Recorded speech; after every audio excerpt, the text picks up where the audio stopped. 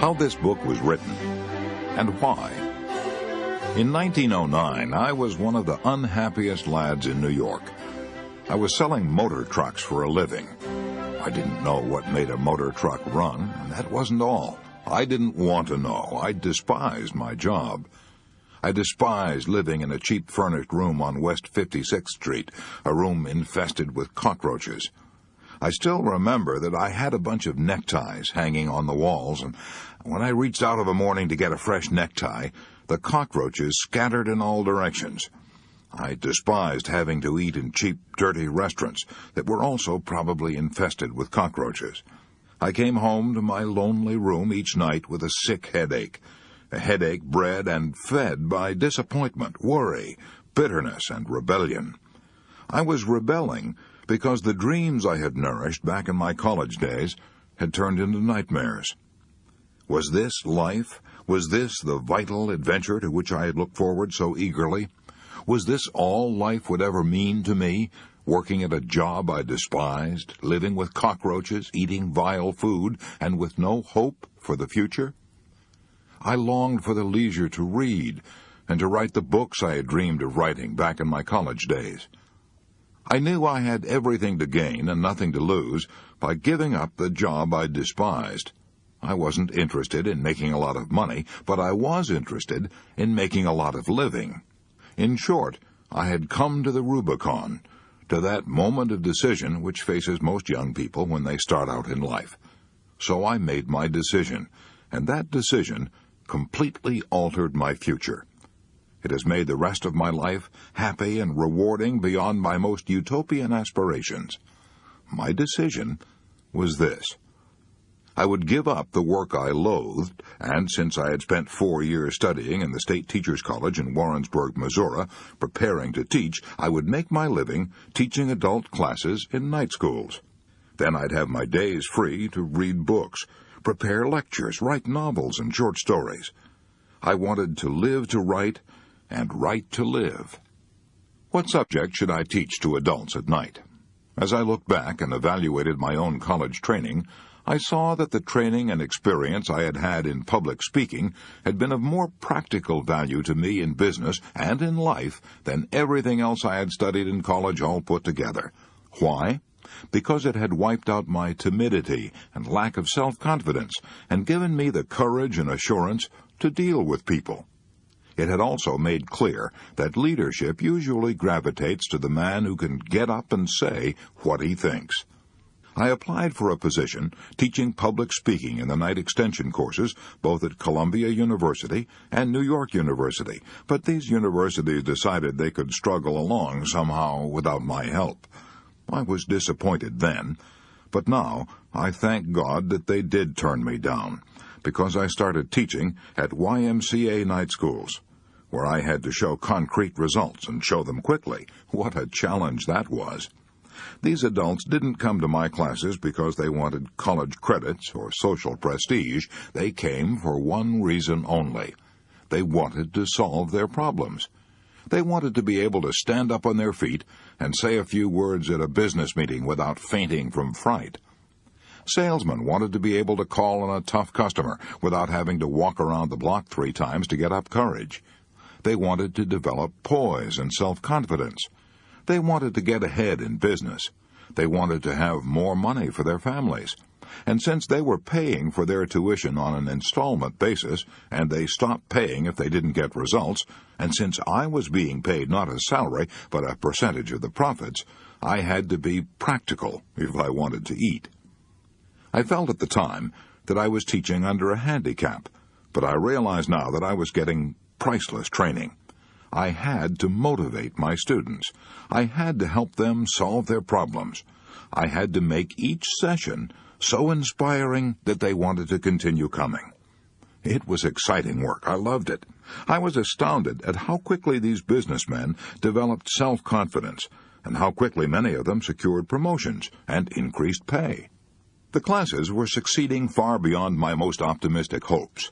Within 3 seasons, the YMCAs, which had refused to pay me $5 a night in salary, were paying me $30 a night on a percentage basis. At first, I taught only public speaking, but as the years went by, I saw that these adults also needed the ability to win friends and influence people. Since I couldn't find an adequate textbook on human relations, I wrote one myself. It was written, no, it wasn't written in the usual way. It grew and evolved out of the experiences of the adults in these classes. I called it How to Win Friends and Influence People. Since it was written solely as a textbook for my own adult classes, and since I had written 4 other books that no one had ever heard of, I never dreamed that it would have a large sale. I am probably one of the most astonished authors now living. As the years went by, I realized that another of the biggest problems of these adults was worry. A large majority of my students were businessmen, executives, salesmen, engineers, accountants, a cross-section of all the trades and professions, and most of them had problems. There were women in the classes, businesswomen and housewives. They, too, had problems. Clearly, what I needed was a textbook on how to conquer worry. So again, I tried to find one. I went to New York's great public library at 5th Avenue and 42nd Street, and discovered, to my astonishment, that this library had only 22 books listed under the title Worry. I also noticed, to my amusement, that it had 189 books listed under worms, almost 9 times as many books about worms as about worry. Astounding, isn't it? Since worry is one of the biggest problems facing mankind, you'd think, wouldn't you, that every high school and college in the land would give a course on how to stop worrying. Yet if there is even one course on that subject in any college in the land, I have never heard of it. No wonder David Seabury said in his book, How to Worry Successfully, "We come to maturity with as little preparation for the pressures of experience as a bookworm asked to do a ballet." The result? More than half our hospital beds are occupied by people with nervous and emotional troubles. I looked over these 22 books on worry reposing on the shelves of the New York Public Library. In addition, I purchased all the books on worry I could find, yet I couldn't discover even one that I could use as a text in my course for adults. So I resolved to write one myself. I began preparing myself to write this book 7 years ago. How? By reading what the philosophers of all ages have said about worry. I also read hundreds of biographies, all the way from Confucius to Churchill. I also interviewed scores of prominent people in many walks of life, such as Jack Dempsey, General Omar Bradley, General Mark Clark, Henry Ford, Eleanor Roosevelt, and Dorothy Dix. But that was only a beginning. I also did something else that was far more important than the interviews and the reading. I worked for 5 years in a laboratory for conquering worry, a laboratory conducted in our own adult classes. As far as I know, it was the first and only laboratory of its kind in the world. This is what we did. We gave students a set of rules on how to stop worrying, and asked them to apply these rules in their own lives and then talk to the class on the results they had obtained. Others reported on techniques they'd used in the past. As a result of this experience, I presume I have listened to more talks on how I conquered worry than has any other individual who ever walked this earth. In addition, I read hundreds of other talks on how I conquered worry, talks that were sent to me by mail, talks that had won prizes in our classes that are held throughout the world. So this book didn't come out of an ivory tower. Neither is it an academic preachment on how worry might be conquered. Instead, I've tried to write a fast-moving, concise, documented report on how worry has been conquered by thousands of adults. One thing is certain, this book is practical. You can set your teeth in it. Science, said the French philosopher Valéry, is a collection of successful recipes. That's what this book is, a collection of successful and time-tested recipes to rid our lives of worry. However, let me warn you, you won't find anything new in it, but you will find much that's not generally applied. And when it comes to that, you and I don't need to be told anything new. We already know enough to lead perfect lives. We've all read the Golden Rule and the Sermon on the Mount. Our trouble is not ignorance, but inaction. The purpose of this book is to restate, illustrate, streamline, air-condition, and glorify a lot of ancient and basic truths, and kick you in the shins and make you do something about applying them. You didn't pick up this book to read about how it was written. You're looking for action, all right? Let's go.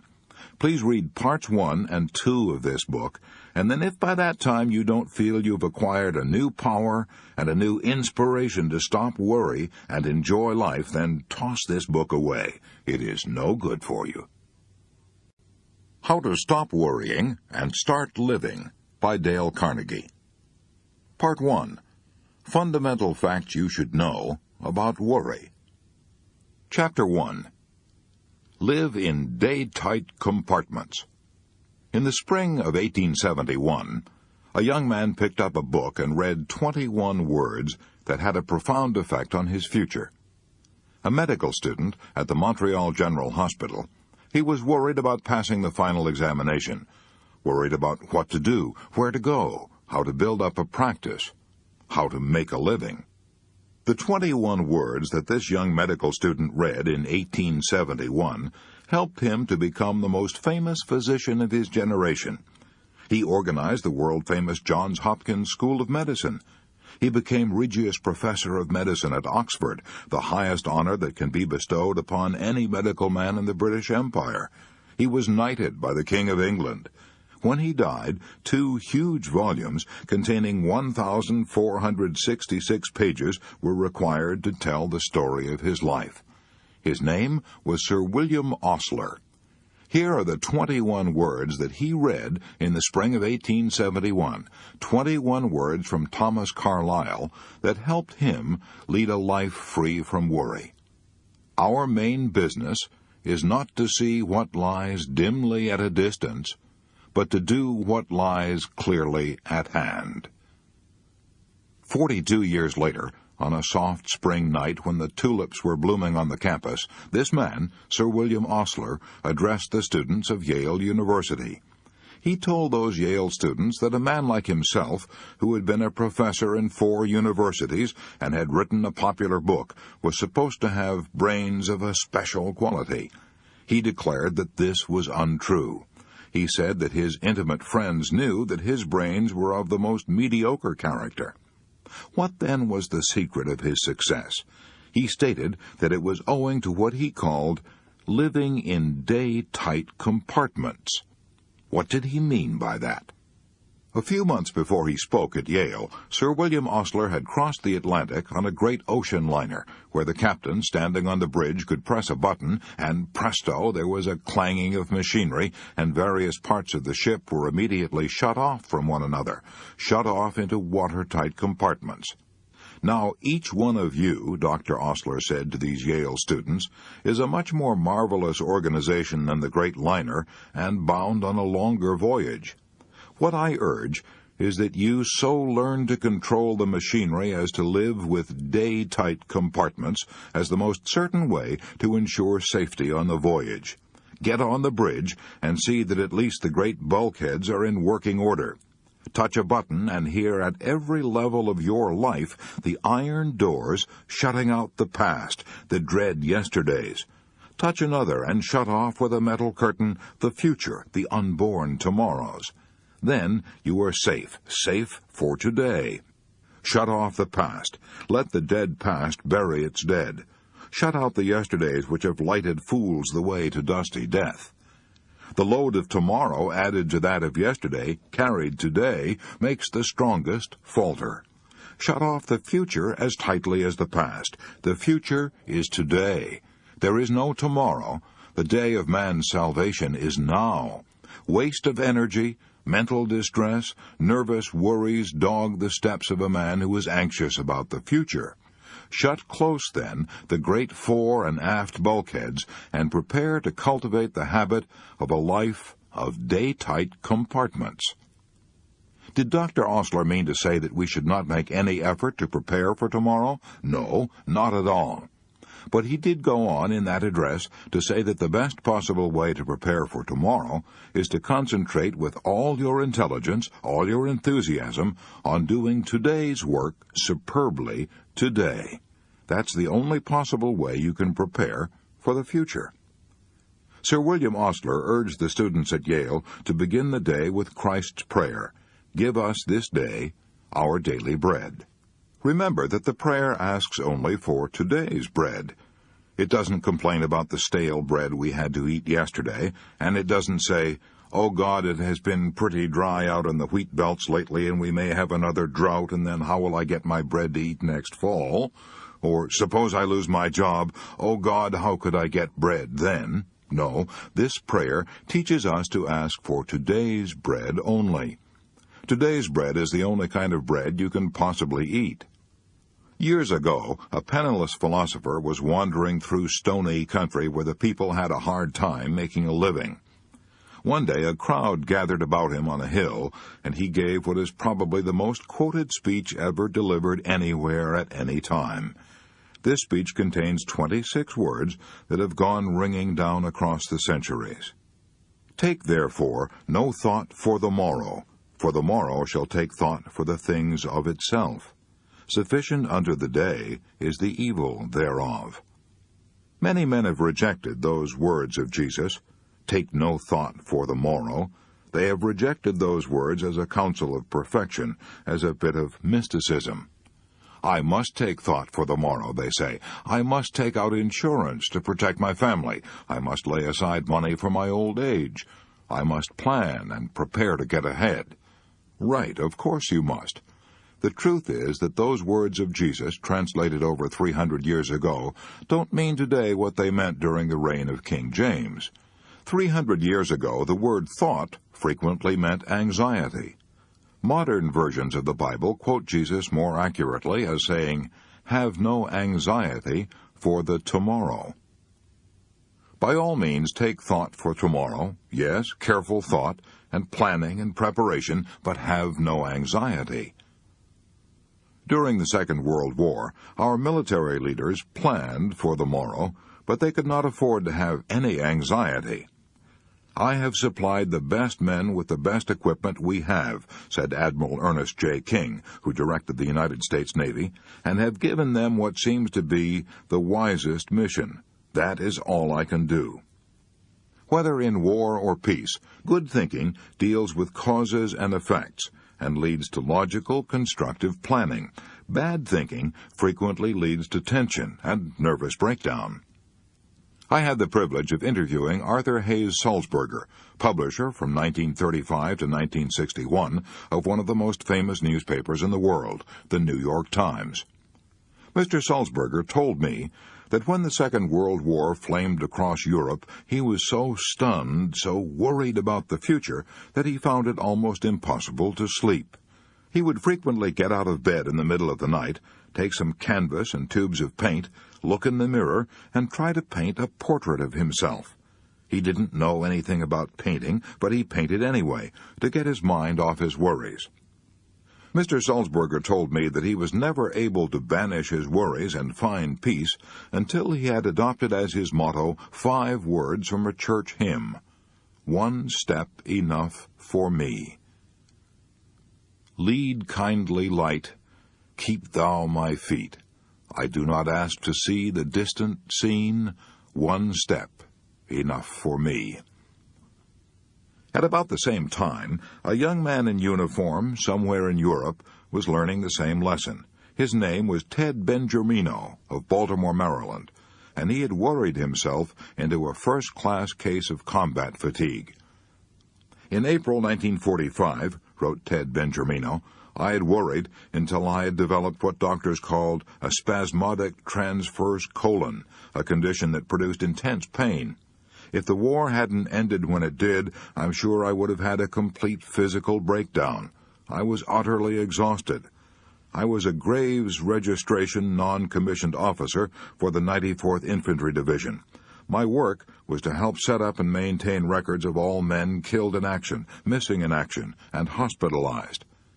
I also had to help disinter the bodies of both Allied and enemy soldiers who had been killed and hastily buried in shallow graves during the pitch of battle. I had to gather up the personal effects of these men and see that they were sent back to parents or closest relatives who would prize these personal effects so much.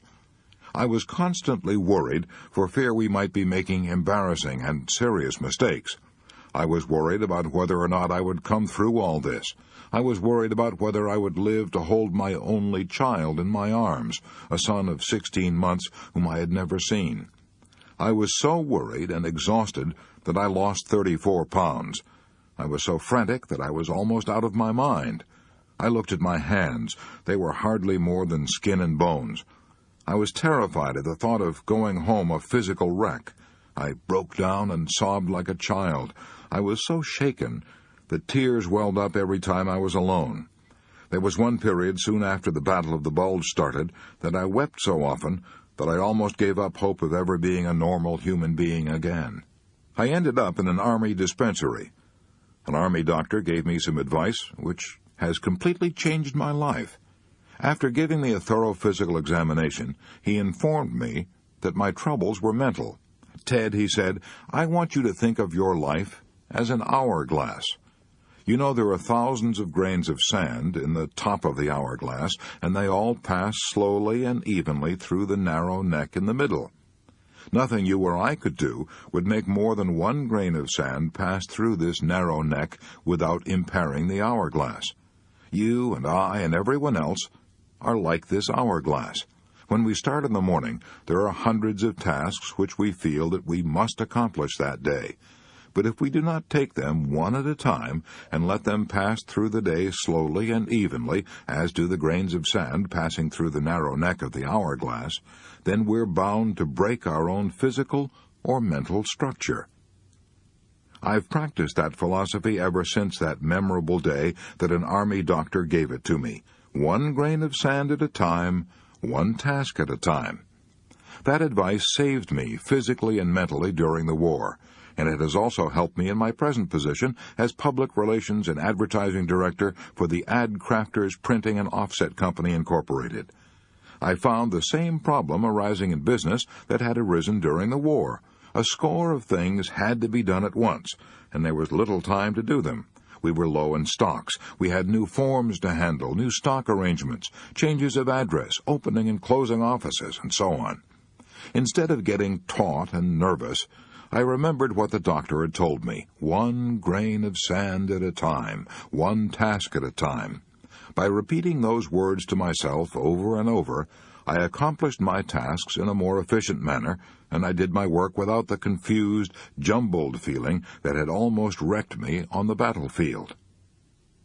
One of the most appalling comments on our present way of life is that at one time, half of all the beds in our hospitals were reserved for patients with nervous and mental troubles, patients who had collapsed under the crushing burden of accumulated yesterdays and fearful tomorrows. Yet a vast majority of those people could have avoided those hospitals, could have led happy, useful lives, if they had only heeded the words of Jesus. "Have no anxiety about the morrow," or the words of Sir William Osler, "Live in day-tight compartments." You and I are standing this very second at the meeting place of two eternities, the vast past that has endured forever, and the future that is plunging on to the last syllable of recorded time. We can't possibly live in either of those eternities, no, not even for one split second. But by trying to do so, we can wreck both our bodies and our minds. So let's be content to live the only time we can possibly live, from now until bedtime. Anyone can carry his burden, however hard, until nightfall, wrote Robert Louis Stevenson. Anyone can do his work, however hard, for one day. Anyone can live sweetly, patiently, lovingly, purely, till the sun goes down. And this is all that life really means. Yes, that is all that life requires of us. But Mrs. E.K. Shields of Saginaw, Michigan, was driven to despair, even to the brink of suicide, before she learned to live just till bedtime. In 1937, I lost my husband, Mrs. Shields said as she told me her story. I was very depressed and almost penniless. I wrote my former employer, Mr. Leon Roach of the Roach Fowler Company of Kansas City, and got my old job back. I had formerly made my living selling world books to rural and town school boards. I had sold my car 2 years previously when my husband became ill, but I managed to scrape together enough money to put a down payment on a used car and started out to sell books again. I'd thought that getting back on the road would help relieve my depression, but driving alone and eating alone was almost more than I could take. Some of the territory was not very productive, and I found it hard to make those car payments, small as they were. In the spring of 1938, I was working out of Versailles, Missouri. The schools were poor, the roads bad, and I was so lonely and discouraged that at one time I even considered suicide. It seemed that success was impossible. I had nothing to live for. I dreaded getting up each morning and facing life. I was afraid of everything. Afraid I could not meet the car payments. Afraid I could not pay my room rent. Afraid I would not have enough to eat. I was afraid my health was failing, and I had no money for a doctor. All that kept me from suicide were the thoughts that my sister would be deeply grieved, and that I didn't have enough money to pay my funeral expenses. Then one day, I read an article that lifted me out of my despondence and gave me the courage to go on living. I shall never cease to be grateful for one inspiring sentence in that article. It said, "Every day is a new life to a wise man." I typed that sentence out and pasted it on the windshield of my car, where I saw it every minute I was driving. I found it wasn't so hard to live only one day at a time. I learned to forget the yesterdays and not to think of the tomorrows. Each morning I said to myself, "Today is a new life." I have succeeded in overcoming my fear of loneliness, my fear of want. I am happy and fairly successful now, and have a lot of enthusiasm and love for life. I know now that I shall never again be afraid, regardless of what life hands me.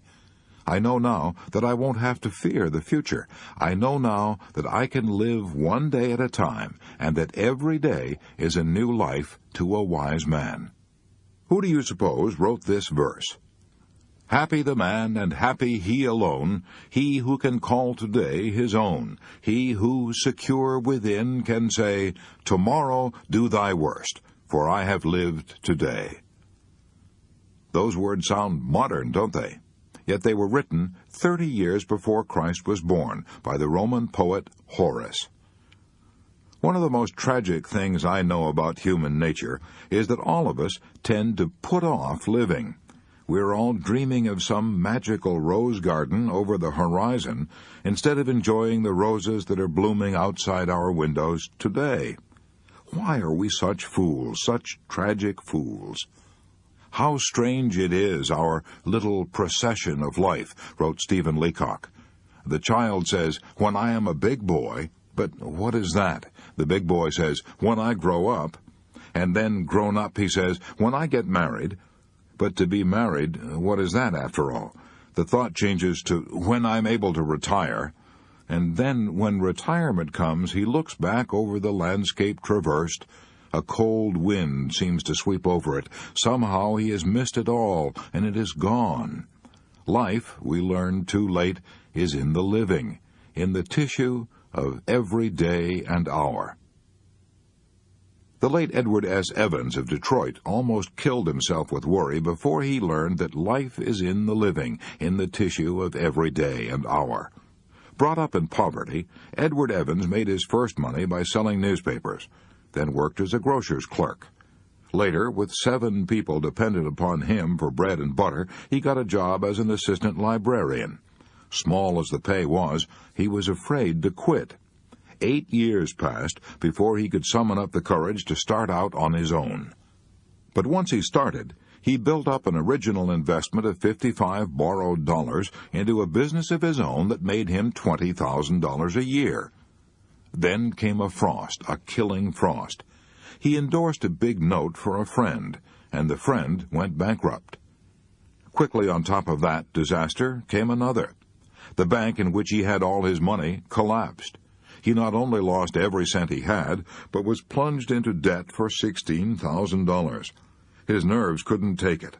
"I couldn't sleep or eat," he told me. "I became strangely ill. Worry, and nothing but worry, he said, brought on this illness. One day as I was walking down the street, I fainted and fell on the sidewalk. I was no longer able to walk. I was put to bed, and my body broke out in boils. These boils turned inward until just lying in bed was agony. I grew weaker every day. Finally, my doctor told me that I had only 2 more weeks to live. I was shocked. I drew up my will, and then lay back in bed to await my end. No use to struggle now or worry. I gave up, relaxed, and went to sleep. I hadn't slept 2 hours in succession for weeks, but now, with my earthly problems drawing to an end, I slept like a baby. My exhausting weariness began to disappear. My appetite returned. I gained weight. A few weeks later, I was able to walk with crutches. 6 weeks later, I was able to go back to work. I'd been making $20,000 a year, but I was glad now to get a job for $30 a week. I got a job selling blocks to put behind the wheels of automobiles when they're shipped by freight. I'd learned my lesson now. No more worry for me, no more regret about what had happened in the past, no more dread of the future. I concentrated all my time, energy, and enthusiasm into selling those blocks. Edward S. Evans shot up fast now. In a few years, he was president of the company, the Evans Products Company. It's been listed on the New York Stock Exchange for years. If you ever fly over Greenland, you may land on Evans Field, a flying field named in his honor. Yet Edward S. Evans never would have achieved these victories if he hadn't learned to live in day-tight compartments.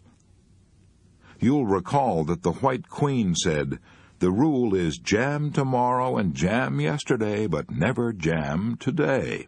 Most of us are like that, stewing about yesterday's jam and worrying about tomorrow's jam, instead of spreading today's jam thick on our bread right now. Even the great French philosopher Montaigne made that mistake. "My life," he said, "has been full of terrible misfortunes, most of which never happened." So has mine. So has yours. "Think," said Dante, "that this day will never dawn again." Life is slipping away with incredible speed. We're racing through space at a rate of 19 miles every second. Today is our most precious possession. It is our only sure possession. That's the philosophy of Lowell Thomas. I recently spent a weekend at his farm and noticed that he had these words from Psalm 118 framed and hanging on the wall of his broadcasting studio, where he would see them often. "This is the day which the Lord hath made. We will rejoice and be glad in it." The writer John Ruskin had on his desk a simple piece of stone on which was carved one word, "Today." And while I haven't a piece of stone on my desk, I do have a poem pasted on my mirror where I can see it when I shave every morning, a poem that Sir William Osler always kept on his desk, a poem written by the famous Indian dramatist Kalidasa.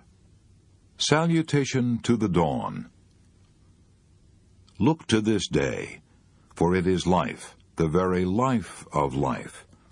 In its brief course lie all the verities and realities of your existence, the bliss of growth, the glory of action, the splendor of beauty. For yesterday is but a dream, and tomorrow is only a vision. But today, well lived, makes every yesterday a dream of happiness, and every tomorrow a vision of hope.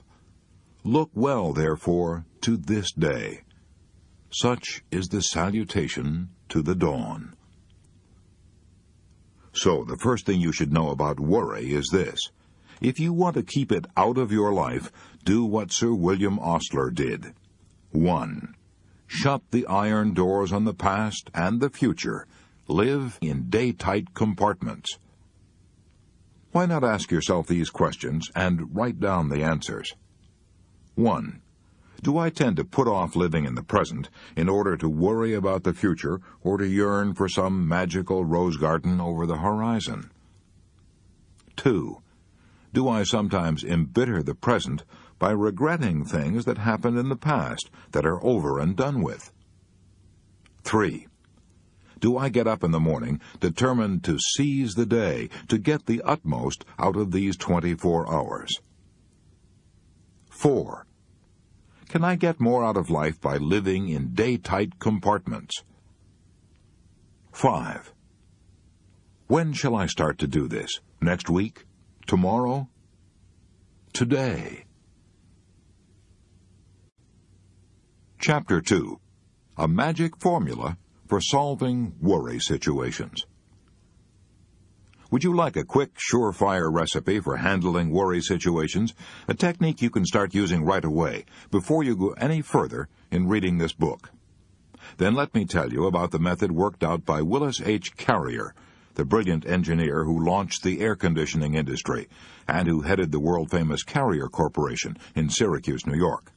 It's one of the best techniques I ever heard of for solving worry problems, and I got it from Mr. Carrier personally when we were having lunch together one day at the Engineers Club in New York.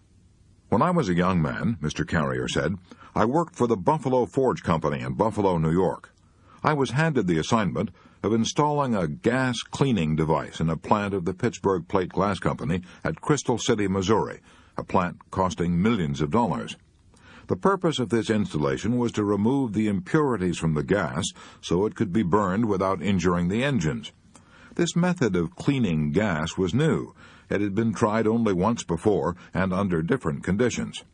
In my work at Crystal City, Missouri, unforeseen difficulties arose. It worked after a fashion, but not well enough to meet the guarantees we had made. I was stunned by my failure. It was almost as if someone had struck me a blow on the head. My stomach, my insides began to twist and turn. For a while I was so worried I couldn't sleep. Finally, common sense reminded me that worry wasn't getting me anywhere, so I figured out a way to handle my problem without worrying. It worked superbly. I've been using this same anti-worry technique for more than 30 years. It is simple. Anyone can use it. It consists of 3 steps. Step 1. I analyzed the situation fearlessly and honestly, and figured out what was the worst that could possibly happen as a result of this failure. No one was going to jail me or shoot me, that was certain. True, there was also a chance that I would lose my position, and there was also a chance that my employers would have to remove the machinery and lose the $20,000 we had invested. Step 2. After figuring out what was the worst that could possibly happen, I reconciled myself to accepting it, if necessary. I said to myself, this failure will be a blow to my record, and it might possibly mean the loss of my job. But if it does, I can always get another position. Conditions could be much worse, and as far as my employers are concerned, well, they realize that we are experimenting with a new method of cleaning gas, and if this experience costs them $20,000, they can charge it up to research, for it's an experiment. After discovering the worst that could possibly happen and reconciling myself to accepting it, if necessary, an extremely important thing happened. I immediately relaxed and felt a sense of peace that I hadn't experienced in days. Step 3.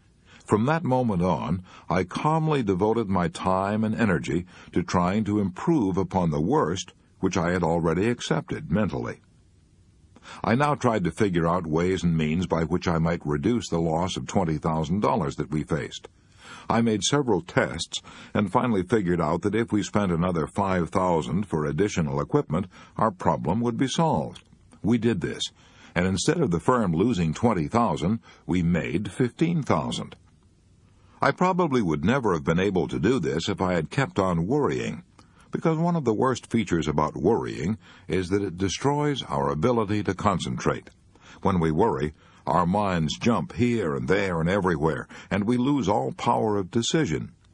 However, when we force ourselves to face the worst and accept it mentally, we then eliminate all these vague imaginings and put ourselves in a position in which we are able to concentrate on our problem. This incident that I have related occurred many years ago. It worked so superbly that I've been using it ever since, and as a result, my life has been almost completely free from worry. Now, why is Willis H. Carrier's magic formula so valuable and so practical, psychologically speaking? Because it yanks us down out of the great gray clouds in which we fumble about when we're blinded by worry. It plants our feet good and solid on the earth. we know where we stand.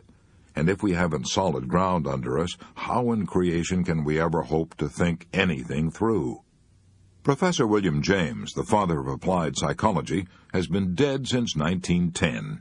But if he were alive today and could hear this formula for facing the worst, he would heartily approve it. How do I know that?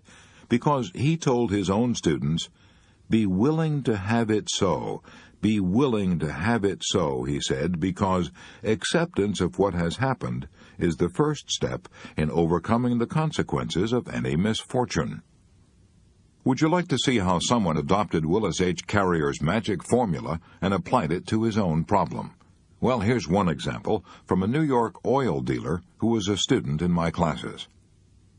"I was being blackmailed," this student began. "I didn't believe it was possible. I didn't believe it could happen outside of the movies, but I was actually being blackmailed. What happened was this. The oil company of which I was the head had a number of delivery trucks and a number of drivers. At that time, war regulations were strictly in force, and we were rationed on the amount of oil we could deliver to any one of our customers. I didn't know it, but it seems that certain of our drivers had been delivering oil short to our regular customers and then reselling the surplus to customers of their own. The first inkling I had of these illegitimate transactions was when a man who claimed to be a government inspector came to see me one day and demanded hush money. He had got documentary proof of what our drivers had been doing, and he threatened to turn this proof over to the district attorney's office if I didn't cough up. I knew, of course, that I had nothing to worry about, personally at least, but I also knew that the law says a firm is responsible for the actions of its employees. What's more, I knew that if the case came to court and it was aired in the newspapers, the bad publicity would ruin my business. And I was proud of my business. It had been founded by my father 24 years before.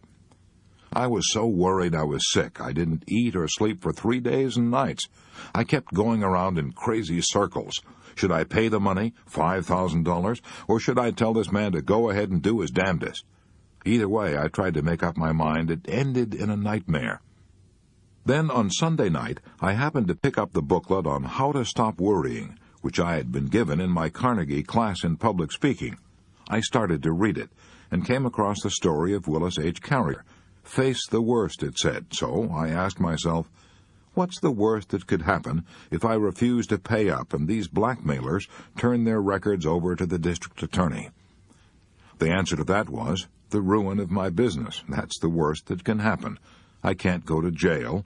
All that can happen is that I shall be ruined by the publicity. I then said to myself, all right, the business is ruined. I accept that mentally. What happens next? Well, with my business ruined, I would probably have to look for a job. That wasn't bad. I knew a lot about oil. There were several firms that might be glad to employ me. I began to feel better. The blue funk I had been in for 3 days and nights began to lift a little. My emotions calmed down, and to my astonishment, I was able to think. I was clear-headed enough now to face step 3, improve on the worst. As I thought of solutions, an entirely new angle presented itself to me. If I told my attorney the whole situation, he might find a way out which I hadn't thought of. I know it sounds stupid to say that this hadn't even occurred to me before, but of course I hadn't been thinking. I had only been worrying. I immediately made up my mind that I would see my attorney first thing in the morning, and then I went to bed and slept like a log. How did it end? Well, the next morning, my lawyer told me to go and see the district attorney and tell him the truth. I did precisely that. When I finished, I was astonished to hear the DA say that this blackmail racket had been going on for months, and that the man who claimed to be a government agent was a crook wanted by the police. What a relief to hear all this after I had tormented myself for 3 days and nights wondering whether I should hand over $5,000 to this professional swindler. This experience taught me a lasting lesson. Now, whenever I face a pressing problem that threatens to worry me, I give it what I call the old Willis H. Carrier formula. If you think Willis H. Carrier had troubles, listen, you ain't heard nothing yet.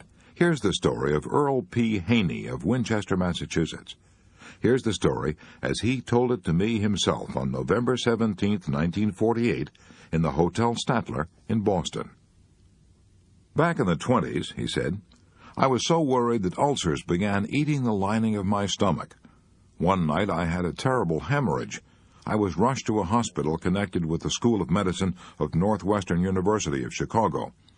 My weight dropped from 175 pounds to 90 pounds.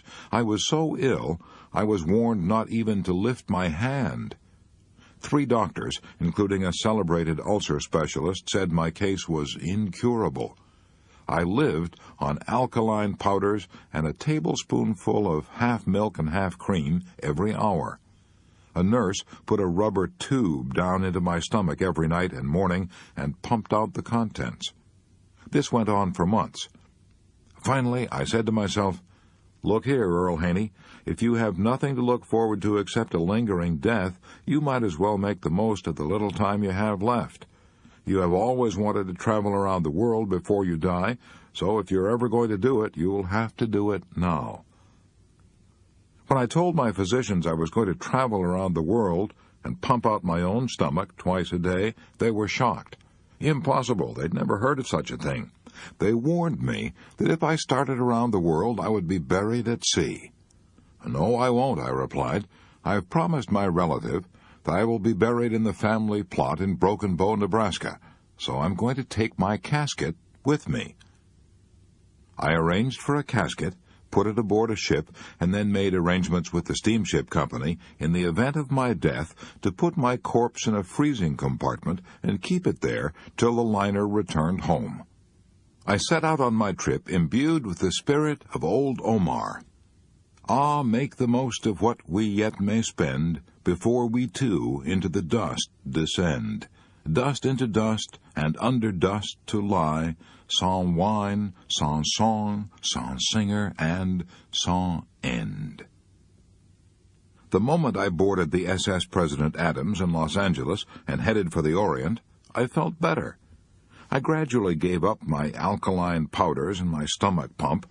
I was soon eating all kinds of food, even strange native mixtures and concoctions that were guaranteed to kill me. As the weeks went by, I even smoked long black cigars and drank highballs. I enjoyed myself more than I had in years. We ran into monsoons and typhoons which should have put me in my casket, if only from fright, but I got an enormous kick out of all this adventure. I played games aboard the ship, sang songs, made new friends, stayed up half the night. When we reached China and India, I realized that the business cares that I had faced back home were paradise compared to the poverty and hunger in the Orient. I stopped all my senseless worrying and felt fine. When I got back to America, I had gained 90 pounds and had almost forgotten I even had a stomach ulcer. I had never felt better in my life. I went back to business and haven't been ill a day since. Earl P. Haney told me he realizes now that he was unconsciously using the self-same principles that Willis H. Carrier used to conquer worry.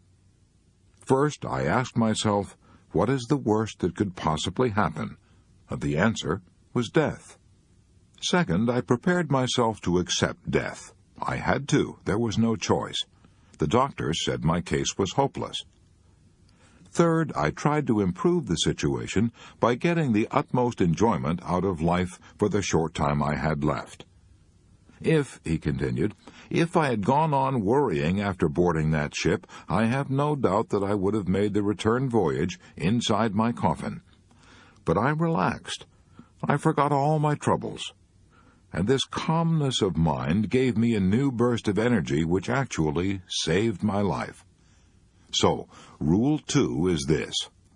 If you have a worry problem, apply the magic formula of Willis H. Carrier by doing these 3 things. 1. Ask yourself, what is the worst that can possibly happen? 2. Prepare to accept it, if you have to. 3. Then calmly proceed to improve on the worst. Part 2. Basic Techniques in Analyzing Worry. Chapter 4. How to analyze and solve worry problems. I keep 6 honest serving men. They taught me all I knew. Their names are what and why and when and how and where and who. Rudyard Kipling. Will the magic formula of Willis H. Carrier, described in Part 1, Chapter 2, solve all worry problems? No, of course not. Then what is the answer? The answer is that we must equip ourselves to deal with different kinds of worries by learning the 3 basic steps of problem analysis. The 3 steps are: 1. Get the facts. 2. Analyze the facts. 3. Arrive at a decision, and then act on that decision. Obvious stuff, yes. Aristotle taught it and used it.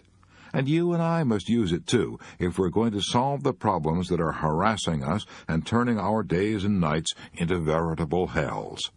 Let's take the first rule. Get the facts.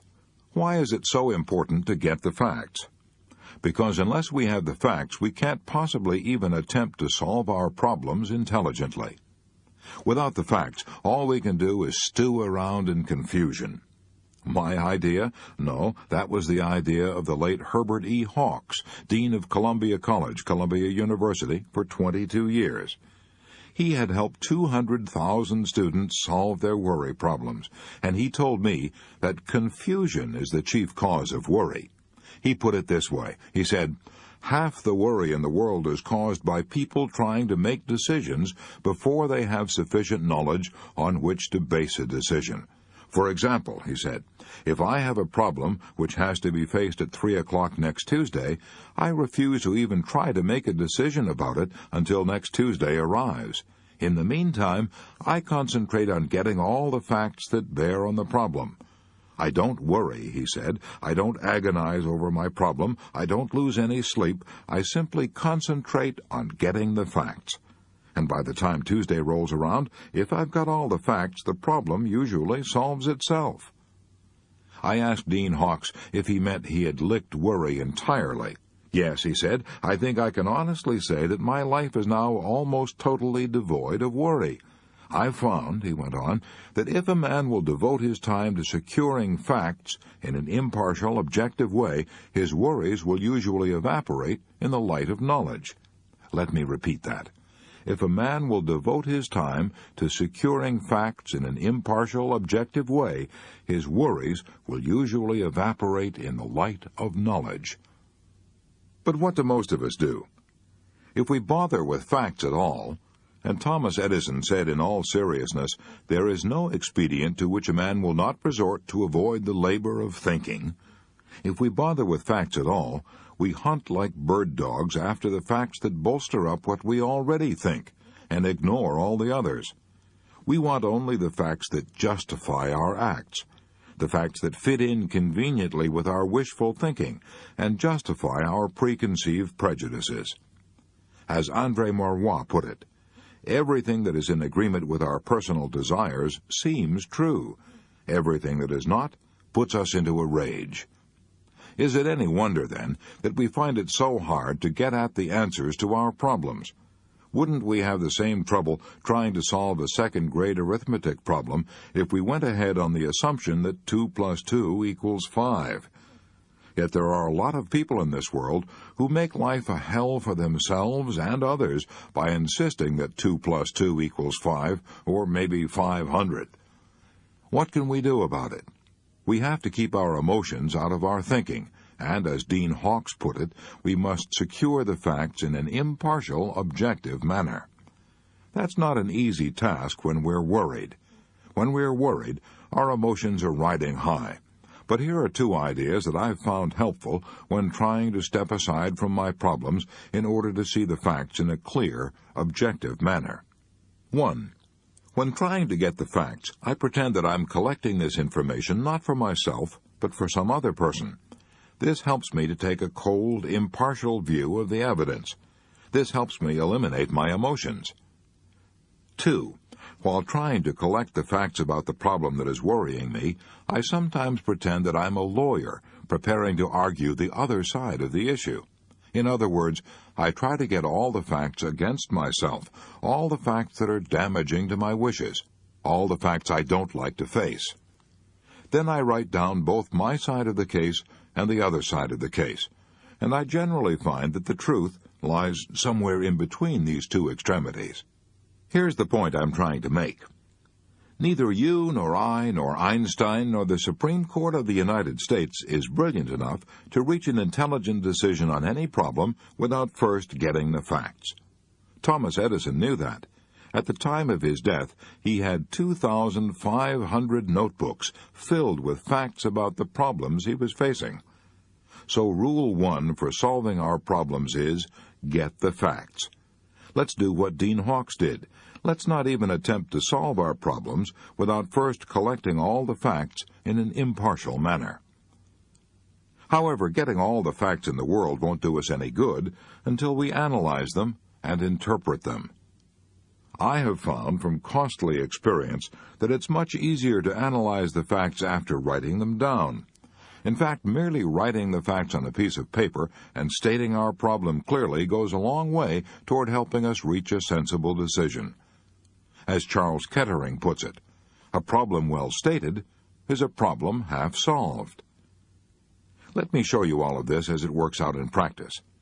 Since the Chinese say one picture is worth 10,000 words, suppose I show you a picture of how one man put exactly what we're talking about into concrete action.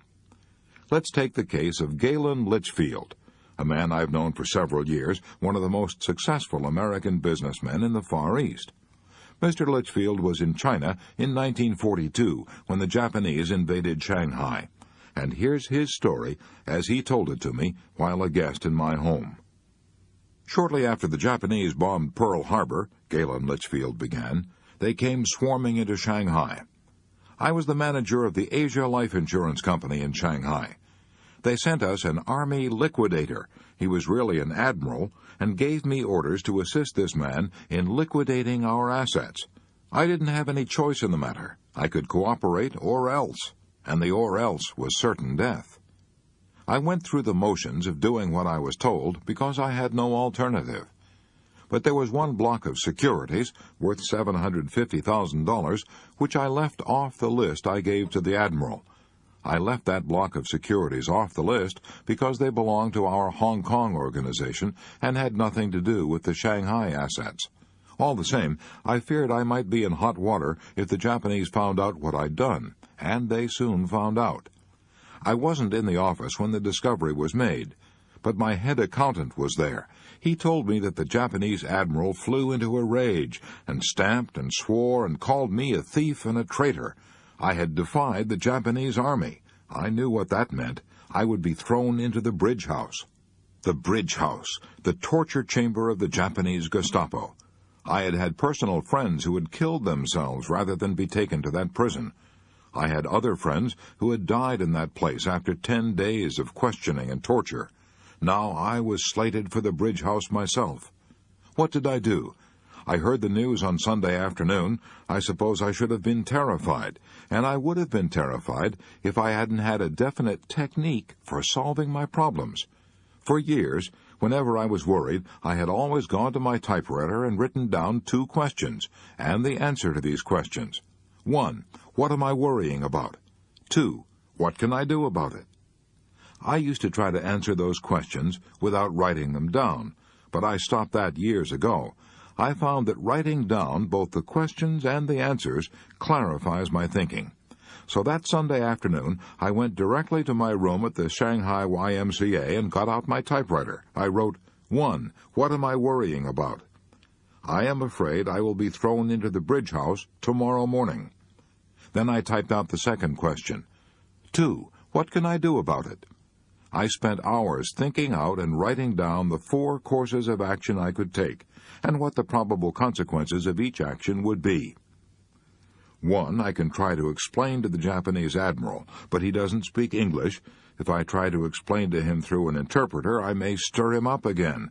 That might mean death, for he is cruel, would rather dump me in the bridge house than bother talking about it. 2. I can try to escape. Impossible. They keep track of me all the time. I have to check in and out of my room at the YMCA. If I try to escape, I'll probably be captured and shot. 3, I can stay here in my room and not go near the office again.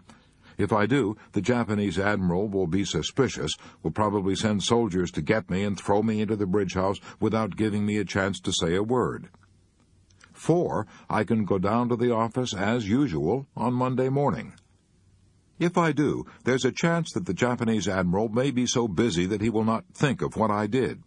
Even if he does think of it, he may have cooled off and may not bother me. If this happens, I'm all right. Even if he does bother me, I'll still have a chance to try to explain to him. So, going down to the office as usual on Monday morning and acting as if nothing had gone wrong gives me 2 chances to escape the bridge house. As soon as I thought it all out and decided to accept the 4th plan, to go down to the office as usual on Monday morning, I felt immensely relieved. When I entered the office the next morning, the Japanese admiral sat there with a cigarette dangling from his mouth. He glared at me, as he always did, and said nothing. 6 weeks later, thank God, he went back to Tokyo, and my worries were ended. As I've already said, I probably saved my life by sitting down that Sunday afternoon and writing out all the various steps I could take, and then writing down the probable consequences of each step, and calmly coming to a decision. If I hadn't done that, I might have floundered and hesitated and done the wrong thing on the spur of the moment. If I hadn't thought out my problem and come to a decision, I would have been frantic with worry all Sunday afternoon. I wouldn't have slept that night. I would have gone down to the office Monday morning with a harassed and worried look, and that alone might have aroused the suspicion of the Japanese admiral and spurred him to act. Experience has proved to me, time after time, the enormous value of arriving at a decision. It is the failure to arrive at a fixed purpose, the inability to stop going round and round in maddening circles, that drives men to nervous breakdowns and living hells. I find that 50% of my worries vanish once I arrive at a clear, definite decision, and another 40% usually vanish once I start to carry out that decision. So I banish about 90% of my worries by taking these 4 steps. 1. Writing down precisely what I am worrying about. 2. Writing down what I can do about it. 3. Deciding what to do. 4. Starting immediately to carry out that decision. Galen Litchfield became the Far Eastern Director for Starr, Park & Freeman Incorporated, representing large insurance and financial interests.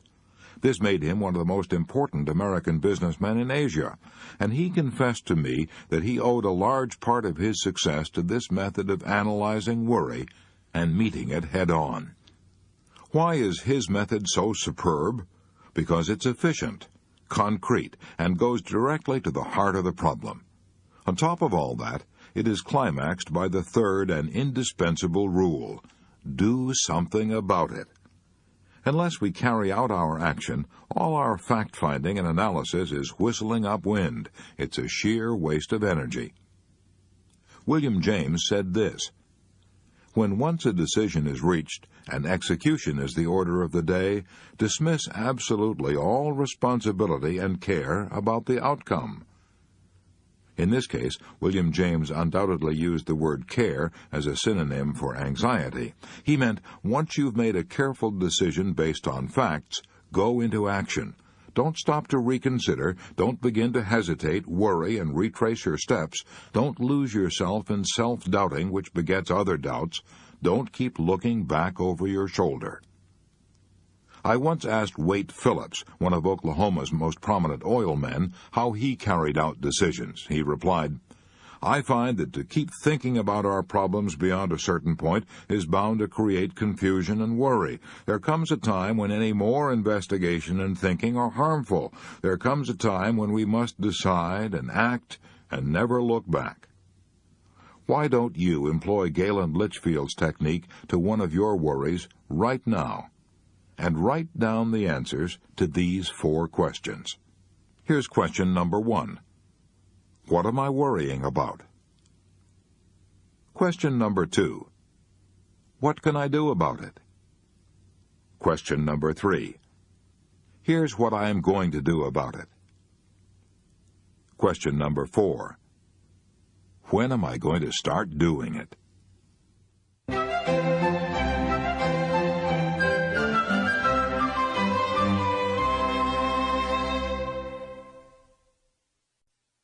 Chapter 5. How to Eliminate 50% of Your Business Worries. If you're in business, you're probably saying to yourself right now, the title of this chapter is ridiculous. I've been running my business for 19 years, and I certainly know the answers, if anybody does. The idea of anybody trying to tell me how I can eliminate 50% of my business worries, it's absurd. Fair enough. I would have felt exactly the same way myself a few years ago if I'd seen this title on a chapter. It promises a lot, and promises are cheap. But let's be very frank about it. Maybe I won't be able to help you eliminate 50% of your business worries. In the last analysis, no one can do that except yourself. But what I can do is show you how other people have done it, and leave the rest up to you. You may recall that earlier in this book I quoted the world-famous Dr. Alexis Carrel as saying, "Those who do not know how to fight worry die young." Since worry is that serious, wouldn't you be satisfied if I could help you eliminate even 10% of your worries? Yes? Good. Well, I'm going to show you how one business executive eliminated not 50% of his worries, but 75% of all the time he formerly spent in conferences trying to solve business problems. Furthermore, I'm not going to tell you this story about a Mr. Jones or a Mr. X or a man I knew in Ohio, vague stories that you can't check up on. It concerns a very real person. Leon Shimkin, a former partner and general manager of one of the foremost publishing houses in these United States, Simon & Schuster, Rockefeller Center, New York. Here is Leon Shimkin's experience in his own words. For 15 years, I spent almost half of every business day holding conferences, discussing problems. Should we do this or that or nothing at all? We would get tense, twist in our chairs, walk the floor, argue, and go around in circles. When night came, I would be utterly exhausted. I fully expected to go on doing this sort of thing for the rest of my life. I'd been doing it for 15 years, and it never occurred to me that there was a better way of doing it. If anyone had told me that I could eliminate 3/4 of all the time I spent in these worried conferences and 3/4 of my nervous strain, I would have thought he was a wild-eyed, slap-happy armchair optimist. Yet I devised a plan that did just that. I've been using this plan for 8 years. It has performed wonders for my efficiency, my health, and my happiness. It sounds like magic, but like all magic tricks, it's extremely simple when you see how it's done. Here's the secret. First, I immediately stopped the procedure I had been using in my conferences for 15 years, a procedure that began with my troubled associates reciting all the details of what had gone wrong and ended up by asking, "What shall we do?" Second, I made a new rule.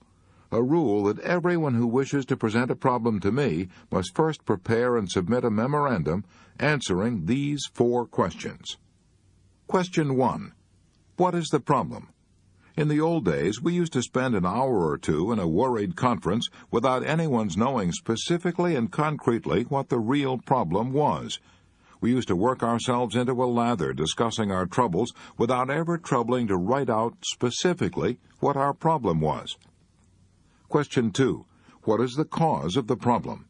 As I look back over my career, I'm appalled at the wasted hours I've spent in worried conferences without ever trying to find out clearly the conditions which lay at the root of the problem. Question 3. What are all the possible solutions of the problem? In the old days, one man in the conference would suggest one solution, someone else would argue with him, tempers would flare, we would often get clear off the subject, and at the end of the conference no one would have written down all the various things we could do to attack the problem. Question 4. What solution do you suggest?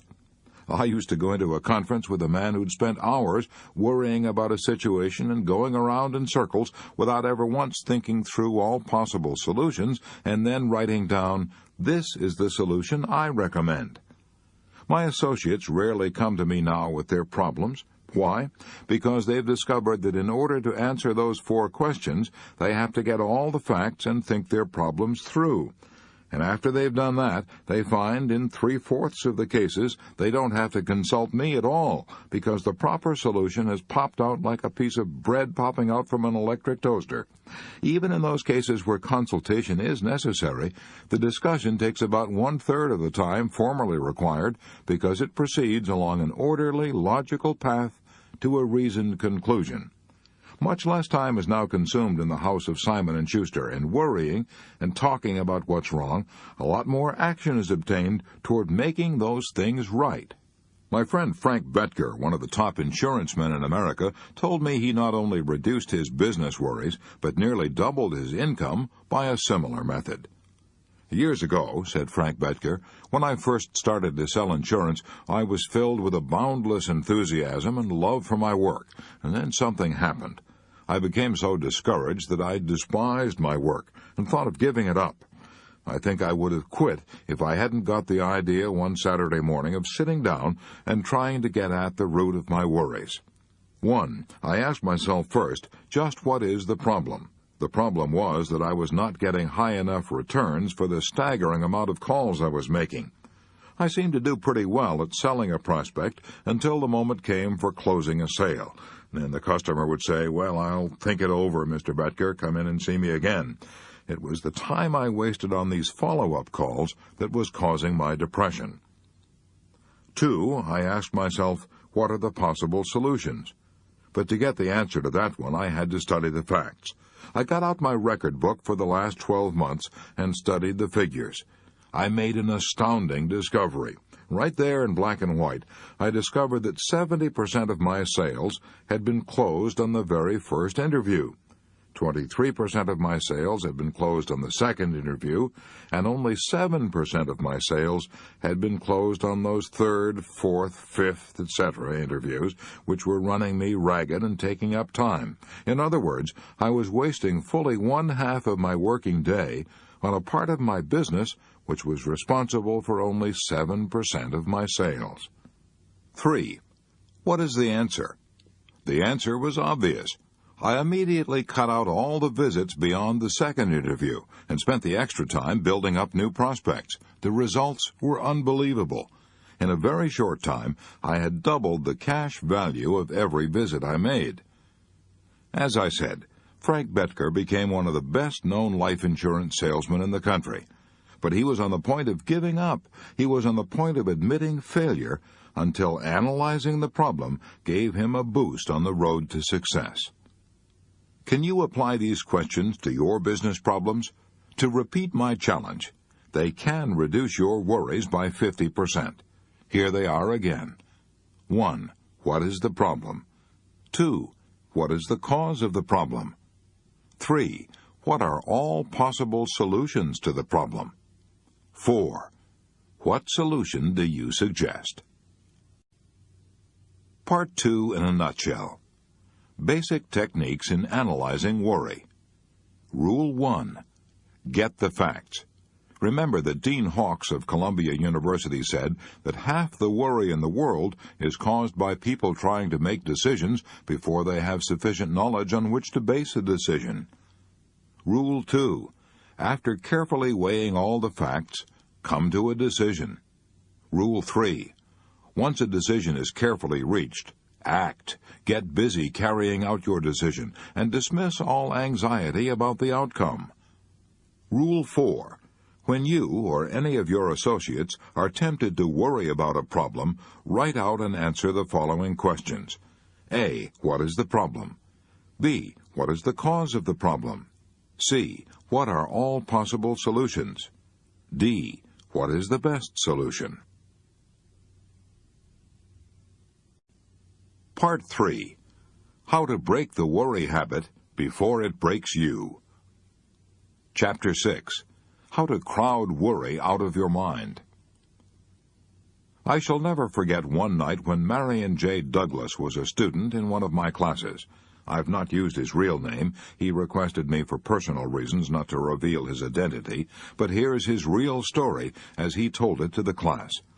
He told us how tragedy had struck at his home not once, but twice.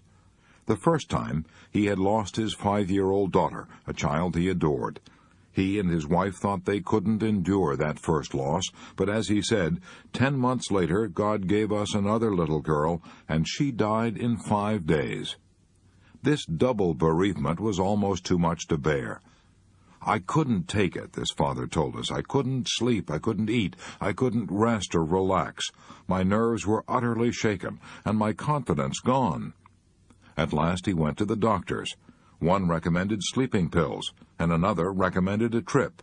He tried both, but neither remedy helped. He said, "My body felt as if it were encased in a vice, and the jaws of the vice were being drawn tighter and tighter. The tension of grief, if you've ever been paralyzed by sorrow, you know what he meant. But thank God I had one child left, a 4-year-old son. He gave me the solution to my problem." One afternoon, as I sat around feeling sorry for myself, he asked, "Daddy, will you build a boat for me?" I was in no mood to build a boat. In fact, I was in no mood to do anything. But my son is a persistent little fellow. I had to give in. Building that toy boat took about 3 hours. By the time it was finished, I realized that those 3 hours spent building that boat were the first hours of mental relaxation and peace that I had had in months. That discovery jarred me out of my lethargy and caused me to do a bit of thinking, the first real thinking I had done in months.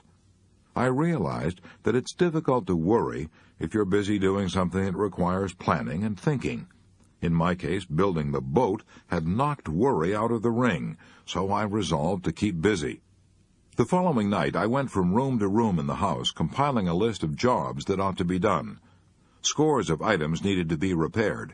Bookcases, stair steps, storm windows, window shades, knobs, locks, leaky faucets. Astonishing as it seems, in the course of 2 weeks I had made a list of 242 items that needed attention. During the last 2 years, I have completed most of them. Besides, I have filled my life with stimulating activities. 2 nights per week I attend adult education classes in New York. I have gone in for civic activities in my hometown, and I am now chairman of the school board. I attend scores of meetings. I help collect money for the Red Cross and other activities. I'm so busy now that I have no time for worry. No time for worry. That's exactly what Winston Churchill said when he was working 18 hours a day at the height of the war. When he was asked if he worried about his tremendous responsibilities, he said, "I'm too busy. I have no time for worry."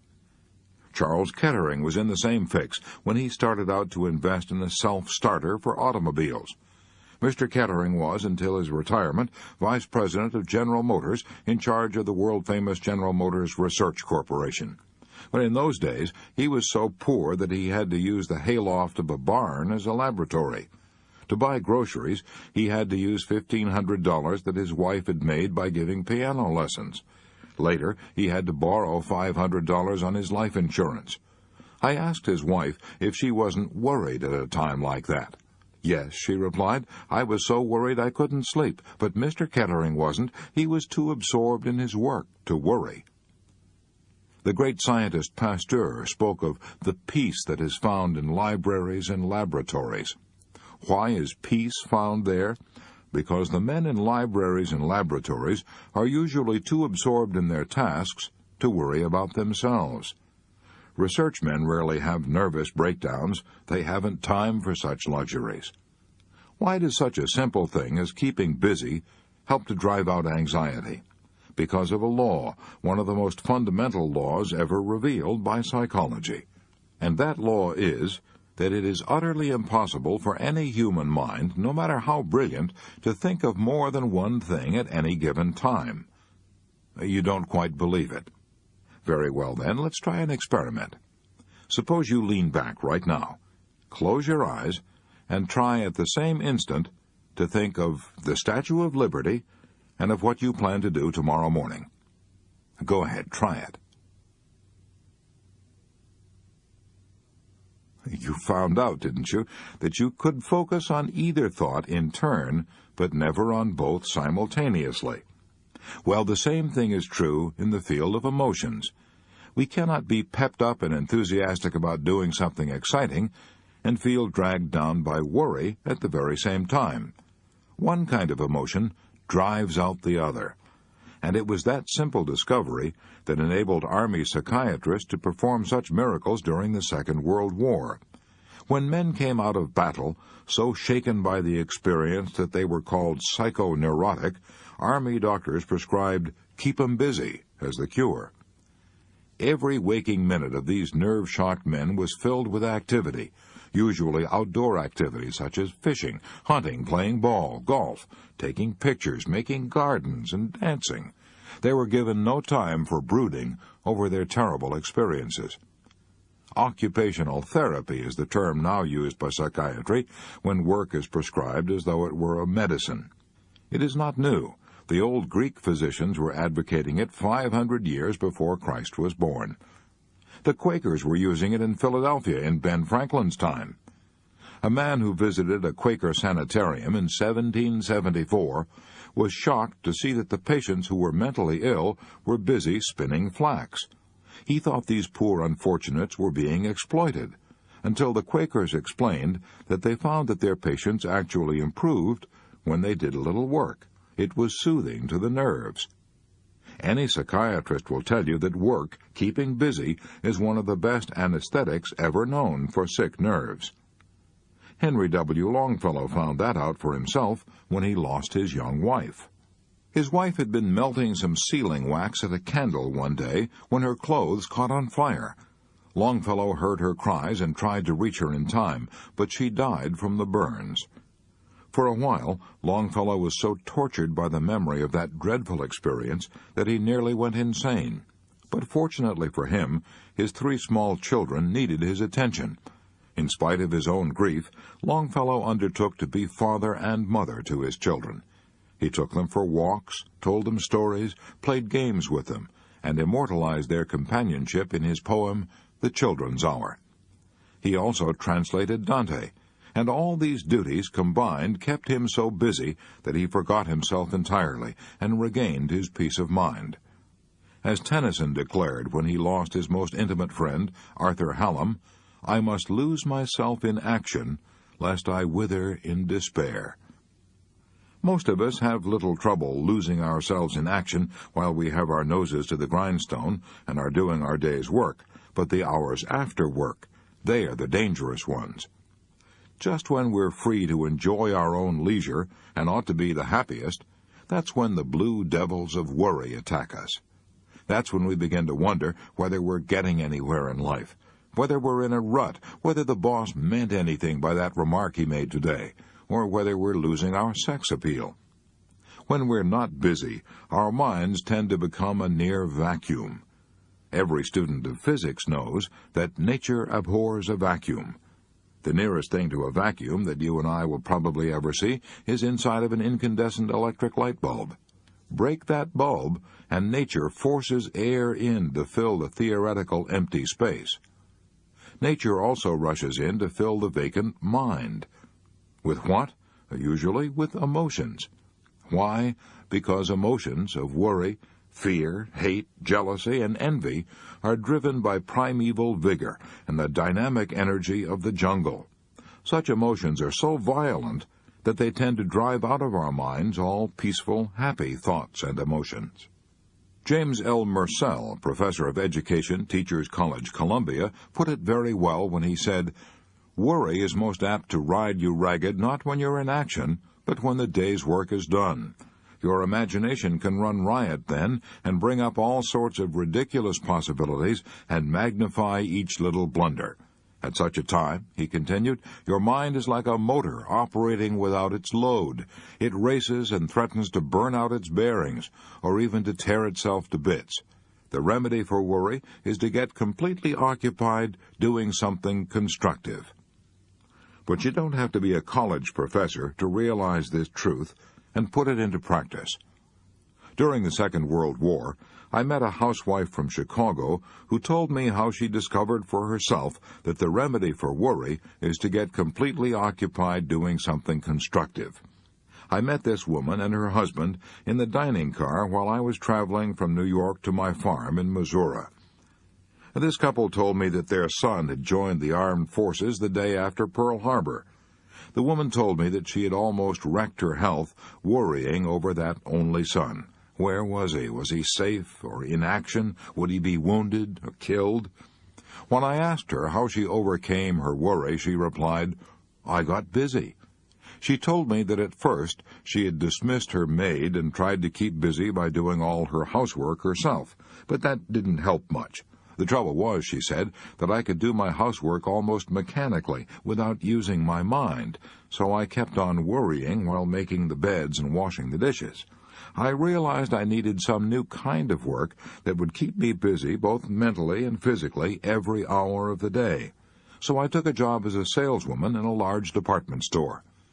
That did it, she said. I immediately found myself in a whirlwind of activity. Customers swarming around me asking for prices, sizes, colors, never a second to think of anything except my immediate duty. And when night came, I could think of nothing except getting off my aching feet. As soon as I ate dinner, I fell into bed and instantly became unconscious. I had neither the time nor the energy to worry. She discovered for herself what John Cowper Powys meant when he said, in The Art of Forgetting the Unpleasant, a certain comfortable security, a certain profound inner peace, a kind of happy numbness soothes the nerves of the human animal when absorbed in its allotted tasks. And what a blessing that it is so. Osa Johnson, one of the world's most famous women explorers, told me how she found release from worry and grief. You may have read the story of her life. It's called I Married Adventure. If any woman ever married adventure, she certainly did. Martin Johnson married her when she was 16 and lifted her feet off the sidewalks of Chanute, Kansas, and set them down on the wild jungle trails of Borneo. For a quarter of a century, this Kansas couple traveled all over the world, making motion pictures of the vanishing wildlife of Asia and Africa.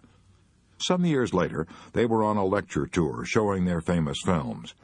They took a plane out of Denver bound for the coast. The plane plunged into a mountain. Martin Johnson was killed instantly. The doctors said Osa would never leave her bed again. But they didn't know Osa Johnson. 3 months later, she was in a wheelchair, lecturing before large audiences. In fact, she addressed over 100 audiences that season, all from a wheelchair. When I asked her why she did it, she replied, "I did it so I would have no time for sorrow and worry." Osa Johnson had discovered the same truth that Tennyson had sung about a century earlier. I must lose myself in action, lest I wither in despair. Admiral Byrd discovered this same truth when he lived all alone for 5 months in a shack that was literally buried in the great glacial ice cap that covers the South Pole, an ice cap that holds nature's oldest secrets, an ice cap covering an unknown continent larger than the United States and Europe combined. Admiral Byrd spent 5 months there alone.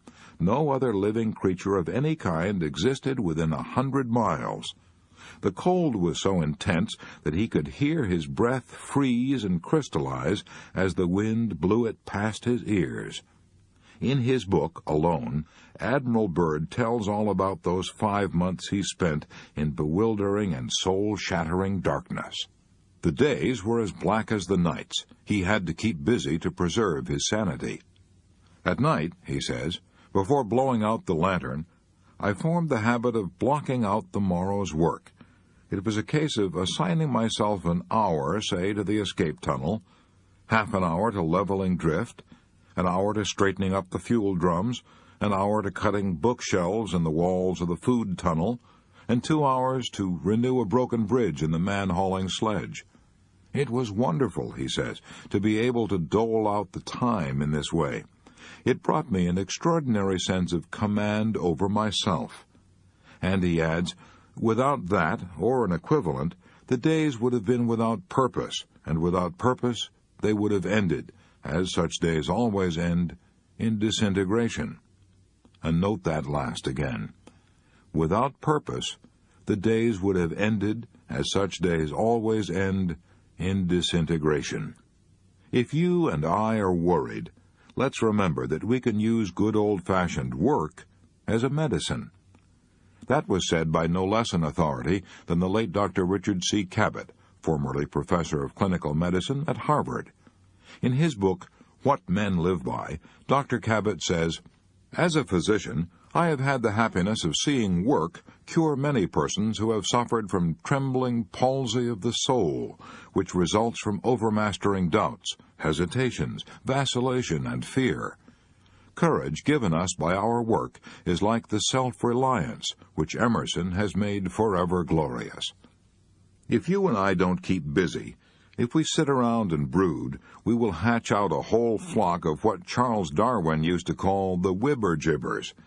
And the whibber-jibbers are nothing but old-fashioned gremlins that will run us hollow and destroy our power of action and our power of will. I know a businessman in New York who fought the whibber-jibbers by getting so busy that he had no time to fret and stew. His name is Tremper Ongman. He was a student in one of my classes, and his talk on conquering worry was so interesting, so impressive, that I asked him to have a late supper with me after class, and we sat in a restaurant until long past midnight discussing his experiences. Here's the story he told me. 18 years ago, I was so worried I had insomnia. I was tense, irritated, and jittery.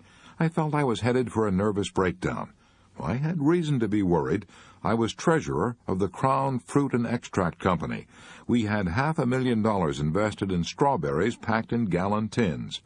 For 20 years, we'd been selling these gallon tins of strawberries to manufacturers of ice cream.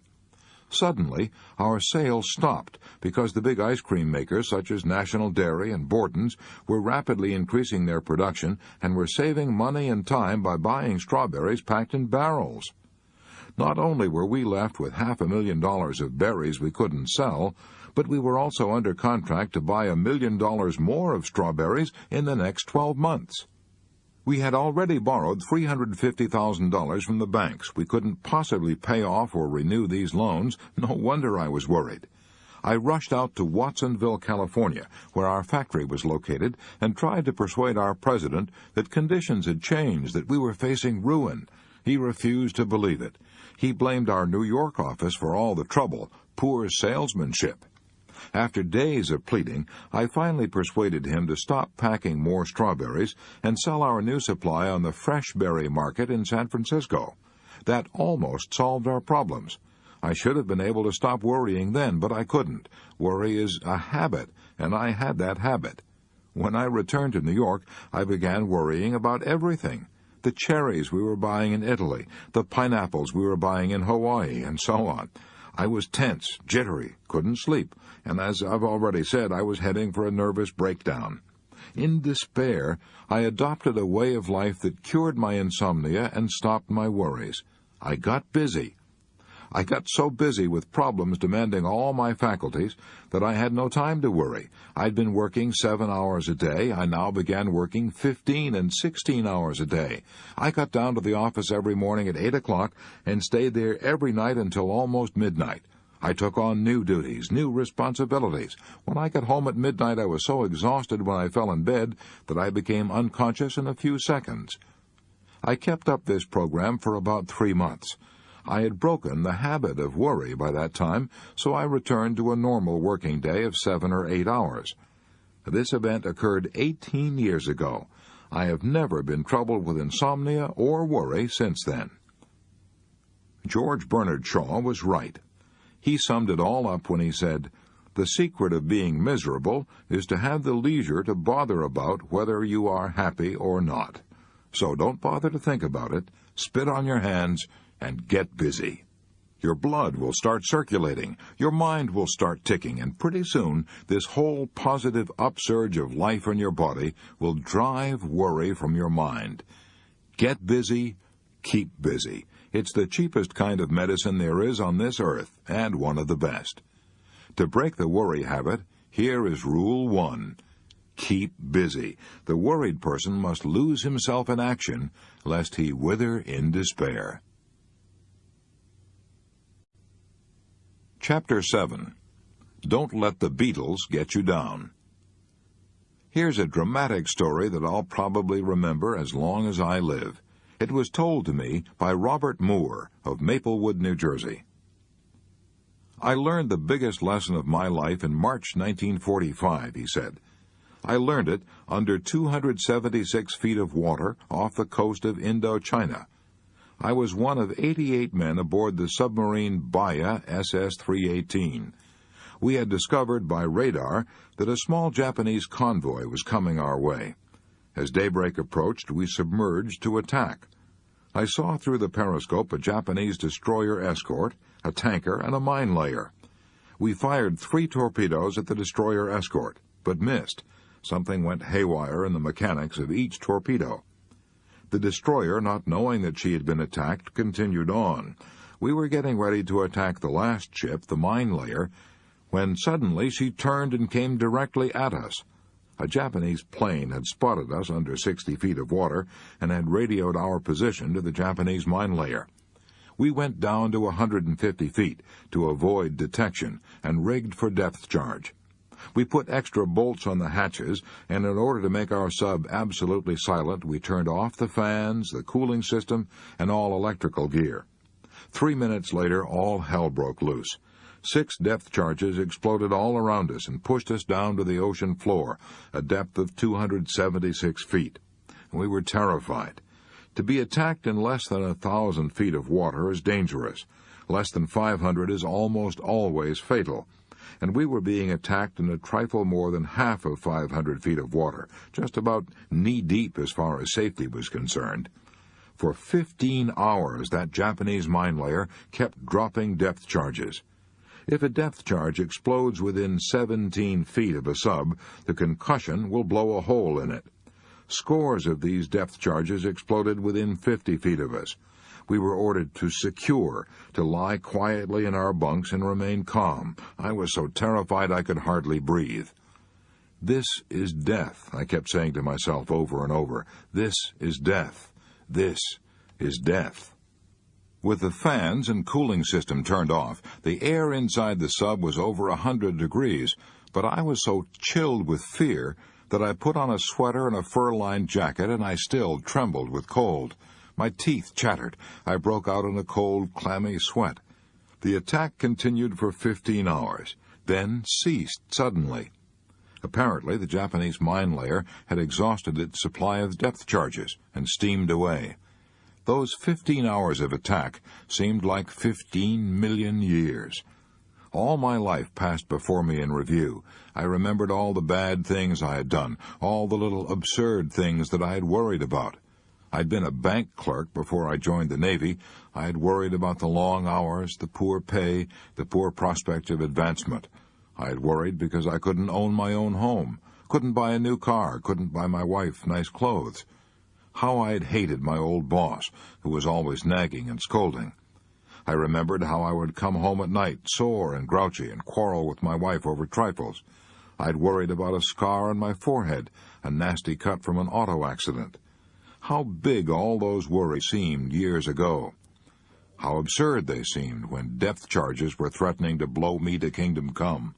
I promised myself then and there that if I ever saw the sun and stars again, I would never, never worry again. Never, never, never. I learned more about the art of living in those 15 terrible hours in that submarine than I had learned by studying books for 4 years in Syracuse University. We often face the major disasters of life bravely, and then let the trifles, the pains in the neck, get us down.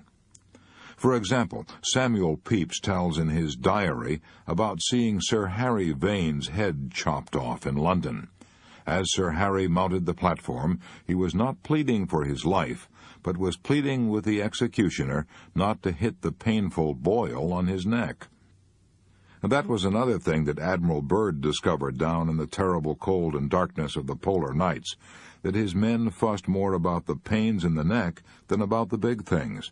They bore without complaining the dangers, the hardships, and the cold that was often 80 degrees below zero. But, says Admiral Byrd, I know of bunkmates who quit speaking to each other because each suspected the other of inching his gear into the other's allotted space. And I knew of one who could not eat unless he could find a place in the mess hall out of sight of the Fletcherist who solemnly chewed his food 28 times before swallowing. In a polar camp, says Admiral Byrd, little things like that have the power to drive even disciplined men to the edge of insanity.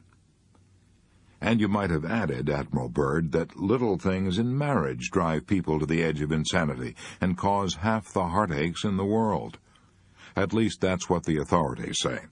For example, Judge Joseph Sabath of Chicago, after acting as arbiter in more than 40,000 unhappy marriages, declared, "Trivialities are at the bottom of most marital unhappiness." And Frank S. Hogan, former district attorney of New York County, says, "Fully half the cases in our criminal courts originate in little things. Barroom bravado, domestic wrangling, an insulting remark, a disparaging word, a rude action, those are the little things that lead to assault and murder. Very few of us are cruelly and greatly wronged. It is the small blows to our self-esteem, the indignities, the little jolts to our vanity, which cause half the heartaches in the world." When Eleanor Roosevelt was first married, she was worried for days because her new cook had served a poor meal. "But if that happened now," Mrs. Roosevelt said, "I would shrug my shoulders and forget it." Good. That is acting like an adult emotionally. Even Catherine the Great, an absolute autocrat, used to laugh the thing off when the cook spoiled a meal. Mrs. Carnegie and I had a dinner at a friend's house in Chicago. While carving the meat, he did something wrong. I didn't notice it, and I wouldn't have cared even if I had noticed it. But his wife saw it and jumped down his throat right in front of us. "John," she cried, "watch what you're doing. Can't you ever learn to serve properly?" And then she said to us, "He's always making mistakes. He just doesn't try." Maybe he didn't try to carve, but I certainly give him credit for trying to live with her for 20 years. Frankly, I would rather have eaten a couple of hot dogs with mustard in an atmosphere of peace than to have dined on Peking duck and shark fins while listening to her scolding. Shortly after that experience, Mrs. Carnegie and I had some friends at our home for dinner. Just before they arrived, Mrs. Carnegie found that 3 of the napkins didn't match the tablecloth. "I rushed to the cook," she told me later, "and found that the other 3 napkins had gone to the laundry. The guests were at the door. There was no time to change. I felt like bursting into tears. All I could think was, why did this stupid mistake have to spoil my whole evening? Then I thought, well, why let it? I went in to dinner determined to have a good time, and I did. I would much rather our friends think I'm a sloppy housekeeper," she told me, "than a nervous, bad-tempered one. And anyhow, as far as I could make out, no one noticed the napkins." A well-known legal maxim says, "De minimis non curat lex." The law does not concern itself with trifles, and neither should the worrier, if he wants peace of mind. Much of the time, all we need to overcome the annoyance of trifles is to effect a shifting of emphasis, set up a new and pleasurable point of view in the mind. My friend Homer Croy, who wrote They Had to See Paris and a dozen other books, gives a wonderful example of how this can be done. He used to be driven half crazy while working on a book by the rattling of the radiators in his New York apartment. The steam would bang and sizzle, and he would sizzle with irritation as he sat at his desk. "Then," says Homer Croy, "I went with some friends on a camping expedition. While listening to the limbs crackling in the roaring fire, I thought how much they sounded like the crackling of the radiators. Why should I like one and hate the other? When I went home, I said to myself, the crackling of the limbs in the fire was a pleasant sound. The sound of the radiators is about the same. I'll go to sleep and not worry about the noise." And I did. For a few days I was conscious of the radiators, but soon I forgot all about them. And so it is with many petty worries. We dislike them and get into a stew, all because we exaggerate their importance. Disraeli said, "Life is too short to be little." Those words, said Andre Marois in This Week magazine, have helped me through many a painful experience. Often we allow ourselves to be upset by small things we should despise and forget. Here we are on this earth with only a few more decades to live, and we lose many irreplaceable hours brooding over grievances that in a year's time will be forgotten by us and by everybody. No, let's devote our life to worthwhile actions and feelings, to great thoughts, real affections, and enduring undertakings, for life is too short to be little. Even so illustrious a figure as Rudyard Kipling forgot at times that life is too short to be little, and the result? He and his brother-in-law fought the most famous court battle in the history of Vermont, a battle so celebrated that a book has been written about it, Rudyard Kipling's Vermont Feud. The story goes like this. Kipling married a Vermont girl, Caroline Balestier, built a lovely home in Brattleboro, Vermont, settled down and expected to spend the rest of his life there. His brother-in-law, Beatty Balestier, became Kipling's best friend. Two of them worked and played together. And then Kipling bought some land from Balestier with the understanding that Balestier would be allowed to cut hay off it each season. One day, Balestier found Kipling laying out a flower garden on his hayfield. His blood boiled. He hit the ceiling. Kipling fired right back. The air over the Green Mountains of Vermont turned blue. A few days later, when Kipling was out riding his bicycle, his brother-in-law drove a wagon and a team of horses across the road suddenly and forced Kipling to take a spill. And Kipling, the man who wrote, "If you can keep your head when all about you are losing theirs and blaming it on you," he lost his own head and swore out a warrant for Balestier's arrest. A sensational trial followed. Reporters from the big cities poured into the town. The news flashed around the world. Nothing was settled. This quarrel caused Kipling and his wife to abandon their American home for the rest of their lives. All that worry and bitterness over a mere trifle, a load of hay. Pericles said 24 centuries ago, "Come, gentlemen, we sit too long on trifles." We do indeed. Here's one of the most interesting stories that Dr. Harry Emerson Fosdick ever told, a story about the battles won and lost by a giant of the forest. On the slope of Long's Peak in Colorado lies the ruin of a gigantic tree. Naturalists tell us that it stood for some 400 years. It was a seedling when Columbus landed at San Salvador, and half-grown when the Pilgrims settled at Plymouth. During the course of its long life, it was struck by lightning 14 times, and the innumerable avalanches and storms of 4 centuries thundered past it. It survived them all. In the end, however, an army of beetles attacked the tree and leveled it to the ground. The insects ate their way through the bark and gradually destroyed the inner strength of the tree by their tiny but incessant attacks. A forest giant, which age had not withered, nor lightning blasted, nor storm subdued, fell at last before beetles so small that a man could crush them between his forefinger and his thumb. Aren't we all like that battling giant of the forest? Don't we manage somehow to survive the rare storms and avalanches and lightning blasts of life, only to let our hearts be eaten out by little beetles of worry, little beetles that could be crushed between a finger and a thumb? I traveled through the Teton National Park in Wyoming with Charles Seaford, highway superintendent for the state of Wyoming, and some of his friends. We were all going to visit the John D. Rockefeller estate in the park. But the car in which I was riding took the wrong turn, got lost, and drove up to the entrance of the estate an hour after the other cars had gone in. Mr. Seaford had the key that unlocked the private gate, so he waited in the hot, mosquito-infested woods for an hour until we arrived. The mosquitoes were enough to drive a saint insane, but they couldn't triumph over Charles Seaford. While waiting for us, he cut a limb off an aspen tree and made a whistle of it. When we arrived, was he cussing the mosquitoes? No, he was playing his whistle. I have kept that whistle as a memento of a man who knew how to put trifles in their place.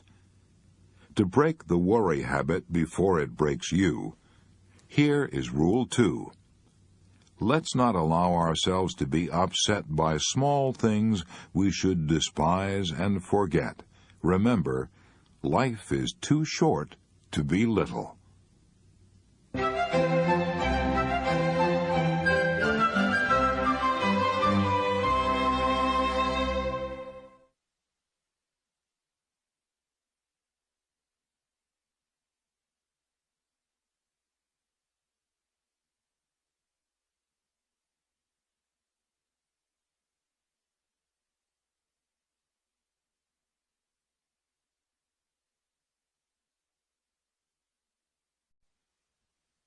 Chapter 8. A Law That Will Outlaw Many of Your Worries. As a child, I grew up on a Missouri farm, and one day, while helping my mother pit cherries, I began to cry. My mother said, "Dale, what in the world are you crying about?" I blubbered, "I'm afraid I'm going to be buried alive." I was full of worries in those days. When thunderstorms came, I worried for fear I would be killed by lightning. When hard times came, I worried for fear we wouldn't have enough to eat. I worried for fear I would go to hell when I died. I was terrified for fear of an older boy, Sam White, would cut off my big ears as he threatened to do. I worried for fear girls would laugh at me if I tipped my hat to them. I worried for fear no girl would ever be willing to marry me. I worried about what I would say to my wife immediately after we were married. I imagined that we would be married in some country church, and then get in a surrey with a fringe on top and ride back to the farm. But how would I be able to keep the conversation going on that ride back to the farm? How? I pondered over that earth-shaking problem for many an hour as I walked behind the plow. As the years went by, I gradually discovered that 99% of the things I worried about never happened. For example, as I've already said, I was once terrified of lightning. But I now know that the chances of my being killed by lightning in any one year are, according to the National Safety Council, only 1 in 350,000. My fear of being buried alive was even more absurd. I don't imagine that even back in the days before embalming was the rule, that 1 person in 10 million was buried alive, yet I once cried for fear of it. 1 person out of every 8 dies of cancer. If I had wanted something to worry about, I should have worried about cancer instead of being killed by lightning or being buried alive. To be sure, I've been talking about the worries of youth and adolescence, but many of our adult worries are almost as absurd. You and I could probably eliminate 9/10 of our worries right now if we would cease our fretting long enough to discover whether, by the law of averages, there was any real justification for our worries. The most famous insurance company on earth, Lloyd's of London, has made countless millions of dollars out of the tendency of everybody to worry about things that rarely happen. Lloyd's of London bets people that the disasters they're worrying about will never occur. However, they don't call it betting, they call it insurance. But it is really betting based on the law of averages. This great insurance firm has been going strong for over 200 years, and unless human nature changes, it will still be going strong 50 centuries from now by insuring shoes and ships and sealing wax against disasters that, by the law of averages, don't happen nearly so often as people imagine. If we examine the law of averages, we will often be astounded at the facts we uncover.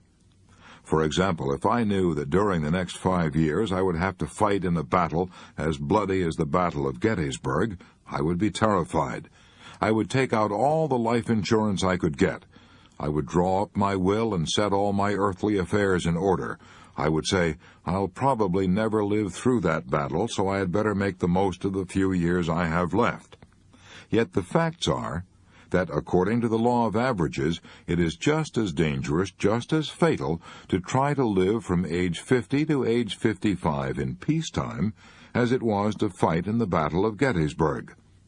What I'm trying to say is this. In times of peace, just as many people die per 1,000 between the ages of 50 and 55 as were killed per 1,000 among the 163,000 soldiers who fought at Gettysburg. I wrote several chapters of this book at James Simpson's Numtiga Lodge on the shores of Bow Lake in the Canadian Rockies. While stopping there one summer, I met Mr. and Mrs. Herbert H. Salinger of San Francisco.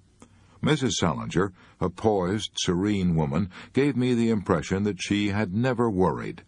One evening, in front of the roaring fireplace, I asked her if she had ever been troubled by worry. "Troubled by it," she said. "My life was almost ruined by it. Before I learned to conquer worry, I lived through 11 years of self-made hell. I was irritable and hot-tempered. I lived under terrific tension.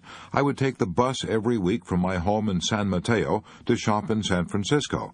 But even while shopping, I worried myself into a dither. Maybe I had left the electric iron connected on the ironing board. Maybe the house had caught fire. Maybe the maid had run off and left the children. Maybe they had been out on their bicycles and been killed by a car.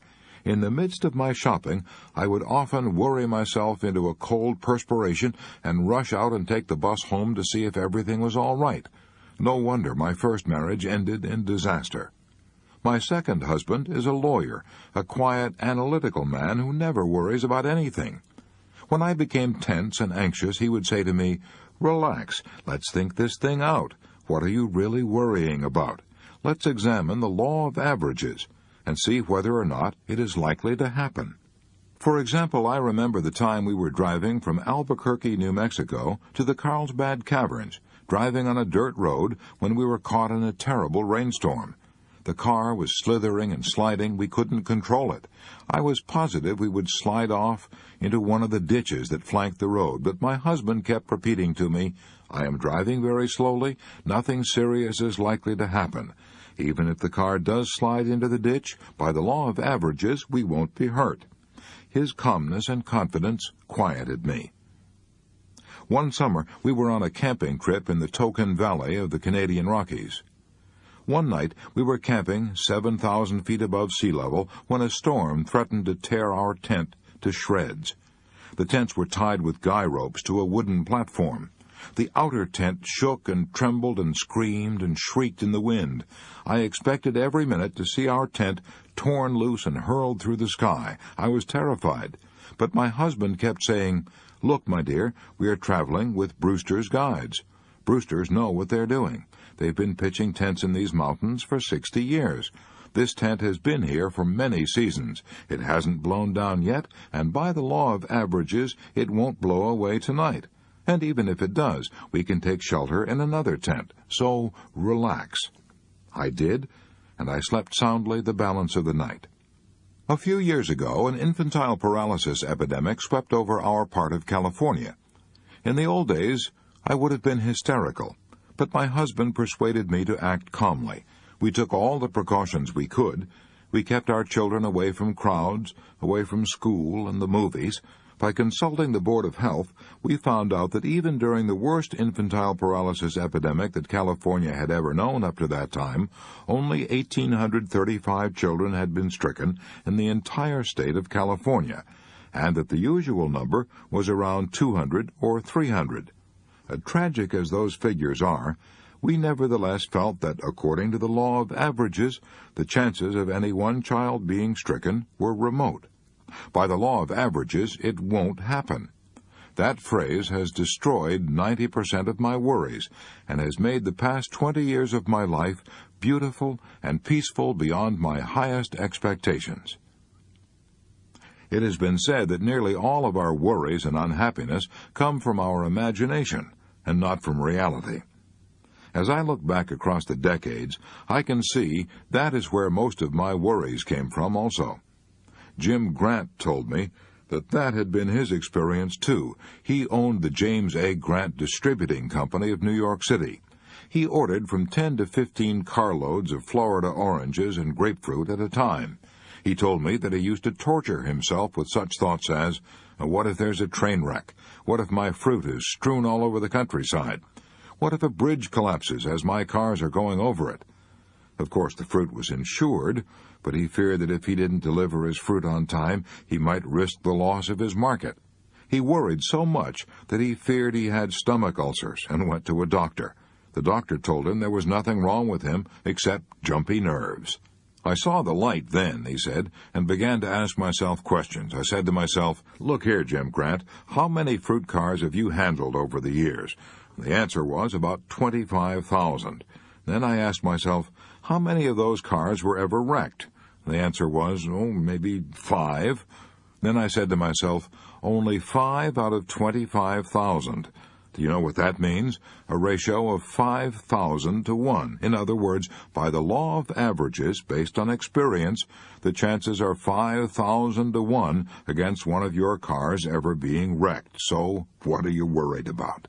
And then I said to myself, well, a bridge may collapse. Then I asked myself, how many cars have you actually lost from a bridge collapsing?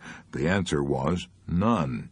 Then I said to myself, aren't you a fool to be worrying yourself into stomach ulcers over a bridge which has never yet collapsed and over a railroad wreck when the chances are 5,000 to 1 against it? When I looked at it that way, Jim Grant told me, I felt pretty silly. I decided then and there to let the law of averages do the worrying for me, and I have not been troubled with my stomach ulcer since. When Al Smith was governor of New York, I heard him answer the attacks of his political enemies by saying over and over, let's examine the record, let's examine the record. Then he proceeded to give the facts. The next time you and I are worrying about what may happen, let's take a tip from wise old Al Smith. Let's examine the record and see what basis there is, if any, for our gnawing anxieties. That's precisely what Frederick J. Malstead did when he feared he was lying in his grave. Here's his story as he told it to one of our classes in New York. Early in June 1944, I was lying in a slit trench near Omaha Beach. I was with the 999th Signal Service Company. We'd just dug in Normandy.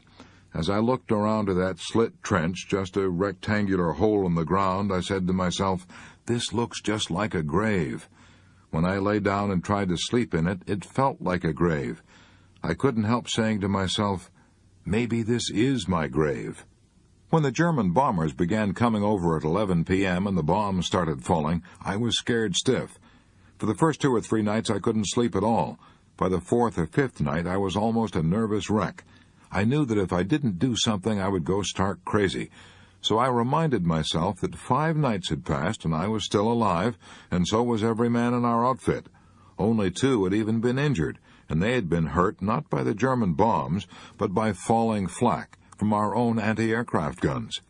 I decided to stop worrying by doing something constructive, so I built a thick wooden roof over my slit trench to protect myself from flak. I thought of the vast area over which my unit was spread. I told myself that the only way I could be killed in that deep, narrow slit trench was by a direct hit, and I figured out that the chance of a direct hit on me was not 1 in 10,000. After a couple of nights of looking at it in this way, I calmed down and slept even through the bomb raids. The United States Navy used the statistics of the law of averages to buck up the morale of their men. One ex-sailor told me that when he and his shipmates were assigned to high-octane tankers, they were worried stiff. They all believed that if a tanker loaded with high-octane gasoline was hit by a torpedo, it exploded and blew everybody to kingdom come. But the U.S. Navy knew otherwise, so the Navy issued exact figures, showing that out of 100 tankers hit by torpedoes, 60 stayed afloat. And of the 40 that did sink, only 5 sank in less than 10 minutes. That meant time to get off the ship. It also meant casualties were exceedingly small. Did this help morale? This knowledge of the law of averages wiped out my jitters, said Clyde W. Moss of St. Paul, Minnesota, the man who told the story. The whole crew felt better. We knew we had a chance, and that by the law of averages we probably wouldn't be killed. To break the worry habit before it breaks you, here is Rule 3. Let's examine the record. Let's ask ourselves, what are the chances, according to the law of averages, that this event I am worrying about will ever occur? Chapter 9. Cooperate with the Inevitable. When I was a little boy, I was playing with some of my friends in the attic of an old abandoned log house in northwest Missouri. As I climbed down out of the attic, I rested my feet on a windowsill for a moment and then jumped. I had a ring on my left forefinger, and as I jumped, the ring caught on a nail-head and tore off my finger. I screamed. I was terrified. I was positive I was going to die. But after the hand healed, I never worried about it for one split second. What would have been the use? I accepted the inevitable. And now I often go for a month at a time without even thinking about the fact that I have only 3 fingers and a thumb on my left hand. A few years ago, I met a man who was running a freight elevator in one of the downtown office buildings in New York. I noticed that his left hand had been cut off at the wrist. I asked him if the loss of that hand bothered him. He said, "Oh, no, I hardly ever think about it. I'm not married. The only time I ever think about it is when I try to thread a needle." It's astonishing how quickly we can accept almost any situation, if we have to, and adjust ourselves to it and forget about it. I often think of an inscription on the ruins of a 15th-century cathedral in Amsterdam, Holland. This inscription says in Flemish, "It is so. It cannot be otherwise." As you and I march across the decades of time, we're going to meet a lot of unpleasant situations that are so. They cannot be otherwise. We have our choice. We can either accept them as inevitable and adjust ourselves to them, or we can ruin our lives with rebellion and maybe end up with a nervous breakdown. Here's a bit of sage advice from one of my favorite philosophers, William James. "Be willing to have it so," he said. "Acceptance of what has happened is the first step to overcoming the consequences of any misfortune." Elizabeth Conley of Portland, Oregon, had to find that out the hard way. Here's a letter that she wrote me. On the very day that America was celebrating the victory of our armed forces in North Africa, the letter says, I received a telegram from the War Department. My nephew, the person I loved most, was missing in action. A short time later, another telegram arrived saying he was dead. I was prostrate with grief. Up to that time, I had felt that life had been very good to me. I had a job I loved. I'd helped to raise this nephew. He represented to me all that was fine and good in young manhood. I'd felt that all the bread I had cast upon the waters was coming back to me as cake. Then came this telegram. My whole world collapsed. I felt there was nothing left to live for. I neglected my work, neglected my friends. I let everything go. I was bitter and resentful. Why did my loving nephew have to be taken? Why did this good boy, with life all before him, why did he have to be killed? I couldn't accept it. My grief was so overwhelming that I decided to give up my work and go away and hide myself in tears and bitterness. I was clearing out my desk, getting ready to quit, when I came across a letter that I had forgotten, a letter from this nephew who had been killed, a letter he'd written to me when my mother had died a few years ago. Of course we will all miss her, the letter said, and especially you, but I know you'll carry on. Your own personal philosophy will make you do that. I shall never forget the beautiful truths you taught me. Wherever I am, or how far apart we may be, I shall always remember that you taught me to smile and to take whatever comes like a man. I read and reread that letter. It seemed as if he were there beside me, speaking to me. He seemed to be saying to me, "Why don't you do what you taught me to do? Carry on, no matter what happens. Hide your private sorrows under a smile, and carry on." So I went back to my work. I stopped being bitter and rebellious. I kept saying to myself, "It is done. I can't change it, but I can and will carry on as he wished me to do." I threw all my mind and strength into my work. I wrote letters to soldiers, to other people's boys. I joined an adult education class at night, seeking out new interests and making new friends. I can hardly believe the change that has come over me. I have ceased mourning over the past that is forever gone. I am living each day now with joy, just as my nephew would have wanted me to do. I have made peace with life. I have accepted my fate. I am now living a fuller and more complete life than I have ever known. Elizabeth Conley learned what all of us will have to learn sooner or later, namely that we must accept and cooperate with the inevitable. It is so, it cannot be otherwise. That's not an easy lesson to learn. Even kings on their thrones have to keep reminding themselves of it. The late George V had these framed words hanging on the wall of his library at Buckingham Palace. "Teach me neither to cry for the moon nor over spilt milk." The same thought is expressed by Schopenhauer in this way. A good supply of resignation is of the first importance in providing for the journey of life. Obviously, circumstances alone do not make us happy or unhappy. It is the way we react to circumstances that determines our feelings. Jesus said that the kingdom of heaven is within you. That is where the kingdom of hell is, too. We can all endure disaster and tragedy and triumph over them if we have to. We may not think we can, but we have surprisingly strong inner resources that will see us through if we will only make use of them. We are stronger than we think. The late Booth Tarkington always said, "I could take anything that life could force upon me except one thing, blindness. I could never endure that." Then one day, when he was along in his 60s, Tarkington glanced down at the carpet on the floor. The colors were blurred. He couldn't see the pattern. He went to a specialist.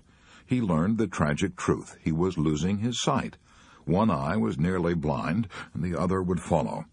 That which he feared most had come upon him. How did Tarkington react to this worst of all disasters? Did he feel, "This is it, this is the end of my life"? No. To his amazement, he felt quite gay. He even called upon his humor. Floating specks annoyed him. They would swim across his eyes and cut off his vision. Yet when the largest of these specks would swim across his sight, he would say, "Hello, there's Grandfather again. Wonder where he's going this fine morning." How could fate ever conquer a spirit like that? Well, the answer is it couldn't. When total darkness closed in, Tarkington said, "I found I could take the loss of my eyesight just as a man can take anything else. If I lost all 5 of my senses, I know I could live on inside my mind. For it is in the mind we see, and in the mind we live, whether we know it or not." In the hope of restoring his eyesight, Tarkington had to go through more than 12 operations within 1 year, with local anesthetic. Did he rail against this? He knew it had to be done. He knew he couldn't escape it, so the only way to lessen his suffering was to take it with grace. He refused a private room at the hospital and went into a ward where he could be with other people who had troubles too. He tried to cheer them up, and when he had to submit to repeated operations, fully conscious of what was being done to his eyes, he tried to remember how fortunate he was. How wonderful, he said, how wonderful that science now has the skill to operate on anything so delicate as the human eye. The average man would have been a nervous wreck if he had had to endure more than 12 operations and blindness. Yet Tarkington said, "I would not exchange this experience for a happier one." It taught him acceptance. It taught him that nothing life could bring him was beyond his strength to endure. It taught him, as John Milton discovered, that it is not miserable to be blind, it is only miserable not to be able to endure blindness. Margaret Fuller, the famous New England feminist, once offered as her credo, "I accept the universe." When grouchy old Thomas Carlyle heard that in England, he snorted, "By gad, she'd better. Yes, and by gad, you and I had better accept the inevitable, too." If we rail and kick against it and grow bitter, we won't change the inevitable, but we will change ourselves. I know. I've tried it. I once refused to accept an inevitable situation with which I was confronted. I played the fool and railed against it and rebelled. It ruined my nights into hells of insomnia. I brought upon myself everything I didn't want. Finally, after a year of self-torture, I had to accept what I knew from the outset I couldn't possibly alter. I should have cried out years ago with old Walt Whitman, "Oh, to confront night, storms, hunger, ridicule, accident, rebuffs, as the trees and animals do." I spent 12 years working with cattle, yet I never saw a Jersey cow running a temperature because the pasture was burning up from a lack of rain, or because of sleet and cold, or because her boyfriend was paying too much attention to another heifer. The animals confront night, storms, and hunger calmly, so they never have nervous breakdowns or stomach ulcers, and they never go insane. Am I advocating that we simply bow down to all the adversities that come our way? Not by a long shot. That's mere fatalism. As long as there's a chance we can save a situation, let's fight. But when common sense tells us that we're up against something that is so and cannot be otherwise, then in the name of our sanity, let's not look before and after and pine for what is not. The late Dean Hawkes of Columbia University told me that he had taken a Mother Goose rhyme as one of his mottos. For every ailment under the sun there is a remedy, or there is none. If there be one, try to find it. If there be none, never mind it. While writing this book, I interviewed a number of the leading business executives of America, and I was impressed by the fact that they cooperated with the inevitable and led lives singularly free from worry. If they hadn't done that, they would have cracked under the strain. Here are a few examples of what I mean. J.C. Penney, founder of the nationwide chain of Penny stores, said to me, "I wouldn't worry if I lost every dollar I have, because I don't see what is to be gained by worrying. I do the best job I possibly can and leave the results in the laps of the gods." Henry Ford told me much the same thing. "When I can't handle events," he said, "I let them handle themselves." When I asked K.T. Keller, then president of the Chrysler Corporation, how he kept from worrying, he replied, "When I'm up against a tough situation, if I can do anything about it, I do it. If I can't, I just forget it. I never worry about the future because I know no man living can possibly figure out what's going to happen in the future. There are so many forces that will affect the future. Nobody can tell what prompts these forces or understands them, so why worry about them?" K.T. Keller would be embarrassed if you told him he's a philosopher. He's just a good businessman. Yet he has stumbled onto the same philosophy that Epictetus taught in Rome 19 centuries ago. There is only one way to happiness, Epictetus taught the Romans, and that is to cease worrying about things which are beyond the power of our will. Sarah Bernhardt, the divine Sarah, was an illustrious example of a woman who knew how to cooperate with the inevitable. For half a century, she had been the reigning queen of the theater on 4 continents, the best-loved actress on earth. Then, when she was 71 and broke, she had lost all her money. Her physician, Professor Posey of Paris, told her he would have to amputate her leg. While crossing the Atlantic, she had fallen on deck during a storm and injured her leg severely. Phlebitis developed. Her leg shrank. The pain became so intense that the doctors felt her leg had to be amputated. He was almost afraid to tell the stormy, tempestuous, divine Sarah what had to be done. He fully expected that the terrible news would set off an explosion of hysteria. But he was wrong. Sarah looked at him a moment and then said quietly, "If it has to be, it has to be." It was fate. As she was being wheeled away to the operating room, her son stood weeping. She waved to him with a gay gesture and said cheerfully, "Don't go away, I'll be right back." On the way to the operating room, she recited a scene from one of her plays. Someone asked her if she were doing this to cheer herself up. She said, "No, to cheer up the doctors and nurses. It will be a strain on them." After recovering from the operation, Sarah Bernhardt went on touring the world and enchanting audiences for another 7 years. "When we stop fighting the inevitable," said Elsie McCormick in a Reader's Digest article, "we release energy which enables us to create a richer life." No one living has enough emotion and vigor to fight the inevitable, and at the same time enough left over to create a new life. Choose one or the other. You can either bend with the inevitable sleet storms of life, or you can resist them and break. I saw that happen on a farm I own in Missouri. I planted a score of trees on that farm. At first they grew with astonishing rapidity. Then a sleet storm encrusted each twig and branch with a heavy coating of ice. Instead of bowing gracefully to their burden, these trees proudly resisted, and broke and split under the load, and had to be destroyed. They hadn't learned the wisdom of the forests of the north.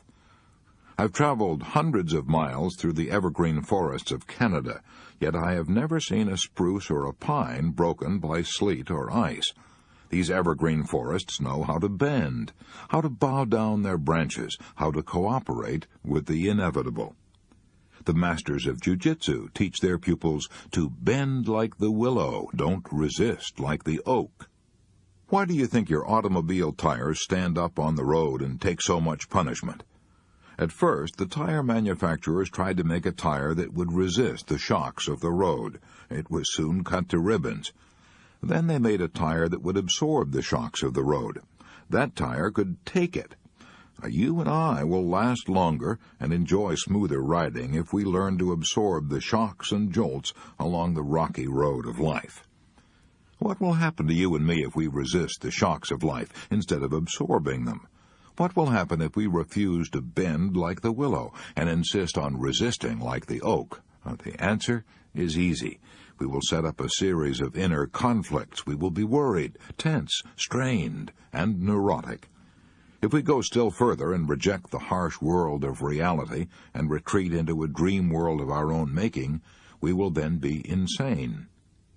During the war, millions of frightened soldiers had either to accept the inevitable or break under the strain. To illustrate, let's take the case of William H. Cassilis of Glendale, New York. Here's a prize-winning talk he gave before one of my classes in New York. Shortly after I joined the Coast Guard, I was assigned to one of the hottest spots on this side of the Atlantic. I was made a supervisor of explosives. Imagine it, me, a cracker salesman, becoming a supervisor of explosives. The very thought of finding yourself standing on top of thousands of tons of TNT is enough to chill the marrow in a cracker salesman's bones. I was given only 2 days of instruction, and what I learned filled me with even more terror. I'll never forget my first assignment. On a dark, cold, foggy day, I was given my orders on the open pier of Caven Point, Bayonne, New Jersey. I was assigned to hold number 5 on my ship. I had to work down in that hold with 5 longshoremen. They had strong backs, but they knew nothing whatever about explosives, and they were loading blockbusters, each one of which contained a ton of TNT, enough explosive to blow that old ship to kingdom come. These blockbusters were being lowered by 2 cable slings. I kept saying to myself, suppose one of those cables slipped or broke. Oh, boy, I was scared. I trembled, my mouth was dry, my knees sagged, my heart pounded, but I couldn't run away. That would be desertion. I would be disgraced. My parents would be disgraced, and I might be shot for desertion. I couldn't run. I had to stay. I kept looking at the careless way those longshoremen were handling those blockbusters. The ship might blow up any minute. After an hour or more of this spine-chilling terror, I began to use a little common sense. I gave myself a good talking to. I said, look here, so you're blown up, so what? You'll never know the difference. It'll be an easy way to die, much better than dying by cancer. Don't be a fool. You can't expect to live forever. You've got to do this job or be shot, so you might as well like it. I talked to myself like that for hours, and I began to feel at ease. Finally, I overcame my worry and fears by forcing myself to accept an inevitable situation. I'll never forget that lesson. Every time I'm tempted now to worry about something I can't possibly change, I shrug my shoulders and say, forget it. I find that it works, even for a cracker salesman. Hooray, let's give 3 cheers and 1 cheer more for the cracker salesman of the Pinafore. Outside the crucifixion of Jesus, the most famous death scene in all history was the death of Socrates. 10,000 centuries from now, men will still be reading and cherishing Plato's immortal description of it, one of the most moving and beautiful passages in all literature. Certain men of Athens, jealous and envious of old barefooted Socrates, trumped up charges against him and had him tried and condemned to death. When the friendly jailer gave Socrates the poison cup to drink, the jailer said, "Try to bear lightly what needs must be." Socrates did. He faced death with a calmness and resignation that touched the hem of divinity. Try to bear lightly what needs must be. Those words were spoken 399 years before Christ was born, but this worrying old world needs those words today more than ever before. Try to bear lightly what needs must be. I've been reading practically every book and magazine article I could find that dealt even remotely with banishing worry. Would you like to know what the best single bit of advice about worry that I've discovered in all that reading? Well, here it is, summed up in 27 words. Words that you and I ought to paste on our bathroom mirror, so that each time we wash our faces, we could also wash away all worry from our minds. This priceless prayer was written by Dr. Reinhold Niebuhr. God grant me the serenity to accept the things I cannot change, the courage to change the things I can, and the wisdom to know the difference. To break the worry habit before it breaks you, Rule 4 is, cooperate with the inevitable.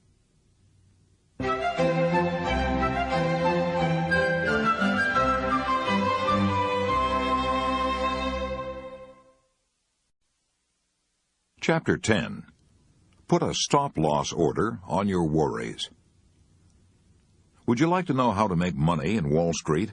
Well, so would a million other people, and if I knew the answer, this book would sell for $10,000 a copy. However, there's one good idea that some successful operators use.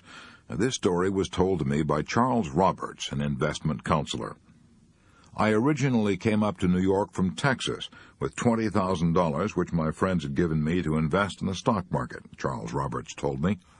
I thought, he continued, that I knew the ropes in the stock market, but I lost every cent. True, I made a lot of profits on some deals, but I ended up by losing everything. I did not mind so much losing my own money, Mr. Roberts explained, but I felt terrible about having lost my friends' money, even though they could well afford it. I dreaded facing them again after our venture had turned out so unfortunately, but to my astonishment, they not only were good sports about it, but proved to be incurable optimists. I knew I'd been trading on a hit-or-miss basis, and depending largely on luck and other people's opinions, I had been playing the stock market by ear. I began to think over my mistakes, and I determined that before I went back into the market again, I would try to find out what it was all about.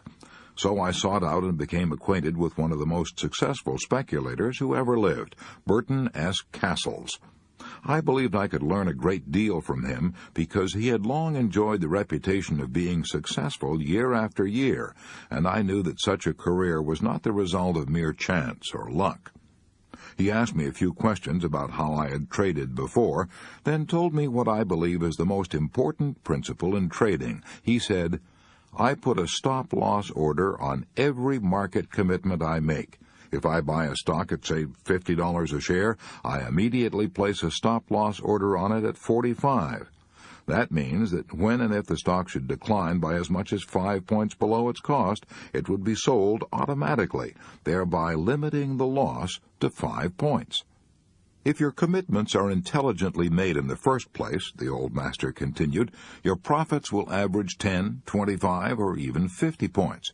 Consequently, by limiting your losses to 5 points, you can be wrong more than half the time and still make plenty of money.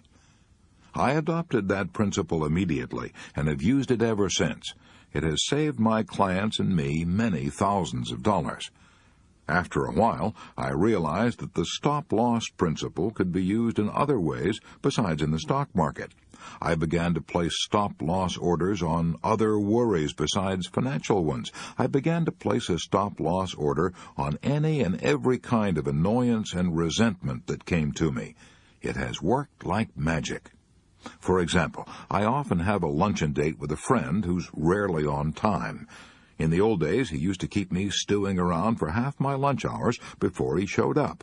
Finally, I told him about my stop-loss orders on my worries. I said, Bill, my stop-loss order on waiting for you is exactly 10 minutes. If you arrive more than 10 minutes late, our luncheon engagement will be sold down the river and I'll be gone. Man alive, how I wish I had the sense years ago to put stop-loss orders on my impatience, on my temper, on my desire for self-justification, on my regrets, and on all my mental and emotional strains. Why didn't I have the horse sense to size up each situation that threatened to destroy my peace of mind and say to myself, see here, Dale Carnegie, this situation is worth just so much fussing about and no more. Why didn't I? However, I must give myself credit for a little sense on one occasion at least. And it was a serious occasion, too, a crisis in my life, a crisis when I stood watching my dreams and my plans for the future and the work of years vanish into thin air. It happened like this. In my early 30s, I decided to spend my life writing novels. I was going to be a second Frank Narrowist or Jack London or Thomas Hardy. I was so in earnest that I spent 2 years in Europe, where I could live cheaply with dollars during the period of wild printing press money that followed the First World War. I spent 2 years there, writing my magnum opus. I called it The Blizzard. The title was a natural, for the reception it got among the publishers was as cold as any blizzard that ever howled across the plains of the Dakotas. When my literary agent told me it was worthless, that I had no gift, no talent for fiction, my heart almost stopped. I left his office in a daze. I couldn't have been more stunned if he had hit me across the head with a club. I was stupefied. I realized that I was standing at the crossroads of life and had to make a tremendous decision. Which way should I turn? Weeks passed before I came out of the daze. At that time, I had never heard of the phrase, put a stop-loss order on your worries, but as I look back now, I can see that I did just that. I wrote off my 2 years of sweating over that novel for just what they were worth, a noble experiment, and went forward from there. I returned to my work of organizing and teaching adult education classes, and wrote biographies in my spare time, biographies and non-fiction books, such as the one you're reading now. Am I glad now that I made that decision? Glad. Every time I think about it now, I feel like dancing in the street for sheer joy. I can honestly say that I have never spent a day or an hour since lamenting the fact that I am not another Thomas Hardy. One night a century ago, when a screech owl was screeching in the woods along the shores of Walden Pond, Henry Thoreau dipped his goose quill into his homemade ink and wrote in his diary, "The cost of a thing is the amount of what I call life, which is required to be exchanged for it immediately or in the long run." To put it another way, we are fools when we overpay for a thing in terms of what it takes out of our very existence. Yet that is precisely what Gilbert and Sullivan did. They knew how to create gay words and gay music, but they knew distressingly little about how to create gaiety in their own lives. They created some of the loveliest light operas that ever delighted the world, Patience, Pinafore, The Mikado. But they couldn't control their tempers. They embittered their years over nothing more than the price of a carpet. Sullivan ordered a new carpet for the theater they'd bought. When Gilbert saw the bill, he hit the roof. They battled it out in court and never spoke to one another again as long as they lived. When Sullivan wrote the music for a new production, he mailed it to Gilbert, and when Gilbert wrote the words, he mailed them back to Sullivan. Once they had to take a curtain call together, but they stood on opposite sides of the stage and bowed in different directions so they wouldn't see one another. They hadn't the sense to put a stop-loss order on their resentments, as Lincoln did. Once during the Civil War, when some of Lincoln's friends were denouncing his bitter enemies, Lincoln said, "You have more of a feeling of personal resentment than I have. Perhaps I have too little of it, but I never thought it paid. A man doesn't have the time to spend half his life in quarrels. If any man ceases to attack me, I never remember the past against him." I wish an old aunt of mine, Aunt Edith, had had Lincoln's forgiving spirit. She and Uncle Frank lived on a mortgaged farm that was infested with cockleburs and cursed with poor soil and ditches. They had tough going, had to squeeze every nickel. But Aunt Edith loved to buy a few curtains and other small items to brighten up their bare home. She bought these small luxuries on credit at Dan Eversole's dry goods store in Maryville, Missouri. Uncle Frank worried about their debts. He had a farmer's horror of running up bills, so he secretly told Dan Eversole to stop letting his wife buy on credit. When she heard that, she hit the roof, and she was still hitting the roof about it almost 50 years after it had happened.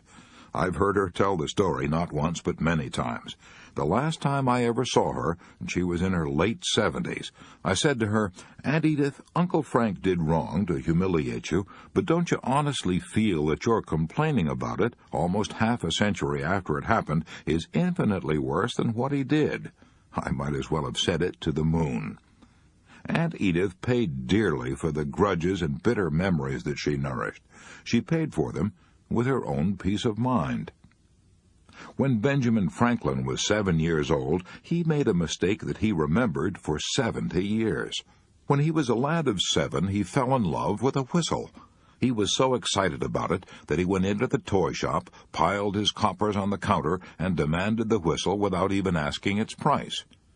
"I then came home," he wrote to a friend 70 years later, "and went whistling all over the house, much pleased with my whistle." But when his older brothers and sisters found out that he had paid far more for his whistle than he should have paid, they gave him the horse laugh, and, as he said, "I cried with vexation." Years later, when Franklin was a world-famous figure, an ambassador to France, he still remembered that the fact that he had paid too much for his whistle had caused him more chagrin than the whistle gave him pleasure. But the lesson it taught Franklin was cheap in the end. "As I grew up," he said, "and came into the world and observed the actions of men, I thought I met with many, very many, who gave too much for the whistle." In short, I conceived that a great part of the miseries of mankind are brought upon them by the false estimates they have made of the value of things, and by their giving too much for their whistles.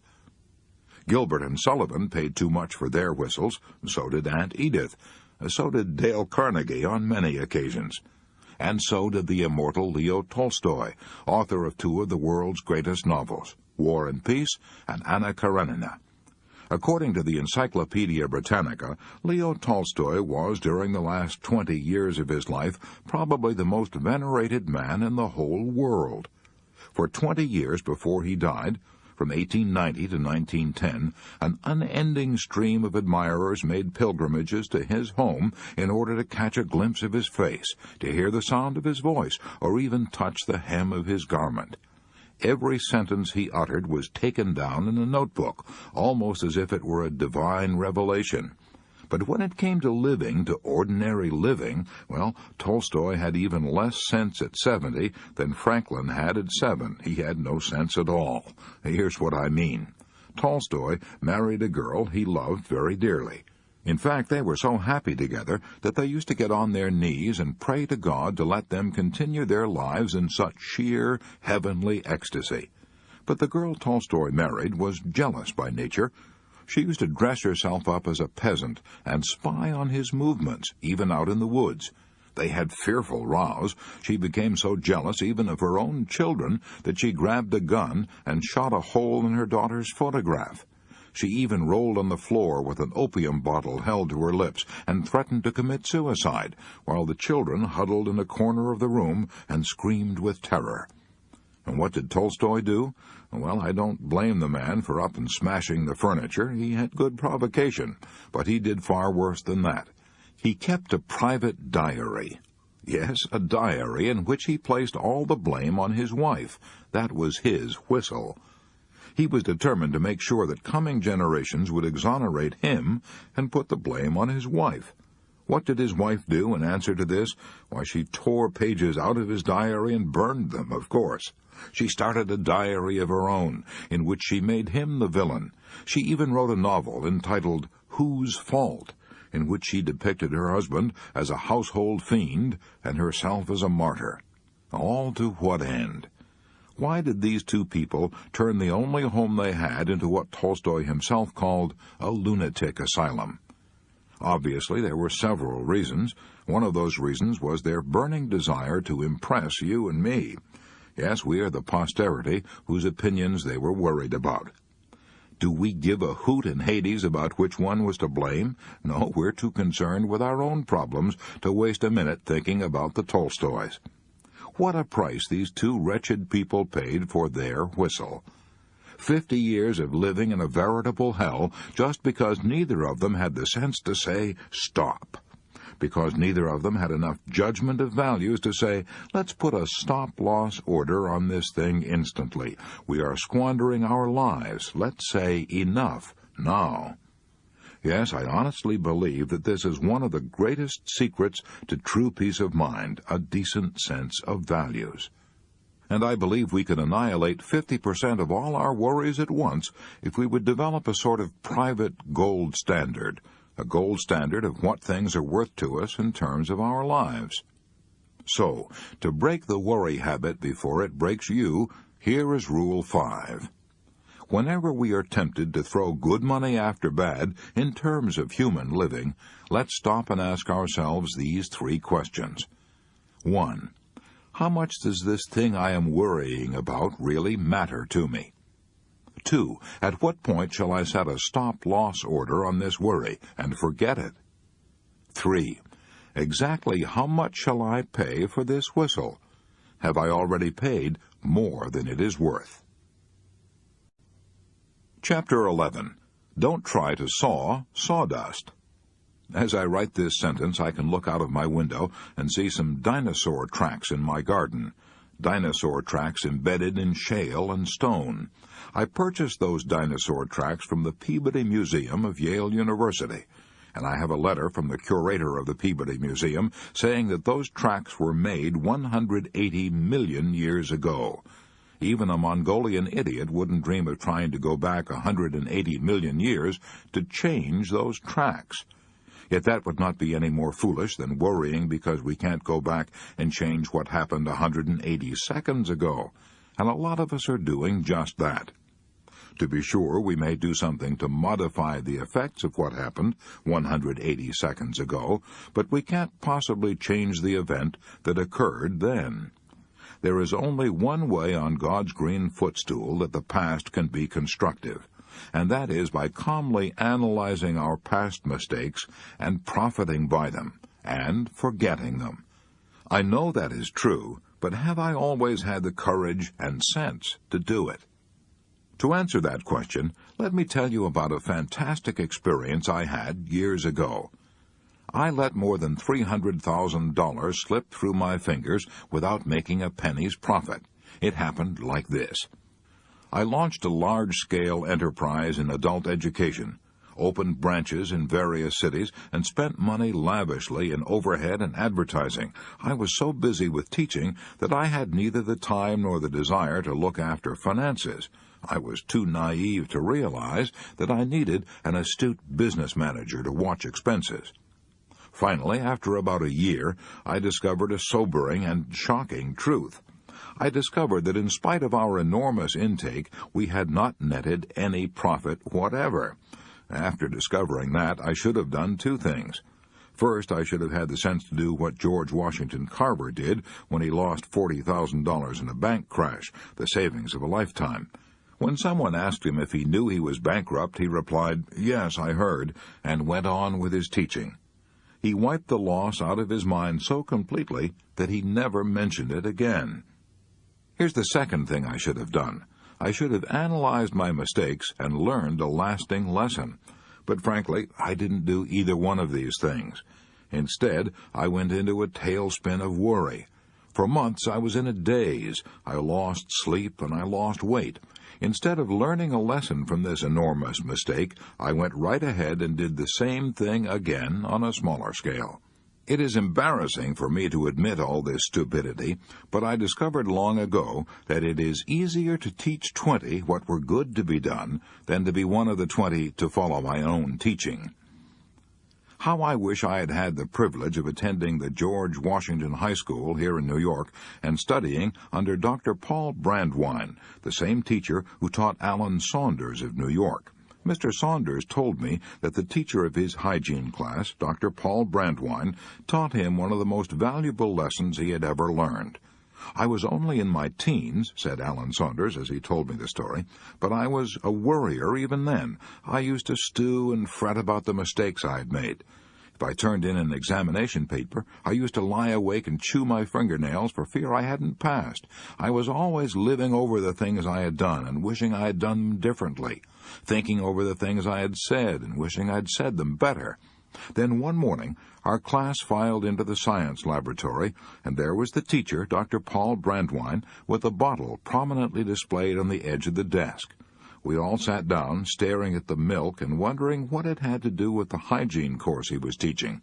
Then, all of a sudden, Dr. Paul Brandwine stood up, swept the bottle of milk with a crash into the sink, and shouted, "Don't cry over spilt milk." He then made us all come to the sink and look at the wreckage.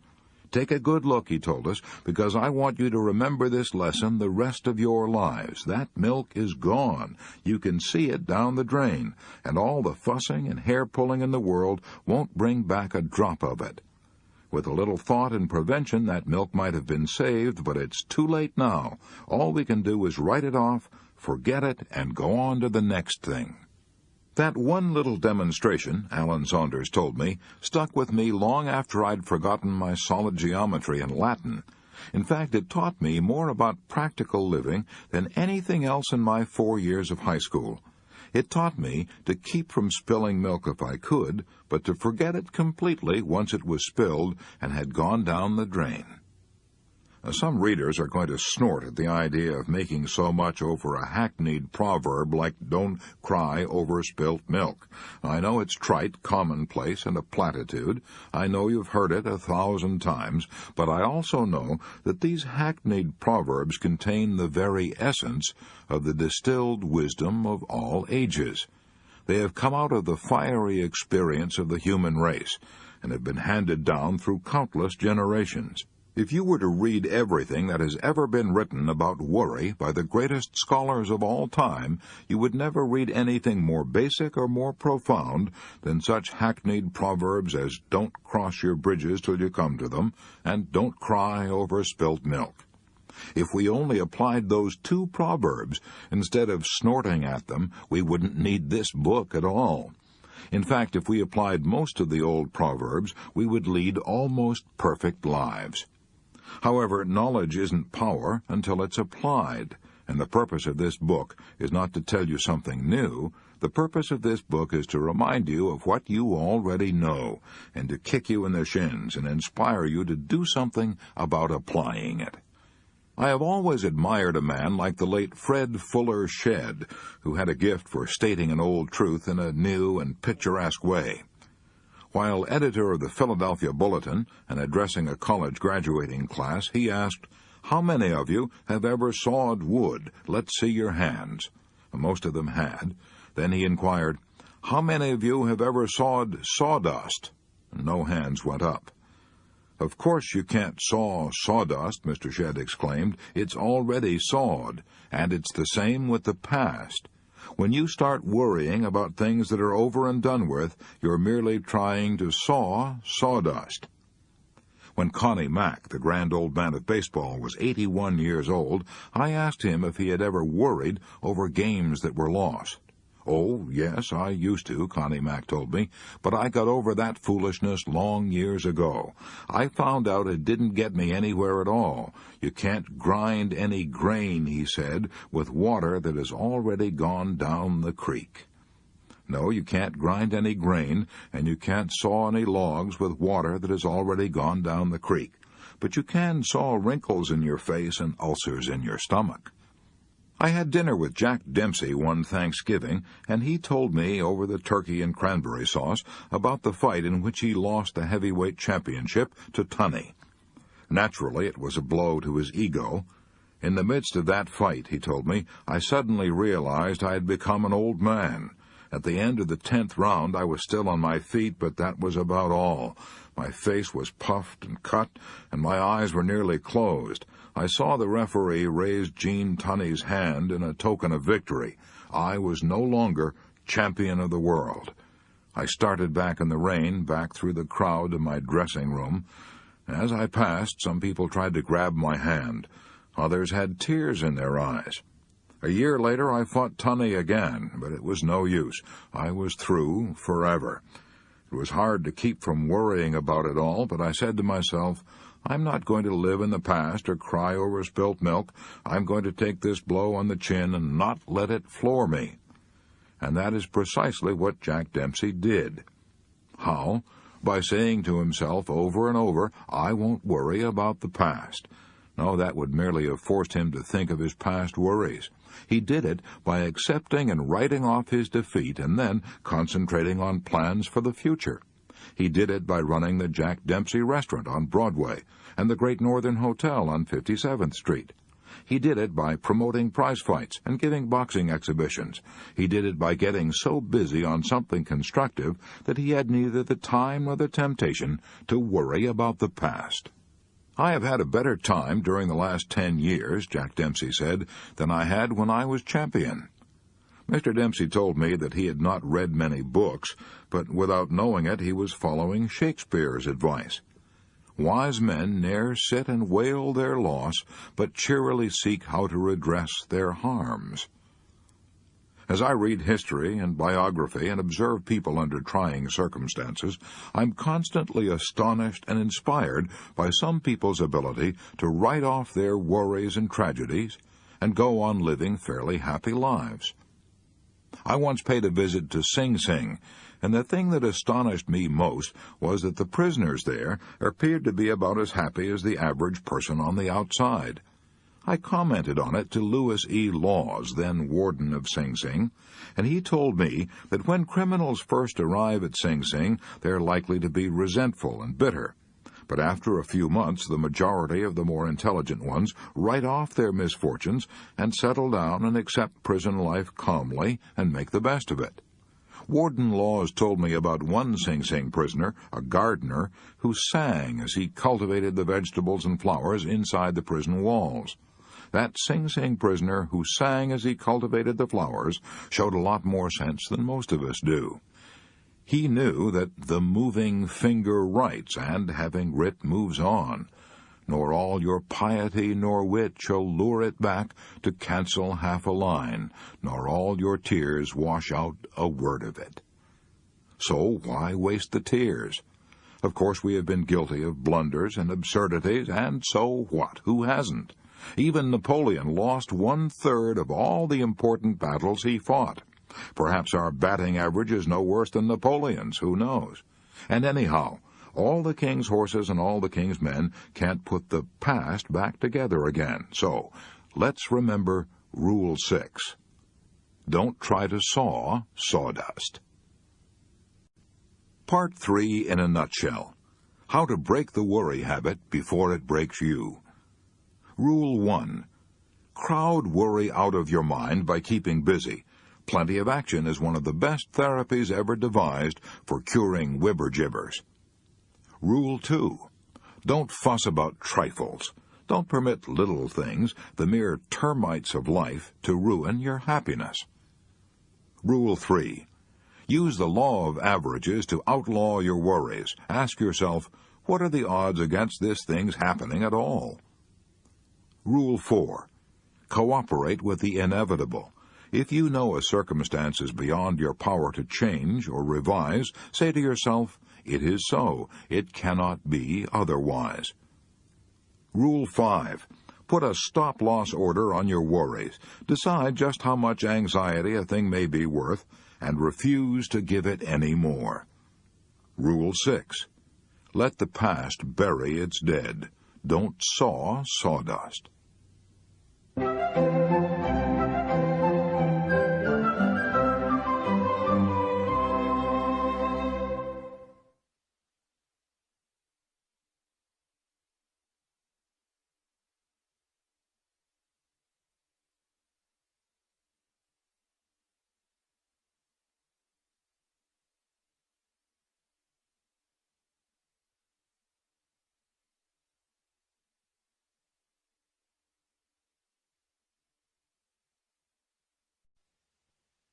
Part 4. 7 ways to cultivate a mental attitude that will bring you peace and happiness. Chapter 12. 8 words that can transform your life. A few years ago, I was asked to answer this question on a radio program. What is the biggest lesson you have ever learned? That was easy. By far the most vital lesson I have ever learned is the importance of what we think. If I knew what you think, I would know what you are. Our thoughts make us what we are. Our mental attitude is the X factor that determines our fate. Emerson said, "A man is what he thinks about all day long." How could he possibly be anything else? I now know with a conviction beyond all doubt that the biggest problem you and I have to deal with, in fact almost the only problem we have to deal with, is choosing the right thoughts. If we can do that, we will be on the high road to solving all our problems. The great philosopher who ruled the Roman Empire, Marcus Aurelius, summed it up in 8 words that can determine your destiny. Our life is what our thoughts make it. Yes, if we think happy thoughts, we will be happy. If we think miserable thoughts, we will be miserable. If we think fear thoughts, we will be fearful. If we think sickly thoughts, we will probably be ill. If we think failure, we will certainly fail. If we wallow in self-pity, everyone will want to shun us and avoid us. "You are not," said Norman Vincent Peale, "you are not what you think you are, but what you think you are." Am I advocating an habitual Pollyanna attitude toward all our problems? No, unfortunately, life isn't so simple as all that. But I am advocating that we assume a positive attitude instead of a negative attitude. In other words, we need to be concerned about our problems, but not worried. What is the difference between concern and worry? Well, let me illustrate. Every time I cross the traffic-jammed streets of New York, I'm concerned about what I'm doing, but not worried. Concern means realizing what the problems are and calmly taking steps to meet them. Worrying means going around in maddening, futile circles. A man can be concerned about his serious problems and still walk with his chin up and a carnation in his buttonhole. Now, I've seen Lowell Thomas do just that. I once had the privilege of being associated with Lowell Thomas in presenting his famous films on the Allenby Lawrence campaigns in World War I. He and his assistants had photographed the war on half a dozen fronts, and best of all, had brought back a pictorial record of T.E. Lawrence and his colorful Arabian army, and a film record of Allenby's conquest of the Holy Land. His illustrated talks entitled "With Allenby in Palestine and Lawrence in Arabia" were a sensation in London and around the world. The London opera season was postponed for 6 weeks so that he could continue telling his tale of high adventure and showing his pictures at Covent Garden Royal Opera House. After his sensational success in London came a triumphant tour of many countries.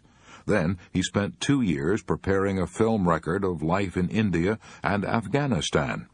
After a lot of incredibly bad luck, the impossible happened. He found himself broke in London. I was with him at the time. I remember we had to eat cheap meals at the Lyons Corner House restaurants. We couldn't have eaten even there if Mr. Thomas had not borrowed money from a Scotsman, James McBay, the renowned artist. Now here's the point of the story. Even when Lowell Thomas was facing huge debts and severe disappointments, he was concerned but not worried. He knew that if he let his reverses get him down, he would be worthless to everyone, including his creditors. So each morning, before he started out, he bought a flower, put it in his buttonhole, and went swinging down Oxford Street with his head high and his step spirited. He thought positive, courageous thoughts, and refused to let defeat him. To him, being licked was all a part of the game, the useful training you had to expect if you wanted to get to the top. Our mental attitude has an almost unbelievable effect even on our physical powers. The famous British psychiatrist J.A. Hadfield gives a striking illustration of that fact in his splendid 54-page booklet, The Psychology of Power.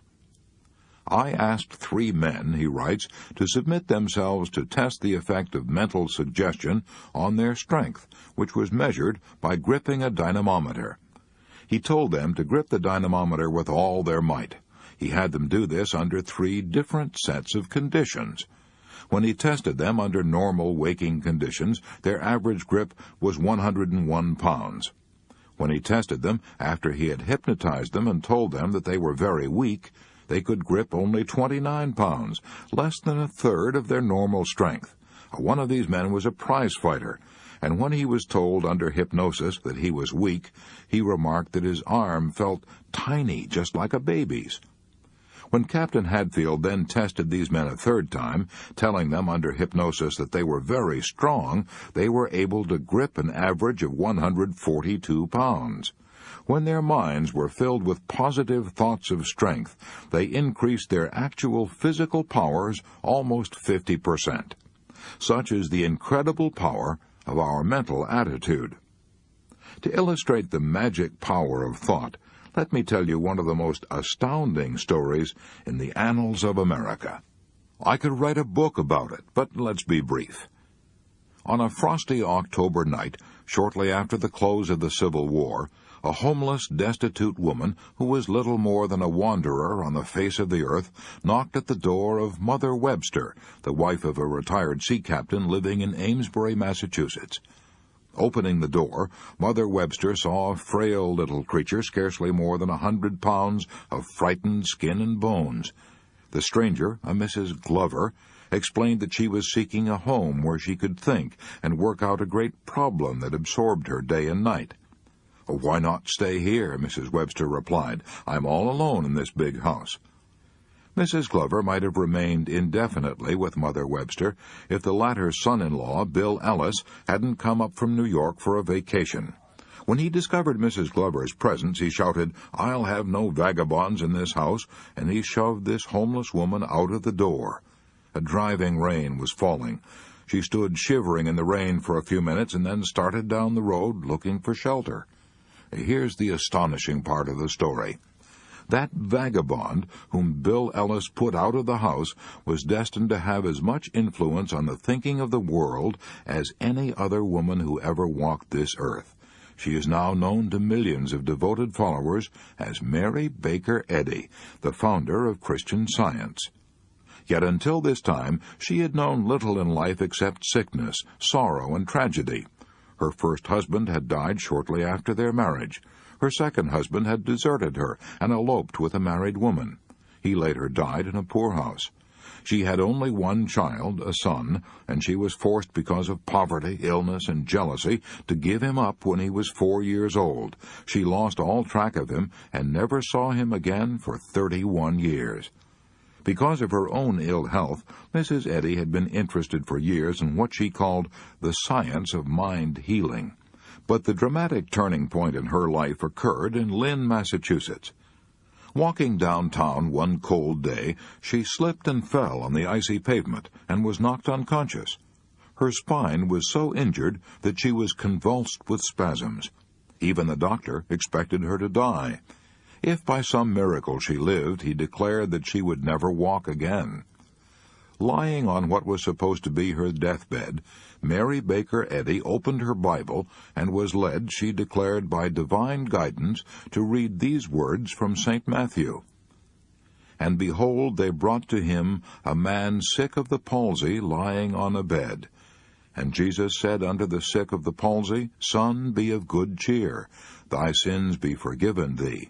Arise, take up thy bed, and go unto thine house. And he arose and departed to his house."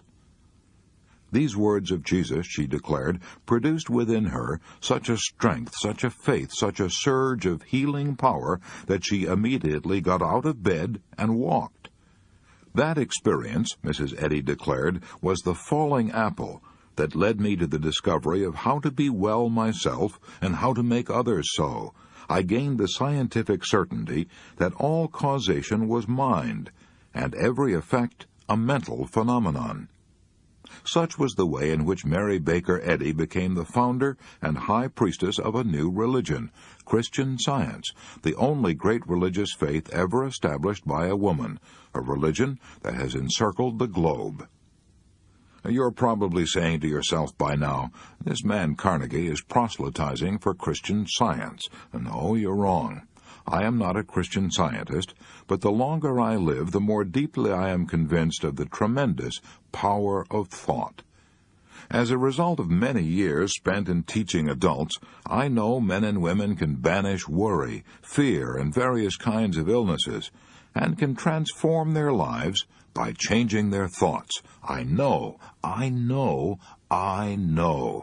I have seen such incredible transformations performed hundreds of times. I have seen them so often that I no longer wonder at them. For example, one of these incredible transformations, which illustrate the power of thought, happened to one of my students. He had a nervous breakdown. What brought it on? A worry.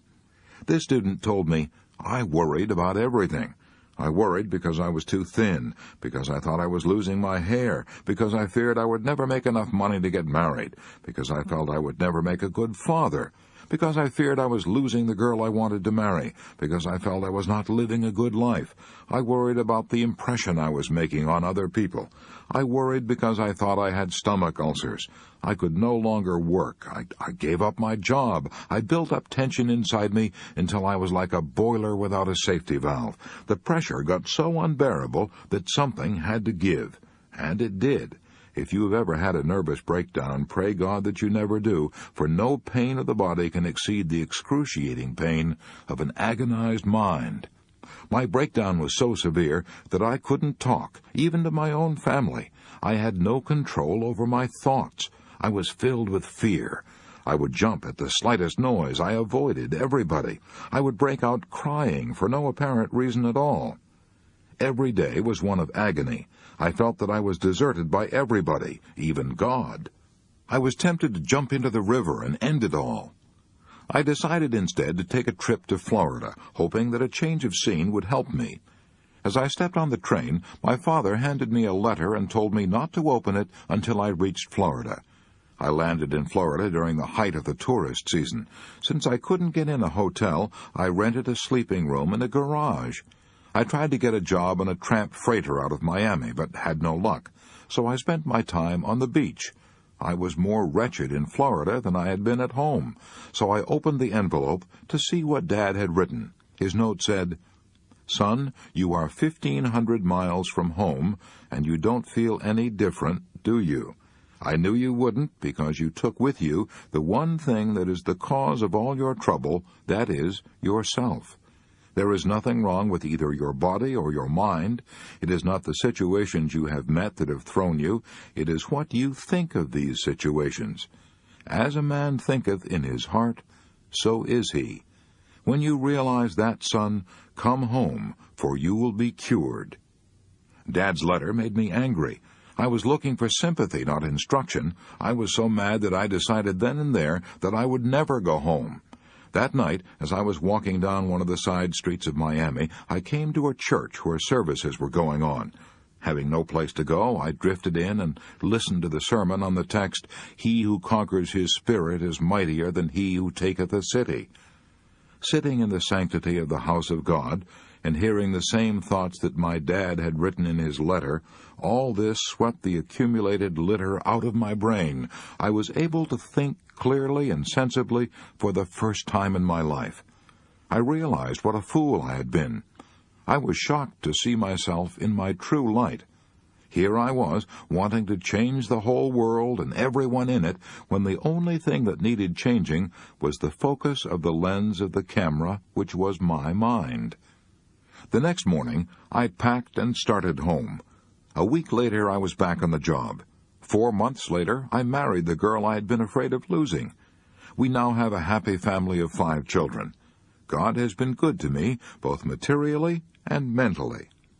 At the time of the breakdown, I was a night foreman of a small department handling 18 people. I am now superintendent of carton manufacture in charge of over 450 people. Life is much fuller and friendlier. I believe I appreciate the true values of life now. When moments of uneasiness try to creep in, as they will in everyone's life, I tell myself to get that camera back in focus, and everything is okay. I can honestly say that I am glad I had the breakdown, because I found out the hard way what power our thoughts can have over our mind and body. Now I can make my thoughts work for me instead of against me. I can see now that Dad was right when he said it wasn't outward situations that had caused all my suffering, but what I thought of those situations. And as soon as I realized that, I was cured, and stayed cured. Such was the experience of this student. I'm deeply convinced that our peace of mind and the joy we get out of living depends not on where we are or what we have or who we are, but solely upon our mental attitude. Outward conditions have very little to do with it. For example, let's take the case of old John Brown, who was hanged for seizing the United States arsenal at Harper's Ferry and trying to incite the slaves to rebellion. He rode away to the gallows, sitting on his coffin. The jailer who rode beside him was nervous and worried, but old John Brown was calm and cool. Looking up at the Blue Ridge Mountains of Virginia, he exclaimed, "What a beautiful country! I never had an opportunity to really see it before." Or take the case of Robert Falcon Scott and his companions, the first Englishmen ever to reach the South Pole. Their return trip was probably the cruelest journey ever undertaken by man. Their food was gone, and so was their fuel. They could no longer march because a howling blizzard roared down over the rim of the earth for 11 days and nights, a wind so fierce and sharp that it cut ridges in the polar ice. Scott and his companions knew they were going to die, and they had brought a quantity of opium along for just such an emergency. A big dose of opium, and they could all lie down to pleasant dreams, never to wake again. But they ignored the drug and died singing ringing songs of cheer. We know they did because of a farewell letter found with their frozen bodies by a searching party 8 months later. Yes, if we cherish creative thoughts of courage and calmness, we can enjoy the scenery while sitting on our coffin, riding to the gallows, or we can fill our tents with ringing songs of cheer while starving and freezing to death. Milton, in his blindness, discovered that same truth 300 years ago. The mind is its own place, and in itself can make a heaven of hell, a hell of heaven. Napoleon and Helen Keller are perfect illustrations of Milton's statement. Napoleon had everything men usually crave, glory, power, riches, yet he said at St. Helena, "I have never known 6 happy days in my life," while Helen Keller, blind, deaf, dumb, declared, "I have found life so beautiful." If half a century of living has taught me anything at all, it has taught me that nothing can bring you peace but yourself. I'm merely trying to repeat what Emerson said so well in the closing words of his essay on self-reliance. A political victory, a rise in rents, the recovery of your sick, or the return of your absent friend, or some other quite external event raises your spirits, and you think good days are preparing for you. Do not believe it. It can never be so. Nothing can bring you peace but yourself. Epictetus, the great Stoic philosopher, warned that we ought to be more concerned about removing wrong thoughts from the mind than about removing tumors and abscesses from the body. Epictetus said that 19 centuries ago, but modern medicine would back him up. Dr. G. Canby Robinson declared that 4 out of 5 patients admitted to Johns Hopkins Hospital were suffering from conditions brought on in part by emotional strains and stresses. This was often true, even in cases of organic disturbances. Eventually, he declared, these traced back to maladjustments to life and its problems. Montaigne, the great French philosopher, adopted these 17 words as the motto of his life. A man is not hurt so much by what happens as by his opinion of what happens, and our opinion of what happens is entirely up to us. What do I mean? Have I the colossal effrontery to tell you to your face, when you're mowed down by troubles and your nerves are sticking out like wires and curling up at the ends, have I the colossal effrontery to tell you that under those conditions you can change your mental attitude by an effort of the will? Yes, I mean precisely that. And that is not all. I am going to show you how to do it. It may take a little effort, but the secret is simple. William James, who has never been topped in his knowledge of practical psychology, once made this observation: "Action seems to follow feeling, but really action and feeling go together, and by regulating the action, which is under the more direct control of the will, we can indirectly regulate the feeling, which is not." In other words, William James tells us that we cannot instantly change our emotions just by making up our minds to, but that we can change our actions, and that when we change our actions, we will automatically change our feelings. Thus, he explains, the sovereign voluntary path to cheerfulness, if your cheerfulness be lost, is to set up cheerfully and to act and speak as if cheerfulness were already there. Does that simple trick work? Try it yourself.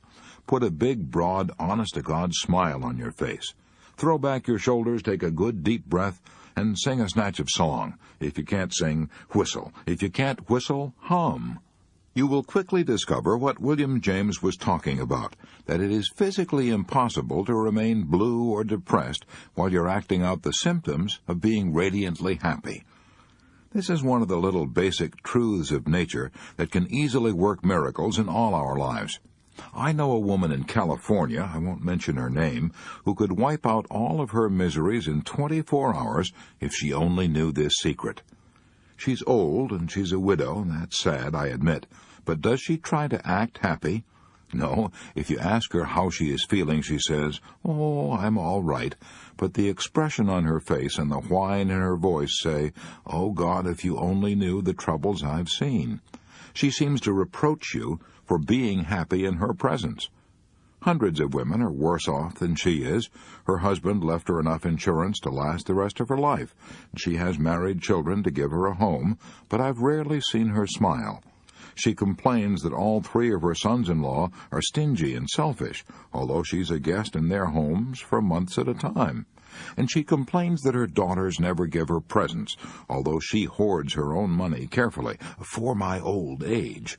She's a blight on herself and her unfortunate family. But does it have to be so?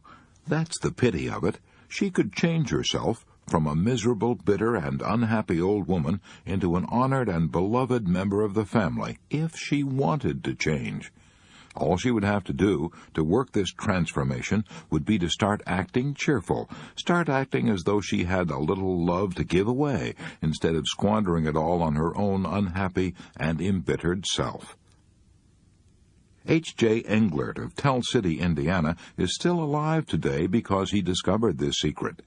10 years ago, Mr. Englert had a case of scarlet fever, and when he recovered, he found that he had developed nephritis, a kidney disease.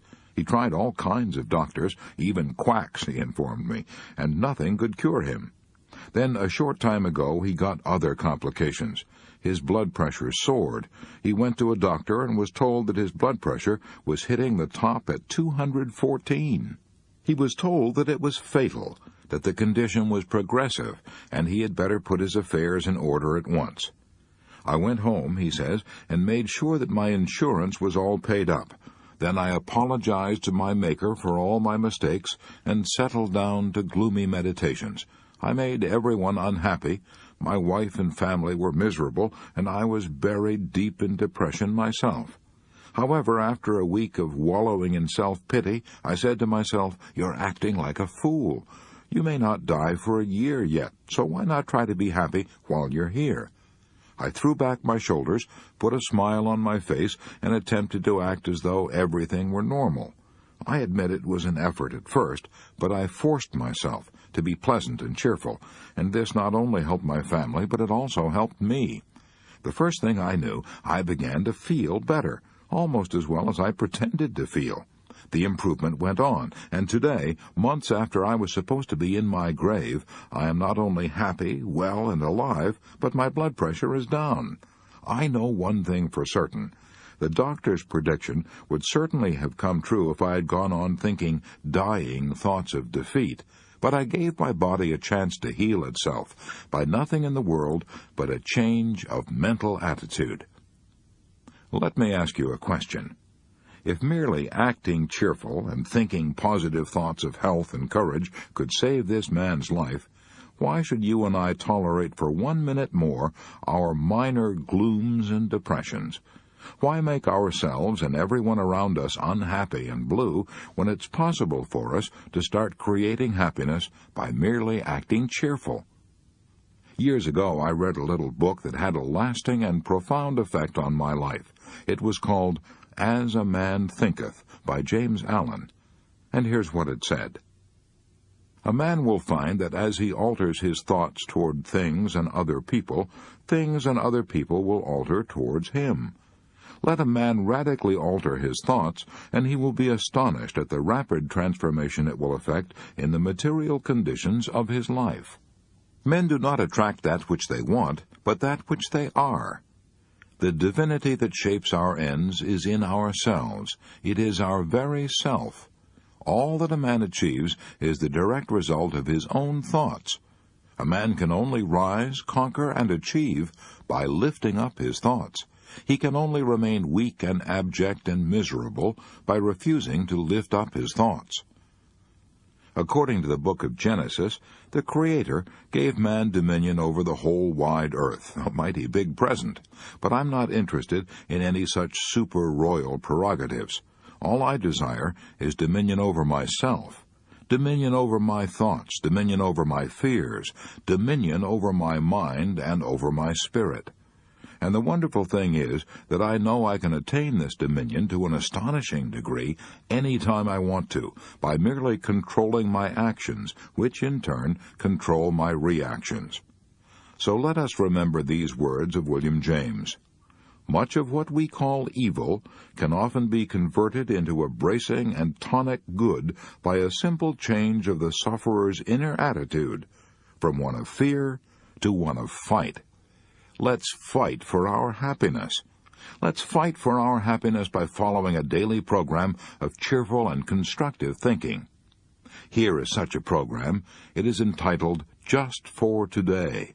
I found this program so inspiring that I gave away hundreds of copies. It was written by the late Sybil F. Partridge. If you and I follow it, we will eliminate most of our worries and increase immeasurably our portion of what the French call la joie de vivre. Just for today. 1. Just for today, I will be happy. This assumes that what Abraham Lincoln said is true, that most folks are about as happy as they make up their minds to be. Happiness is from within. It is not a matter of externals. 2. Just for today, I will try to adjust myself to what is, and not try to adjust everything to my own desires. I will take my family, my business, and my luck as they come, and fit myself to them. 3. Just for today, I will take care of my body. I will exercise it, care for it, nourish it, not abuse it nor neglect it, so that it will be a perfect machine for my bidding. 4. Just for today, I will try to strengthen my mind. I will learn something useful. I will not be a mental loafer. I will read something that requires effort, thought, and concentration. 5. Just for today, I will exercise my soul in 3 ways. I will do somebody a good turn and not get found out. I will do at least 2 things I don't want to do, as William James suggests, just for exercise. 6. Just for today, I will be agreeable. I will look as well as I can, dress as becomingly as possible, talk low, act courteously, be liberal with praise, criticize not at all, nor find fault with anything, and not try to regulate nor improve anyone. 7. Just for today, I will try to live through this day only, not to tackle my whole life problem at once. I can do things for 12 hours that would appall me if I had to keep them up for a lifetime. 8. Just for today, I will have a program. I will write down what I expect to do every hour. I may not follow it exactly, but I will have it. It will eliminate 2 pests, hurrying and indecision. 9. Just for today, I will have a quiet half hour all by myself and relax. In this half hour, Sometimes I will think of God, so as to get a little more perspective into my life. 10. Just for today, I will be unafraid. Especially, I will not be afraid to be happy, to enjoy what is beautiful, to love, and to believe that those I love me. If we want to develop a mental attitude that will bring us peace and happiness, here is Rule 1. Think and act cheerfully, and you will feel cheerful. Chapter 13. The High Cost of Getting Even. One night years ago, as I was traveling through Yellowstone Park, I sat with other tourists on bleachers facing a dense growth of pine and spruce. Presently, the animal which we had been waiting to see, the terror of the forest, the grizzly bear, strode out into the glare of the lights and began devouring the garbage that had been dumped there from the kitchen of one of the park hotels. A forest ranger, Major Martindale, sat on a horse and talked to the excited tourists about bears. He told us that the grizzly bear can whip any other animal in the western world, with the possible exception of the buffalo and the Kodiak bear.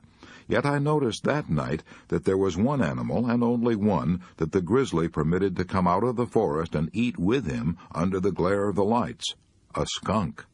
The grizzly knew that he could liquidate a skunk with one swipe of his mighty paw. Why didn't he do it? Because he had found out from experience that it didn't pay. I found that out, too. As a farm boy, I trapped four-legged skunks along the hedgerows in Missouri, and as a man, I encountered a few two-legged skunks on the sidewalks of New York. I have found out from sad experience that it doesn't pay to stir up either variety. When we hate our enemies, we're giving them power over us, power over our sleep, our appetites, our blood pressure, our health, and our happiness. Our enemies would dance with joy if only they knew how they were worrying us, lacerating us, and getting even with us. Our hate is not hurting them at all, but our hate is turning our own days and nights into a hellish turmoil. Who do you suppose said this? If selfish people try to take advantage of you, cross them off your list, but don't try to get even. When you try to get even, you hurt yourself more than you hurt the other fellow. Now, those words sound as if they might have been uttered by some starry-eyed idealist, but they weren't. Those words appeared in the bulletin issued by the police department of Milwaukee. How will trying to get even hurt you? In many ways. According to Life magazine, it may even wreck your health. The chief personality characteristic of persons with hypertension, high blood pressure, is resentment, said Life. When resentment is chronic, chronic hypertension and heart trouble follow. So you see that when Jesus said, "Love your enemies," he was not only preaching sound ethics, he was also preaching 20th century medicine. When he said, "Forgive 70 times 7, Jesus was telling you and me how to keep from having high blood pressure, heart trouble, stomach ulcers, and many other ailments. A friend of mine recently had a serious heart attack. Her physician put her to bed and ordered her to refuse to get angry about anything, no matter what happened. Physicians know that if you have a weak heart, a fit of anger can kill you. Did I say can kill you? A fit of anger did kill a restaurant owner in Spokane, Washington, a few years ago.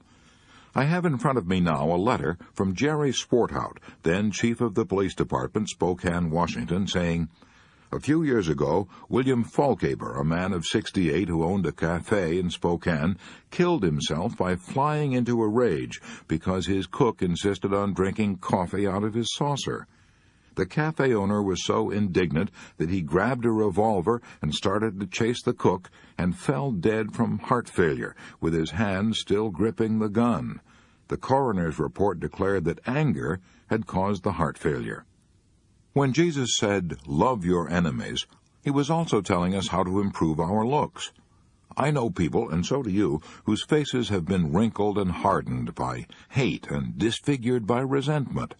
All the cosmetic surgery in Christendom won't improve their looks half so much as would a heart full of forgiveness, tenderness, and love.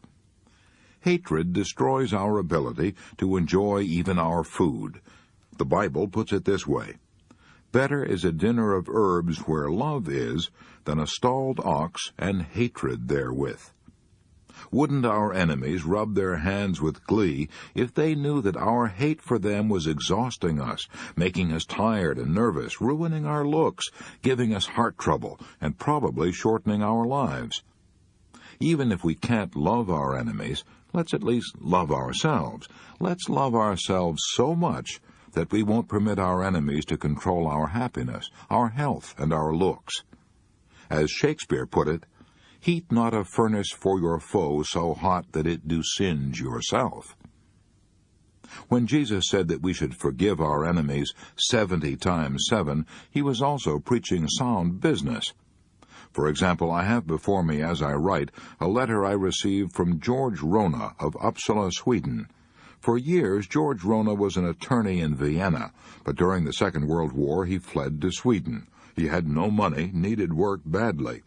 Since he could speak and write several languages, he hoped to get a position as correspondent for some firm engaged in importing or exporting. Most of the firms replied that they had no need of such services because of the war, but they would keep his name on file, and so on. One man, however, wrote George Rona a letter saying, "What you imagine about my business is not true. You are both wrong and foolish. I do not need any correspondent. Even if I did need one, I wouldn't hire you, because you can't even write good Swedish. Your letter is full of mistakes." When George Rona read that letter, he was as mad as Donald Duck. What did this Swede mean by telling him he couldn't write the language? Why, the letter that this Swede himself had written was full of mistakes. So George Rona wrote a letter that was calculated to burn this man up. And then he paused. He said to himself, "Wait a minute now. How do I know this man isn't right? I have studied Swedish, but it's not my native language, so maybe I do make mistakes I don't know anything about. If I do, then I certainly have to study harder if I ever hope to get a job. This man has possibly done me a favor, even though he didn't mean to. The mere fact that he expressed himself in disagreeable terms doesn't alter my debt to him. Therefore, I am going to write him and thank him for what he has done." So George Rona tore up the scorching letter he had already written and wrote another that said, "It was kind of you to go to the trouble of writing to me, especially when you do not need a correspondent. I am sorry I was mistaken about your firm. The reason that I wrote to you was that I made inquiry, and your name was given to me as a leader in your field. I did not know I had made grammatical errors in my letter. I am sorry and ashamed of myself. I will now apply myself more diligently to the study of the Swedish language and try to correct my mistakes. I want to thank you for helping me get started on the road to self-improvement." Within a few days, George Rona got a letter from this man asking Rona to come to see him. Rona went and got a job. George Rona discovered for himself that a soft answer turneth away wrath. We may not be saintly enough to love our enemies, but for the sake of our own health and happiness, let's at least forgive them and forget them. That is the smart thing to do. "To be wronged or robbed," said Confucius, "is nothing unless you continue to remember it." I once asked General Eisenhower's son John if his father ever nourished resentments. "No," he replied, "Dad never wastes a minute thinking about people he doesn't like." There's an old saying that a man is a fool who can't be angry, but a man is wise who won't be angry. That was the policy of William J. Gaynor, a former mayor of New York. Bitterly denounced by the press, he was shot by a maniac and almost killed. As he lay in the hospital fighting for his life, he said, "Every night I forgive everything and everybody." Is that too idealistic? Too much sweetness and light? If so, let's turn for counsel to the great German philosopher Schopenhauer, author of Studies in Pessimism.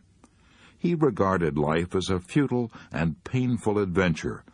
Gloom dripped from him as he walked, yet out of the depths of his despair Schopenhauer cried, "If possible, no animosity should be felt for anyone." I once asked Bernard Baruch, the man who was the trusted advisor to 6 presidents, Wilson, Harding, Coolidge, Hoover, Roosevelt, and Truman, whether he was ever disturbed by the attacks of his enemies. "No man can humiliate me or disturb me," he replied. "I won't let him." No one can humiliate or disturb you and me either, unless we let him. Sticks and stones may break my bones, but words can never hurt me. Throughout the ages, mankind has burned its candles before those Christ-like individuals who bore no malice against their enemies. I have often stood in the Jasper National Park in Canada and gazed upon one of the most beautiful mountains in the Western world, a mountain named in honor of Edith Cavell, the British nurse who went to her death like a saint before a German firing squad on October 12, 1915. Her crime? She had hidden and fed and nursed wounded French and English soldiers in her Belgian home and had helped them escape into Holland. As the English chaplain entered her cell in the military prison in Brussels that October morning to prepare her for death, Edith Cavell uttered two sentences that have been preserved in bronze and granite. "I realize that patriotism is not enough. I must have no hatred or bitterness toward anyone." 4 years later, her body was removed to England, and memorial services were held in Westminster Abbey. I once spent a year in London. I have often stood before the statue of Edith Cavell opposite the National Portrait Gallery and read her immortal words carved in granite. "I realize that patriotism is not enough. I must have no hatred or bitterness toward anyone." One sure way to forgive and forget our enemies is to become absorbed in some cause infinitely bigger than ourselves. Then the insults and the enmities we encounter won't matter, because we will be oblivious of everything but our cause. As an example, let's take an intensely dramatic event that was about to take place in the pine woods of Mississippi back in 1918, a lynching. Lawrence Jones, a black teacher and preacher, was about to be lynched. Some years ago I visited the school that Lawrence Jones founded, the Piney Woods Country School, and I spoke before the student body. That school is nationally known today, but the incident I'm going to relate occurred long before that. It occurred back in the highly emotional days of the First World War. A rumor had spread through central Mississippi that the Germans were arousing the blacks and inciting them to rebellion. Lawrence Jones, the man who was about to be lynched, was, as I have already said, a black himself and was accused of helping to arouse his race to insurrection. A group of white men, pausing outside the church, had heard Lawrence Jones shouting to his congregation, "Life is a battle in which every black must gird on his armor and fight to survive and succeed." Fight, armor. Enough. Galloping off into the night, these excited young men recruited a mob, returned to the church, put a rope around the preacher, dragged him for a mile up the road, stood him on a heap of kindling, lighted matches, and were about to hang him and burn him at the same time when someone shouted, "Let's make the blankety-blank-blank talk before he burns." Speech! Speech! Lawrence Jones, standing on the kindling, spoke with the rope around his neck, spoke for his life and his cause. He had been graduated from the University of Iowa in 1907. His sterling character, his scholarship, and his musical ability had made him popular with both the students and the faculty. Upon graduation, he had turned down the offer of a hotel man to set him up in business, and had turned down the offer of a wealthy man to finance his musical education. Why? Because he was on fire with a vision. Reading the story of Booker T. Washington's life, he'd been inspired to devote his own life to educating the poverty-stricken, illiterate members of his race. So he went to the most backward belt he could find in the South, a spot 25 miles south of Jackson, Mississippi. Pawning his watch for $1.65, he started his school in the open woods with a stump for a desk. Lawrence Jones told these angry men who were waiting to lynch him of the struggle he had had to educate these unschooled boys and girls and to train them to be good farmers, mechanics, cooks, housekeepers. He told of the white men who had helped him in his struggle to establish Piney Woods Country School, white men who had given him land, lumber, and pigs, cows, and money to help him carry on his educational work. When Lawrence Jones talked with sincere and moving eloquence, as he pleaded not for himself but his cause, the mob began to soften. Finally, an old Confederate veteran in the crowd said, "I believe this boy's telling the truth. I know the white men whose names he has mentioned. He's doing fine work. We have made a mistake. We ought to help him instead of hang him." The Confederate veteran passed his hat through the crowd and raised a gift of $52.40 from the very men who had gathered there to hang the founder of the Piney Woods Country School, the man who said, "I have no time to quarrel, no time for regrets, and no man can force me to stoop low enough to hate him." Epictetus pointed out 19 centuries ago that we reap what we sow, and that somehow fate almost always makes us pay for our malefactions. In the long run, said Epictetus, every man will pay the penalty for his own misdeeds. The man who remembers this will be angry with no one, indignant with no one, revile no one, blame no one, offend no one, hate no one. Probably no other man in American history was ever more denounced and hated and double-crossed than Lincoln. Yet Lincoln, according to Herndon's classic biography, never judged men by his like or dislike for them. If any given act was to be performed, he could understand that his enemy could do it just as well as anyone. If a man had maligned him or had been guilty of personal ill-treatment and was the fittest man for the place, Lincoln would give him that place just as soon as he would give it to a friend. I do not think he ever removed a man because he was his enemy or because he disliked him.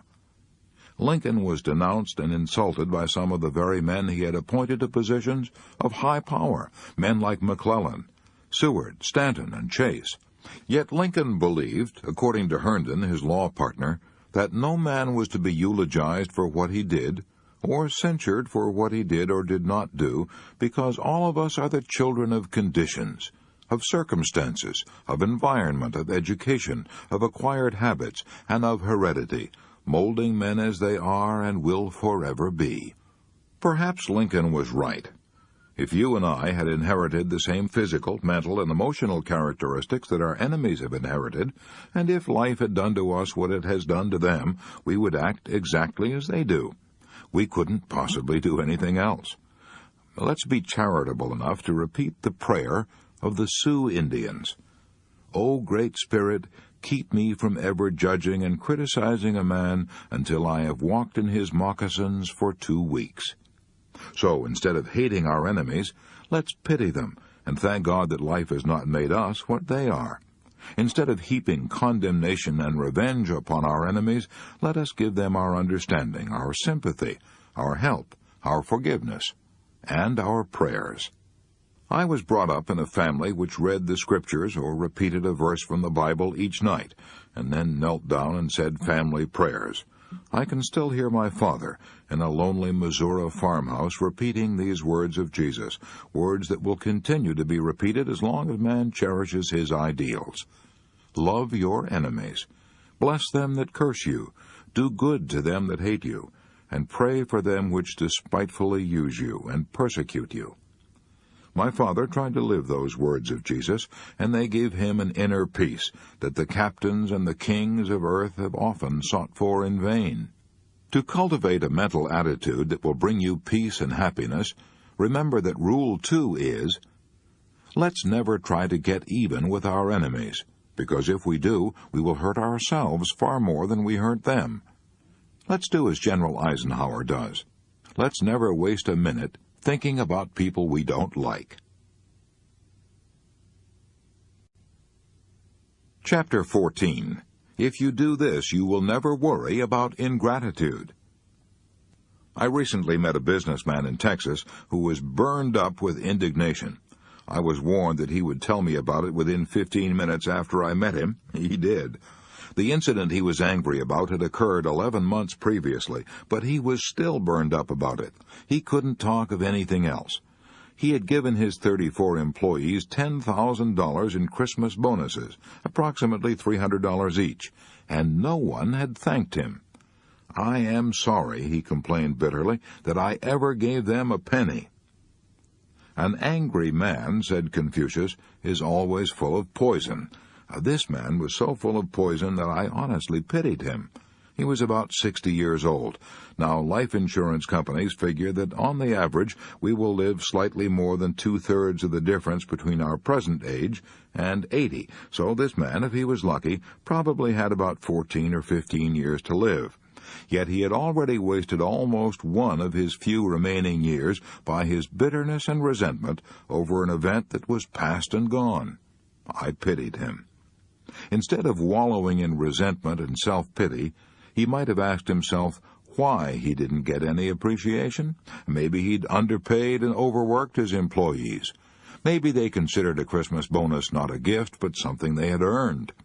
Maybe he was so critical and unapproachable that no one dared or cared to thank him. Maybe they felt he gave the bonus because most of the profits were going for taxes anyway. On the other hand, maybe the employees were selfish, mean, and ill-mannered. Maybe this, maybe that. I don't know any more about it than you do. But I do know that Dr. Samuel Johnson said, "Gratitude is a fruit of great cultivation. You do not find it among gross people." Now, here's the point I'm trying to make. This man made the human and distressing mistake of expecting gratitude. He just didn't know human nature. If you saved a man's life, would you expect him to be grateful? You might. But Samuel Leibowitz, who was a famous criminal lawyer before he became a judge, saved 78 men from going to the electric chair. How many of these men do you suppose stopped to thank Samuel Leibowitz or ever took the trouble to send him a Christmas card? How many? Guess. That's right, none.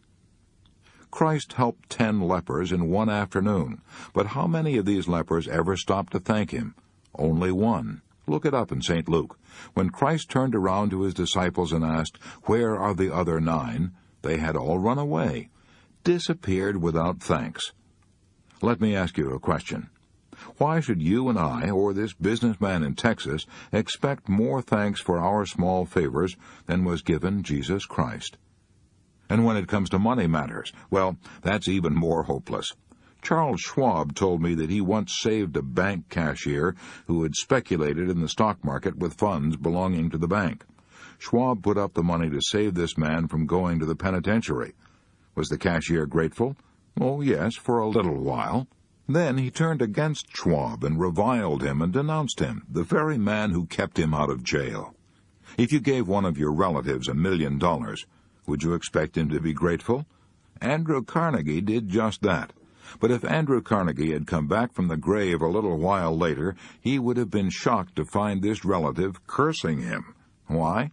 Because old Andy had left $365 million to public charities and had cut him off with one measly million, as he put it. That's how it goes. Human nature has always been human nature, and it probably won't change in your lifetime, so why not accept it? Why not be as realistic about it as was old Marcus Aurelius, one of the wisest men who ever ruled the Roman Empire? He wrote in his diary one day, "I am going to meet people today who talk too much, people who are selfish, egotistical, ungrateful, but I won't be surprised or disturbed, for I couldn't imagine a world without such people." That makes sense, doesn't it? If you and I go around grumbling about ingratitude, who is to blame? Is it human nature, or is it our ignorance of human nature? Let's not expect gratitude. Then, if we get some occasionally, it will come as a delightful surprise. If we don't get it, we won't be disturbed. Here's the first point I'm trying to make in this chapter. It is natural for people to forget to be grateful. So if we go around expecting gratitude, we're heading straight for a lot of headaches. I know a woman in New York who's always complaining because she's lonely. Not one of her relatives wants to go near her, and no wonder. If you visit her, she'll tell you for hours what she did for her nieces when they were children. She nursed them through the measles and the mumps and the whooping cough. She boarded them for years. She helped to send one of them through business school, and she made a home for the other until she got married. Do the nieces come to see her? Oh, yes, now and then, out of a spirit of duty. But they dread these visits. They know they will have to sit and listen for hours to half-veiled reproaches. They will be treated to an endless litany of bitter complaints and self-pitying sighs. And when this woman can no longer bludgeon, browbeat, or bully her nieces into coming to see her, she has one of her spells. She develops a heart attack. Is the heart attack real? Yes. The doctors say she has a nervous heart, suffers from palpitations. But the doctors also say they can do nothing for her. Her trouble is emotional. What this woman really wants is love and attention, but she calls it gratitude. And she will never get gratitude or love because she demands it. She thinks it's her due. And there are thousands of people like her, people who are ill from ingratitude, loneliness, and neglect.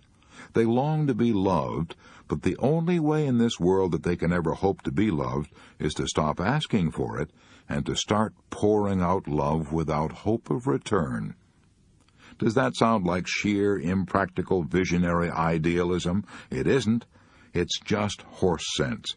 It's a good way for you and me to find the happiness we long for. I know. I have seen it happen right in my own family. My own mother and father gave for the joy of helping others. We were poor, always overwhelmed with debts, yet poor as we were, my father and mother always managed to send money every year to an orphan's home, the Christian home in Council Bluffs, Iowa. Mother and father never visited that home. Probably no one thanked them for their gifts except by letter, but they were richly repaid, for they had the joy of helping little children, without wishing for or expecting any gratitude in return. After I left home, I would always send father and mother a check at Christmas and urge them to indulge in a few luxuries for themselves, but they rarely did. When I came home a few days before Christmas, Father would tell me of the coal and groceries they'd bought for some widow woman in town who had a lot of children and no money to buy food and fuel. What joy they got out of giving these gifts, the joy of giving without expecting anything whatever in return. I believe my father would almost have qualified for Aristotle's description of the ideal man, the man most worthy of being happy. The ideal man, said Aristotle, takes joy in doing favors for others. Now, here's the second point I'm trying to make in this chapter. If we want to find happiness, let's stop thinking about gratitude or ingratitude and give for the inner joy of giving.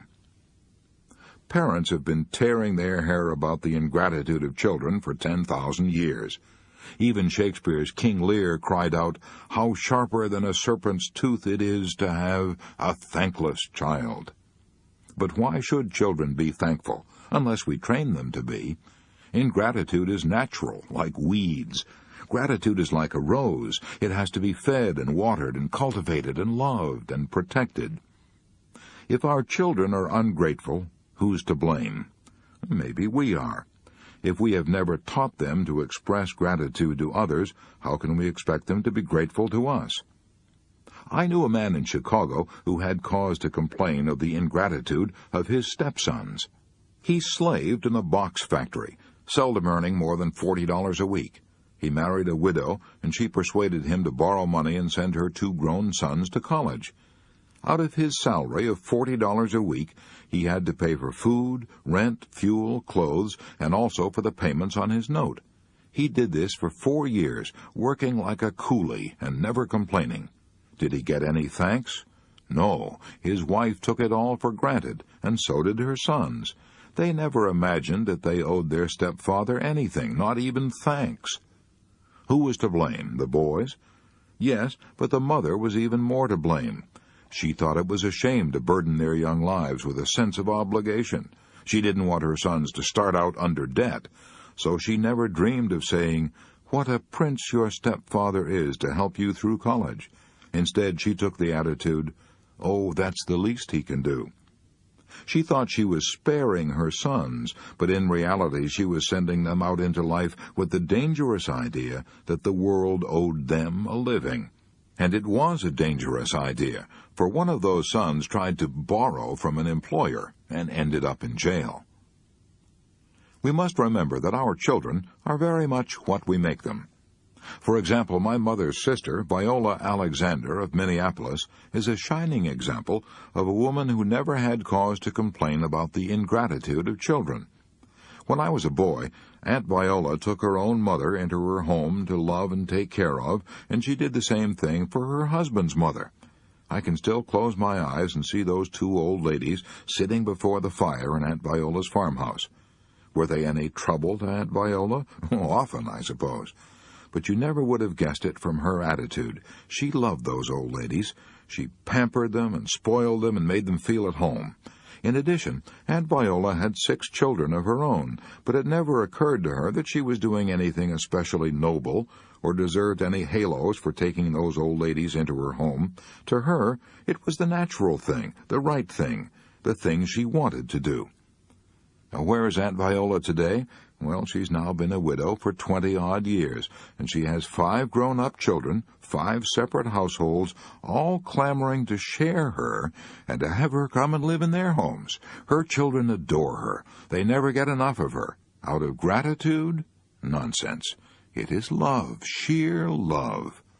Those children breathed in warmth and radiant human kindness all during their childhoods. Is it any wonder that now that the situation is reversed, they give back love? So let us remember that to raise grateful children, we have to be grateful. Let us remember little pitchers have big ears, and watch what we say.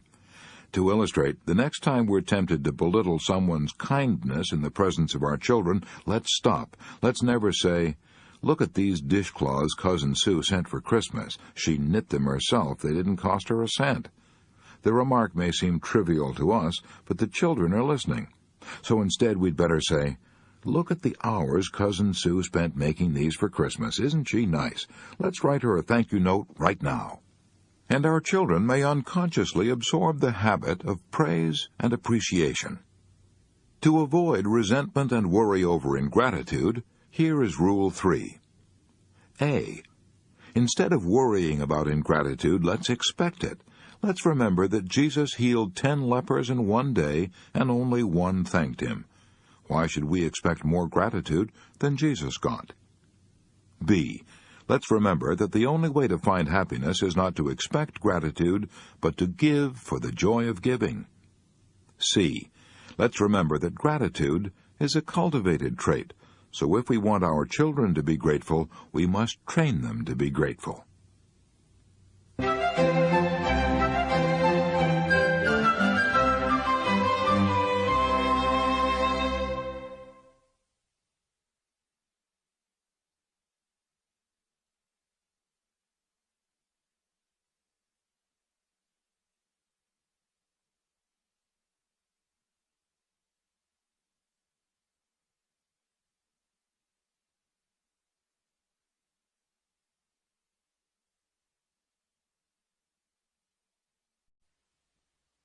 Chapter 15. Would you take $1 million for what you have? I have known Harold Abbott for years. He lived in Webb City, Missouri. He used to be my lecture manager. One day he and I met in Kansas City, and he drove me down to my farm in Belton, Missouri.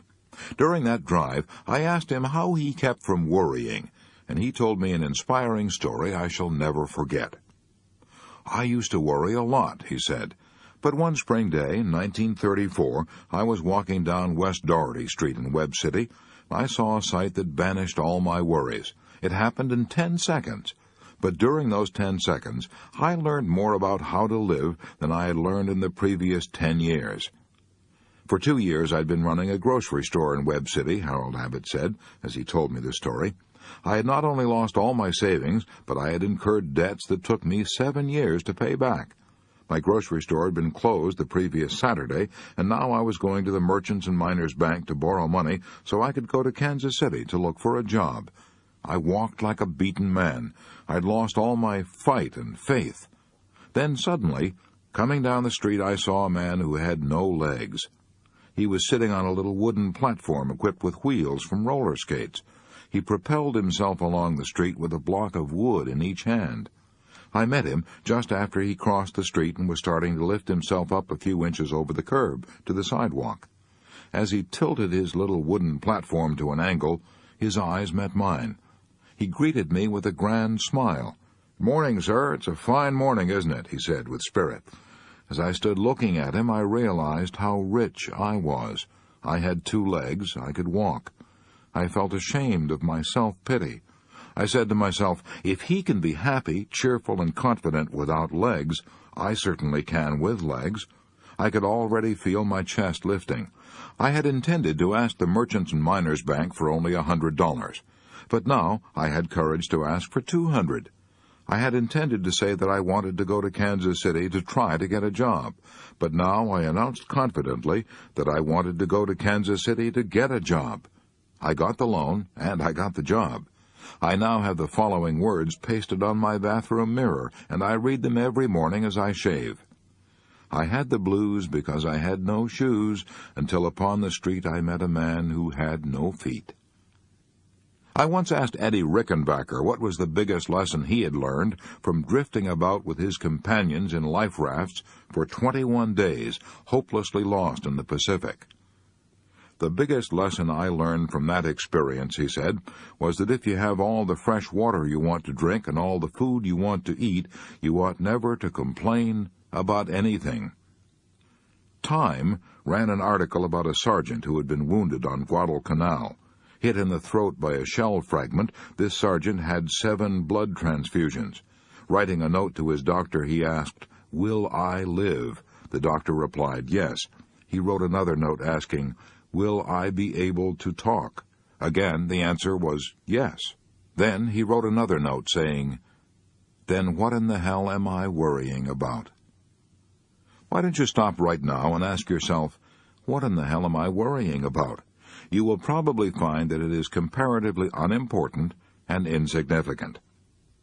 About 90% of the things in our lives are right, and about 10% are wrong. If we want to be happy, all we have to do is concentrate on the 90% that are right, and ignore the 10% that are wrong. If we want to be worried and bitter and have stomach ulcers, all we have to do is concentrate on the 10% that are wrong and ignore the 90% that are glorious. The words think and thank are inscribed in many of the Cromwellian churches of England. These words ought to be inscribed in our hearts, too. Think and thank. Think of all we have to be grateful for, and thank God for all our boons and bounties. Jonathan Swift, author of Gulliver's Travels, was the most devastating pessimist in English literature. He was so sorry that he had been born that he wore black and fasted on his birthdays. Yet in his despair, this supreme pessimist of English literature praised the great health-giving powers of cheerfulness and happiness. The best doctors in the world, he declared, are Dr. Diet, Dr. Quiet, and Dr. Merryman. You and I may have the services of Dr. Merryman free every hour of the day by keeping our attention fixed on all the incredible riches we possess, riches exceeding by far the fabled treasures of Ali Baba. Would you sell both your eyes for $1 billion? What would you take for your 2 legs? Your hands, your hearing, your children, your family? Add up your assets, and you will find that you won't sell what you have for all the gold ever amassed by the Rockefellers, the Fords, and the Morgans combined. But do we appreciate all this? Ah, no. As Schopenhauer said, we seldom think of what we have, but always of what we lack. Yes, the tendency to seldom think of what we have, but always of what we lack, is the greatest tragedy on earth. It has probably caused more misery than all the wars and diseases in history. It caused John Palmer to turn from a regular guy into an old grouch and almost wreck his home. I know, because he told me so. Mr. Palmer lives in Paterson, New Jersey. Shortly after I returned from the Army, he said, I started in business for myself. I worked hard day and night. Things were going nicely, then trouble started. I couldn't get parts and materials. I was afraid I would have to give up my business. I worried so much that I changed from a regular guy into an old grouch. I became so sour and cross that, well, I didn't know it then, but I now realize that I came very near to losing my happy home. Then one day, a young disabled veteran who works for me said, "Johnny, you ought to be ashamed of yourself. You take on as if you were the only person in the world with troubles. Suppose you do have to shut up shop for a while. So what? You can start up again when things get normal. You've got a lot to be thankful for. Yet you're always growling. Boy, how I wish I were in your shoes. Look at me. I've only got one arm and half of my face is shot away, and yet I'm not complaining. If you don't stop your growling and grumbling, you'll lose not only your business, but also your health, your home, and your friends." Those remarks stopped me dead in my tracks. They made me realize how well off I was. I resolved then and there that I would change and be my old self again. And I did. A friend of mine, Lucille Blake, had to tremble on the edge of tragedy before she learned to be happy about what she had instead of worrying over what she lacked. I met Lucille years ago when we were both studying short story writing in the Columbia University School of Journalism. Some years ago, she got the shock of her life. She was living then in Tucson, Arizona. She had, well, here's the story as she told it to me. "I had been living in a whirl, studying the organ at the University of Arizona, conducting a speech clinic in town, and teaching a class in musical appreciation at the Desert Willow Ranch where I was staying. I was going in for parties, dances, horseback rides under the stars. One morning I collapsed, my heart. You'll have to lie in bed for a year of complete rest, the doctor said. He didn't encourage me to believe I would ever be strong again. In bed for a year, to be an invalid, perhaps to die. I was terror-stricken. Why did all this have to happen to me? What had I done to deserve it? I wept and wailed. I was bitter and rebellious. But I did go to bed as the doctor advised. A neighbor of mine, Mr. Rudolph, an artist, said to me, "You think now that spending a year in bed will be a tragedy, but it won't be. You'll have the time to think and get acquainted with yourself. You'll make more spiritual growth in these next few months than you've made during all your previous life." I became calmer and tried to develop a new sense of values. I read books of inspiration. One day I heard a radio commentator say, "You can express only what is in your own consciousness." I had heard words like these many times before, but now they reached down inside me and took root. I resolved to think only the thoughts I wanted to live by, thoughts of joy, happiness, health. I forced myself each morning as soon as I awoke to go over all the things I had to be grateful for. No pain, a lovely young daughter, my eyesight, my hearing, lovely music on the radio, time to read, good food, good friends. I was so cheerful and had so many visitors that the doctor put up a sign saying that only one visitor at a time would be allowed in my cabin, and only at certain hours. Many years have passed since then, and I now lead a full, active life. I'm deeply grateful now for that year I spent in bed. It was the most valuable and the happiest year I spent in Arizona. The habit I formed then of counting my blessings each morning still remains with me. It is one of my most precious possessions. I'm ashamed to realize that I never really learned to live until I feared I was going to die. My dear Lucille Blake, you may not realize it, but you learned the same lesson that Dr. Samuel Johnson learned 200 years ago. "The habit of looking on the best side of every event," said Dr. Johnson, "is worth more than £1,000 a year." Those words were uttered, mind you, not by a professional optimist, but by a man who had known anxiety, rags, and hunger for 20 years, and finally became one of the most eminent writers of his generation and the most celebrated conversationalist of all time. Logan Pearsall Smith packed a lot of wisdom into a few words when he said, "There are two things to aim at in life. First, to get what you want, and after that, to enjoy it. Only the wisest of mankind achieve the second."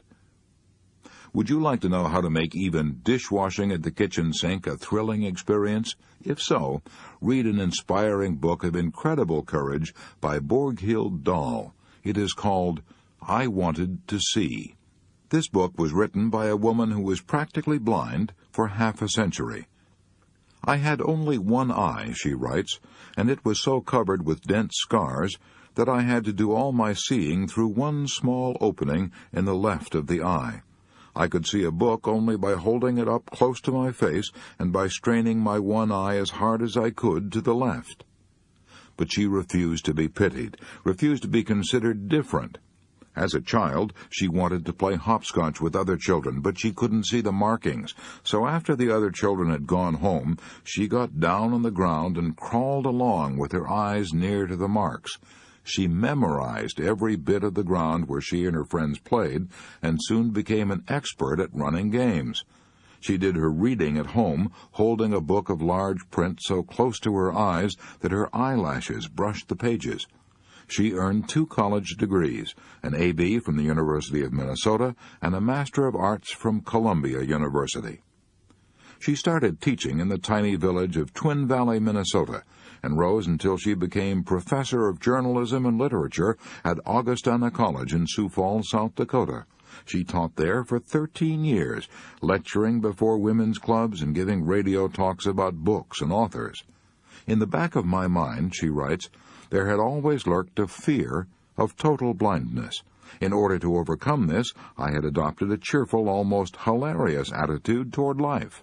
Then in 1943, when she was 52 years old, a miracle happened. An operation at the famous Mayo Clinic. She could now see 40 times as well as she had ever been able to see before. A new and exciting world of loveliness opened before her. She now found it thrilling even to wash dishes in the kitchen sink. I began to play with the white fluffy suds in the dishpan, she writes. I dip my hands into them, and I pick up a ball of tiny soap bubbles. I hold them up against the light, and in each of them I can see brilliant colors of a miniature rainbow. As she looked through the windows above the kitchen sink, she saw the flapping gray-black wings of the sparrows flying through the thick, falling snow. She found such ecstasy looking at the soap bubbles and sparrows that she closed her book with these words, Dear Lord, I whisper, Our Father in heaven, I thank Thee. I thank Thee. Imagine thanking God because you can wash dishes and see rainbows and bubbles and sparrows flying through the snow. You and I ought to be ashamed of ourselves. All the days of our years we have been living in a fairyland of beauty, but we have been too blind to see, too satiated to enjoy. If we want to stop worrying and start living, Rule 4 is, count your blessings, not your troubles. Chapter 16. Find yourself and be yourself. Remember, there is no one else on earth like you. I have a letter from Mrs. Edith Allred of Mount Airy, North Carolina. As a child, I was extremely sensitive and shy, she says in her letter. I was always overweight, and my cheeks made me look even fatter than I was. I had an old-fashioned mother who thought it was foolish to make clothes look pretty. She always said, wide will wear while narrow will tear, and she dressed me accordingly. I never went to parties, never had any fun, and when I went to school, I never joined the other children in outside activities, not even athletics. I was morbidly shy. I felt I was different from everybody else, and entirely undesirable. When I grew up, I married a man who was several years my senior, but I didn't change. My in-laws were a poised and self-confident family. They were everything I should have been, but simply was not. I tried my best to be like them, but I couldn't. Every attempt they made to draw me out of myself only drove me further into my shell. I became nervous and irritable. I avoided all friends. I got so bad, I even dreaded the sound of the doorbell ringing.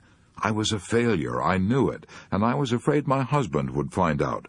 So whenever we were in public, I tried to be gay and overacted my part. I knew I overacted, and I would be miserable for days afterward. At last I became so unhappy that I could see no point in prolonging my existence. I began to think of suicide. What happened to change this unhappy woman's life? Just a chance remark. A chance remark, Mrs. Allred continued, transformed my whole life. My mother-in-law was talking one day of how she brought her children up, and she said, no matter what happened, I always insisted on their being themselves. On being themselves. That remark is what did it. In a flash, I realized I had brought all this misery on myself by trying to fit myself into a pattern to which I did not conform. I changed overnight. I started being myself. I tried to make a study of my own personality, tried to find out what I was. I studied my strong points. I learned all I could about colors and styles, and dressed in a way that I felt was becoming to me. I reached out to make friends. I joined an organization, a small one at first, and was petrified with fright when they put me on a program. But each time I spoke, I gained a little courage. It took a long while, but today I have more happiness than I ever dreamed possible. In rearing my own children, I have always taught them the lesson I had to learn from such bitter experience. No matter what happens, always be yourself. This problem of being willing to be yourself is as old as history, says Dr. James Gordon Gilkey, and as universal as human life. This problem of being unwilling to be yourself is the hidden spring behind many neuroses and psychoses and complexes. Angelo Patri has written 13 books and thousands of syndicated newspaper articles on the subject of child training, and he says, "Nobody is so miserable as he who longs to be somebody and something other than the person he is in body and mind." This craving to be something you are not is especially rampant in Hollywood. Sam Wood, one of Hollywood's best-known directors, said the greatest headache he has with aspiring young actors is exactly this problem, to make them be themselves. They all want to be second-rate Lana Turners or third-rate Clark Gables. The public has already had that flavor, Sam Wood keeps telling them. Now it wants something else. Before he started directing such pictures as Goodbye, Mr. Chips and For Whom the Bell Tolls, Sam Wood spent years in the real estate business, developing sales personalities. He declares that the same principles apply in the business world as in the world of moving pictures. You won't get anywhere playing the ape. You can't be a parrot. Experience has taught me, says Sam Wood, that it's the safest to drop as quickly as possible people who pretend to be what they aren't. I asked Paul Boynton, then employment director for a major oil company, what's the biggest mistake people make in applying for jobs. He ought to know. He has interviewed more than 60,000 job seekers, and he's written a book entitled 6 Ways to Get a Job. He replied, "The biggest mistake people make in applying for jobs is in not being themselves. Instead of taking their hair down and being completely frank, they often try to give you the answer they think you want. But it doesn't work because nobody wants a phony. Nobody ever wants a counterfeit coin." A certain daughter of a streetcar conductor had to learn that lesson the hard way. She longed to be a singer, but her face was her misfortune. She had a large mouth and protruding buck teeth. When she first sang in public in a New Jersey nightclub, she tried to pull down her upper lip to cover her teeth. She tried to act glamorous. The results, she made herself ridiculous. She was headed for failure. However, there was a man in this nightclub who heard the girl sing and thought she had talent. "See here," he said bluntly, "I've been watching your performance, and I know what it is you're trying to hide. You're ashamed of your teeth." The girl was embarrassed, but the man continued, "What of it? Is there any particular crime in having buck teeth? Don't try to hide them.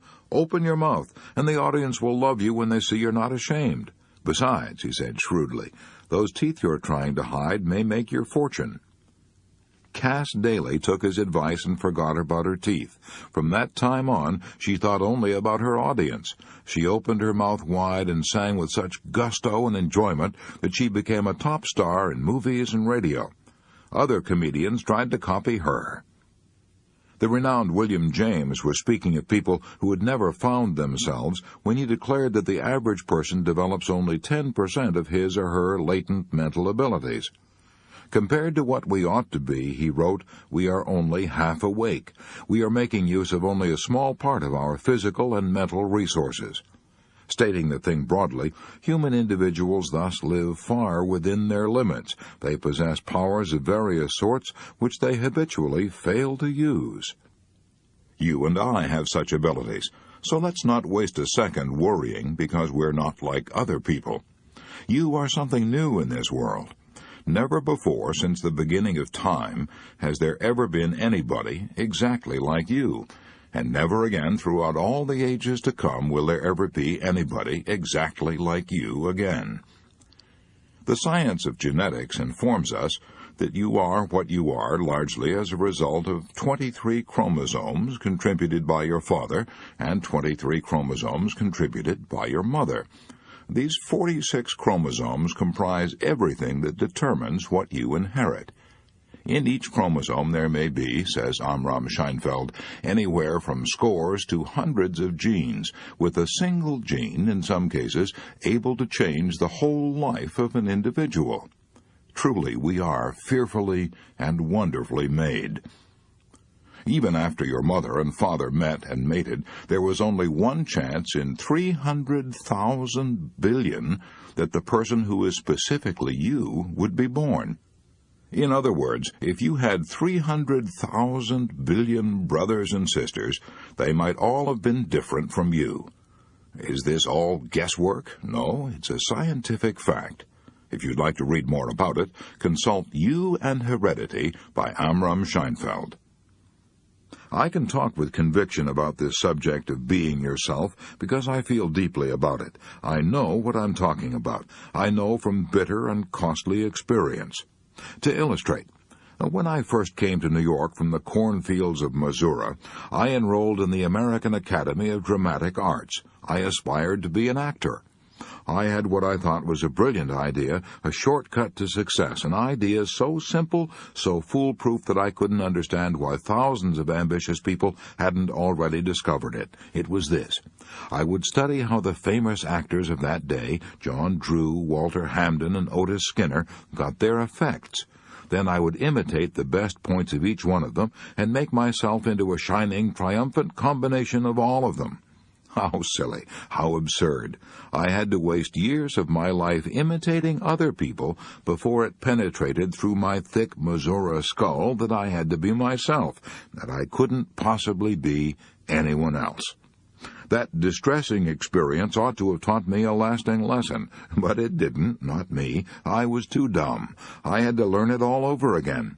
Several years later, I set out to write what I hoped would be the best book on public speaking for businessmen that had ever been written. I had the same foolish idea about writing this book that I had formerly had about acting. I was going to borrow the ideas of a lot of other writers and put them all in one book, a book that would have everything. So I got scores of books on public speaking and spent a year incorporating their ideas into my manuscript. But it finally dawned on me once again that I was playing the fool.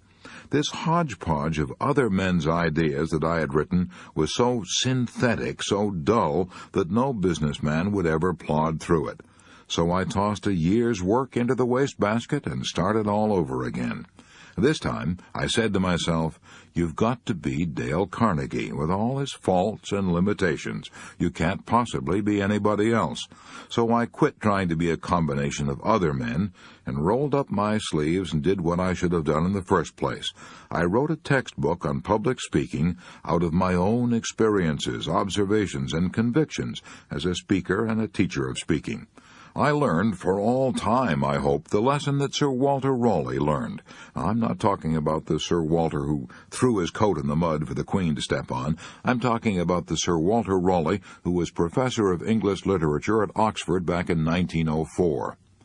I can't write a book commensurate with Shakespeare, he said, but I can write a book by me. Be yourself. Act on the sage advice that Irving Berlin gave the late George Gershwin. When Berlin and Gershwin first met, Berlin was famous, but Gershwin was a struggling young composer working for $35 a week in Tin Pan Alley. Berlin, impressed by Gershwin's ability, offered Gershwin a job as his musical secretary at almost 3 times the salary he was then getting. But don't take the job, Berlin advised. If you do, you may develop into a second-rate Berlin. If you insist on being yourself, someday you'll be a first-rate Gershwin. Gershwin heeded that warning and slowly transformed himself into one of the significant American composers of his generation. Charlie Chaplin, Will Rogers, Mary Margaret McBride, Gene Autry, millions of others had to learn the lesson I'm trying to hammer home in this chapter. They had to learn the hard way, just as I did. When Charlie Chaplin first started making films, the director of the picture insisted on Chaplin's imitating a popular German comedian of that day. Charlie Chaplin got nowhere until he acted himself. Bob Hope had a similar experience. He spent years in the singing and dancing act and got nowhere until he began to wisecrack and be himself. Will Rogers twirled a rope in vaudeville for years without saying a word. He got nowhere until he discovered his unique gift for humor and began to talk as he twirled his rope. When Mary Margaret McBride first went on the air, she tried to be an Irish comedian and failed. When she tried to be just what she was, a plain country girl from Missouri, she became one of the most popular radio stars in New York. When Gene Autry tried to get rid of his Texas accent and dressed like city boys and claimed he was from New York, people merely laughed behind his back. But when he started twanging his banjo and singing cowboy ballads, Gene Autry started out on a career that made him the world's most popular cowboy, both in pictures and on the radio. You are something new in this world. Be glad of it. Make the most of what nature gave you. In the last analysis, all art is autobiographical. You can sing only what you are. You can paint only what you are. You must be what your experiences, your environment, and your heredity have made you. For better or for worse, you must cultivate your own little garden. For better or for worse, you must play your own little instrument in the orchestra of life.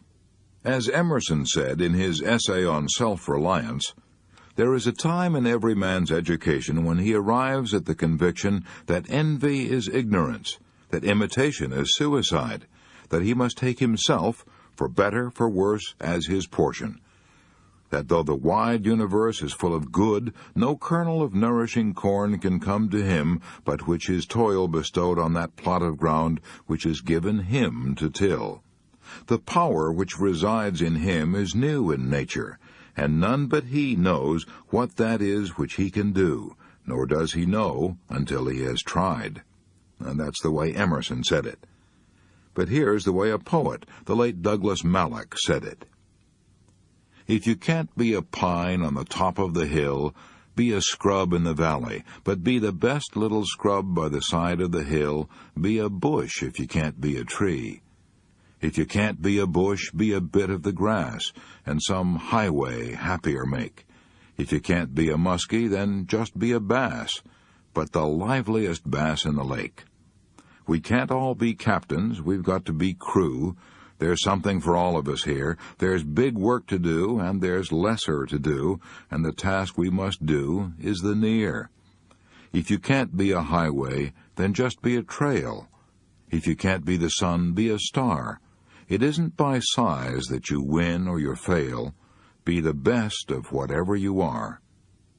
To cultivate a mental attitude that will bring us peace and freedom from worry, here's Rule 5. Let's not imitate others.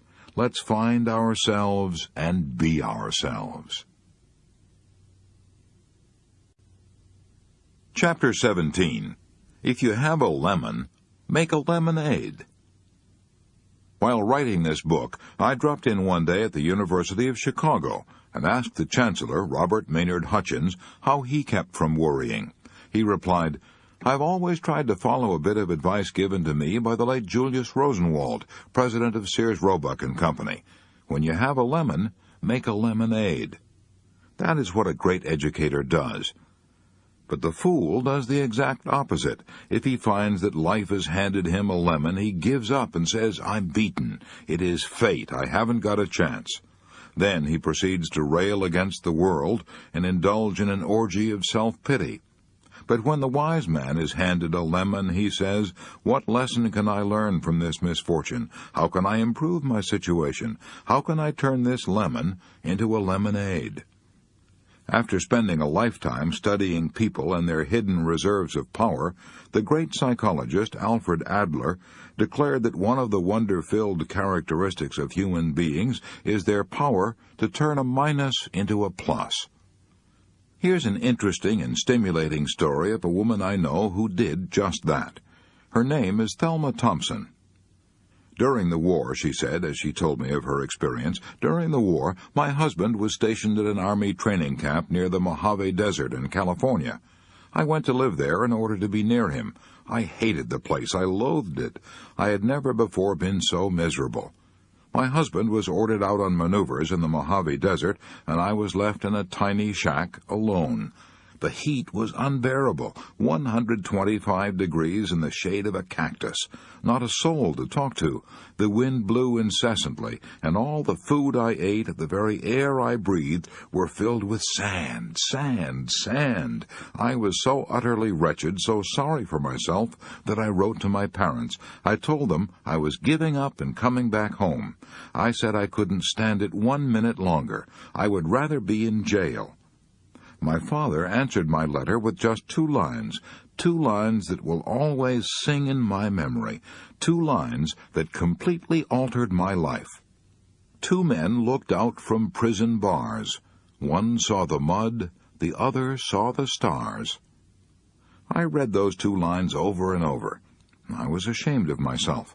I made up my mind I would find out what was good in my present situation. I would look for the stars. I made friends with the natives, and their reaction amazed me. When I showed interest in their weaving and pottery, they gave me presents of their favorite pieces, which they'd refused to sell to tourists. I studied the fascinating forms of the cactus and the yuccas and the Joshua trees. I learned about prairie dogs, watched for the desert sunsets, and hunted for seashells that had been left there millions of years ago when the sands of the desert had been an ocean floor.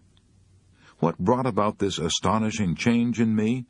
The Mojave Desert hadn't changed, but I had. I had changed my attitude of mind, and by doing so, I had transformed a wretched experience into the most exciting adventure of my life. I was stimulated and excited by this new world that I'd discovered. I was so excited, I wrote a book about it, a novel that was published under the title Bright Ramparts. I had looked out of my self-created prison and found the stars. Thelma Thompson, you discovered an old truth that the Greeks taught 500 years before Christ was born. The best things are the most difficult. Harry Emerson Fosdick repeated it again in the 20th century.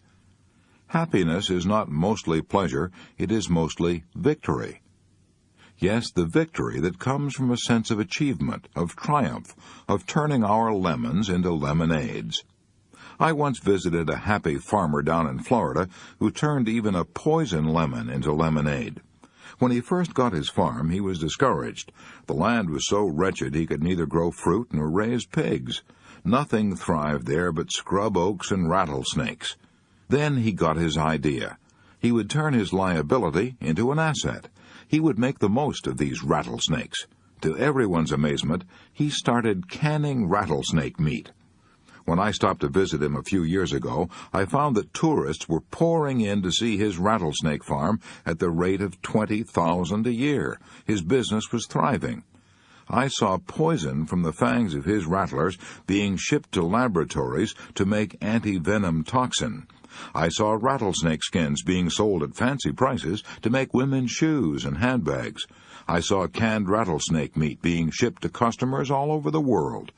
I bought a picture postcard of the place and mailed it at the local post office of the village, which had been rechristened Rattlesnake, Florida, in honor of a man who had turned a poison lemon into a sweet lemonade.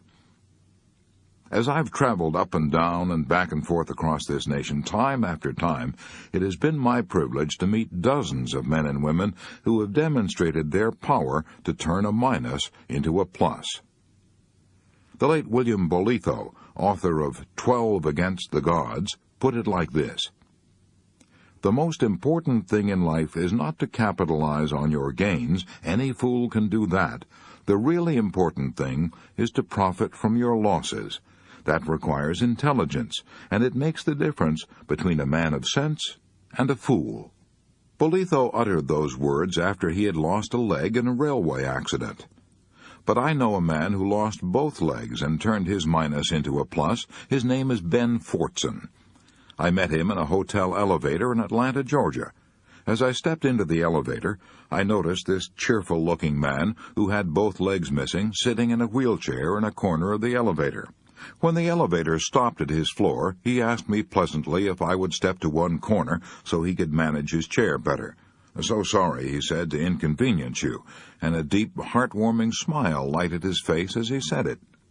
When I left the elevator and went to my room, I could think of nothing but this cheerful cripple, so I hunted him up and asked him to tell me his story. "It happened in 1929, he told me with a smile. "I'd gone out to cut a load of hickory poles to stake the beans in my garden. I had loaded the poles onto my Ford and started back home. Suddenly, one pole slipped under the car and jammed the steering apparatus at the very moment I was making a sharp turn.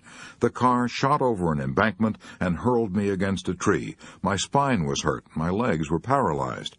I was 24 when that happened, and I've never taken a step since." 24 years old and sentenced to a wheelchair for the rest of his life. I asked him how he managed to take it so courageously, and he said, "I didn't." He said he raged and rebelled. He fumed about his fate. But as the years dragged on, he found that his rebellion wasn't getting him anything except bitterness.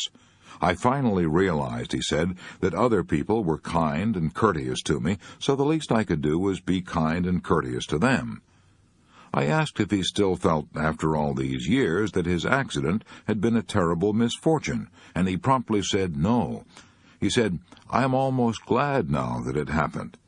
He told me that after he got over the shock and resentment, he began to live in a different world. He began to read and developed a love for good literature. In 14 years, he said, he had read at least 1,400 books, and those books had opened up new horizons for him and made his life richer than he had ever thought possible. He began to listen to good music, and he's now thrilled by great symphonies that would have bored him before. But the biggest change was that he had time to think. "For the first time in my life," he said, "I was able to look at the world and get a real sense of values. I began to realize that most of the things I'd been striving for before weren't worthwhile at all." As a result of his reading, he became interested in politics, studied public questions, made speeches from his wheelchair. He got to know people, and people got to know him, and, still in his wheelchair, he got to be Secretary of State for the state of Georgia. While conducting adult education classes in New York City, I've discovered that one of the major regrets of many adults is that they never went to college. They seem to think that not having a college education is a great handicap. I know that this isn't necessarily true because I've known thousands of successful men who never went beyond high school. So I often tell these students the story of a man I knew who had never finished even grade school. He was brought up in blighting poverty.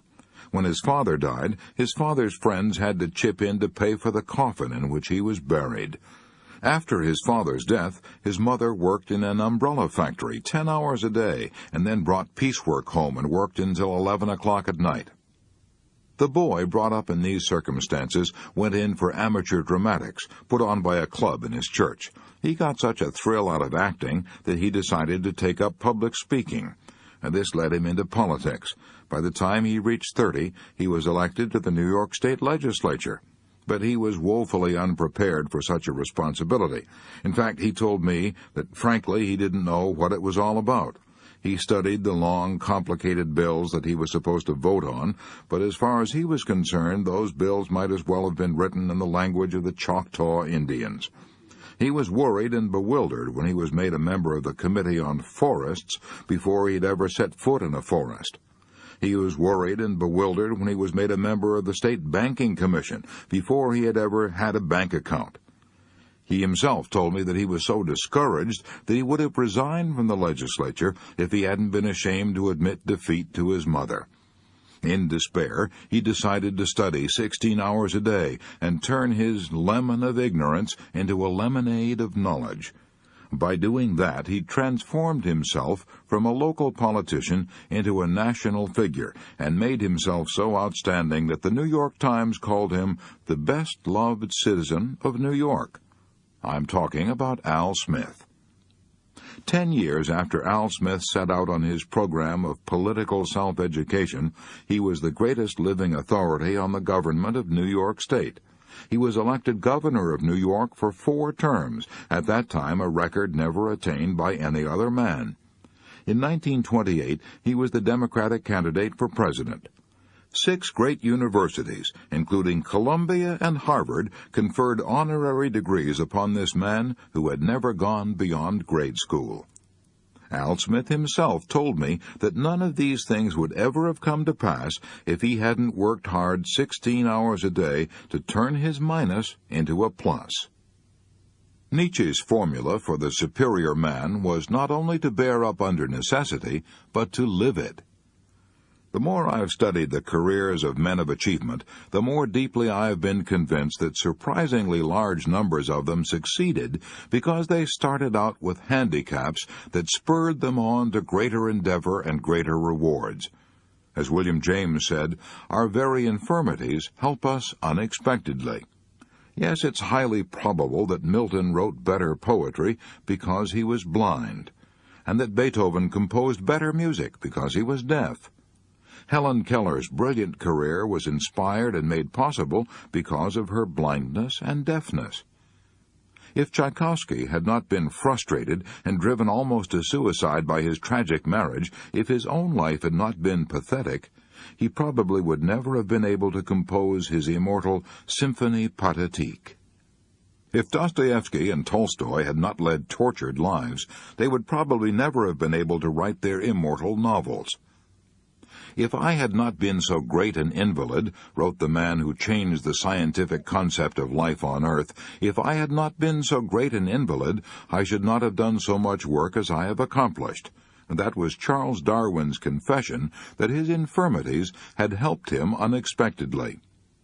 The same day that Darwin was born in England, another baby was born in a log cabin in the forests of Kentucky, and he too was helped by his infirmities. His name was Lincoln, Abraham Lincoln. If he had been reared in an aristocratic family and had had a law degree from Harvard and a happy married life, he would probably never have found in the depths of his heart the haunting words that he immortalized at Gettysburg, nor the sacred poem that he spoke at his second inauguration, the most beautiful and noble phrases ever uttered by a ruler of men, with malice toward none, with charity for all. Harry Emerson Fosdick says in his book, The Power to See It Through, there is a Scandinavian saying which some of us might well take as a rallying cry for our lives.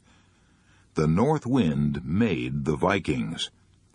Wherever did we get the idea that secure and pleasant living, the absence of difficulty and the comfort of ease, ever of themselves made people either good or happy? Upon the contrary, people who pity themselves go on pitying themselves even when they are laid softly on a cushion. But always in history, character and happiness have come to people in all sorts of circumstances, good, bad, and indifferent, when they shouldered their personal responsibility. So, repeatedly, the north wind has made the Vikings. Suppose we're so discouraged that we feel there's no hope of our ever being able to turn our lemons into lemonade. Then here are 2 reasons why we ought to try, anyway. 2 reasons why we have everything to gain and nothing to lose. Reason 1, we may succeed. Reason 2, even if we don't succeed, the mere attempt to turn our minus into a plus will cause us to look forward instead of backward. It will replace negative thoughts with positive thoughts. It will release creative energy and spur us to get so busy that we won't have either the time or the inclination to mourn over what is past and forever gone. Once when Uwe Boll, the world-famous violinist, was giving a concert in Paris, the A string on his violin suddenly snapped. But Uwe Boll simply finished the melody on 3 strings. That is life, says Harry Emerson Fosdick, to have your A string snap and finish on 3 strings. That is not only life, it is more than life, it is life triumphant. If I had the power to do so, I would have these words of William Bolitho carved in eternal bronze and hung in every schoolhouse in the land. The most important thing in life is not to capitalize on your gains. Any fool can do that. The really important thing is to profit from your losses. That requires intelligence, and it makes the difference between a man of sense and a fool. So to cultivate a mental attitude that will bring us peace and happiness, let's do something about Rule 6. When fate hands us a lemon, let's try to make a lemonade. Chapter 18. How to Cure Depression in 14 Days. When I started writing this book, I offered a $200 prize for the most helpful and inspiring true story on how I conquered worry. The 3 judges for this contest were Eddie Rickenbacker, President, Eastern Airlines; Dr. Stuart W. McClelland, President, Lincoln Memorial University; H.B. Kaltenborn, radio news analyst. However, we received 2 stories so superb that the judges found it impossible to choose between them. So we divided the prize. Here's one of the stories that tied for first prize. The story of C.R. Burton, who worked for Whizzer Motor Sales of Springfield, Missouri. I lost my mother when I was 9 years old and my father when I was 12, Mr. Burton wrote me. My father was killed, but my mother simply walked out of the house one day 19 years ago, and I've never seen her since. Neither have I ever seen my 2 little sisters that she took with her. She never even wrote me a letter until after she'd been gone 7 years. My father was killed in an accident 3 years after Mother left. He and a partner had bought a cafe in a small Missouri town, and while Father was away on a business trip, his partner sold the cafe for cash and skipped out. A friend wired Father to hurry back home, and in his hurry, Father was killed in a car accident at Salinas, Kansas. 2 of my father's sisters, who were poor and old and sick, took 3 of the children into their homes, and nobody wanted me and my little brother. We were left at the mercy of the town. We were haunted by the fear of being called orphans and treated as orphans. Our fears soon materialized, too. I lived for a little while with a poor family in town, but times were hard, and the head of the family lost his job, so they couldn't afford to feed me any longer. Then Mr. and Mrs. Lofton took me to live with them on their farm 11 miles from town. Mr. Lofton was 70 years old and sick in bed with shingles. He told me I could stay there as long as I didn't lie, didn't steal, and did as I was told. Those 3 orders became my Bible. I lived by them strictly. I started to school, but the first week found me at home bawling like a baby. The other children picked on me and poked fun at my big nose and said I was dumb and called me an orphan brat. I was hurt so badly that I wanted to fight them, but Mr. Lofton, the farmer who'd taken me in, said to me, "Always remember that it takes a bigger man to walk away from a fight than it does to stay and fight." I didn't fight until one day a kid picked up some chicken manure from the schoolhouse yard and threw it in my face. I beat the hell out of him and made a couple of friends. They said he had it coming to him. I was proud of a new cap that Mrs. Lofton had bought me. One day one of the big girls jerked it off my head and filled it with water and ruined it. She said she filled it with water so the water would wet my thick skull and keep my popcorn brains from popping. I never cried at school, but I used to bawl it out at home. Then one day Mrs. Lofton gave me some advice that did away with all troubles and worries and turned my enemies into friends. She said, "Ralph, they won't tease you and call you an orphan brat any more if you'll get interested in them and see how much you can do for them." I took her advice.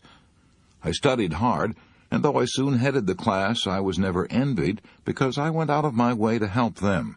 I helped several of the boys write their themes and essays. I wrote complete debates for some of the boys. One lad was ashamed to let his folks know that I was helping him, so he used to tell his mother he was going possum hunting. And he'd come up to Mr. Lofton's and tie his dogs up in the barn while I helped him with his lessons. I wrote book reviews for one lad, and I spent several evenings helping one of the girls on her math. Death struck our neighborhood. 2 elderly farmers died, and one woman was deserted by her husband. I was the only male in 4 families. I helped these widows for 2 years. On my way to and from school, I stopped at their farms, cut wood for them, milked their cows, and fed and watered their stock. I was now blessed instead of cursed. I was accepted as a friend by everyone. They showed me their real feelings when I returned home from the Navy. More than 200 farmers came to see me the first day I was home. Some of them drove as far as 80 miles, and their concern for me was really sincere. Because I've been busy and happy trying to help other people, I have few worries, and I haven't been called an orphan brat now for 13 years. Hooray for C.R. Burton. He knows how to win friends, and he also knows how to conquer worry and enjoy life. So did the late Dr. Frank Loop of Seattle, Washington. He was an invalid for 23 years, arthritis. Yet Stuart Whithouse of the Seattle Star wrote me saying, "I interviewed Dr. Loop many times, and I have never known a man more unselfish or a man who got more out of life." How did this bedridden invalid get so much out of life? I'll give you two guesses. Did he do it by complaining and criticizing? No. By wallowing in self-pity and demanding that he be the center of attention and everyone cater to him? No. Still wrong. He did it by adopting as his slogan the motto of the Prince of Wales, "Ich dien, I serve."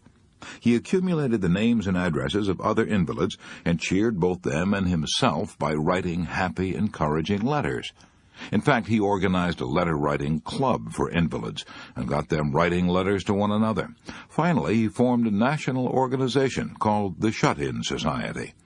As he lay in bed, he wrote an average of 1,400 letters a year and brought joy to thousands of invalids by getting radios and books for shut-ins. What was the chief difference between Dr. Loop and a lot of other people? Just this. Dr. Loop had the inner glow of a man with a purpose, a mission. He had the joy of knowing that he was being used by an idea far nobler and more significant than himself, instead of being, as Shaw put it, a self-centered little clod of ailments and grievances, complaining that the world would not devote itself to making him happy. Here's the most astonishing statement that I ever read from the pen of a great psychiatrist. This statement was made by Alfred Adler. He used to say to his melancholia patients, "You can be cured in 14 days if you follow this prescription. Try to think every day how you can please someone." That statement sounds so incredible that I feel I ought to try to explain it by quoting a couple of pages from Dr. Adler's splendid book, What Life Should Mean to You. Melancholia is like a long-continued rage and reproach against others. Though for the purpose of gaining care, sympathy, and support, the patient seems only to be dejected about his own guilt. A melancholiac's first memory is generally something like this. I can remember I wanted to lie on the couch, but my brother was lying there. I cried so much that he had to leave. Melancholiacs are often inclined to revenge themselves by committing suicide, and the doctor's first care is to avoid giving them an excuse for suicide. I myself try to relieve the whole tension by proposing to them as the first rule of treatment, never do anything you don't like.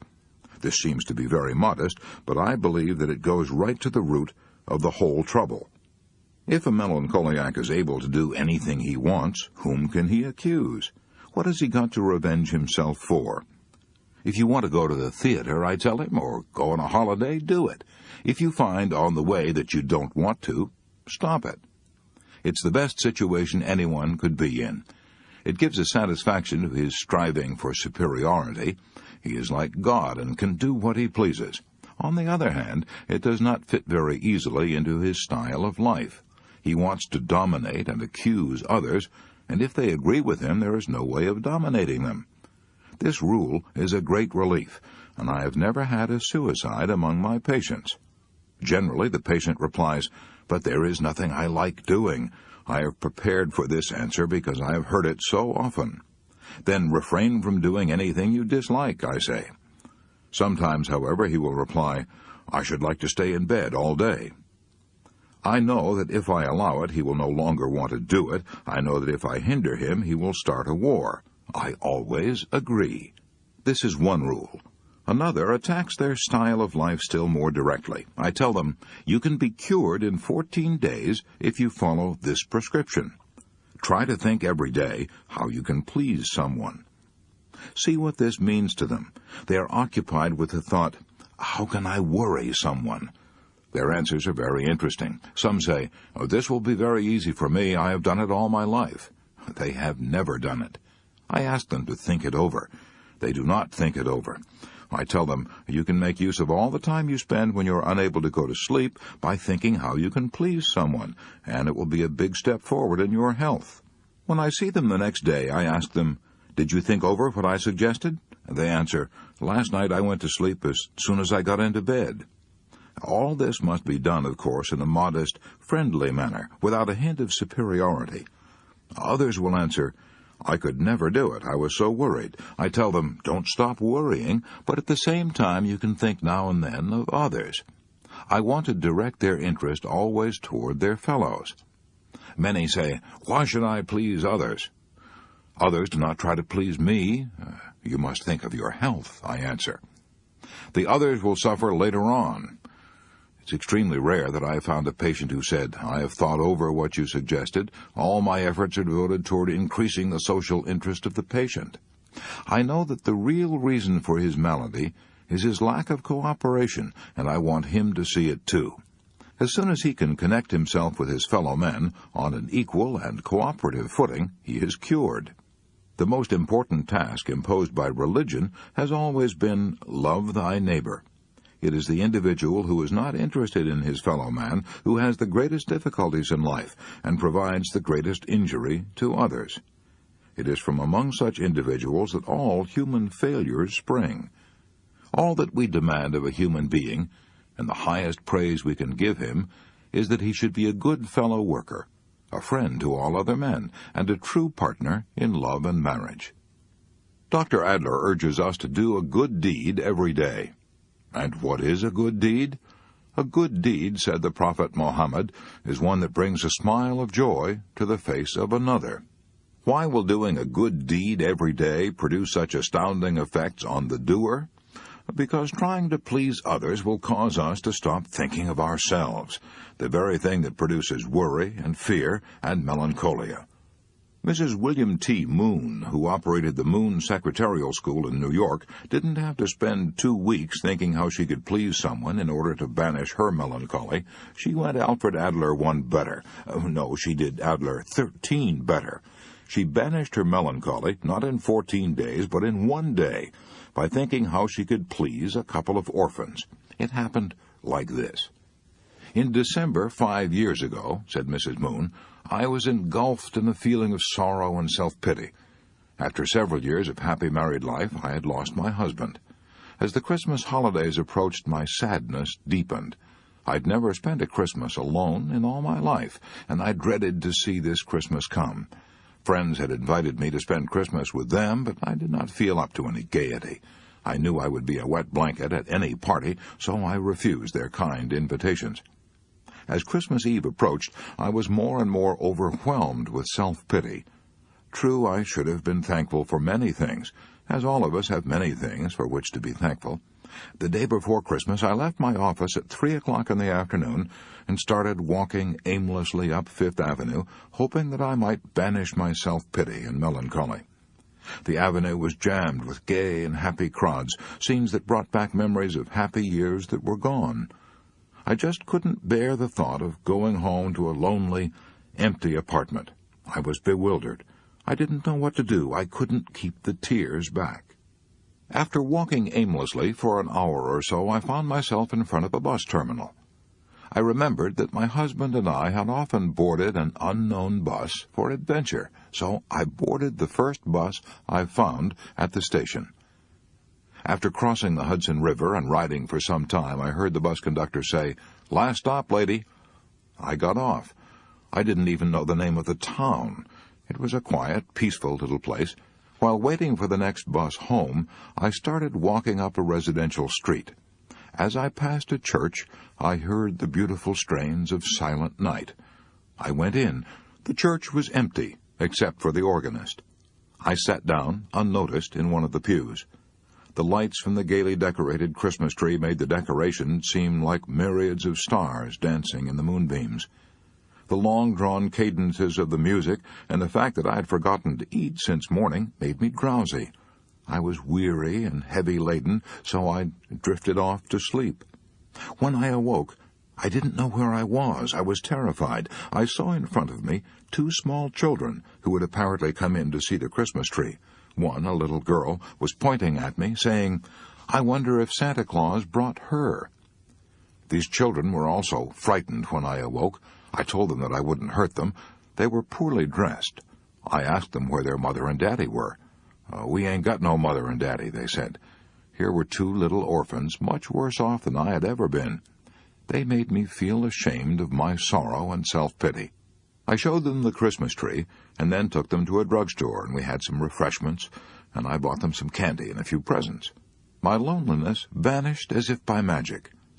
These two orphans gave me the only real happiness and self-forgetfulness that I had had in months. As I chatted with them, I realized how lucky I had been. I thanked God that all my Christmases as a child had been bright with parental love and tenderness. Those two little orphans did far more for me than I did for them. That experience showed me again the necessity of making other people happy in order to be happy ourselves. I found that happiness is contagious. By giving, we receive. By helping someone and giving out love, I had conquered worry and sorrow and self-pity and felt like a new person. And I was a new person, not only then, but in the years that followed. I could fill a book with stories of people who forgot themselves into health and happiness. For example, let's take the case of Margaret Taylor Yates, one of the most popular women in the United States Navy. Mrs. Yates is a writer of novels, but none of her mystery stories is half so interesting as the true story of what happened to her that fateful morning when the Japanese struck our fleet at Pearl Harbor. Mrs. Yates had been an invalid for more than a year, a bad heart. She spent 22 out of every 24 hours in bed. The longest journey that she undertook was a walk into the garden to take a sunbath. Even then, she had to lean on the maid's arm as she walked. She herself told me that in those days she expected to be an invalid for the rest of her life. I would never have really lived again, she told me, if the Japanese had not struck Pearl Harbor and jarred me out of my complacency. When this happened, Mrs. Yates said as she told her story, everything was chaos and confusion. One bomb struck so near my home the concussion threw me out of bed. Army trucks rushed out to Hickam Field, Schofield Barracks, and Kaneohe Bay Air Station to bring Army and Navy wives and children to the public schools. There, the Red Cross telephoned those who had extra rooms to take them in. The Red Cross workers knew that I had a telephone beside my bed, so they asked me to be a clearinghouse of information. So I kept track of where Army and Navy wives and children were being housed, and all Navy and Army men were instructed by the Red Cross to telephone me to find out where their families were. I soon discovered that my husband, Commander Robert Raleigh Yates, was safe. I tried to cheer up the wives who did not know whether their husbands had been killed. I tried to give consolation to the widows whose husbands had been killed, and there were many. 2,117 officers and enlisted men in the Navy and Marine Corps were killed, and 960 were reported missing. At first, I answered these phone calls while lying in bed. Then I answered them sitting up in bed. Finally, I got so busy, so excited, that I forgot all about my weakness and got out of bed and sat by a table. By helping others who were much worse off than I was, I forgot all about myself, and I have never gone back to bed again, except for my regular 8 hours of sleep each night. I realize now that if the Japanese had not struck at Pearl Harbor, I would probably have remained a semi-invalid all my life. I was comfortable in bed, I was constantly waited on, and I now realize that I was unconsciously losing my will to rehabilitate myself. The attack on Pearl Harbor was one of the greatest tragedies in American history. But as far as I was concerned, it was one of the best things that ever happened to me. That terrible crisis gave me strength that I never dreamed I possessed. It took my attention off myself and focused it on others. It gave me something big and vital and important to live for. I no longer had time to think about myself or care about myself. A third of the people who rushed to psychiatrists for help could probably cure themselves if they could only do as Margaret Yates did, get interested in helping others. My idea? No, that's approximately what Carl Jung said, and he ought to know if anybody does. He said, about 1/3 of my patients are suffering from no clinically definable neurosis, but from the senselessness and emptiness of their lives. To put it another way, they're trying to thumb a ride through life, and the parade passes them by. So they rush to a psychiatrist with their petty, senseless, useless lives. Having missed the boat, they stand on the wharf, blaming everyone except themselves, and demanding that the world cater to their self-centered desires. You may be saying to yourself now, well, I'm not impressed by these stories. I myself could get interested in a couple of orphans I met on Christmas Eve, and if I'd been at Pearl Harbor, I would gladly have done what Margaret Taylor Yates did. But with me, things are different. I live an ordinary, humdrum life. I work at a dull job, 8 hours a day. Nothing dramatic ever happens to me. How can I get interested in helping others? And why should I? What is there in it for me? A fair question. I'll try to answer it. However humdrum your existence may be, you surely meet some people every day of your life. And what do you do about them? Do you merely stare through them, or do you try to find out what it is that makes them tick? How about the postman, for example?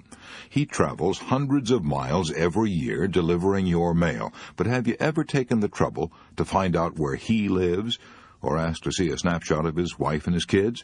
Did you ever ask him if he gets tired, or if he ever gets bored? What about the grocery boy, the newspaper vendor, the chap at the corner who polishes your shoes? These people are human, bursting with troubles and dreams and private ambitions. They're also bursting for the chance to share them with someone. But do you ever let them? Do you ever show an eager, honest interest in them or their lives? That's the sort of thing I mean. You don't have to become a Florence Nightingale or a social reformer to help improve the world, your own private world.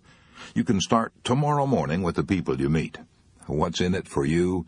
Much greater happiness, greater satisfaction and pride in yourself. Aristotle called this kind of attitude enlightened selfishness. Zoroaster said, doing good for others is not a duty, it is a joy, for it increases your own health and happiness. And Benjamin Franklin summed it up very simply. When you're good to others, said Franklin, you are best to yourself. No discovery of modern psychology, wrote Henry C. Link, director of the Psychological Service Center in New York, is, in my opinion, so important as its scientific proof of the necessity of self-sacrifice or discipline to self-realization and happiness.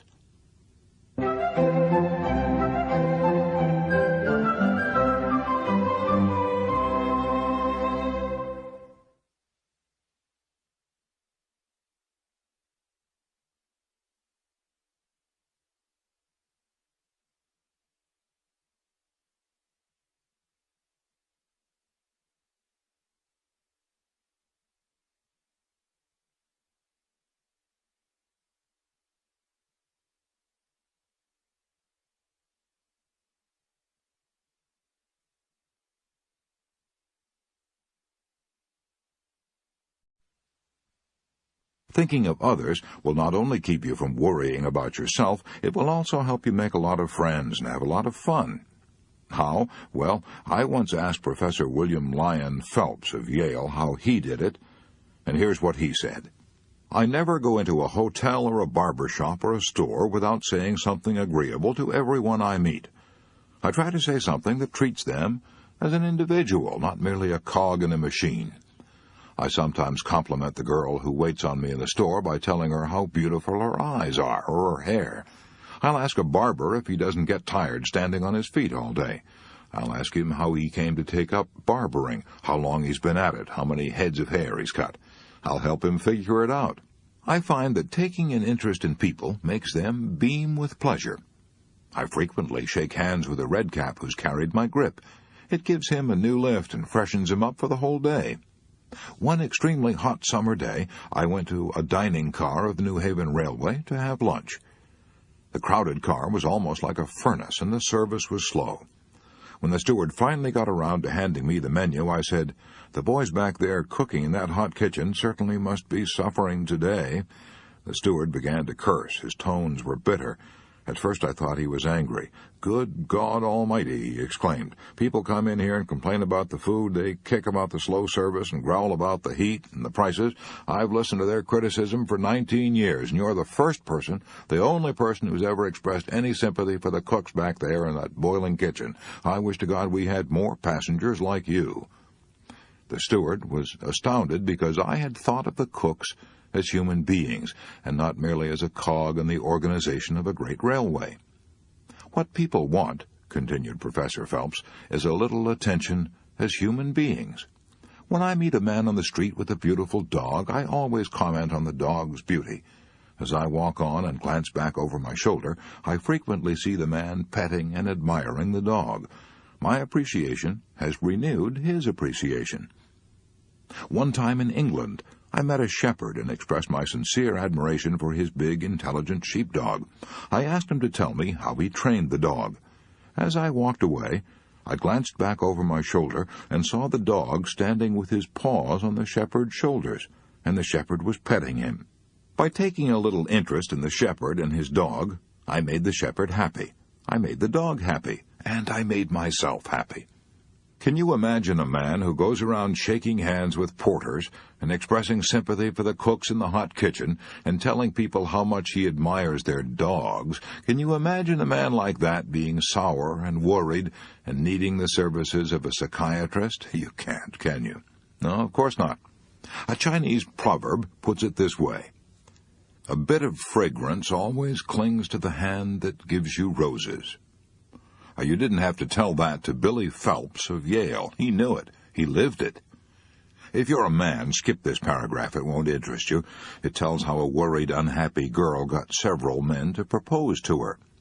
The girl who did that is a grandmother now. A few years ago, I spent the night in her and her husband's home. I'd been giving a lecture in her town, and the next morning she drove me about 50 miles to catch a train on the main line of the New York Central. We got to talking about winning friends, and she said, "Mr. Carnegie, I'm going to tell you something that I've never confessed to anyone before, not even to my husband." She told me that she'd been reared in a social register family in Philadelphia. "The tragedy of my girlhood and young womanhood," she said, "was our poverty. We could never entertain in the way the other girls in my social set entertained. My clothes were never of the best quality. I outgrew them, and they didn't fit, and they were often out of style. I was so humiliated, so ashamed, that I often cried myself to sleep. Finally, in sheer desperation, I hit upon the idea of always asking my partner at dinner parties to tell me about his experiences, his ideas, his plans for the future.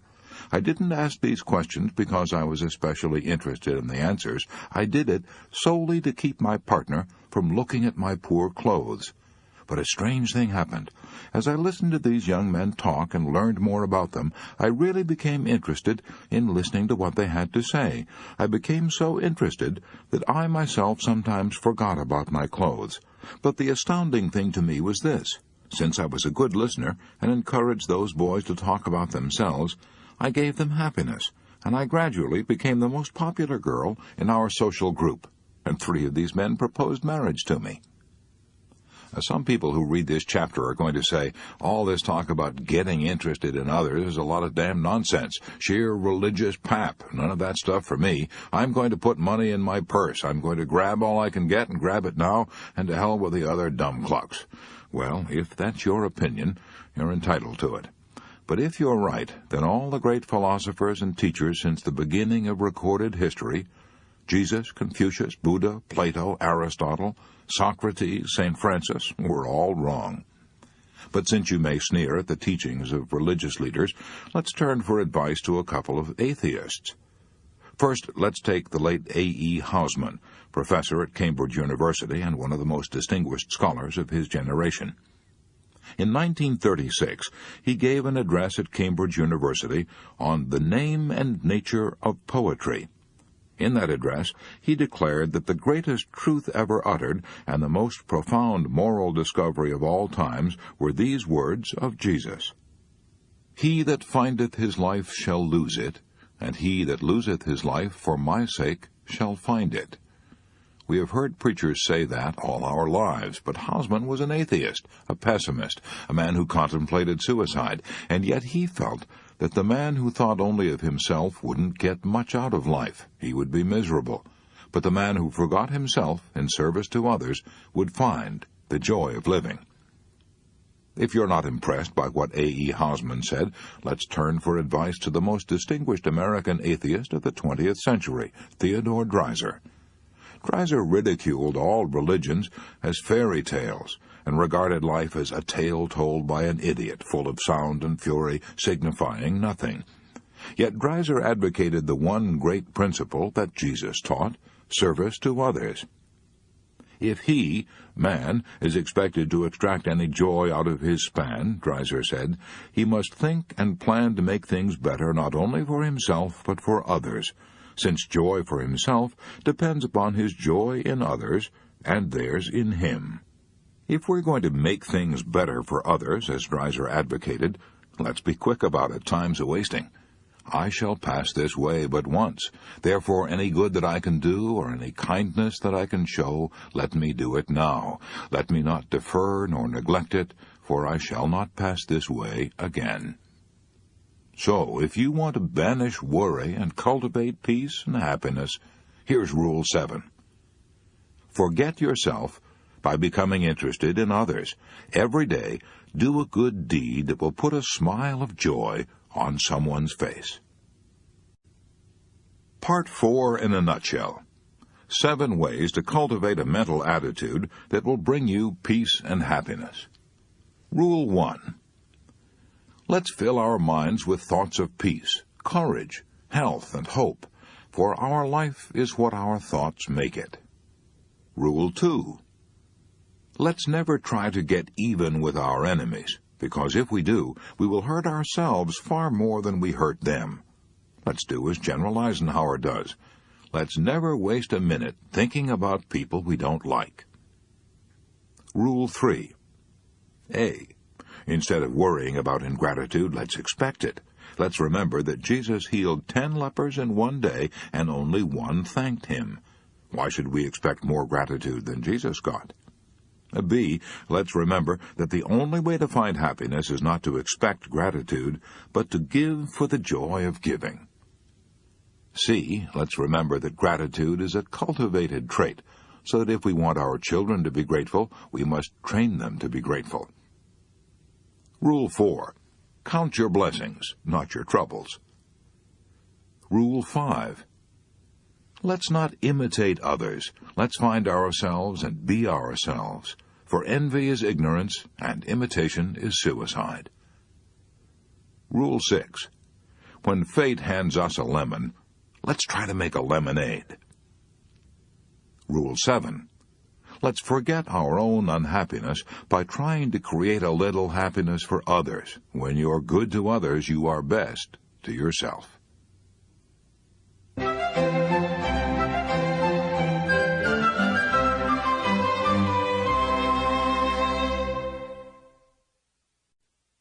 Part 5. The Perfect Way to Conquer Worry. Chapter 19. How My Mother and Father Conquered Worry. As I have said, I was born and brought up on a Missouri farm. Like most farmers of that day, my parents had pretty hard scratching. My mother had been a country school teacher. My father had been a farmhand working for $12 a month. Mother made not only my clothes, but also the soap with which we washed our clothes. We rarely had any cash, except once a year when we sold our hogs. We traded our butter and eggs at the grocery store for flour, sugar, coffee. When I was 12 years old, I didn't have as much as 50 cents a year to spend on myself. I can still remember the day we went to a 4th of July celebration, and Father gave me 10 cents to spend as I wished. I felt the wealth of the Indies was mine. I walked a mile to attend a one-room country school. I walked when the snow was deep and the thermometer shivered around 28 degrees below zero. Until I was 14, I never had any rubbers or overshoes. During the long, cold winters, my feet were always wet and cold. As a child, I never dreamed that anyone had dry, warm feet during the winter. My parents slaved 16 hours a day. Yet we constantly were oppressed by debts and harassed by hard luck. One of my earliest memories is watching the floodwaters of the 102 River rolling over our corn and hayfields, destroying everything. The floods destroyed our crops 6 years out of 7. Year after year, our hogs died of cholera, and we burned them. I can close my eyes now and recall the pungent odor of burning hog flesh. One year, the floods didn't come. We raised a bumper corn crop, bought feed cattle, fattened them with our own corn, but the floods might just as well have drowned our corn that year, for the price of fat cattle fell on the Chicago market, and after feeding and fattening the cattle, we got only $30 more for them than we'd paid for them. $30 for a whole year's work. No matter what we did, we lost money. I can still remember the mule colts that my father bought. We fed them for 3 years, hired men to break them, then shipped them to Memphis, Tennessee, and sold them for less than what we'd paid for them 3 years previously. After 10 years of hard, grueling work, we were not only penniless, we were heavily in debt. Our farm was mortgaged. Try as hard as we might, we couldn't even pay the interest on the mortgage. The bank that held the mortgage abused and insulted my father and threatened to take his farm away from him. Father was 47 years old. After more than 30 years of hard work, he had nothing but debts and humiliation. It was more than he could take. He worried. His health broke. He had no desire for food. In spite of the hard physical work he was doing in the field all day, he had to take medicine to give him an appetite. He lost flesh. The doctor told my mother that he'd be dead within 6 months. Father was so worried that he no longer wanted to live. I've often heard my mother say that when Father went to the barn to feed the horses and milk the cows, and didn't come back as soon as she expected, she'd go out to the barn, fearing that she would find his body dangling from the end of a rope. One day, as he returned home from Maryville, where the banker had threatened to foreclose the mortgage, he stopped his horses on a bridge crossing the 102 River, got off the wagon, and stood there for a long time, looking down at the water, debating with himself whether he should jump in and end it all. Years later, Father told me that the only reason he didn't jump was because of my mother's deep, abiding, and joyous belief that if we loved God and kept His commandments, everything would come out all right. Mother was right. Everything did come out all right in the end. Father lived 42 happy years longer and died in 1941 at the age of 89. During all those years of struggle and heartache, my mother never worried. She took all her troubles to God in prayer. Every night before we went to bed, Mother would read a chapter from the Bible. Frequently, Mother or Father would read these comforting words of Jesus, "In my Father's house are many mansions. I go to prepare a place for you, that where I am, there ye may be also." Then we all knelt down before our chairs in that lonely Missouri farmhouse and prayed for God's love and protection. When William James was professor of philosophy at Harvard, he said, "Of course, the sovereign cure for worry is religious faith." You don't have to go to Harvard to discover that. My mother found that out on a Missouri farm. Neither floods, nor debts, nor disaster could suppress her happy, radiant, and victorious spirit. I can still hear her singing as she worked, "Peace, peace, wonderful peace, flowing down from the Father above. Sweep over my spirit forever, I pray, in fathomless billows of love." My mother wanted me to devote my life to religious work. I thought seriously of becoming a foreign missionary. Then I went away to college, and gradually as the years passed, a change came over me. I studied biology, science, philosophy, and comparative religions. I read books on how the Bible was written. I began to question many of its assertions. I began to doubt many of the narrow doctrines taught by the country preachers of that day. I was bewildered. Like Walt Whitman, I felt the curious, abrupt questioning stir within me. I didn't know what to believe. I saw no purpose in life. I stopped praying. I became an agnostic. I believed that all life was planless and aimless. I believed that human beings had no more divine purpose than had the dinosaurs that roamed the earth 200 million years ago. I felt that someday the human race would perish, just as the dinosaurs had. I knew that science taught that the sun was slowly cooling, and that when its temperature fell even 10%, no form of life could exist on Earth. I sneered at the idea of a beneficent God who had created man in his own likeness. I believed that the billions upon billions of suns whirling through black, cold, lifeless space had been created by blind force. Maybe they'd never been created at all. Maybe they had existed forever, just as time and space have always existed. Do I profess to know the answers to all those questions now? No. No man has ever been able to explain the mystery of the universe, the mystery of life. We're surrounded by mysteries. The operation of your body is a profound mystery. So is the electricity in your home. So is the flower in the crannied wall. So is the green grass outside your window. Charles F. Kettering, the guiding genius of General Motors Research Laboratories, gave Antioch College $30,000 a year out of his own pocket to try to discover why grass is green. He declared that if we knew how grass is able to transfer sunlight, water, and carbon dioxide into food sugar, we could transform civilization. Even the operation of the engine in your car is a profound mystery. General Motors Research Laboratories have spent years of time and millions of dollars trying to find out how and why a spark in the cylinder sets off an explosion that makes your car run. The fact that we don't understand totally the mysteries of our bodies or electricity or a gas engine doesn't keep us from using and enjoying them. The fact that I don't understand the mysteries of prayer and religion no longer keeps me from enjoying the richer, happier life that religion brings. At long last I realize the wisdom of Santayana's words, "Man is not made to understand life, but to live it." I have gone back, I was about to say I had gone back to religion, but that would not be accurate. I have gone forward to a new concept of religion. I no longer have the faintest interest in the differences in creeds that divide the churches, but I'm tremendously interested in what religion does for me, just as I'm interested in what electricity and good food and water do for me. They help me to lead a richer, fuller, happier life. But religion does far more than that. It brings me spiritual values. It gives me, as William James put it, a new zest for life, a larger, richer, more satisfying life. It gives me faith, hope, and courage. It banishes tensions, anxieties, fears, and worries. It gives purpose to my life and direction. It vastly improves my happiness. It gives me abounding health. It helps me to create for myself an oasis of peace amidst the whirling sands of life.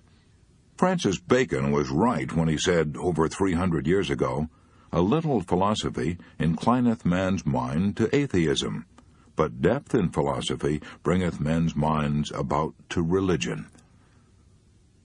I can remember the days when people talked about the conflict between science and religion, but no more. The newest of all sciences, psychiatry, is teaching what Jesus taught. Why? Because psychiatrists realize that prayer and a strong religious faith will banish the worries, the anxieties, the strains and fears that cause more than half of all our ills. They know, as one of their leaders, Dr. A. Brill, said, anyone who is truly religious does not develop a neurosis. If religion isn't true, then life is meaningless. It is a tragic farce. I interviewed Henry Ford a few years prior to his death. Before I met him, I had expected him to show the strains of the long years he'd spent in building up and managing one of the world's greatest businesses. So I was surprised to see how calm and well and peaceful he looked at 78. When I asked him if he ever worried, he replied, "No. I believe God is managing affairs, and that he doesn't need any advice from me. With God in charge, I believe that everything will work out for the best in the end. So what is there to worry about?" Today, even many psychiatrists are becoming modern evangelists. They're not urging us to lead religious lives to avoid hellfires in the next world, but they are urging us to lead religious lives to avoid the hellfires of stomach ulcer, angina pectoris, nervous breakdowns, and insanity. As an example of what our psychologists and psychiatrists are teaching, read The Return to Religion by Dr. Henry C. Link. Yes, the Christian religion is an inspiring, health-giving activity. Jesus said, "I came that ye might have life and have it more abundantly." Jesus denounced and attacked the dry forms and dead rituals that passed for religion in his day. He was a rebel. He preached a new kind of religion, a religion that threatened to upset the world. This is why he was crucified. He preached that religion should exist for man, not man for religion, that the Sabbath was made for man, not man for the Sabbath. He taught more about fear than he did about sin.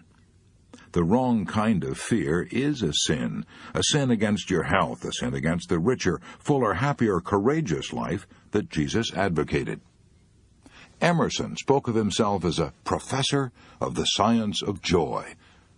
Jesus, too, was a teacher of the science of joy. He commanded his disciples to rejoice and leap for joy.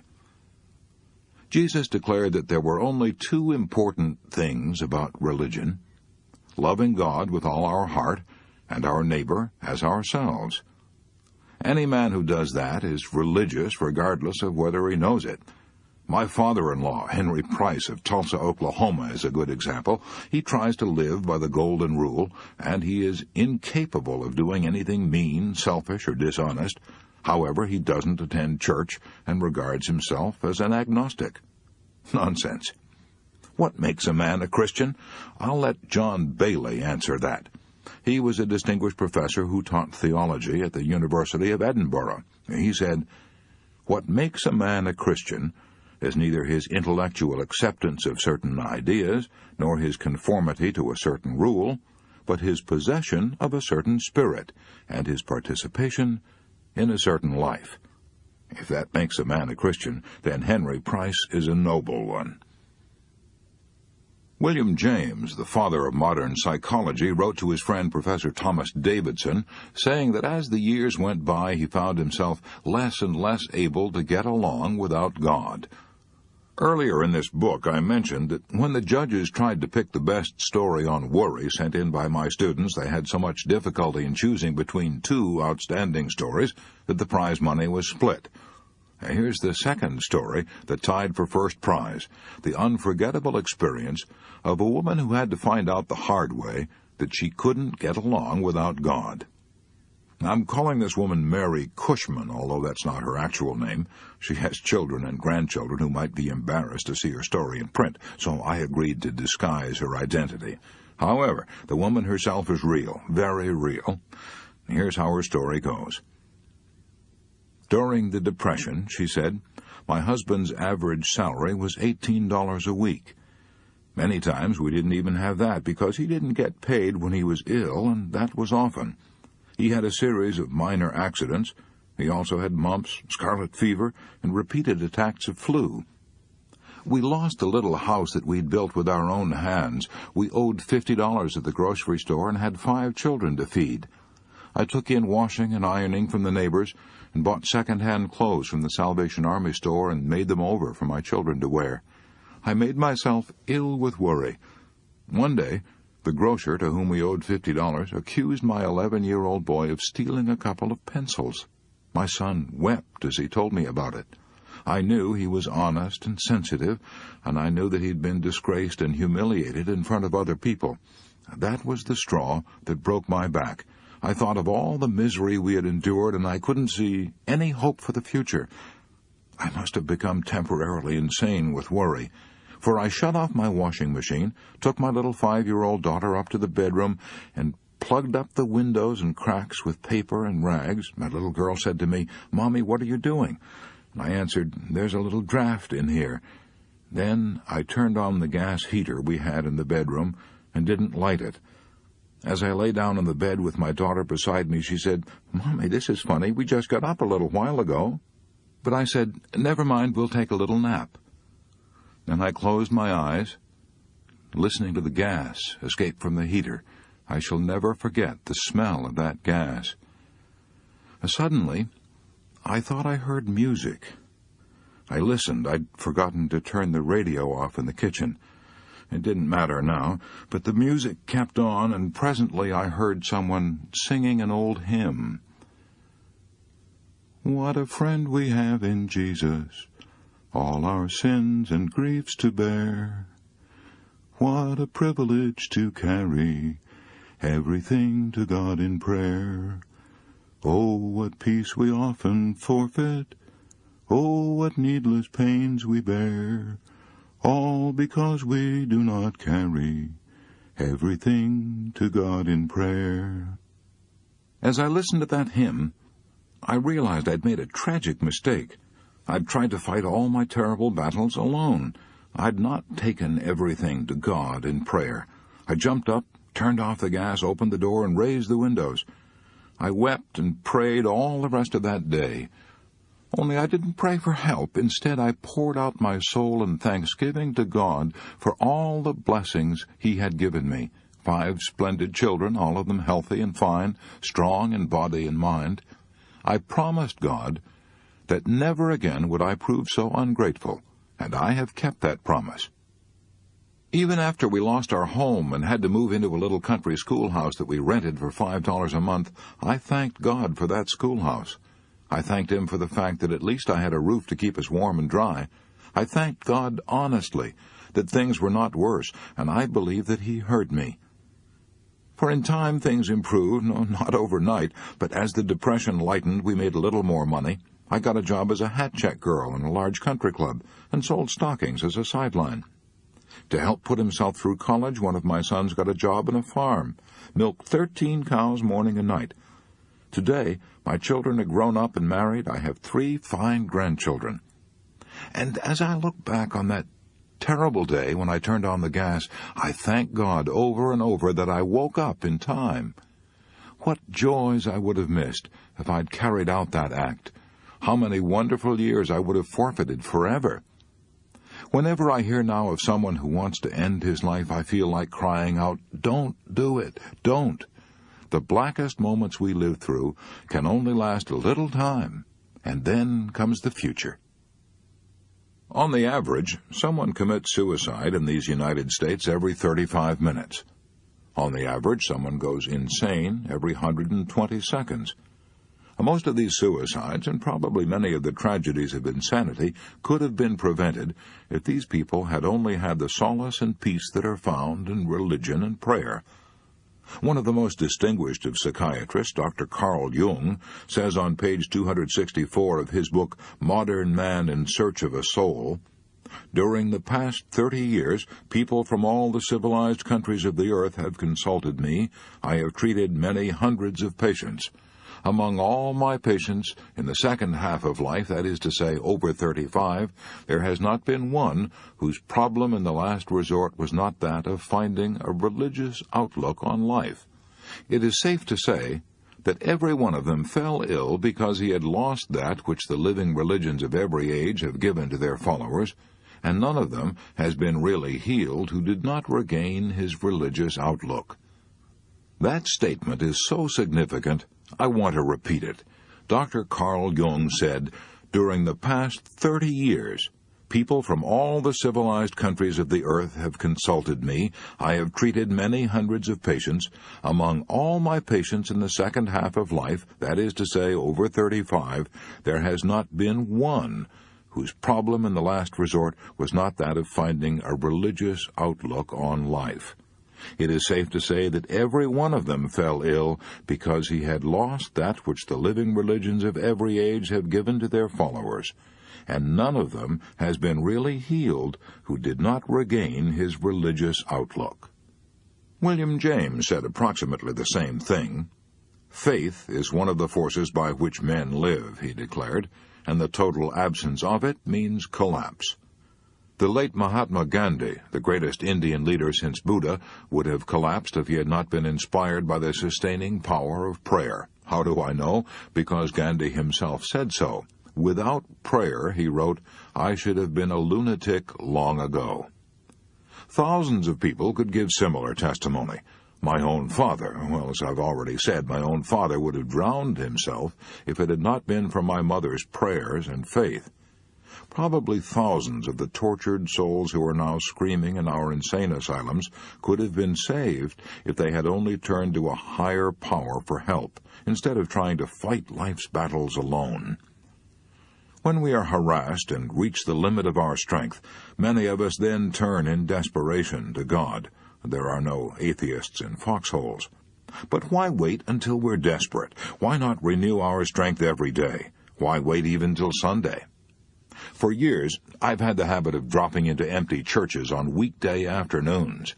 When I feel that I'm too rushed and hurried to spare a few minutes to think about spiritual things, I say to myself, "Wait a minute, Dale Carnegie, wait a minute. Why all the feverish hurry and rush, little man? You need to pause and acquire a little perspective." At such times, I frequently drop into the first church that I find open. Although I'm a Protestant, I frequently on weekday afternoons drop into St. Patrick's Cathedral on Fifth Avenue and remind myself that I'll be dead in another 30 years, but that the great spiritual truths that all churches teach are eternal. I close my eyes and pray. I find that doing this calms my nerves, rests my body, clarifies my perspective, and helps me revalue my values. May I recommend this practice to you. During the past 6 years that I've been writing this book, I've collected hundreds of examples and concrete cases of how men and women conquered fear and worry by prayer. I have in my filing cabinet folders bulging with case histories. Let's take as a typical example the story of a discouraged and disheartened book salesman, John R. Anthony of Houston, Texas. Here's his story as he told it to me. 22 years ago, I closed my private law office to become state representative of an American law book company. My specialty was selling a set of law books to lawyers, a set of books that were almost indispensable. I was ably and thoroughly trained for the job. I knew all the direct sales talks and the convincing answers to all possible objections. Before calling on a prospect, I familiarized myself with his rating as an attorney, the nature of his practice, his politics and hobbies.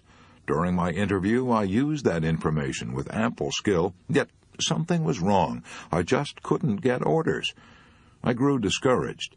As the days and weeks passed, I doubled and redoubled my efforts, but was still unable to close enough sales to pay my expenses. A sense of fear and dread grew within me. I became afraid to call on people. Before I could enter a prospect's office, that feeling of dread flared up so strong I'd pace up and down the hallway outside the door, or go out of the building and circle the block. Then, after losing much valuable time and feigning enough courage by sheer willpower to crash the office door, I feebly turned the doorknob with trembling hand, half hoping my prospect would not be in. My sales manager threatened to stop my advances if I didn't send in more orders. My wife at home pleaded with me for money to pay the grocery bill for herself and our 3 children. Worry seized me. Day by day I grew more desperate. I didn't know what to do. As I've already said, I'd closed my private law office at home and had given up my clients. Now I was broke. I didn't have the money to pay even my hotel bill. Neither did I have the money to buy a ticket back home, nor did I have the courage to return home a beaten man, even if I had the ticket. Finally, at the miserable end of another bad day, I trudged back to my hotel room. For the last time, I thought. So far as I was concerned, I was thoroughly beaten. Heartbroken, depressed, I didn't know which way to turn. I hardly cared whether I lived or died. I was sorry I had ever been born. I had nothing but a glass of hot milk that night for dinner. Even that was more than I could afford. I understood that night why desperate men raise a hotel window and jump. I might have done it myself if I'd had the courage. I began wondering what was the purpose of life. I didn't know. I couldn't figure it out. Since there was no one else to turn to, I turned to God. I began to pray. I implored the Almighty to give me light and understanding and guidance through the dark, dense wilderness of despair that had closed in about me. I asked God to help me get orders for my books and to give me money to feed my wife and children. After that prayer, I opened my eyes, and saw a Gideon Bible that lay on the dresser in that lonely hotel room. I opened it and read those beautiful, immortal promises of Jesus that must have inspired countless generations of lonely, worried, and beaten men throughout the ages, a talk that Jesus gave to his disciples about how to keep from worrying. Take no thought for your life, what ye shall eat, or what ye shall drink, nor yet for your body, what ye shall put on. Is not the life more than meat, and the body more than raiment? Behold the fowls of the air, for they sow not, neither do they reap, nor gather into barns, yet your heavenly Father feedeth them. Are ye not much better than they? But seek ye first the kingdom of God and his righteousness, and all these things shall be added unto you. As I prayed, and as I read those words, a miracle happened. My nervous tension fell away. My anxieties, fears, and worries were transformed into heart-warming courage and hope and triumphant faith. I was happy, even though I didn't have enough money to pay my hotel bill. I went to bed and slept soundly, free from care, as I had not done for many years. Next morning, I could hardly hold myself back until the offices of my prospects were open. I approached the office door of my first prospect that beautiful, cold, rainy day with a bold and positive stride. I turned the doorknob with a firm and steady grip. As I entered, I made a beeline for my man, energetically, chin up, with appropriate dignity, and all smiled, saying, "Good morning, Mr. Smith. I'm John R. Anthony of the All-American Law Book Company." "Oh, yes, yes," he replied, smiling too, as he rose from his chair with outstretched hand. "I'm glad to see you. Have a seat." I made more sales that day than I had made in weeks. That evening I proudly returned to my hotel like a conquering hero. I felt like a new man, and I was a new man, because I had a new and victorious mental attitude. No dinner of hot milk that night, no sir. I had a steak with all the fixins. From that day on, my sales zoomed. I was born anew that desperate night 22 years ago in a little hotel in Amarillo, Texas. My outward situation the next day was the same as it had been through my weeks of failure, but a tremendous thing had happened inside me. I had suddenly become aware of my relationship with God. A mere man alone can easily be defeated, but a man alive with the power of God within him is invincible. I know. I saw it work in my own life. Ask, and it shall be given you. Seek, and ye shall find. Knock, and it shall be opened unto you. When Mrs. L.G. Baird of Highland, Illinois, was faced with stark tragedy, she discovered that she could find peace and tranquility by kneeling down and saying, "O Lord, thy will, not mine, be done." One evening our telephone rang, she writes in a letter that I have before me now. It rang 14 times before I had the courage to pick up the receiver. I knew it must be the hospital, and I was terrified. I feared that our little boy was dying. He had meningitis. He had already been given penicillin, but it made his temperature fluctuate, and the doctors feared that the disease had traveled to his brain and might cause the development of a brain tumor and death. The phone call was just what I feared. The hospital was calling. The doctor wanted us to come immediately. Maybe you can picture the anguish my husband and I went through sitting in the waiting room. Everyone else had his baby, but we sat there with empty arms, wondering if we would ever hold our little fellow again. When we were finally called into the doctor's private office, the expression on his face filled our hearts with terror. His words brought even more terror. He told us that there was only one chance in 4 that our baby would live. He said that if we knew another doctor, to please call him in on the case. On the way home, my husband broke down and, doubling up his fist, hit the steering wheel, saying, "Bets, I can't give that little guy up." Have you ever seen a man cry? It isn't a pleasant experience. We stopped the car, and after talking things over, decided to stop in church and pray that if it was God's will to take our baby, we would resign our will to his. I sank in the pew and said with tears rolling down my cheeks, "Not my will, but thine be done." The moment I uttered those words, I felt better. A sense of peace that I hadn't felt for a long time came over me. All the way home I kept repeating, O God, thy will, not mine, be done. I slept soundly that night for the first time in a week. The doctor called a few days later and said that Bobby had passed the crisis. I thank God for the strong and healthy 4-year-old boy we have today. I know men who regard religion as something for women and children and preachers. They pride themselves on being he-men who can fight their battles alone. How surprised they might be to learn that some of the most famous he-men in the world pray every day. For example, he-man Jack Dempsey told me that he never went to bed without saying his prayers. He told me that he never ate a meal without first thanking God for it. He told me that he prayed every day when he was training for a bout, and that when he was fighting he always prayed just before the bell sounded for each round. Praying, he said, helped me fight with courage and confidence. He-man Connie Mack told me he couldn't go to sleep without saying his prayers. He-man Eddie Rickenbacker told me that he believed his life had been saved by prayer. He prayed every day. He-man Edward R. Stettinius, former high official of General Motors and United States Steel and former Secretary of State, told me that he prayed for wisdom and guidance every morning and night.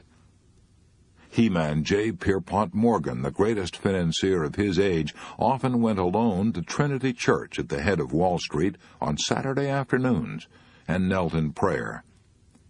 When He-man Eisenhower flew to England to take supreme command of the British and American forces, he took only one book on the plane with him, the Bible.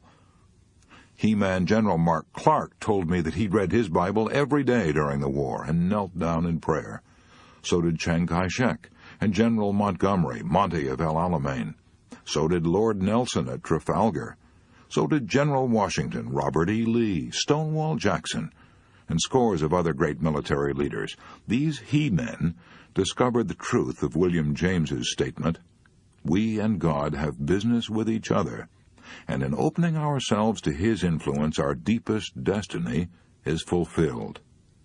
A lot of he-men are discovering that. 72 million Americans are church members now, an all-time record. As I said before, even the scientists are turning to religion. Take, for example, Dr. Alexis Carrel, who wrote Man the Unknown, and won the greatest honor that can be bestowed upon any scientist, the Nobel Prize. Dr. Carrel said in a Reader's Digest article, "Prayer is the most powerful form of energy one can generate. It is a force as real as gravity. As a physician, I have seen men, after all other therapy had failed, lifted out of disease and melancholy by the serene effort of prayer. Prayer, like radium, is a source of luminous, self-generating energy. In prayer, human beings seek to augment their finite energy by addressing themselves to the infinite source of all energy. When we pray, we link ourselves with the inexhaustible motive power that spins the universe. We pray that a part of this power be apportioned to our needs. Even in asking, our human deficiencies are filled, and we arise strengthened and repaired. Whenever we address God in fervent prayer, we change both soul and body for the better. It could not happen that any man or woman could pray for a single moment without some good result.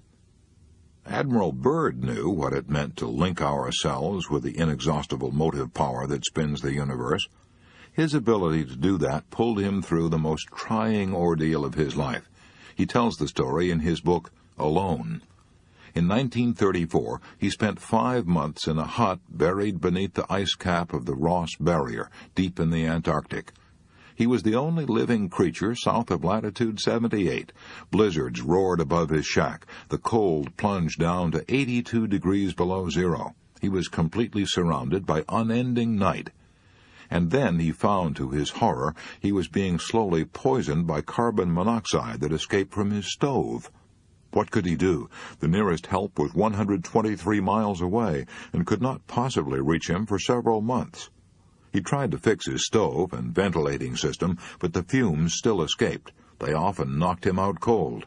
He lay on the floor completely unconscious. He couldn't eat. He couldn't sleep. He became so feeble that he could hardly leave his bunk. He frequently feared he wouldn't live until morning. He was convinced he would die in that cabin, and his body would be hidden by perpetual snows. What saved his life? One day, in the depths of his despair, he reached for his diary and tried to set down his philosophy of life. "The human race," he wrote, "is not alone in the universe." He thought of the stars overhead, of the orderly swing of the constellations and planets, of how the everlasting sun would, in its time, return to lighten even the wastes of the South Polar regions. And then he wrote in his diary, "I am not alone." This realization that he was not alone, not even in a hole in the ice at the end of the earth, was what saved Richard Byrd. "I know it pulled me through," he says, and he goes on to add, "Few men in their lifetime come anywhere near exhausting the resources dwelling within them. There are deep wells of strength that are never used." Richard Byrd learned to tap those wells of strength and use those resources by turning to God. Glenn A. Arnold learned amidst the cornfields of Illinois the same lesson that Admiral Byrd learned in the polar ice cap. Mr. Arnold, an insurance broker in Chillicothe, Illinois, opened his speech on conquering worry like this: 8 years ago I turned the key in the lock of my front door for what I believed was the last time in my life. Then I climbed in my car and started down for the river. I was a failure," he said. 1 month before, my entire little world had come crashing down on my head. My electrical appliance business had gone on the rocks. In my home, my mother lay at the point of death.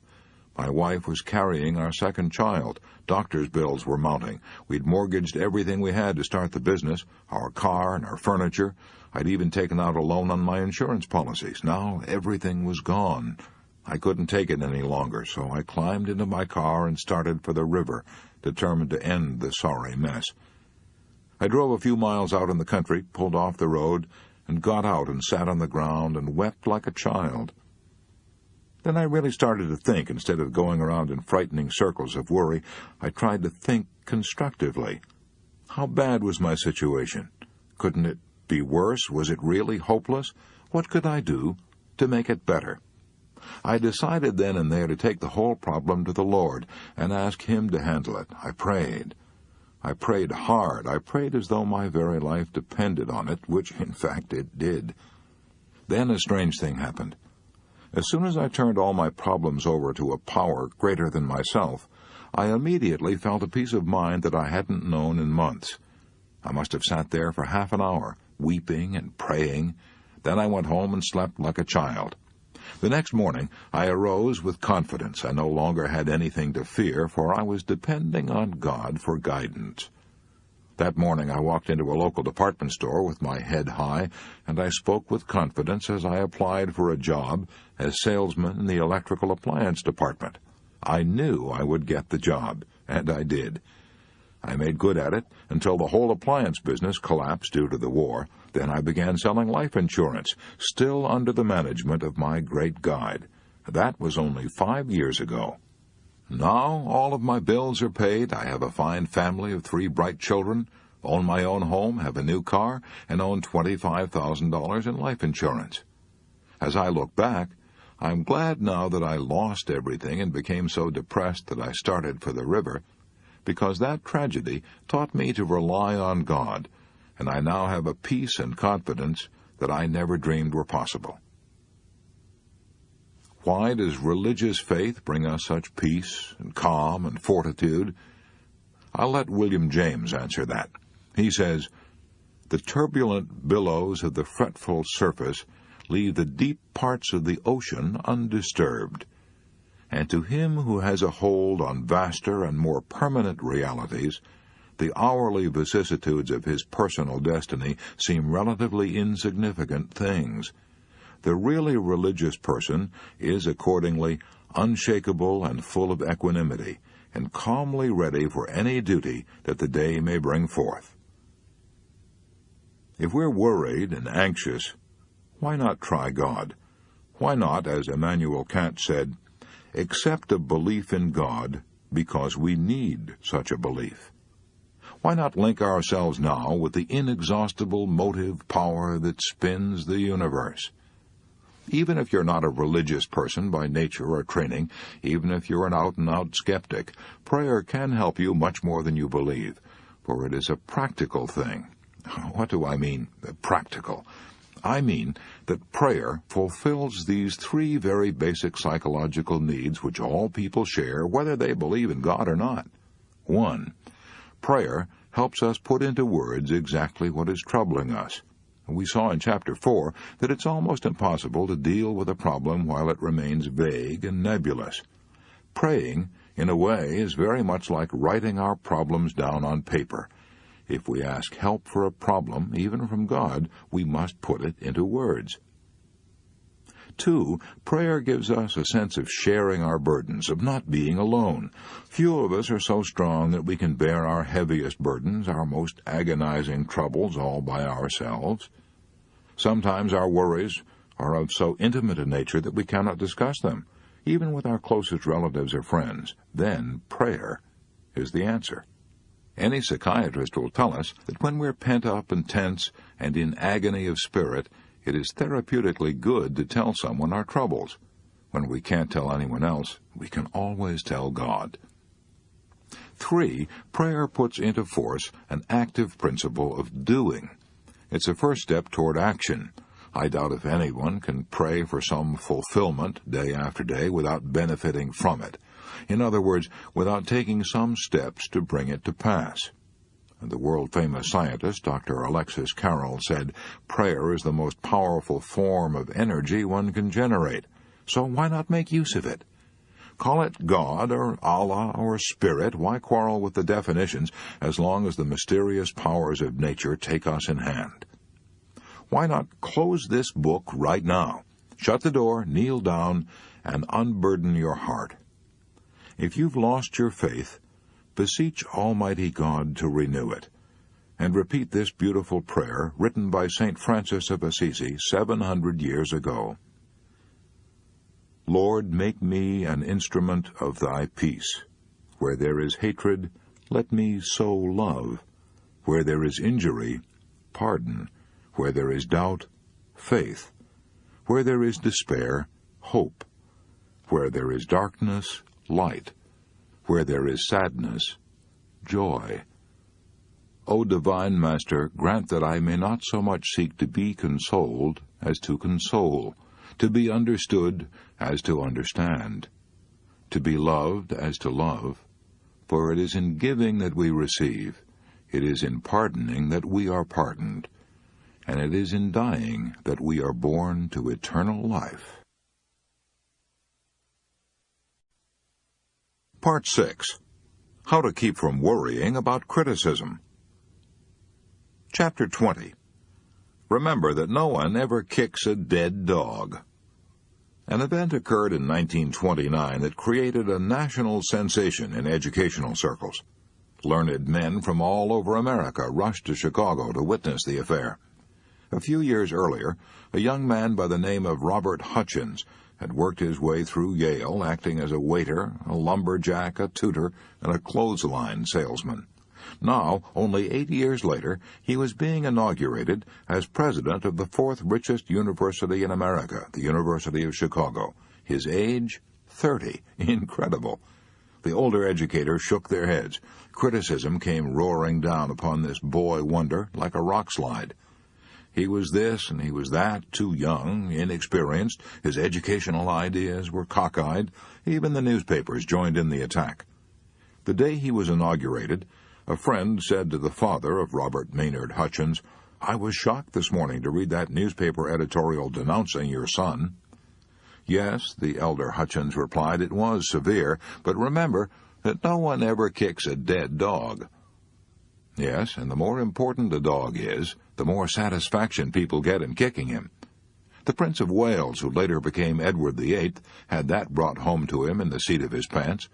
He was attending Dartmouth College in Devonshire at the time, a college that corresponds to our Naval Academy at Annapolis. The prince was about 14. One day, one of the naval officers found him crying and asked him what was wrong. He refused to tell at first, but finally admitted the truth. He was being kicked by the naval cadets. The commodore of the college summoned the boys and explained to them that the prince had not complained, but he wanted to find out why the prince had been singled out for this rough treatment. After much hemming and hawing and toe-scraping, the cadets finally confessed that when they themselves became commanders and captains in the king's navy, they wanted to be able to say that they had kicked the king. So when you're kicked and criticized, remember that it's often done because it gives the kicker a feeling of importance.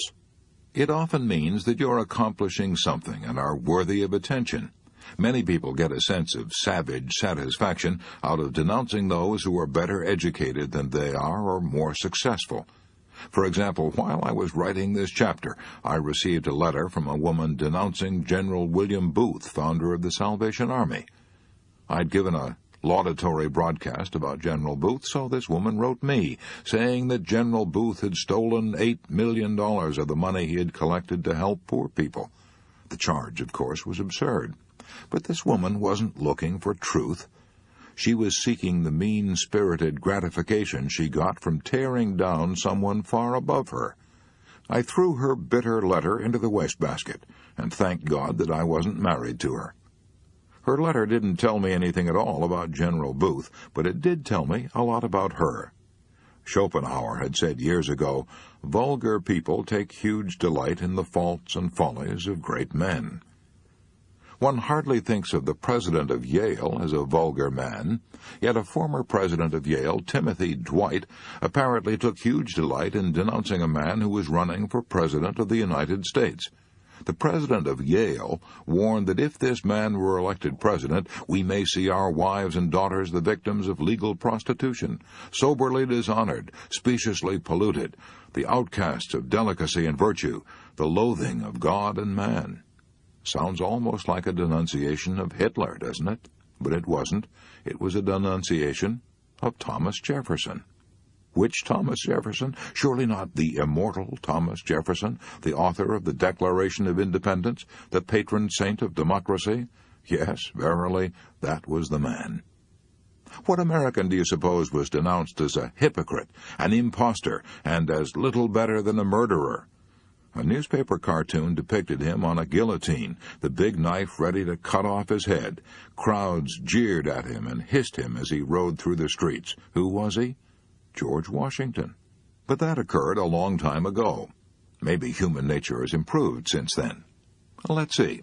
Let's take the case of Admiral Peary, the explorer who startled and thrilled the world by reaching the North Pole with dog sleds on April 6, 1909, a goal that brave men for centuries had suffered and starved and died to attain. Peary himself almost died from cold and starvation, and 8 of his toes were frozen so hard they had to be cut off. He was so overwhelmed with disasters that he feared he would go insane. His superior naval officers in Washington were burned up because Peary was getting so much publicity and acclaim, so they accused him of collecting money for scientific expeditions and then lying around and loafing in the Arctic. They probably believed it, because it's almost impossible not to believe what you want to believe. Their determination to humiliate and block Peary was so violent that only a direct order from President McKinley enabled Peary to continue his career in the Arctic. Would Peary have been denounced if he had a desk job at the Navy Department in Washington? No, he wouldn't have been important enough then to have aroused jealousy. General Grant had an even worse experience than Admiral Peary. In 1862, General Grant won the first great decisive victory that the North had enjoyed, a victory that was achieved in one afternoon, a victory that made Grant a national idol overnight, a victory that had tremendous repercussions even in far-off Europe, a victory that set church bells ringing and bonfires blazing from Maine to the banks of the Mississippi. Yet within 6 weeks after achieving that great victory, Grant, hero of the North, was arrested, and his army was taken from him. He wept in despair. Why was General U.S. Grant arrested at the flood tide of his victory? Largely because he had aroused the jealousy and envy of his arrogant superiors. If we are tempted to be worried about unjust criticism, here is Rule 1. Remember that unjust criticism is often a disguised compliment. Remember that no one ever kicks a dead dog. Chapter 21. Do this, and criticism can't hurt you. I once interviewed Major General Smedley Butler, old Gimlet Eye, old Hell Devil Butler, remember him? One of the most colorful, swashbuckling generals who ever commanded the United States Marines. He told me that when he was young, he was desperately eager to be popular, wanted to make a good impression on everyone. In those days, the slightest criticism smarted and stung, but he confessed that 30 years in the Marines had toughened his hide. "I have been berated and insulted," he said, "and denounced as a yellow dog, a snake, and a skunk. I have been cursed by the experts. I have been called every possible combination of unprintable cuss words in the English language. Bother me? Ha! When I hear somebody cussing me now, I never turn my head to see who's talking." Maybe old Gimlet Eye Butler was too indifferent to criticism, but one thing is sure. Most of us take the little jibes and javelins that are hurled at us far too seriously. I remember the time years ago when a reporter from the New York Sun attended a demonstration meeting of my adult education classes and lampooned me and my work. Was I burned up? I took it as a personal insult. I telephoned Gil Hodges, the chairman of the executive committee of the Sun, and practically demanded that he print an article stating the facts instead of ridicule. I was determined to make the punishment fit the crime. I'm ashamed now of the way I acted. I realize now that half the people who bought the paper never saw that article. Half of those who read it regarded it as a source of innocent merriment. Half of those who gloated over it forgot all about it in a few weeks. I realize now that people are not thinking about you and me or caring what is said about us. They're thinking about themselves, before breakfast, after breakfast, and right on until 10 minutes past midnight. They would be 1,000 times more concerned about a slight headache of their own than they would about the news of your death or mine. Even if you and I are lied about, ridiculed, double-crossed, knifed in the back, and sold down the river by 1 out of every 6 of our most intimate friends, let's not indulge in an orgy of self-pity. Instead, let's remind ourselves that that's precisely what happened to Jesus. One of his 12 most intimate friends turned traitor for a bribe that would amount in our modern money to about $19. Another of his 12 most intimate friends openly deserted Jesus the moment he got into trouble, and declared 3 times that he didn't even know Jesus, and he swore as he said it, 1 out of 6. That's what happened to Jesus. Why should you and I expect a better score?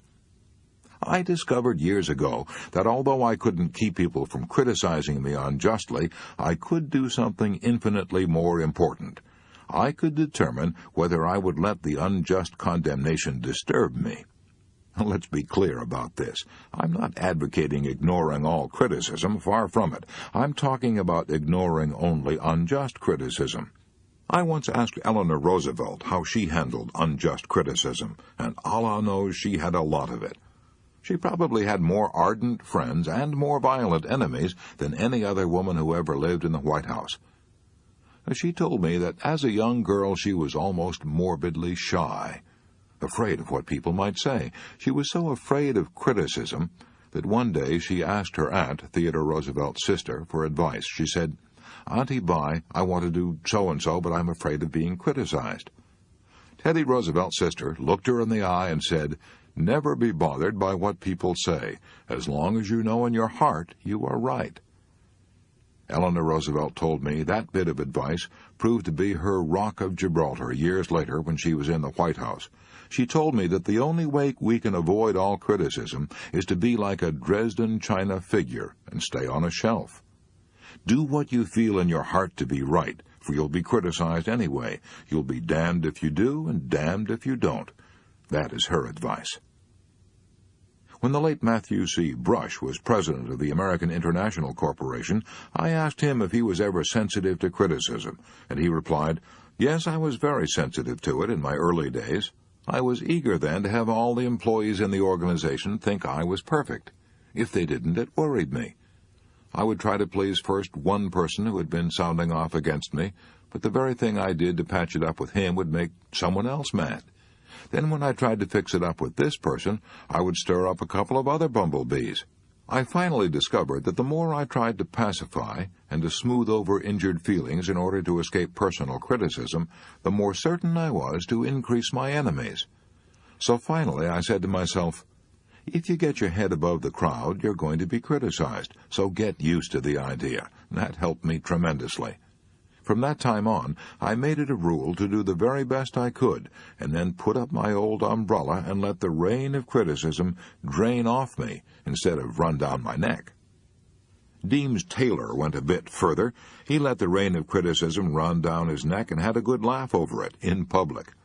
He was giving his comments during the intermission of the Sunday afternoon radio concerts of the New York Philharmonic Symphony Orchestra.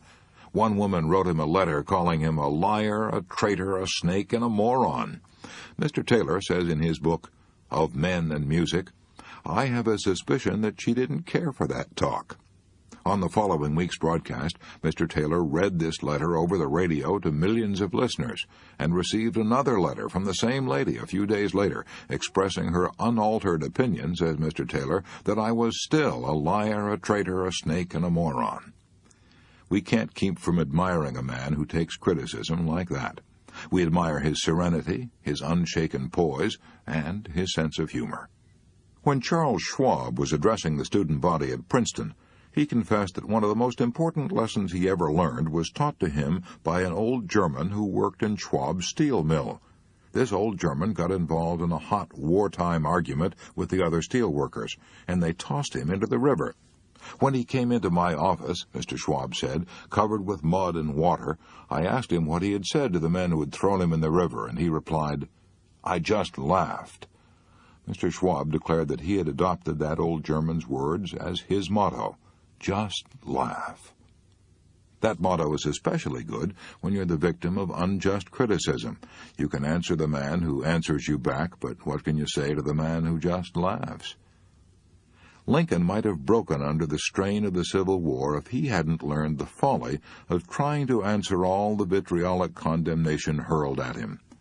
His description of how he handled his critics has become a literary gem, a classic. General MacArthur had a copy of it hanging above his headquarters desk during the war, and Winston Churchill had a framed copy of it on the walls of his study at Chartwell. It goes like this. If I were to try to read, much less to answer all the attacks made on me, this shop might as well be closed for any other business. I do the very best I know how, the very best I can, and I mean to keep on doing so until the end. If the end brings me out all right, then what is said against me won't matter. If the end brings me out wrong, then 10 angels swearing I was right would make no difference. When you and I are unjustly criticized, let's remember Rule 2. Do the very best you can, and then put up your old umbrella and keep the rain of criticism from running down the back of your neck.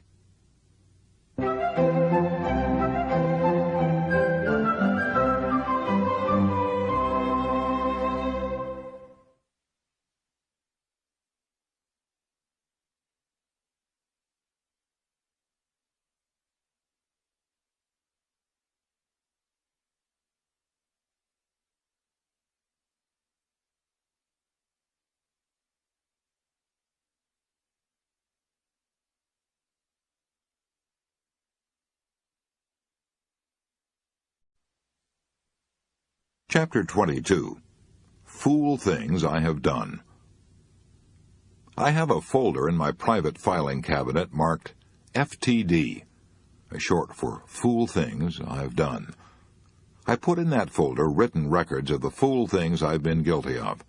I sometimes dictate these memos to my secretary, but sometimes they're so personal, so stupid, that I'm ashamed to dictate them, so I write them out in longhand. I can still recall some of the criticism of Dale Carnegie that I put in my FTD folder 15 years ago. If I'd been utterly honest with myself, I would now have a filing cabinet bursting out at the seams with these FTD memos. I can truthfully repeat what King Saul said 30 centuries ago. I have played the fool and have erred exceedingly. When I get out my FTD folders and reread the criticisms I have written of myself, they help me deal with the toughest problem I shall ever face, the management of Dale Carnegie. I used to blame my troubles on other people, but as I've grown older and wiser, I hope, I've realized that I myself, in the last analysis, am to blame for almost all my misfortunes. Lots of people have discovered that as they grow older. "No one but myself," said Napoleon at St. Helena. "No one but myself can be blamed for my fall. I have been my own greatest enemy, the cause of my own disastrous fate." Let me tell you about a man I knew who was an artist when it came to self-appraisal and self-management. His name was H.P. Howell. When the news of his sudden death in the drugstore of the Hotel Ambassador in New York was flashed across the nation on July 31st, 1944, Wall Street was shocked, for he was the leader in American finance, chairman of the board of the Commercial National Bank and Trust Company, and a director of several large corporations. He grew up with little formal education, started out in life clerking in a country store, and later became credit manager for U.S. Steel, and was on his way to position and power. "For years I have kept an engagement book showing all the appointments I have during the day," Mr. Howell told me when I asked him to explain the reasons for his success. "My family never makes any plans for me on Saturday night, for the family knows that I devote a part of each Saturday evening to self-examination and a review and appraisal of my work during the week. After dinner, I go off by myself, open my engagement book, and think over all the interviews, discussions, and meetings that have taken place since Monday morning. I ask myself, what mistakes did I make that time? What did I do that was right? And in what way could I have improved my performance? What lesson can I learn from that experience? I sometimes find that this weekly review makes me very unhappy.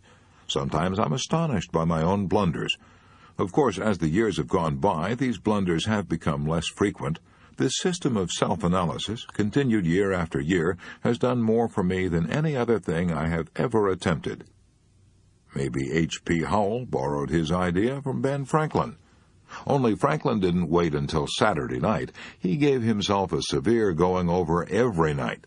He discovered that he had 13 serious faults. Here are 3 of them: wasting time, stewing around over trifles, arguing and contradicting people. Wise old Ben Franklin realized that unless he eliminated these handicaps, he wasn't going to get very far. So he battled one of his shortcomings every day for a week and kept a record of who had won each day's slugging match. The next week, he would pick out another bad habit, put on the gloves, and when the bell rang, he would come out of his corner fighting. Franklin kept up this battle with his faults every week for more than 2 years. No wonder he became one of the best-loved and most influential men this nation ever produced. Elbert Hubbard said, "Every man is a damn fool for at least 5 minutes a day. Wisdom consists in not exceeding that limit." The small man flies into a rage over the slightest criticism, but the wise man is eager to learn from those who have censured him and reproved him and disputed the passage with him. Walt Whitman put it this way: "Have you learned only of those who admired you and were tender with you and stood aside for you? Have you not learned great lessons from those who rejected you and braced themselves against you or disputed the passage with you?" Instead of waiting for our enemies to criticize us or our work, let's beat them to it. Let's be our own most severe critic. Let's find and remedy all our weaknesses before our enemies get a chance to say a word. That is what Charles Darwin did. In fact, he spent 15 years criticizing, well, the story goes like this. When Darwin completed the manuscript of his immortal book, The Origin of Species, he realized that the publication of his revolutionary concept of creation would rock the intellectual and religious worlds. So he became his own critic and spent another 15 years checking his data, challenging his reasoning, criticizing his conclusions. Suppose someone denounced you as a mad fool. What would you do? Get angry? Indignant? Here's what Lincoln did. Edward M. Stanton, Lincoln's Secretary of War, once called Lincoln a damned fool. Stanton was indignant because Lincoln had been meddling in Stanton's affairs. In order to please a selfish politician, Lincoln had signed an order transferring certain regiments. Stanton not only refused to carry out Lincoln's orders, but swore that Lincoln was a damn fool for ever signing such orders. What happened? When Lincoln was told what Stanton had said, Lincoln calmly replied, "If Stanton said I am a damned fool, then I must be, for he is nearly always right. I'll just step over and see for myself." Lincoln did go to see Stanton. Stanton convinced him that the order was wrong, and Lincoln withdrew it. Lincoln welcomed criticism when he knew it was sincere, founded on knowledge, and given in a spirit of helpfulness. You and I ought to welcome that kind of criticism, too, for we can't even hope to be right more than 3 times out of 4. At least, that was all Theodore Roosevelt said he could hope for when he was in the White House. Einstein, the most profound thinker of our day, confessed that his conclusions were wrong 99% of the time. "The opinions of our enemies," said La Rochefoucauld, "come nearer to the truth about us than do our own opinions." I know that statement may be true many times, yet when anyone starts to criticize me, if I do not watch myself, I instantly and automatically leap to the defensive, even before I have the slightest idea of what my critic is going to say. I'm disgusted with myself every time I do it. We all tend to resent criticism and lap up praise, regardless of whether either the criticisms or the praise is justified. We are not creatures of logic. We're creatures of emotions. Our logic is like a birch-bark canoe tossed about on a deep, dark, stormy sea of emotion. If we hear that someone has spoken ill of us, let's not try to defend ourselves. Every fool does that. Let's be original and humble and brilliant. Let's confound our critic and win applause for ourselves by saying, "If my critic had known about all my other faults, he would have criticized me much more severely than he did." In previous chapters, I've talked about what to do when you're unjustly criticized. But here's another idea. When your anger is rising because you feel you've been unjustly condemned, why not stop and say, "Just a minute, I am far from perfect. If Einstein admits he is wrong 99% of the time, maybe I'm wrong at least 80% of the time. Maybe I deserve this criticism. If I do, I ought to be thankful for it and try to profit by it." Charles Luckman, a former president of the Pepsodent Company, spent $1 million a year putting Bob Hope on the air. He didn't look at the letters praising the program, but he insisted on seeing the critical letters. He knew he might learn something from them. The Ford Company was so eager to find out what was wrong with its management and operations that it polled the employees and invited them to criticize the company. I know a former soap salesman who used to even ask for criticism. When he first started out selling soap for Colgate, orders came slowly. He worried about losing his job. Since he knew there was nothing wrong with the soap or the price, he figured that the trouble must be himself. When he failed to make a sale, he would often walk around the block trying to figure out what was wrong. Had he been too vague? Did he lack enthusiasm? Sometimes he would go back to the merchant and say, "I haven't come back here to try to sell you any soap. I've come back to get your advice and your criticism. Won't you please tell me what I did that was wrong when I tried to sell you soap a few minutes ago? You're far more experienced and successful than I am. Please give me your criticism. Be frank. Don't pull your punches." This attitude won him a lot of friends and priceless advice. And what do you suppose ever happened to him? He rose to be president of the Colgate-Palmolive Peet Soap Company, one of the world's largest makers of soap. His name is E. H. Little. It takes a big man to do what H. P. Howell, Ben Franklin, and E. H. Little did. And now, while nobody is looking, why not peep into the mirror and ask yourself whether you belong in that kind of company? To keep from worrying about criticism, here is Rule 3. Let's keep a record of the fool things we've done and criticize ourselves. Since we can't hope to be perfect, let's do what E. H. Little did. Let's ask for unbiased, helpful, constructive criticism. Part 6 in a nutshell. How to keep from worrying about criticism. Rule 1. Unjust criticism is often a disguised compliment. It often means that you have aroused jealousy and envy. Remember that no one ever kicks a dead dog. Rule 2. Do the very best you can, and then put up your old umbrella and keep the rain of criticism from running down the back of your neck. Rule 3. Let's keep a record of the fool things we've done and criticize ourselves. Since we can't hope to be perfect, let's do what E.H. Little did. Let's ask for unbiased, helpful, constructive criticism.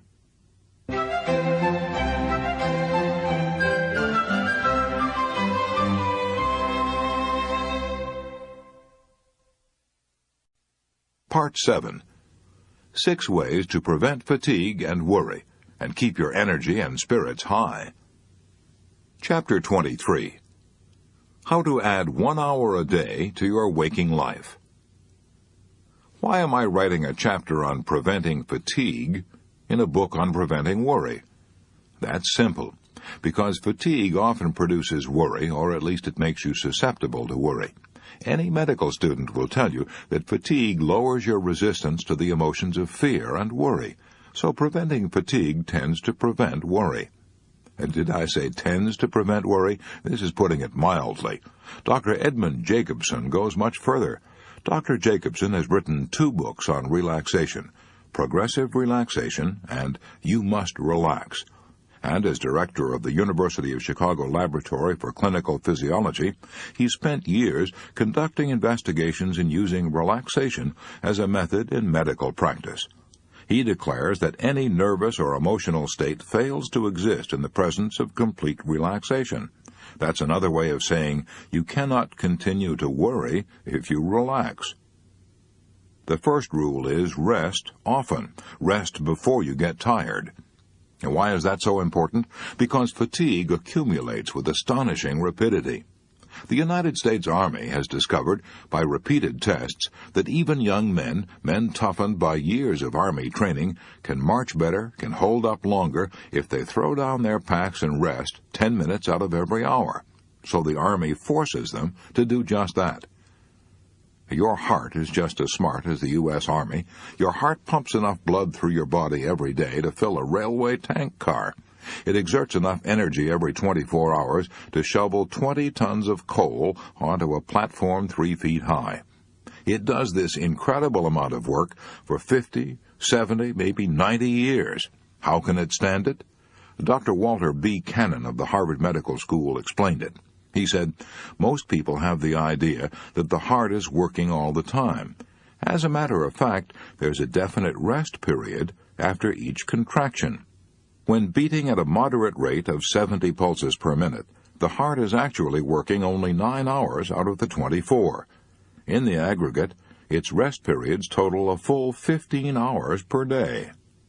During World War II, Winston Churchill, in his late 60s and early 70s, was able to work 16 hours a day year after year directing the war efforts of the British Empire, a phenomenal record. His secret? He worked in bed each morning until 11 o'clock, reading reports, dictating orders, making telephone calls, and holding important conferences. After lunch, he went to bed again and slept for an hour. In the evening, he went to bed once more and slept for 2 hours before having dinner at 8. He didn't cure fatigue. He didn't have to cure it. He prevented it. Because he rested frequently, he was able to work on, fresh and fit, until long past midnight. The original John D. Rockefeller made 2 extraordinary records. He accumulated the greatest fortune the world had ever seen up to that time, and he also lived to be 98. How did he do it?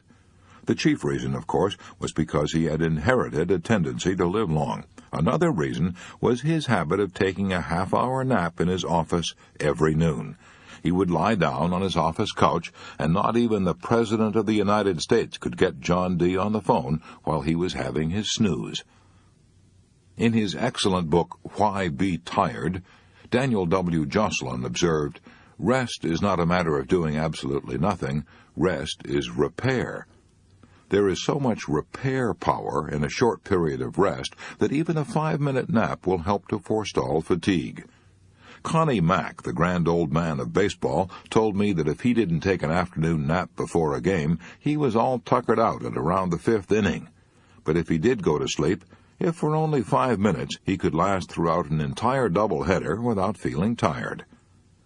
When I asked Eleanor Roosevelt how she was able to carry such an exhausting schedule during the 12 years she was in the White House, she said that before meeting a crowd or making a speech, she would often sit in a chair or davenport, close her eyes, and relax for 20 minutes. I once interviewed Gene Autry in his dressing room at Madison Square Garden, where he was the star attraction at the World's Championship Rodeo. I noticed an army cot in his dressing room. "I lie down there every afternoon," Gene Autry said, "and get an hour's nap between performances. When I'm making pictures in Hollywood," he continued, "I often relax in a big easy chair and get 2 or 3 10-minute naps a day. They buck me up tremendously."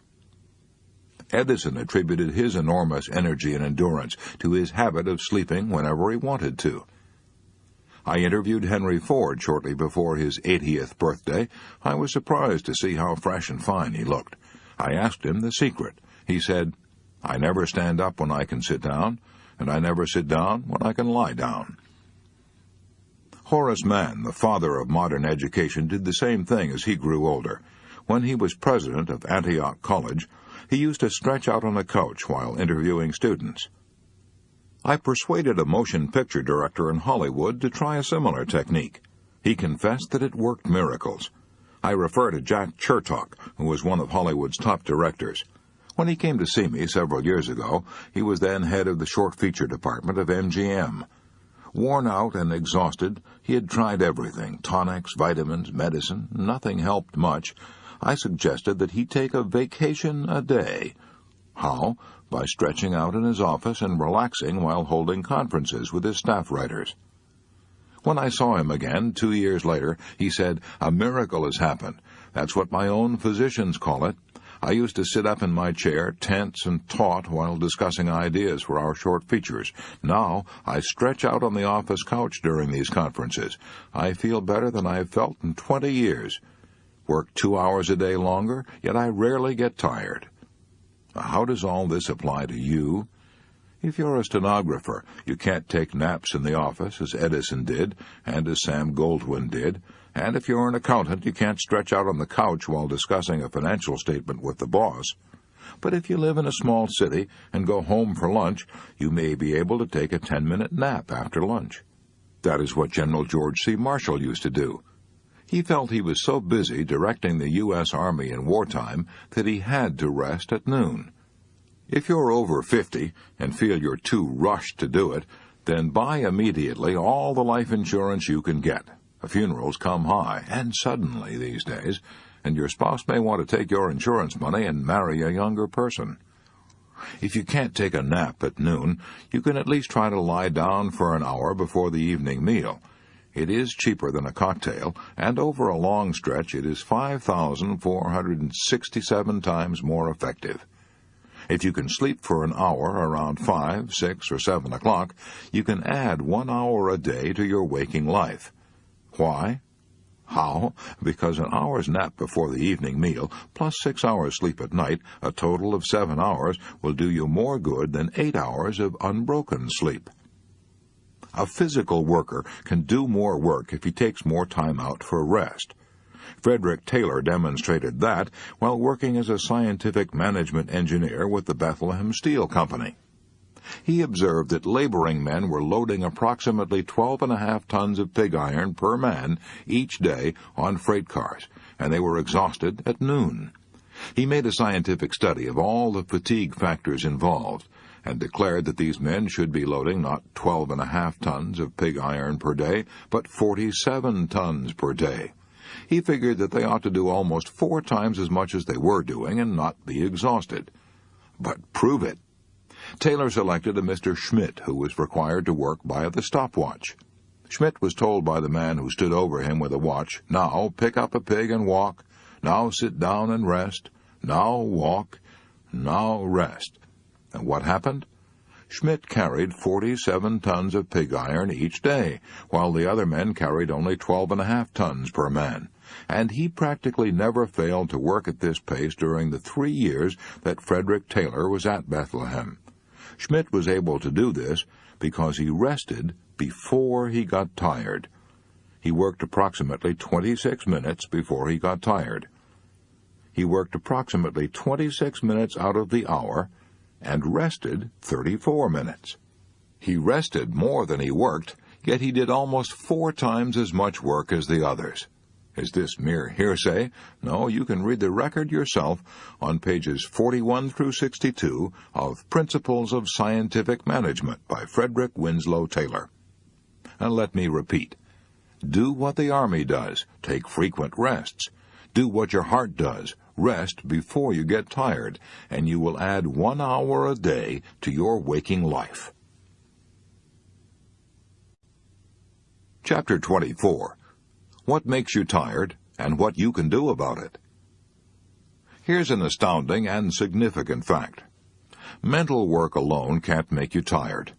It sounds absurd, but a few years ago, scientists tried to find out how long the human brain could labor without reaching a diminished capacity for work, the scientific definition of fatigue. To the amazement of these scientists, they discovered that blood passing through the brain when it's active shows no fatigue at all. If you took blood from the veins of a day laborer while he was working, you would find it full of fatigue toxins and fatigue products.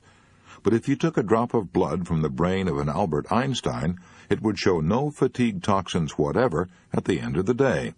So far as the brain is concerned, it can work as well and as swiftly at the end of 8 or even 12 hours of effort as at the beginning. The brain is utterly tireless. So what makes you tired?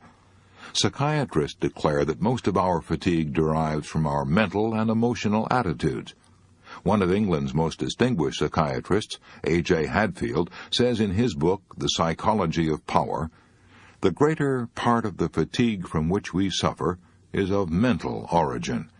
In fact, exhaustion of purely physical origin is rare. One of America's most distinguished psychiatrists, Dr. A.A. Brill, goes even further. He declares 100% of the fatigue of the sedentary worker in good health is due to psychological factors, by which we mean emotional factors.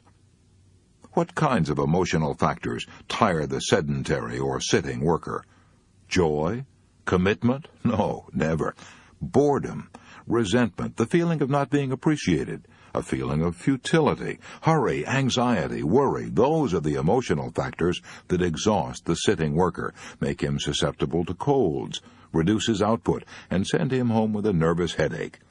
Yes, we get tired because our emotions produce nervous tensions in the body. The Metropolitan Life Insurance Company pointed that out in a leaflet on fatigue. Hard work by itself, says this great life insurance company, seldom causes fatigue which cannot be cured by a good sleep or rest. Worry, tenseness, and emotional upsets are 3 of the biggest causes of fatigue. Often they're to blame when physical or mental work seems to be the cause. Remember that a tense muscle is a working muscle. Ease up. Save energy for important duties. Stop now, right where you are, and give yourself a checkup. As you read these lines, are you scowling at the book? Are you sitting relaxed in your chair, or are you hunching up your shoulders? Are the muscles of your face tense? Unless your entire body is as limp and relaxed as an old rag doll, you are at this very moment producing nervous tensions and muscular tensions. You are producing nervous tensions and nervous fatigue. Why do we produce these unnecessary tensions in doing mental work? Daniel W. Jocelyn says, I find that the chief obstacle is the almost universal belief that hard work requires a feeling of effort, else it is not well done. So we scowl when we concentrate. We hunch up our shoulders. We call on our muscles to make the motion of effort, which in no way assists our brain in its work. Here's an astonishing and tragic truth. Millions of people who wouldn't dream of wasting dollars go right on wasting and squandering their energy with the recklessness of 7 drunken sailors in Singapore. What is the answer to this nervous fatigue? Relax, relax, relax. Learn to relax while you're doing your work. Easy? No, you'll probably have to reverse the habits of a lifetime. But it is worth the effort, for it may revolutionize your life. William James said in his essay, The Gospel of Relaxation, The American overtension and jerkiness and breathlessness and intensity and agony of expression are bad habits, nothing more or less. Tension is a habit. Relaxing is a habit, and bad habits can be broken, good habits formed. How do you relax? Do you start with your mind or do you start with your nerves? You don't start with either. You always begin to relax with your muscles. Well, let's give it a try. To show how it's done, suppose we start with your eyes.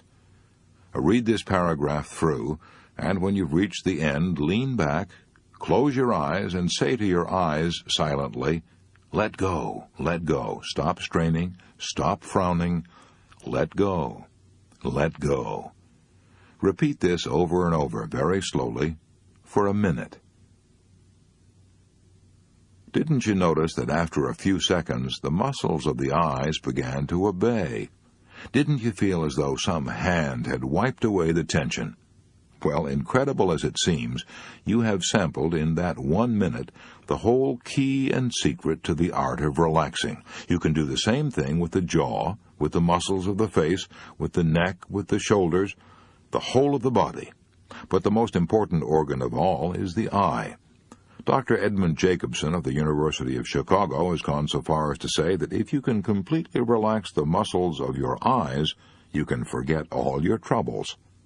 The reason the eyes are so important in relieving nervous tension is that they burn up 1/4 of all the nervous energies consumed by the body.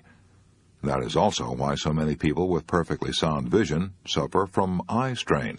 They are tensing the eyes. Vicky Baum, the famous novelist, said that when she was a child, she met an old man who taught her one of the most important lessons she ever learned. She had fallen down and cut her knees and hurt her wrist. The old man picked her up.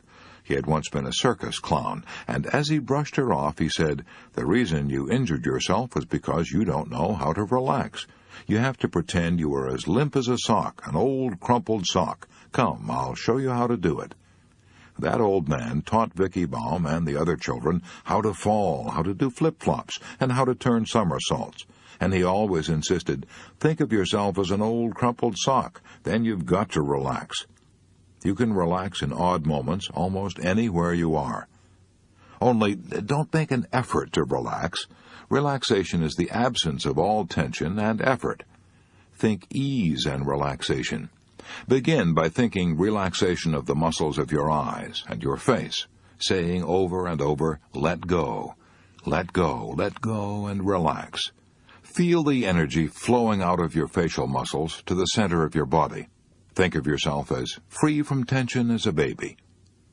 That is what Galli-Curci, the great soprano, used to do. Helen Jepson told me that she used to see Galli-Curci before a performance, sitting in a chair with all her muscles relaxed and her lower jaw so limp it actually sagged. An excellent practice. It kept her from becoming too nervous before her stage entrance. It prevented fatigue. Here are 4 suggestions that will help you learn to relax. 1.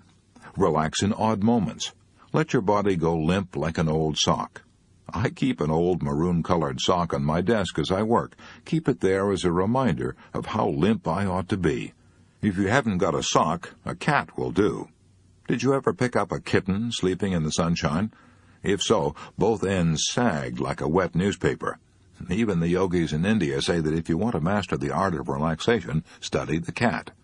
I never saw a tired cat, a cat with a nervous breakdown, or a cat suffering from insomnia, worry, or stomach ulcers.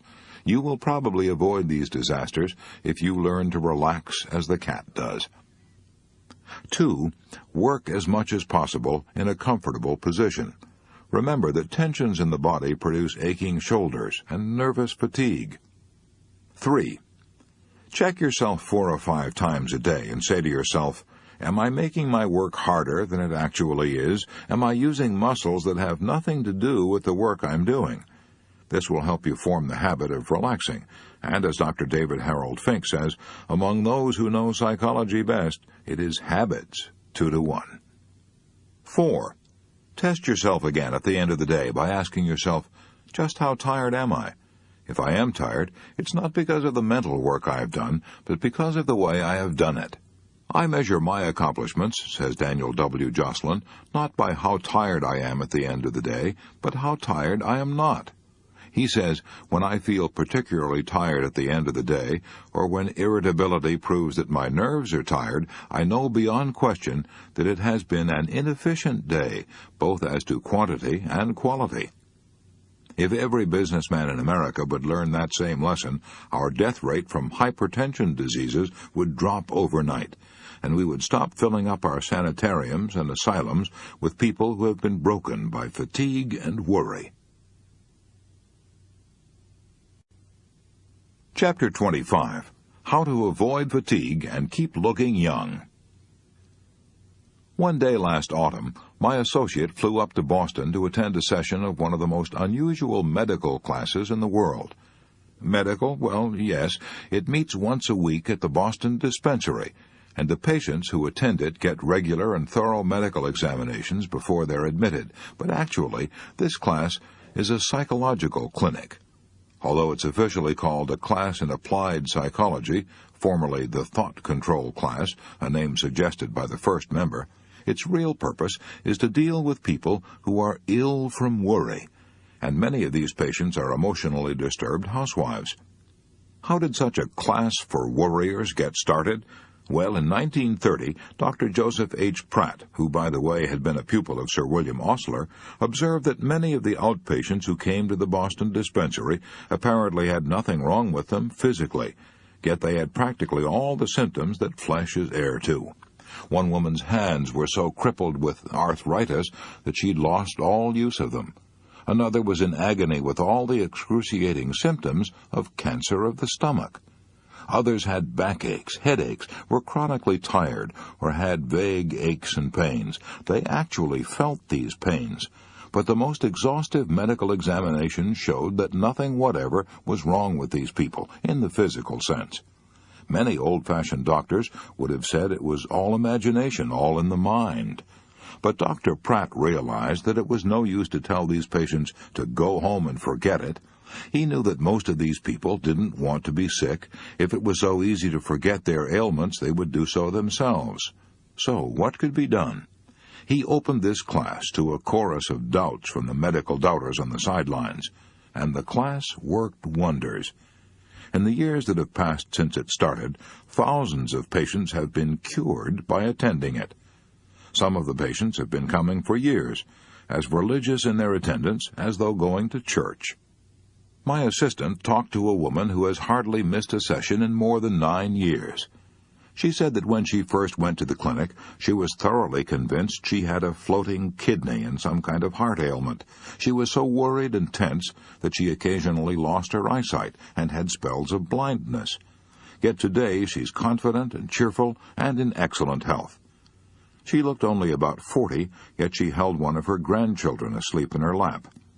I used to worry so much about my family troubles, she said, that I wished I could die. But I learned at this clinic the futility of worrying. I learned to stop it, and I can honestly say now that my life is serene. Dr. Rose Hilferding, the medical advisor of the class, said that she thought one of the best remedies for lightening worry is talking your troubles over with someone you trust. We call it catharsis, she said. When our patients come here, they can talk their troubles over at length until they get them off their minds. Brooding over worries alone and keeping them to oneself causes great nervous tension. We all have to share our troubles. We have to share worry. We have to feel there is someone in the world who is willing to listen and able to understand. My assistant witnessed the great relief that came to one woman from talking out her worries. She had domestic worries, and when she first began to talk, she was like a wound-up spring. Then, gradually, as she kept on talking, she began to calm down. At the end of the interview, she was actually smiling. Had the problem been solved? No, it wasn't that easy. What caused the change was talking to someone, getting a little advice and a little human sympathy. What had really worked the change was the tremendous healing value that lies in words. Psychoanalysis is based to some extent on this healing power of words. Ever since the days of Freud, analysts have known that a patient could find relief from his inner anxieties if he could talk, just talk. Why is this so? Maybe because by talking, we gain a little better insight into our troubles, get a better perspective. No one knows the whole answer, but all of us know that spitting it out or getting it off our chests brings almost instant relief. So the next time we have an emotional problem, why don't we look around for someone to talk to? I don't mean, of course, to go around making pests of ourselves by whining and complaining to everyone in sight. Let's decide on someone we can trust and make an appointment. Maybe a relative, a doctor, a lawyer, a minister or priest. Then say to that person, "I want your advice. I have a problem and I wish you would listen while I put it in words. You may be able to advise me. You may see angles to this thing that I can't see myself. But even if you can't, you'll help me tremendously if you will just sit and listen while I talk it out." Talking things out, then, is one of the principal therapies used at the Boston dispensary class. But here are some other ideas we picked up at the class, things you can do in your home. 1. Keep a notebook or scrapbook for inspirational reading. Into this book, you can paste all the poems or short prayers or quotations which appeal to you personally and give you a lift. Then, when a rainy afternoon sends your spirits plunging down, perhaps you can find a recipe in this book for dispelling the gloom. Many patients kept such notebooks for years. They said it was a spiritual shot in the arm. 2. Don't dwell too long on the shortcomings of others. One woman at the class who found herself developing into a scolding, nagging, and haggard-faced wife was brought up short with the question, "What would you do if your husband died?" She was so shocked by the idea that she immediately sat down and drew up a list of all her husband's good points. She made quite a list. Why don't you try the same thing the next time you feel you married a tyrant? Maybe you will find, after reading your spouse's virtues, that he or she is a person you'd like to meet. 3. Get interested in people. Develop a friendly, healthy interest in the people who share your life. One ailing woman who felt herself so exclusive that she hadn't any friends was told to try to make up a story about the next person she met. She began in the bus to weave backgrounds and settings for the people she saw. She tried to imagine what their lives had been like. First thing you know, she was talking to people everywhere, and today she's happy, alert, and a charming human being, cured of her pains. 4. Make up a schedule for tomorrow's work before you go to bed tonight. The class found out that many people feel driven and harassed by the unending round of work and things they must do. They never got their work finished. They were chased by the clock. To cure this sense of hurry and worry, the suggestion was made that they draw up a schedule each night for the following day. What happened? More work was accomplished, much less fatigue, a feeling of pride and achievement, and time left over for rest and enjoyment. 5. Finally, avoid tension and fatigue. Relax, relax. Nothing will make you look old sooner than tension and fatigue. Nothing will work such havoc with your freshness and looks. My assistant sat for an hour in the Boston Thought Control class while Professor Paul E. Johnson, the director, went over many of the principles we've already discussed in the previous chapter, the rules for relaxing. At the end of 10 minutes of these relaxing exercises, which my assistant did with the others, she was almost asleep sitting upright in her chair. Why is such stress laid on this physical relaxing? Because the clinic knows, as other doctors know, that if you're going to get the worry kinks out of people, they've got to relax. Yes, you have got to relax. Strangely enough, a good hard floor is better to relax on than an inner spring bed. It gives more resistance. It's good for the spine. All right, then. Here are some exercises you can do. Try them for a week and see what you do for your looks and disposition. A. Lie flat on the floor whenever you feel tired. Stretch as tall as you can. Roll around if you want to. Do it twice a day. B. Close your eyes. You might try saying, as Professor Johnson recommended, something like this. The sun is shining overhead, the sky is blue and sparkling, nature is calm and in control of the world, and I, as nature's child, am in tune with the universe. Or, better still, pray. C. If you cannot lie down because you can't spare the time, then you can achieve almost the same effect sitting down in a chair.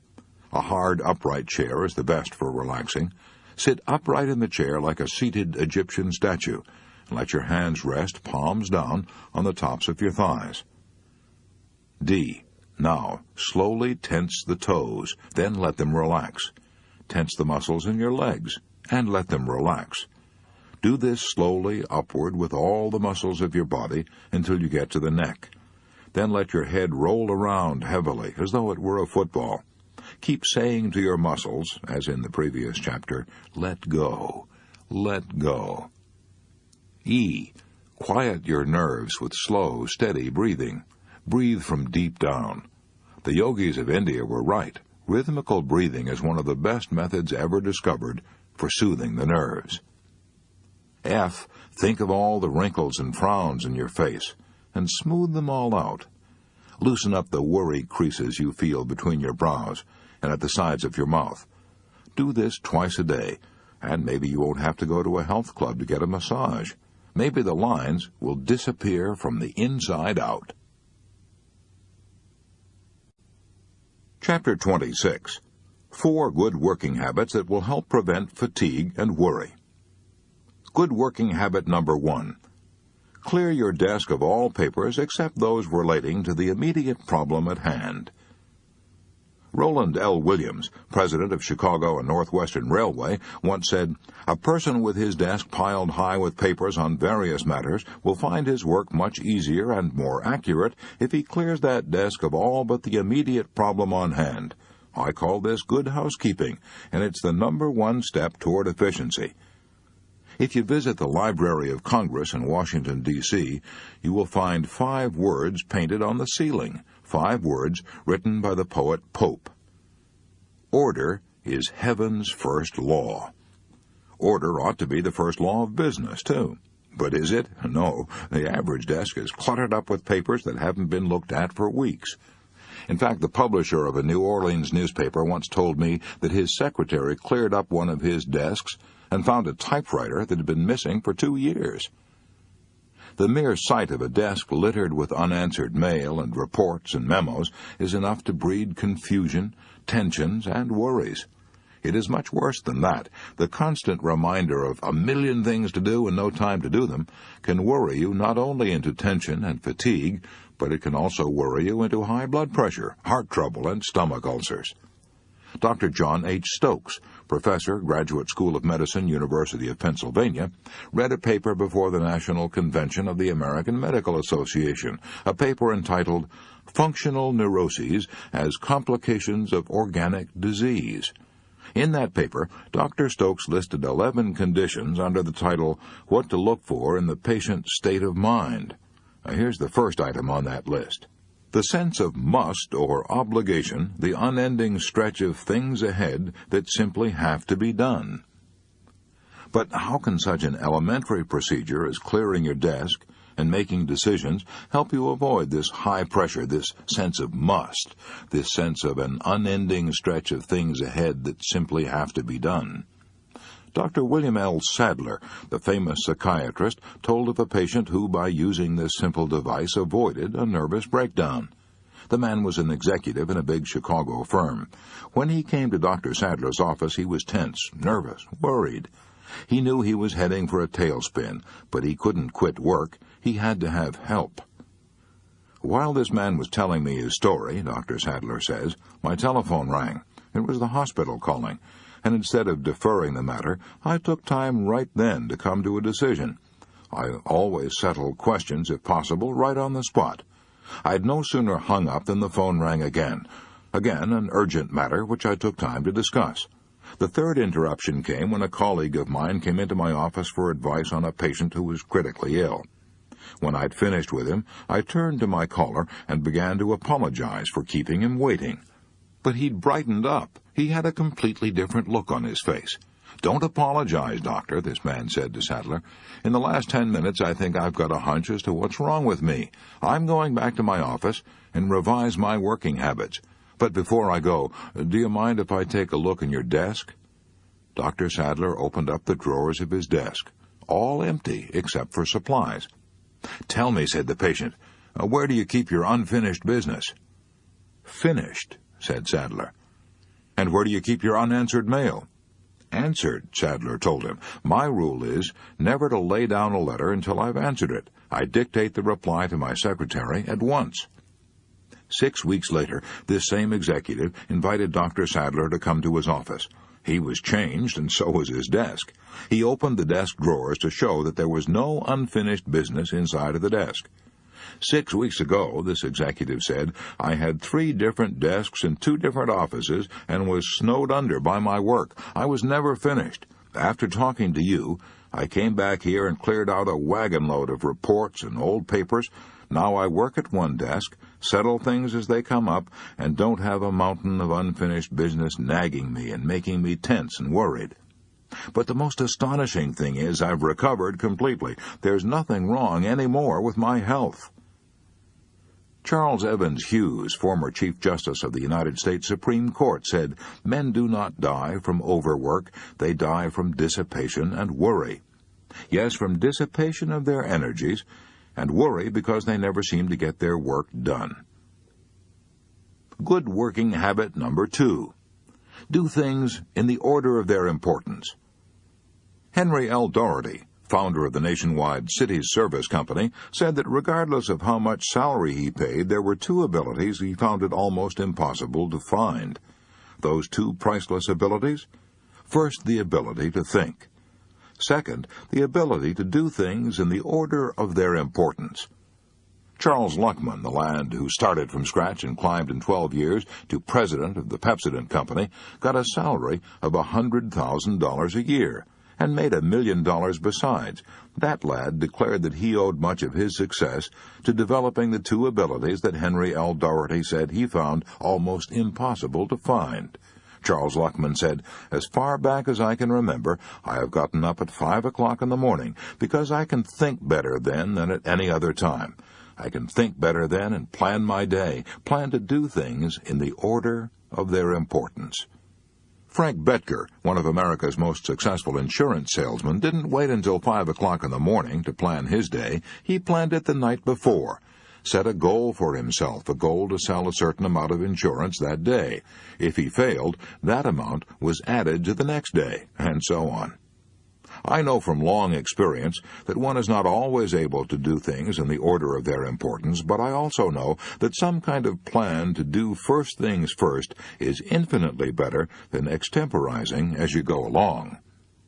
If George Bernard Shaw had not made it a rigid rule to do first things first, he would probably have failed as a writer and might have remained a bank cashier all his life. His plan called for writing 5 pages each day. That plan inspired him to go right on writing 5 pages a day for 9 heartbreaking years, even though he made a total of only $30 in those 9 years, about a penny a day. Even Robinson Crusoe wrote out a schedule of what he would do each hour of the day. Good working habit number 3. When you face a problem, solve it then and there if you have the facts necessary to make a decision. Don't keep putting off decisions. One of my former students, the late H.P. Howell, told me that when he was a member of the board of directors of U.S. Steel, the meetings of the board were often long, drawn-out affairs. Many problems were discussed. Few decisions were made. The result? Each member of the board had to carry home bundles of reports to study. Finally, Mr. Howell persuaded the board of directors to take up one problem at a time and come to a decision. No procrastination, no putting off. The decision might be to ask for additional facts. It might be to do something or do nothing, but a decision was reached on each problem before passing on to the next.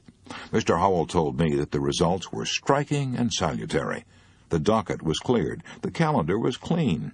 No longer was it necessary for each member to carry home a bundle of reports. No longer was there a worried sense of unresolved problems. A good rule not only for the board of directors of U.S. Steel, but for you and me. Good working habit number 4. Learn to organize, deputize, and supervise. Many business persons are driving themselves to premature graves because they've never learned to delegate responsibility to others, insisting on doing everything themselves. Result? Details and confusion overwhelm them. They're driven by a sense of hurry, worry, anxiety, and tension. It is hard to learn to delegate responsibilities. I know. It was hard for me, awfully hard. I also know from experience the disasters that can be caused by delegating authority to the wrong people. But difficult as it is to delegate authority, executives must do it if they are to avoid worry, tension, and fatigue. Executives who build up big businesses and don't learn to organize, deputize, and supervise usually pop off with heart trouble in their 50s or early 60s, heart trouble caused by tension and worries. Want a specific instance? Look at the death notices in your local paper. Chapter 28. How to keep from worrying about insomnia. Do you worry when you can't sleep well? Then it may interest you to know that Samuel Untermeyer, the famous international lawyer, never got a decent night's sleep in his life. When Sam Untermeyer went to college, he worried about two afflictions, asthma and insomnia. He couldn't seem to cure either, so he decided to do the next best thing, take advantage of his wakefulness. Instead of tossing and turning and worrying himself into a breakdown, he'd get up and study. The result? He began ticking off honors in all of his classes and became one of the prodigies of the College of the City of New York. Even after he started to practice law, his insomnia continued, but Untermeyer didn't worry. Nature, he said, will take care of me. Nature did. In spite of the small amount of sleep he was getting, his health kept up and he was able to work as hard as any of the young lawyers of the New York bar.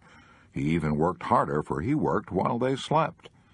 At the age of 21, Sam Untermeyer was earning $75,000 a year, and other young attorneys rushed to courtrooms to study his methods. In 1931, he was paid for handling one case, what was at that time probably the highest lawyer's fee ever paid, a cool $1 million cash on the barrelhead. Still, he had insomnia, read half the night, then got up at 5 a.m. and started dictating letters. By the time most people were just starting work, his day's work would be almost half done. He lived to the age of 81, this man who had rarely had a sound night's sleep. But if he fretted and worried about his insomnia, he probably would have wrecked his life.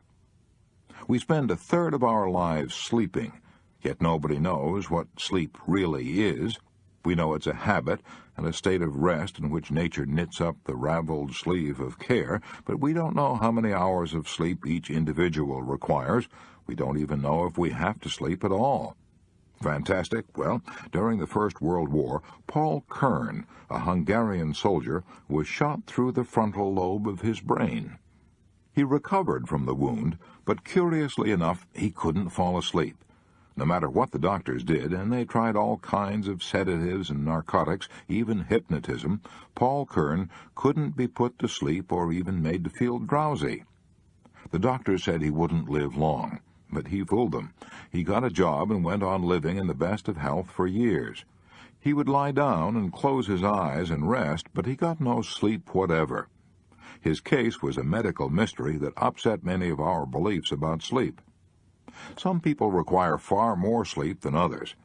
Toscanini needed only 5 hours a night, but Calvin Coolidge needed more than twice that much. Coolidge slept 11 hours out of every 24. In other words, Toscanini slept away approximately 1/5 of his life, while Coolidge slept away almost half of his life. Worrying about insomnia will hurt you far more than insomnia. For example, one of my students, Ira Sandner of Ridgefield Park, New Jersey, was driven nearly to suicide by chronic insomnia. "I actually thought I was going insane," Ira Sandner told me. The trouble was, in the beginning, that I was too sound a sleeper. I wouldn't wake up when the alarm clock went off, and the result was that I was getting to work late in the morning. I worried about it, and in fact my boss warned me that I would have to get to work on time. I knew that if I kept oversleeping, I'd lose my job. I told my friends about it, and one of them suggested I concentrate hard on the alarm clock before I went to sleep. That started the insomnia. The tick-tick-tick of that blasted alarm clock became an obsession. It kept me awake, tossing all night long.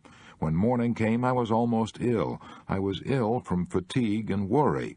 This kept on for 8 weeks. I can't put into words the tortures I suffered. I was convinced I was going insane. Sometimes I paced the floor for hours at a time, and I honestly considered jumping out of the window and ending the whole thing. At last I went to a doctor I had known all my life. He said, "Ira, I can't help you. No one can help you, because you've brought this thing on yourself. Go to bed nights, and if you can't fall asleep, forget all about it. Just say to yourself, I don't care a hang if I don't go to sleep. It's all right with me if I lie awake till morning. Keep your eyes closed and say, as long as I just lie still and don't worry about it, I'll be getting rest anyway." I did that, says Santner, and in 2 weeks' time I was dropping off to sleep. In less than 1 month I was sleeping 8 hours, and my nerves were back to normal. It wasn't insomnia that was killing Ira Sandner. It was his worry about it. Dr. Nathaniel Kleitman, professor at the University of Chicago, had done more research work on sleep than had any other living man. An expert on sleep, he declared that he had never known anyone to die from insomnia. To be sure, a man might worry about insomnia until he lowered his vitality and was swept away by germs, but it was the worry that did the damage, not the insomnia itself. Dr. Kleitman also said that the people who worry about insomnia usually sleep far more than they realize. The man who swears, "I never slept a wink last night," may have slept for hours without knowing it. For example, one of the most profound thinkers of the 19th century, Herbert Spencer, was an old bachelor, lived in a boarding house, and bored everyone with his talk about his insomnia. He even put stoppings in his ears to keep out the noise and quiet his nerves. Sometimes he took opium to induce sleep. One night, he and Professor Sayce of Oxford shared the same room at a hotel, and the next morning Spencer declared he hadn't slept a wink all night. In reality, it was Professor Sayce who hadn't slept a wink. He'd been kept awake all night by Spencer's snoring. The first requisite for a good night's sleep is a feeling of security. We need to feel that some power greater than ourselves will take care of us until morning. Dr. Thomas Hyslop of the Great West Riding Asylum stressed that point in an address before the British Medical Association. He said, "One of the best sleep-producing agents which my years of practice have revealed to me is prayer. I say this purely as a medical man." The exercise of prayer, in those who habitually exert it, must be regarded as the most adequate and normal of all the pacifiers of the mind and calmer of the nerves. Let God and let go. Jeanette MacDonald told me that when she was depressed and worried and had difficulty in going to sleep, she could always get a feeling of security by repeating Psalm 23, "The Lord is my shepherd, I shall not want. He maketh me to lie down in green pastures. He leadeth me beside the still waters." But if you're not religious and have to do things the hard way, then learn to relax by physical measures. Dr. David Harold Fink, who wrote Release from Nervous Tension, says that the best way to do this is to talk to your body. According to Dr. Fink, words are the key to all kinds of hypnosis, and when you consistently can't sleep, it's because you've talked yourself into a case of insomnia. The way to undo this is to dehypnotize yourself, and you can do it by saying to the muscles of your body, let go, loosen up and relax. We already know that the mind and the nerves can't relax while the muscles are tense, so if we want to go to sleep, we start with the muscles. Dr. Fink recommends, and it works out in practice, that we put a pillow under the knees to ease the tension of the legs, and that we tuck small pillows under arms for the very same reason. Then, by telling the jaw to relax, the eyes, the arms, and the legs, we finally drop off to sleep before we know what's hit us. I've tried it, I know. One of the best cures for insomnia is making yourself physically tired by gardening, swimming, tennis, golf, skiing, or just plain physically exhausting work. That's what Theodore Dreiser did. When he was a struggling young author, he was worried about insomnia, so he got a job working as a section hand on the New York Central Railway, and after a day of driving spikes and shoveling gravel, he was so exhausted that he could hardly stay awake long enough to eat. If we get tired enough, nature will force us to sleep, even while we're walking. To illustrate, when I was 13 years old, my father shipped a carload of fat hogs to St. Joe, Missouri. Since he got 2 free railroad passes, he took me along with him. Up until that time, I had never seen a town of more than 4,000. When I landed in St. Joe, a city of 60,000, I was so agog with excitement. I saw a skyscraper 6 stories high, and wonder of wonders, I saw a streetcar. I can close my eyes now and still see and hear that streetcar. After the most thrilling and exciting day of my life, Father and I took a train back to Ravenwood, Missouri. Arriving there at 2 o'clock in the morning, we had to walk 4 miles home to the farm. And here's the point of the story. I was so exhausted that I slept and dreamed as I walked. I've often slept while riding horseback, and I'm alive to tell it. When men are completely exhausted, they sleep right through the thunder and horror and danger of war. Dr. Foster Kennedy, the famous neurologist, tells me that during the retreat of the 5th British Army in 1918, he saw soldiers so exhausted that they fell on the ground where they were and fell into a sleep as sound as a coma, and they didn't even wake up when he raised their eyelids with his fingers.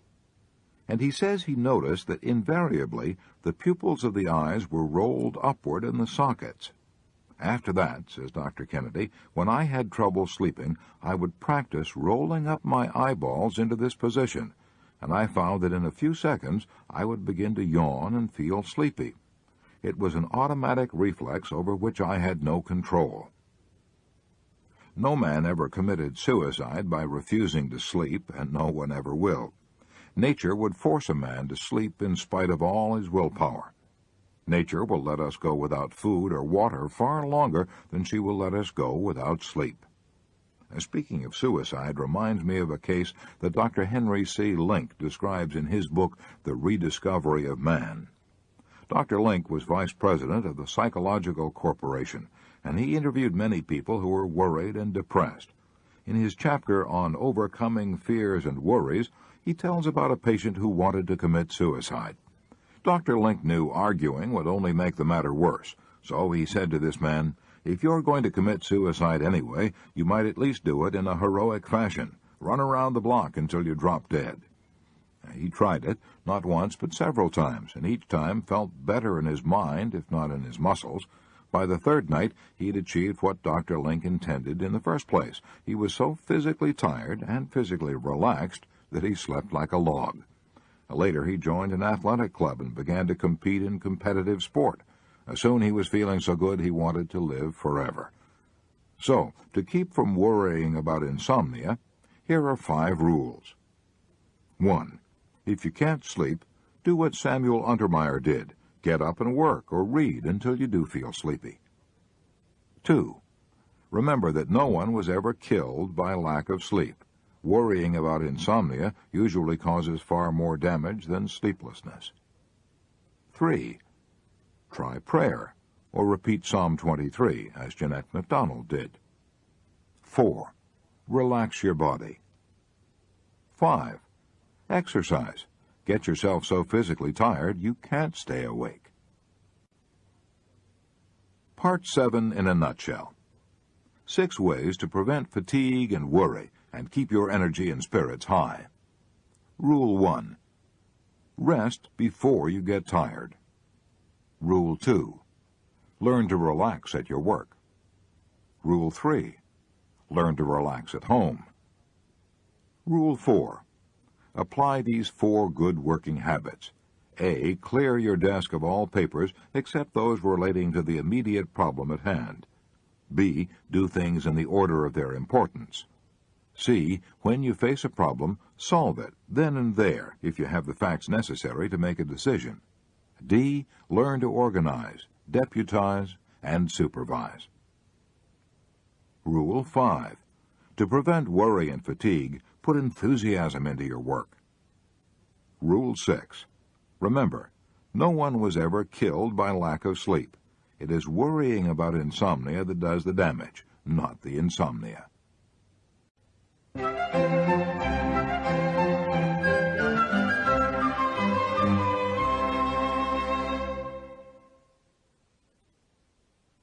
Part 8.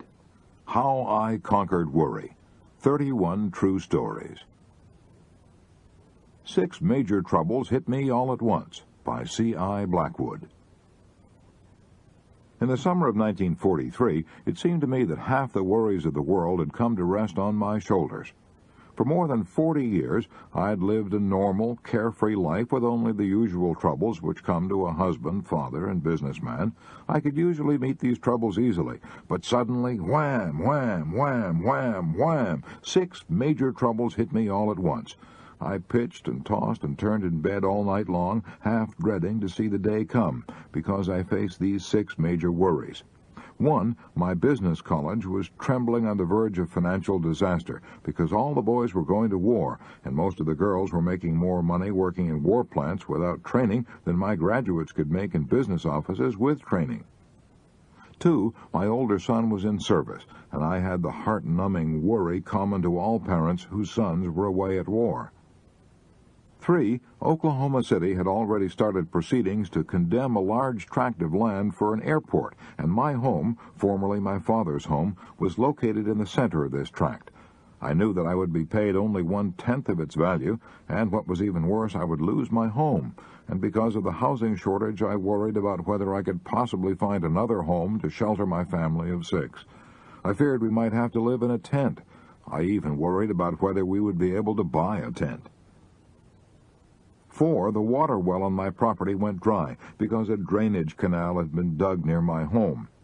To dig a new well would be throwing $500 away because the land was already being condemned. I had to carry water to my livestock in buckets every morning for 2 months, and I feared I would have to continue it during the rest of the war. 5, I lived 10 miles away from my business school, and I had a Class B gasoline card. That meant I couldn't buy any new tires, so I worried about how I could ever get to work when the superannuated tires on my old Ford gave up the ghost. 6, my eldest daughter had graduated from high school a year ahead of schedule. She had her heart set on going to college, and I just didn't have the money to send her. I knew her heart would be broken. One afternoon, sitting in my office worrying about my worries, I decided to write them all down, for it seemed no one ever had more worries than I had. I didn't mind wrestling with worries that gave me a fighting chance to solve them, but these worries all seemed to be utterly beyond my control. I could do nothing to solve them. So I filed away this typewritten list of my troubles, and as the months passed, I forgot that I'd ever written it. 18 months later, while transferring my files, I happened to come across this list of my 6 major problems that had once threatened to wreck my health. I read them with a great deal of interest and profit. I now saw that not one of them had come to pass. Now, here's what happened to them. 1, I saw that all my worries about having to close my business college had been useless, because the government had started paying business schools for training veterans, and my school was soon filled to capacity. 2, I saw that all my worries about my son in service had been useless. He was coming through the war without a scratch. 3, I saw that all my worries about my land being condemned had been useless, because as soon as I knew my land would not be condemned, I spent the money necessary to dig a new well to a deeper level and found an unfailing supply of water. 5, I saw that all my worries about my tires giving out had been useless, because by recapping and careful driving, the tires had managed somehow to survive. 6, I saw that all my worries about my daughter's education had been useless, because just 60 days before the opening of college, I was offered, almost like a miracle, an auditing job which I could do outside of school hours, and this job made it possible for me to send her to college on schedule. I'd often heard people say that 90% of the things we worry and stew and fret about never happen, but this old saying didn't mean much to me until I ran across that list of worries I'd typed out that dreary afternoon 18 months previously. I'm thankful now that I had to wrestle in vain with those 6 terrible worries. That experience has taught me a lesson I'll never forget. It's shown me the folly and tragedy of stewing about events that haven't happened, events that are beyond our control and may never happen. Remember, today is the tomorrow you worried about yesterday. Ask yourself, how do I know this thing I'm worrying about will really come to pass? I Can Turn Myself into a Shouting Optimist Within an Hour, by Roger W. Babson, famous economist. When I find myself depressed over present conditions, I can, within 1 hour, banish worry and turn myself into a shouting optimist. Here is how I do it. I enter my library, close my eyes, and walk to certain shelves containing only books on history. With my eyes still shut, I reach for a book, not knowing whether I am picking up Prescott's Conquest of Mexico or Suetonius' Lives of the 12 Caesars. With my eyes still closed, I open the book at random. I then open my eyes and read for an hour, and the more I read, the more sharply I realize that the world has always been in the throes of agony, that civilization has always been tottering on the brink. The pages of history fairly shriek with tragic tales of war, famine, poverty, pestilence, and man's inhumanity to man. After reading history for an hour, I realize that bad as conditions are now, they are infinitely better than they used to be. This enables me to see and face my present troubles in their proper perspective, as well as to realize that the world as a whole is constantly growing better. Here is a method that deserves a whole chapter. Read history. Try to get the viewpoint of 10,000 years, and see how trivial your troubles are in terms of eternity. How I Got Rid of an Inferiority Complex, by Elmer Thomas, former United States Senator from Oklahoma. When I was 15, I was constantly tormented by worries and fears and self-consciousness. I was extremely tall for my age and thin as a fence rail. I stood 6 feet 2 inches and weighed only 118 pounds. In spite of my height, I was weak and could never compete with the other boys in baseball or running games. They poked fun at me and called me Hatchet Face. I was so worried and self-conscious that I dreaded to meet anyone, and I seldom did, for our farmhouse was off the public road and surrounded by thick virgin timber that had never been cut since the beginning of time. We lived half a mile from the highway, and a week would often go by without my seeing anyone except my mother, father, brothers, and sisters. I would have been a failure in life if I'd let those worries and fears whip me. Every day and every hour of the day, I brooded over my tall, gaunt, weak body. I could hardly think of anything else. My embarrassment, my fear was so intense that it's almost impossible to describe it. My mother knew how I felt. She'd been a school teacher, so she said to me, "Son, you ought to get an education. You ought to make your living with your mind, because your body will always be a handicap." Since my parents were unable to send me to college, I knew I'd have to make my own way. So I hunted and trapped a possum, skunk, mink, and raccoon one winter, sold my hides for $4 in the spring, then bought 2 little pigs with my $4. I fed the pigs slop and later corn, and sold them for $40 the next fall. With the proceeds from the sale of the 2 hogs, I went away to the Central Normal College, located in Danville, Indiana. I paid $1.40 a week for my board, 50 cents a week for my room. I wore a brown shirt my mother had made me. Obviously, she used brown cloth because it wouldn't show dirt. I wore a suit of clothes that had once belonged to my father. Dad's clothes didn't fit me, and neither did his old Congress gaiter shoes that I wore, shoes that had elastic bands in the sides that stretched when you put them on. The stretch had long since gone out of the bands, and the tops were so loose the shoes almost dropped off my feet as I walked. I was so embarrassed to associate with the other students, so I sat in my room alone and studied.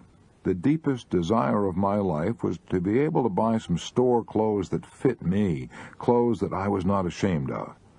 Shortly after that, 4 events happened that helped me to overcome my worries and my feeling of inferiority. One of these events gave me courage and hope and confidence and completely changed all the rest of my life. I'll describe these events briefly. First, after attending this normal school for only 8 weeks, I took an examination and was given a third-grade certificate to teach in the country public schools. To be sure, this certificate was good for only 6 months, but it was fleeting evidence that somebody had faith in me. The first evidence of faith that I had ever had from anyone except my mother. Second, a country school board at a place called Happy Hollow hired me to teach at a salary of $2 a day, or $40 a month. Here was even more evidence of somebody's faith in me. Third, as soon as I got my first check, I bought some store clothes that I wasn't ashamed to wear. If someone gave me $1 million now, it wouldn't thrill me half as much as that first suit of clothes for which I paid only a few dollars. Fourth, the real turning point in my life, the first great victory in my struggle against embarrassment and inferiority, occurred at the Putnam County Fair, held annually in Bainbridge, Indiana. My mother had urged me to enter a public speaking contest that was to be held at the fair. To me, the very idea seemed fantastic. I didn't have the courage to talk to even one person, let alone a crowd. But my mother's faith in me was almost pathetic. She dreamed great dreams for my future. She was living her own life over in her son. Her faith inspired me to enter the contest. I chose for my subject about the last thing in the world that I was qualified to talk on, the fine and liberal arts of America. Frankly, when I began to prepare the speech, I didn't know what the liberal arts were, but it didn't matter much because my audience didn't know either. I memorized my flowery talk and rehearsed it to the trees and cows 100 times. I was so eager to make a good showing for my mother's sake that I must have spoken with emotion. At any rate, I was awarded first prize. I was astounded at what happened. A cheer went up from the crowd. The very boys who'd once ridiculed me and poked fun at me and called me hatchet face now slapped me on the back and said, "I knew you could do it, Elmer." My mother put her arms around me and sobbed. As I look back, in retrospect, I can see that winning that speaking contest was the turning point of my life. The local newspapers ran an article about me on the front page and prophesied great things for my future. Winning that contest put me on the map locally and gave me prestige, and, what's far more important, it multiplied my confidence 100-fold. I now realize that if I'd not won that contest, I probably would never have become a member of the United States Senate, for it lifted my sights, widened my horizons, and made me realize that I had latent abilities that I never dreamed I possessed. Most important, however, was the fact that the first prize in the oratorical contest was a year's scholarship in the Central Normal College. I hungered now for more education, so during the next few years, from 1896 to 1900, I divided my time between teaching and studying. In order to pay my expenses at DePaul University, I waited on tables, looked after furnaces, mowed lawns, kept books, worked in the wheat and cornfields during the summer, and hauled gravel on a public road construction job. In 1896, when I was only 19, I made 28 speeches urging people to vote for William Jennings Bryan for president. The excitement of speaking for Bryan aroused a desire in me to enter politics myself. So when I entered DePaul University, I studied law and public speaking. In 1899, I represented the university in a debate with Butler College, held in Indianapolis, on the subject, "Resolved that United States senators should be elected by popular vote." Well, I won other speaking contests and became editor-in-chief of the class of 1900 college annual, The Mirage, and the university paper, The Palladium. After receiving my A.B. degree at DePaul, I took Horace Greeley's advice, only I didn't go west, I went southwest. I went down to a new country, Oklahoma, when the Kiowa, Comanche, and Apache Indian Reservation was opened. I homesteaded a claim and opened a law office in Lawton, Oklahoma. I served in the Oklahoma State Senate for 13 years, in the lower house of Congress for 4 years, and at 50 years of age I achieved my lifelong ambition. I was elected to the United States Senate from Oklahoma. I've served in that capacity since March 4th, 1927. Since Oklahoma and Indian Territories became the state of Oklahoma on November 16, 1907, I have been continuously honored by the Democrats of my adopted state by nominations, first for state Senate and for Congress, and later for the United States Senate. I've told this story not to brag about my own feeling of accomplishment, which can't possibly interest anyone else. I've told it wholly with the hope that it may give renewed courage and confidence to some poor boy who's now suffering from the worries and shyness and feeling of inferiority that devastated my life when I was wearing my father's cast-off clothes and gaiter shoes that almost dropped off my feet as I walked. It's interesting to know that Elmer Thomas, who was so ashamed of his ill-fitting clothes as a youth, was later voted the best-dressed man in the United States Senate. I Lived in the Garden of Allah by R.V.C. Bodley, descendant of Sir Thomas Bodley, founder of the Bodleian Library, Oxford, author of Wind in the Sahara, The Messenger, and 14 other volumes. In 1918, I turned my back on the world I had known and went to northwest Africa and lived with the Arabs in the Sahara, the Garden of Allah. I lived there 7 years. I learned to speak the language of the nomads. I wore their clothes, I ate their food, and adopted their mode of life, which has changed very little during the last 20 centuries. I became an owner of sheep and slept on the ground in the Arabs' tents. I also made a detailed study of their religion. In fact, I later wrote a book about Muhammad entitled The Messenger. Those 7 years which I spent with these wandering shepherds were the most peaceful and contented years of my life. I had already had a rich and varied experience. I was born of English parents in Paris and lived in France for 9 years. Later, I was educated at Eton and at the Royal Military College at Sandhurst. Then I spent 6 years as a British Army officer in India, where I played polo and hunted and explored in the Himalayas, as well as doing some soldiering. I fought through the First World War, and at its close, I was sent to the Paris Peace Conference as an assistant military attaché. I was shocked and disappointed at what I saw there. During the 4 years of slaughter on the Western Front, I had believed we were fighting to save civilization. But at the Paris Peace Conference, I saw selfish politicians laying the groundwork for the Second World War, each country grabbing all it could for itself, creating national antagonisms, and reviving the intrigues of secret diplomacy. I was sick of war, sick of the army, sick of society. For the first time in my career, I spent sleepless nights worrying about what I should do with my life. Lloyd George urged me to go in for politics. I was considering taking his advice when a strange thing happened, a strange thing that shaped and determined my life for the next 7 years. It all came from a conversation with Ted Lawrence, Lawrence of Arabia, the most colorful and romantic figure produced by the First World War. He had lived in the desert with the Arabs, and he advised me to do the same thing. At first it sounded fantastic. However, I was determined to leave the army, and I had to do something. Civilian employers did not want to hire men like me, ex-officers of the regular army, especially when the labor market was jammed with millions of unemployed. So I did as Lawrence suggested. I went to live with the Arabs. I'm glad I did so. They taught me how to conquer worry. Like all faithful Muslims, they are fatalists. They believe that every word which Muhammad wrote in the Quran is the divine revelation of Allah. So when the Quran says, God created you and all your actions, they accept it literally. That is why they take life so calmly and never hurry or get into unnecessary tempers when things go wrong. They know that what is ordained, and no one but God can alter anything.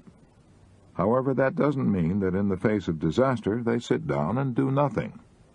To illustrate, let me tell you of a fierce burning windstorm of the Scirocco which I experienced when I was living in the Sahara. It howled and screamed for 3 days and nights. It was so strong, so fierce, that it blew sand from the Sahara hundreds of miles across the Mediterranean and sprinkled it over the Rhone Valley in France. The wind was so hot, I felt as if the hair was being scorched off my head. My throat was parched, my eyes burned, my teeth were full of grit. I felt as if I were standing in front of a furnace at a glass factory. I was driven as near crazy as a man can be and retain his sanity, but the Arabs didn't complain. They shrugged their shoulders and said, "Maktub, it is written." But immediately after the storm was over, they sprang into action. They slaughtered all the lambs because they knew they would die anyway, and by slaughtering them at once, they hoped to save the mother sheep. After the lambs were slaughtered, the flocks were driven southward to water. This was all done calmly, without worry or complaining or mourning over their losses. The tribal chief said, "It is not too bad. We might have lost everything, but praise God, we have 40% of our sheep left to make a new start."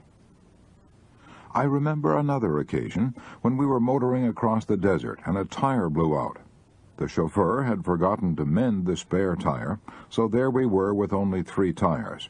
I fussed and fumed and got excited and asked the Arabs what we were going to do. They reminded me that getting excited wouldn't help, that it only made one hotter. The blown-out tire, they said, was the will of Allah, and nothing could be done about it. So we started on, crawling along on the rim of a wheel. Presently the car sputtered and stopped. We were out of gas. The chief merely remarked, "Maktub," and there again, instead of shouting at the driver because he had not taken on enough gas, everyone remained calm, and we walked to our destination, singing as we went. The 7 years I spent with the Arabs convinced me that the neurotics, the insane, the drunks of America and Europe are the product of the hurried and harassed lives we live in our so-called civilization. As long as I lived in the Sahara, I had no worries. I found there, in the garden of Allah, the serene contentment and physical well-being that so many of us are seeking with tenseness and despair.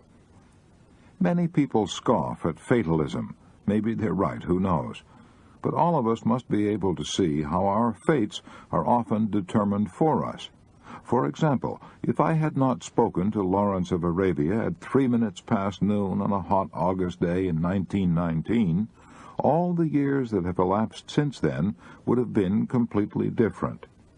Looking back over my life, I can see how it has been shaped and molded time and again by events far beyond my control. The Arabs call it Maktub, Kismet, the will of Allah. Call it anything you wish. It does strange things to you. I only know that today, 17 years after leaving the Sahara, I still maintain that happy resignation to the inevitable which I learned from the Arabs. That philosophy has done more to settle my nerves than 1,000 sedatives could have achieved. When the fierce burning winds blow over our lives, and we cannot prevent them, let us too accept the inevitable, and then get busy and pick up the pieces. 5 Methods I Have Used to Banish Worry by Professor William Lyon Phelps. I had the privilege of spending an afternoon with Billy Phelps of Yale shortly before his death. Here are the 5 methods he used to banish worry, based on the notes I took during that interview. Number 1. When I was 24 years old, my eyes suddenly gave out. After reading 3 or 4 minutes, my eyes felt as if they were full of needles. And even when I was not reading, they were so sensitive that I could not face a window. I consulted the best oculist in New Haven and New York. Nothing seemed to help me. After 4 o'clock in the afternoon, I simply sat in a chair in the darkest corner of the room, waiting for bedtime. I was terrified. I feared that I would have to give up my career as a teacher and go out west and get a job as a lumberjack. Then a strange thing happened, which shows the miraculous effects of the mind over physical ailments. When my eyes were at their worst that unhappy winter, I accepted an invitation to address a group of undergraduates. The hall was illuminated by huge rings of gas jets suspended from the ceiling. The lights pained my eyes so intensely that while sitting on the platform I was compelled to look at the floor. Yet during my 30-minute speech, I felt absolutely no pain, and I could look directly at these lights without any blinking whatever.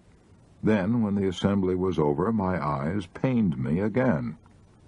I thought then that if I could keep my mind strongly concentrated on something, not for 30 minutes, but for a week, I might be cured. For clearly, it was a case of mental excitement triumphing over a bodily illness.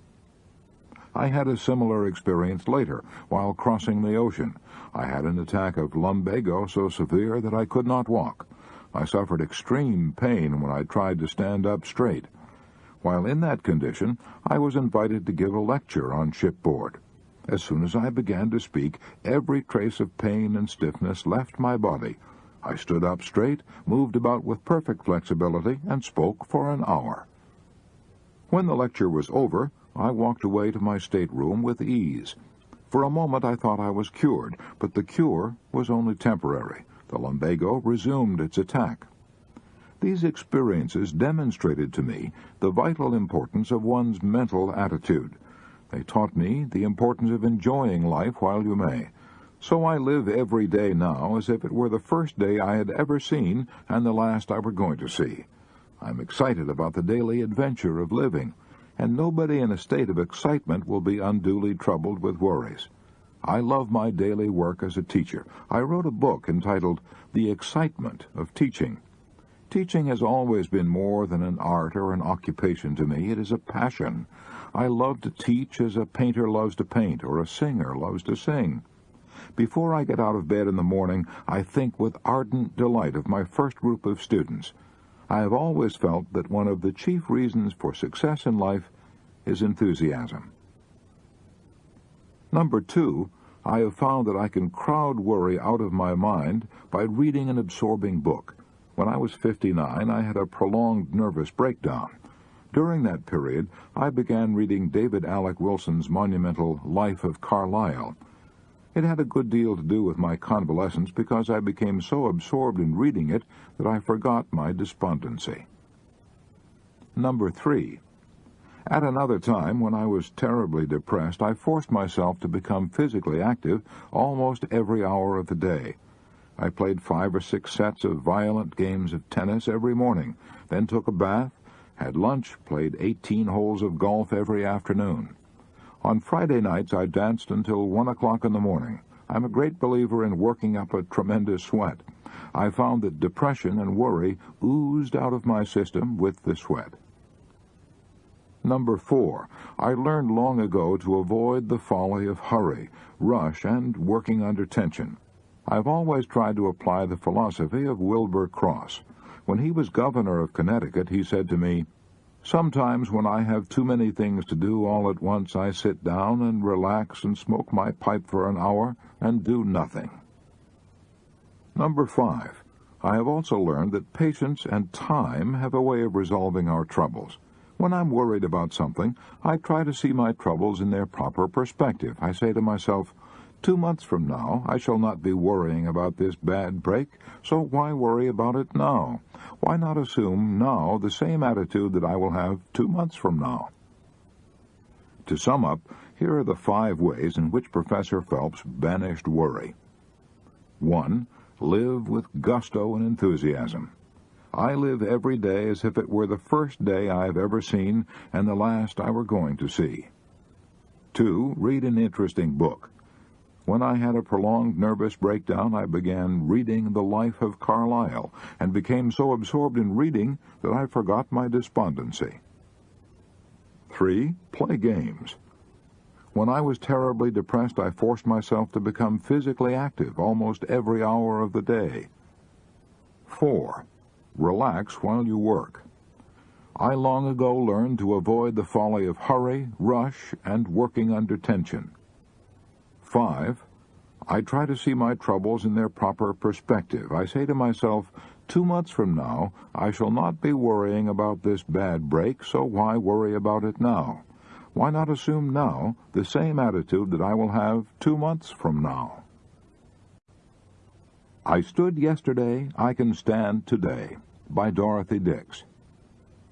I've been through the depths of poverty and sickness. When people ask me what's kept me going through all the troubles that come to all of us, I always reply, I stood yesterday, I can stand today, and I will not permit myself to think about what might happen tomorrow.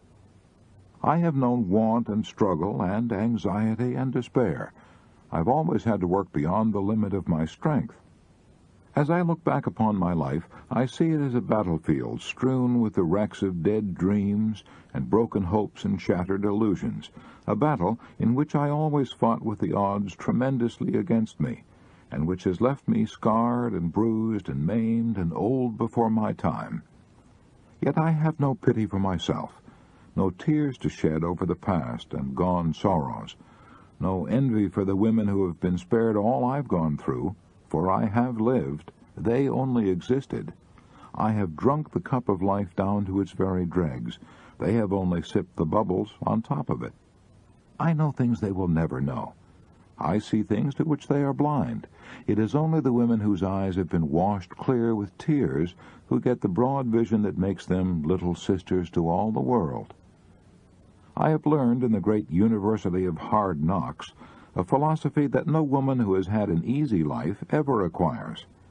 I have learned to live each day as it comes, not to borrow trouble by dreading the morrow. It is the dark menace of the picture that makes cowards of us. I put that dread from me, because experience has taught me that when the time comes that I so fear, the strength and wisdom to meet it will be given me. Little annoyances no longer have the power to affect me. After you've seen your whole edifice of happiness topple and crash in ruins about you, it never matters to you again that a servant forgets to put the doilies under the finger bowls or the cook spills the soup. I have learned not to expect too much of people, and so I can still get happiness out of the friend who isn't quite true to me or the acquaintance who gossips. Above all, I have acquired a sense of humor, because there were so many things over which I had either to cry or laugh. And when a woman can joke over her troubles instead of having hysterics, nothing can ever hurt her much again. I do not regret the hardships I have known, because through them I have touched life at every point I have lived, and it was worth the price I had to pay. Dorothy Dix conquered worry by living in day-tight compartments. I Did Not Expect to Live to See the Dawn by J.C. Penney. On April 14, 1902, a young man with $500 in cash and $1 million in determination opened a dry goods store in Kemmerer, Wyoming, a little mining town of 1,000 people situated on the old covered wagon trail laid out by the Lewis and Clark expedition. That young man and his wife lived in a half-story attic above the store, using a large empty dry goods box for a table and smaller boxes for chairs. The young wife wrapped her baby in a blanket and let it sleep under a counter while she stood beside it, helping her husband wait on customers. Today, the largest chain of dry goods stores in the world bears that man's name, the J.C. Penney stores, over 1,600 of them, covering every state in the Union. I recently had dinner with Mr. Penney, and he told me about the most dramatic moment of his life. Years ago, I passed through a most trying experience. I was worried and desperate. My worries were not connected in any way whatever with the J.C. Penney Company, and that business was solid and thriving. But I personally had made some unwise commitments prior to the crash of 1929. Like many other men, I was blamed for conditions for which I was in no way responsible. I was so harassed with worries that I couldn't sleep, and developed an extremely painful ailment known as the shingles, a red rash and skin eruptions. I consulted a physician, a man with whom I'd gone to high school as a boy in Hamilton, Missouri, Dr. Elmer Eggleston, a staff physician at the Kellogg Sanitarium in Battle Creek, Michigan. Dr. Eggleston put me to bed and warned me that I was a very ill man. A rigid treatment was prescribed, but nothing helped. I got weaker day by day. I was broken nervously and physically, filled with despair, unable to see even a ray of hope. I had nothing to live for. I felt I hadn't a friend left in the world, that even my family had turned against me. One night Dr. Eggleston gave me a sedative, but the effect soon wore off, and I awoke with an overwhelming conviction that this was my last night of life. Getting out of bed, I wrote farewell letters to my wife and to my son, saying that I did not expect to live to see the dawn. When I awoke the next morning, I was surprised to find that I was still alive. Going downstairs, I heard singing in a little chapel where devotional exercises were held each morning. I can still remember the hymn they were singing, "God Will Take Care of You." Going into the chapel, I listened with a weary heart to the singing, the reading of the scripture lesson, and the prayer. Suddenly, something happened. I can't explain it. I can only call it a miracle. I felt as if I had been instantly lifted out of the darkness of a dungeon into warm, brilliant sunlight. I felt as if I'd been transported from hell to paradise. I felt the power of God as I had never felt it before. I realized then that I alone was responsible for all my troubles. I knew that God, with His love, was there to help me. From that day to this, my life has been free from worry. I am 71 years old, and the most dramatic and glorious 20 minutes of my life were those I spent in that chapel that morning. God will take care of you. J.C. Penney learned to overcome worry almost instantaneously because he discovered the one perfect cure. I go to the gym to punch the bag or take a hike outdoors. By Colonel Eddie Egan, New York attorney, Rhodes Scholar, former chairman, New York State Athletic Commission, former Olympic light heavyweight champion of the world. When I find myself worrying and mentally going around in endless circles like a camel turning a water wheel in Egypt, a good physical workout helps me to chase those blues away. It may be running or a long hike in the country, or it may be a half hour of bag punching or squash tennis at the gymnasium. Whichever it is, physical exercise clears my mental outlook. On a weekend, I do a lot of physical sport, such as a run around the golf course, a game of paddle tennis, or a ski weekend in the Adirondacks. By my becoming physically tired, my mind gets a rest from legal problems, so that when I return to them, my mind has a new zest and power. Quite often in New York, where I work, there's a chance for me to spend an hour at the Yale Club gym. Now, no man can worry while he's playing squash tennis or skiing. He's too busy to worry. The large mental mountains of trouble become minute molehills that new thoughts and acts quickly smooth down. I find the best antidote for worry is exercise. Use your muscles more and your brain less when you're worried, and you'll be surprised at the result. It works that way with me. Worry goes when exercise begins. I Was the Worrying Wreck from Virginia Tech by Jim Birdsall. 17 years ago, when I was in military college at Blacksburg, Virginia, I was known as the worrying wreck from Virginia Tech. I worried so violently that I often became ill. In fact, I was ill so often that I had a regular bed reserved for me at the college infirmary at all times. When the nurse saw me coming, she'd run and give me a hypo. I worried about everything. Sometimes I even forgot what I was worrying about. I worried for fear I would be busted out of college because of my low grades. I'd failed to pass my examination in physics and other subjects, too. I knew I had to maintain an average grade of 75 to 84. I worried about my health, about my excruciating attacks of acute indigestion, about my insomnia. I worried about financial matters. I felt bad because I couldn't buy my girl candy or take her to dances as often as I wanted to. I worried for fear she'd marry one of the other cadets. I was in a lather day and night over a dozen intangible problems. In desperation, I poured out my troubles to Professor Duke Baird, Professor of Business Administration at VPI. The 15 minutes that I spent with Professor Baird did more for my health and happiness than all the rest of the 4 years I spent in college. "Jim," he said, "you ought to sit down and face the facts.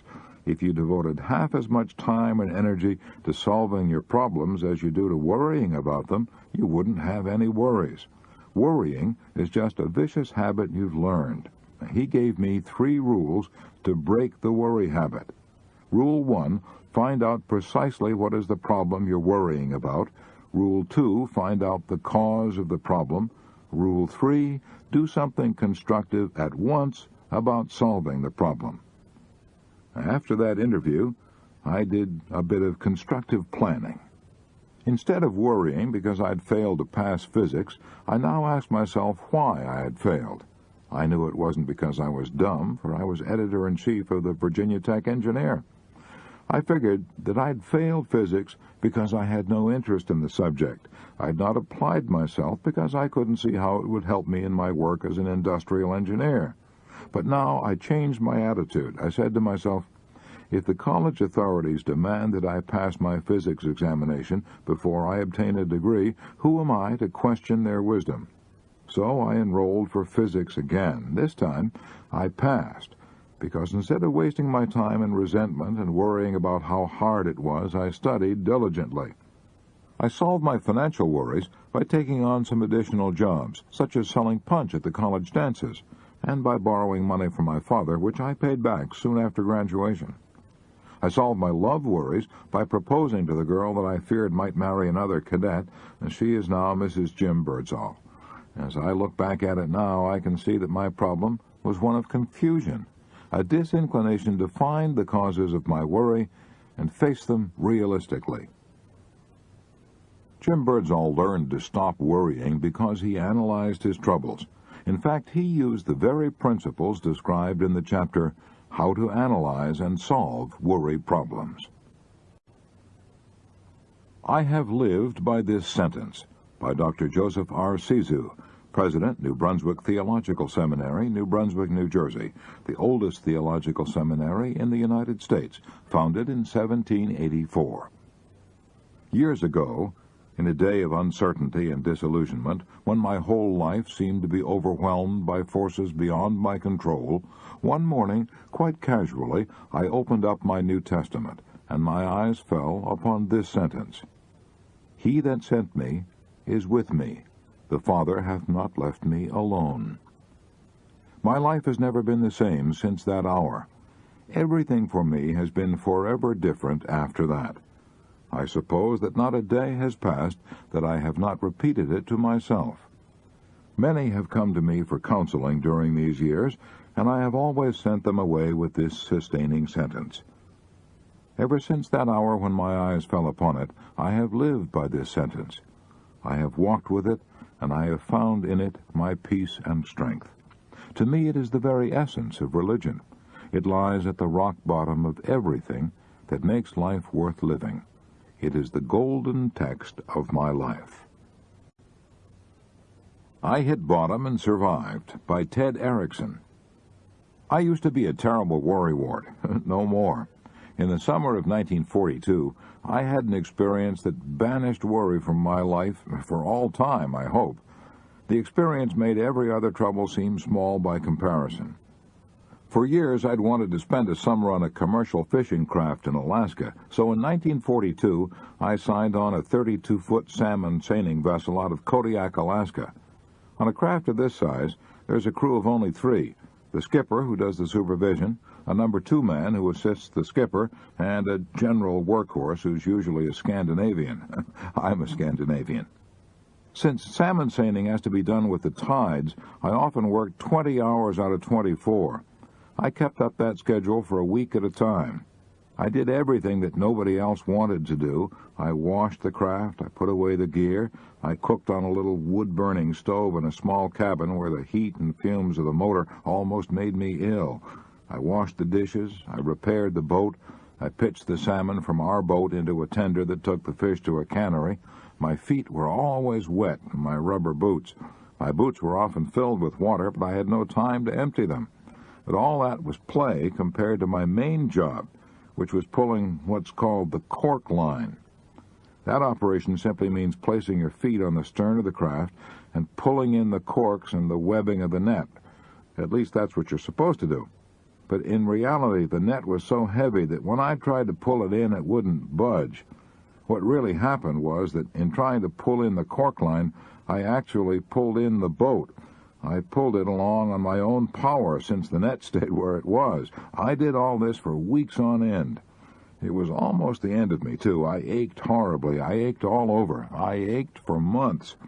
When I finally did have the chance to rest, I slept on a damp, lumpy mattress piled on top of the provisions locker. I'd put one of these lumps in the mattress under the part of my back that hurt most and sleep as if I'd been drugged. I was drugged by complete exhaustion. I'm glad now that I had to endure all that aching and exhaustion because it helped me stop worrying. Whenever I'm confronted by a problem now, instead of worrying about it, I say to myself, Erickson, could this possibly be as bad as pulling the cork line? And Erickson invariably answers, no, nothing could be that bad. So I cheer up and tackle it with courage.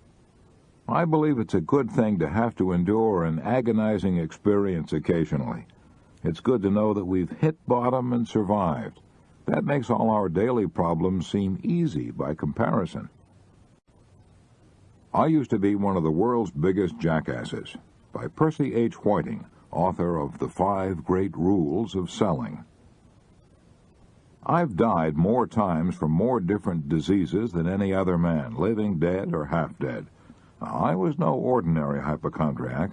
My father owned a drugstore, and I was practically brought up in it. I talked to doctors and nurses every day, so I knew the names and symptoms of more and worse diseases than the average layman. I was no ordinary hypo. I had symptoms. I could worry for an hour or two over a disease and then have practically all the symptoms of a man who was suffering from it. I recall once that in Great Barrington, Massachusetts, the town in which I lived, we had a rather severe diphtheria epidemic. In my father's drugstore, I'd been selling medicines day after day to people who came from infected homes. Then the evil that I feared came upon me. I had diphtheria myself. I was positive I had it. I went to bed and worried myself into the standard symptoms. I sent for a doctor. He looked me over and said, "Yes, Percy, you've got it," and that relieved my mind. I was never afraid of any disease when I had it, so I turned over and went to sleep. The next morning, I was in perfect health. For years, I distinguished myself and got a lot of attention and sympathy by specializing in unusual and fantastic diseases. I died several times of both lockjaw and hydrophobia. Later on, I settled down to having the run-of-the-mill ailments, specializing in cancer and tuberculosis. I can laugh about it now, but it was tragic then. I honestly and literally feared for years that I was walking on the edge of the grave. When it came time to buy a suit of clothes in the spring, I would ask myself, should I waste this money now when I know I can't possibly live to wear this suit out? However, I'm happy to report progress. In the past 10 years, I haven't died even once. How did I stop dying? By kidding myself out of my ridiculous imaginings. Every time I felt the dreadful symptoms coming on, I laughed at myself and said, "See here, Whiting, you've been dying from one fatal disease after another now for 20 years, yet you're in first-class health today. An insurance company recently accepted you for more insurance. Isn't it about time, Whiting, that you stood aside and had a good laugh at the worrying jackass you are?" I soon found that I couldn't worry about myself and laugh at myself at one and the same time, so I've been laughing at myself ever since. The point is this: don't take yourself too seriously. Just try laughing at some of your sillier worries and see if you can't laugh them out of existence. I've always tried to keep my line of supplies open, by Gene Autry, the world's most famous and beloved singing cowboy. I figure that most worries are about family troubles and money. I was fortunate in marrying a small-town Oklahoma girl who had the same background I had and enjoyed the same things. We both try to follow the golden rule, so we've kept our family troubles to a minimum. I kept my financial worries to a minimum also by doing two things. First, I've always followed a rule of absolute 100% integrity in everything. When I borrowed money, I paid back every penny. Few things cause more worry than dishonesty. Second, when I started a new venture, I always kept an ace in the hole. Military experts say that the first principle of fighting a battle is to keep your line of supplies open. I figured that that principle applied to personal battles almost as much as to military battles. For example, as a lad down in Texas and Oklahoma, I saw some real poverty when the country was devastated by droughts. We had mighty hard scratching at times to make a living.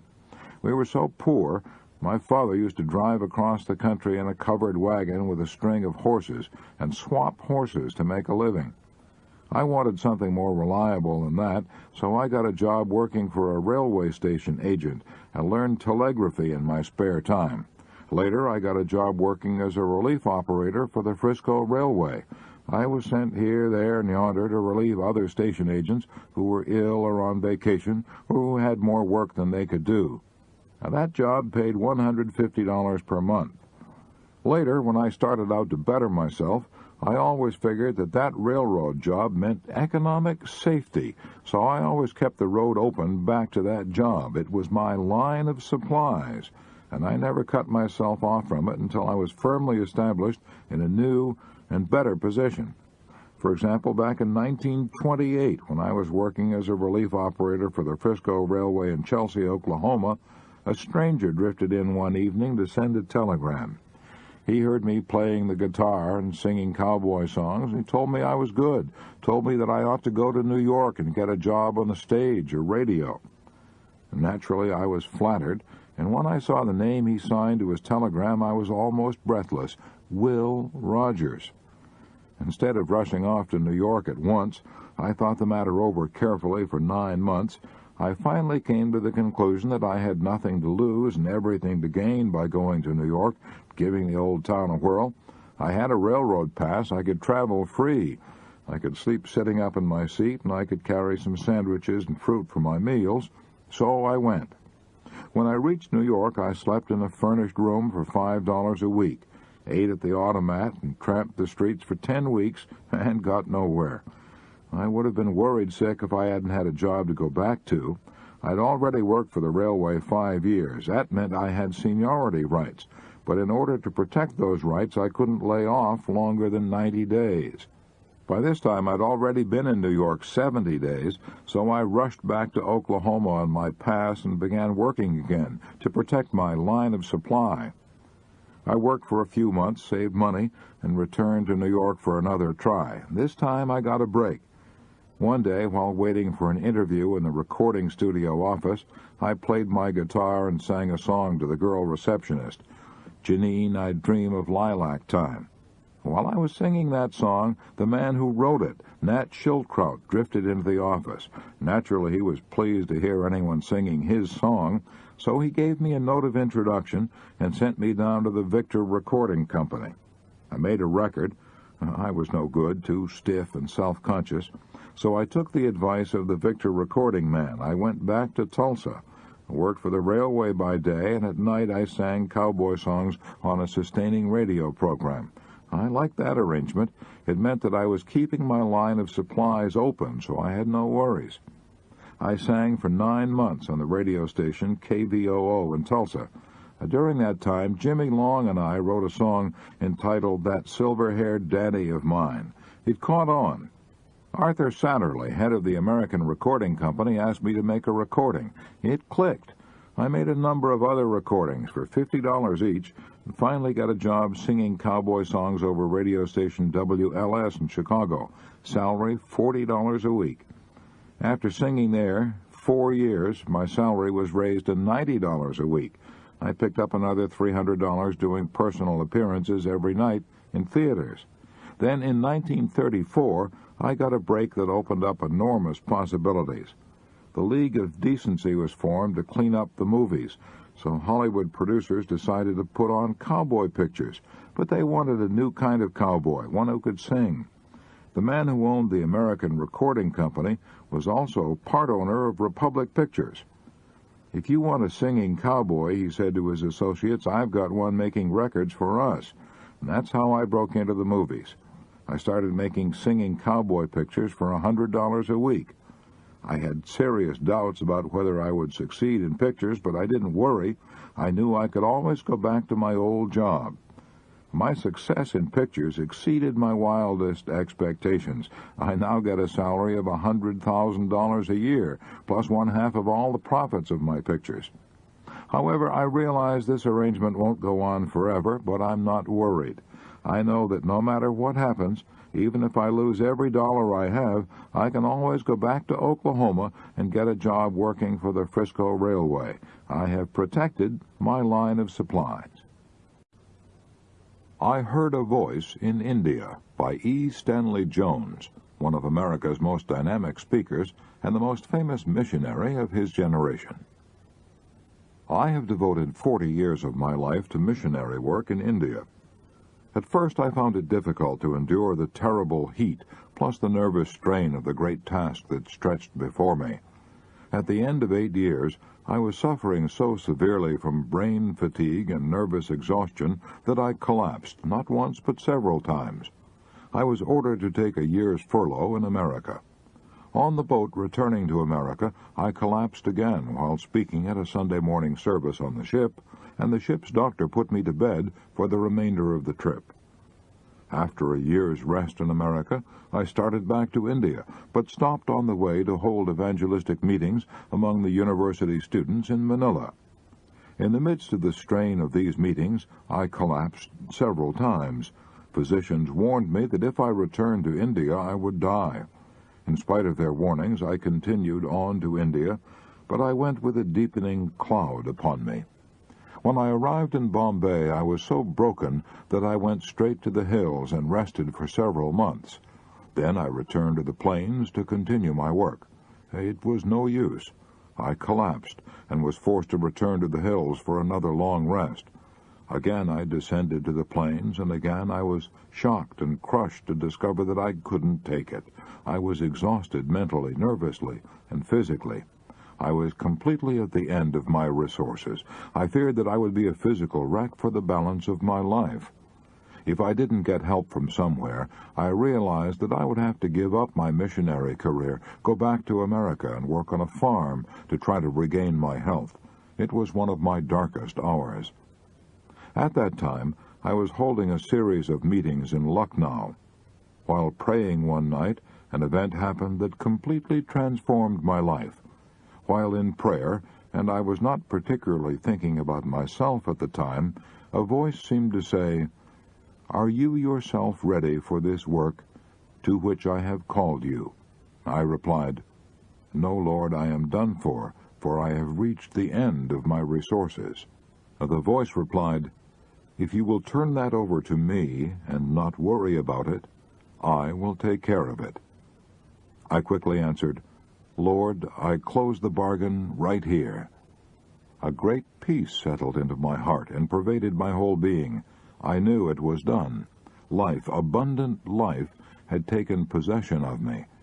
I was so lifted up that I scarcely touched the road as I quietly walked home that night. Every inch was holy ground. For days after that, I hardly knew I had a body. I went through the days working all day and far into the night, and came down to bedtime wondering why in the world I should ever go to bed at all, for there was not the slightest trace of tiredness of any kind. I seemed possessed by life and peace and rest, by Christ himself. The question came as to whether I should tell this. I shrank from it, but felt I should, and did. After that, it was sink or swim before everybody. More than a score of the most strenuous years of my life have gone by since then, but the old trouble has never returned. I have never had such health. But it was more than a physical touch. I seem to have tapped new life for body, mind, and spirit. After that experience, life for me functioned on a permanently higher level, and I had done nothing but take it. During the many years that have gone by since then, I have traveled all over the world, frequently lecturing 3 times a day, and have found time and strength to write The Christ of the Indian Road and 11 other books. Yet in the midst of all this, I have never missed or even been late to an appointment. The worries that once beset me have long since vanished, and now in my 63rd year I am overflowing with abounding vitality and the joy of serving and living for others. I suppose that the physical and mental transformation that I have experienced could be picked to pieces psychologically and explained. It does not matter. Life is bigger than processes and overflows and dwarfs them. This one thing I know. My life was completely transformed and uplifted that night in Lucknow 31 years ago, when at the depth of my weakness and depression a voice said to me, "If you will turn that over to me and not worry about it, I will take care of it." And I replied, "Lord, I close the bargain right here."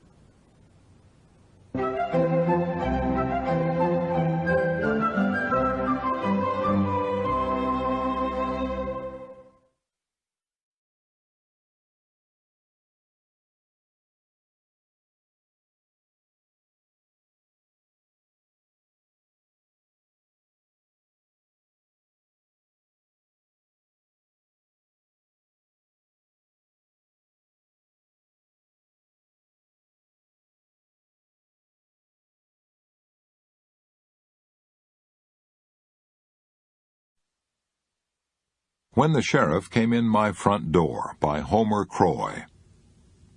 The biggest moment of my life occurred one day in 1933, when the sheriff came in the front door and I went out the back. I'd lost my home at 10 Standish Road, Forest Hills, Long Island, where my children were born, and where I and my family had lived for 18 years. I'd never dreamed that this could happen to me.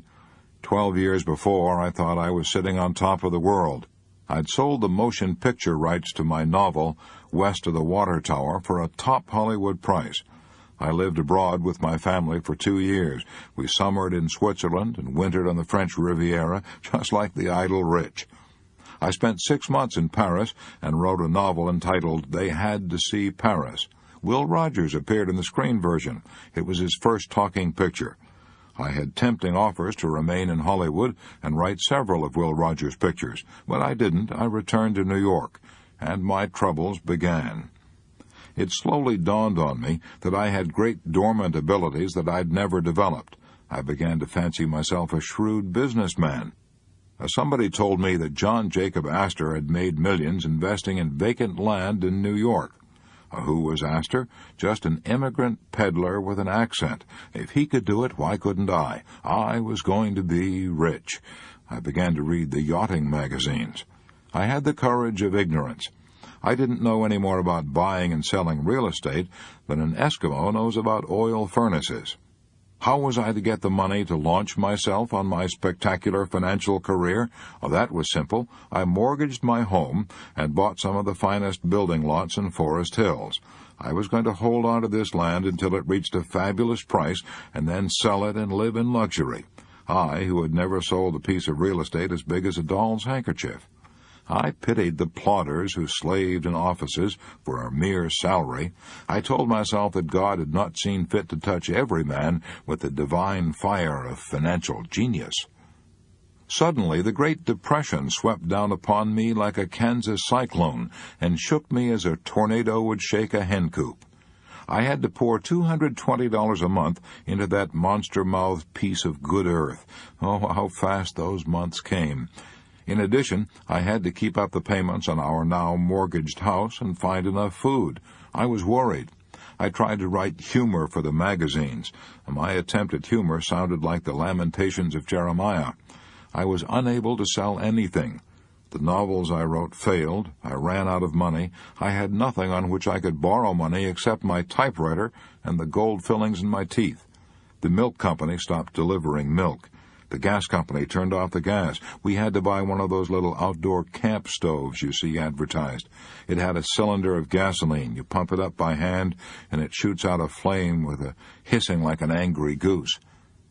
We ran out of coal. The company sued us. Our only heat was the fireplace. I'd go out at night and pick up boards and leftovers from the new homes that the rich people were building. I, who had started out to be one of those rich people. I was so worried I couldn't sleep. I often got up in the middle of the night and walked for hours to exhaust myself so I could fall asleep. I lost not only the vacant land I had bought, but all my heart's blood that I had poured into it.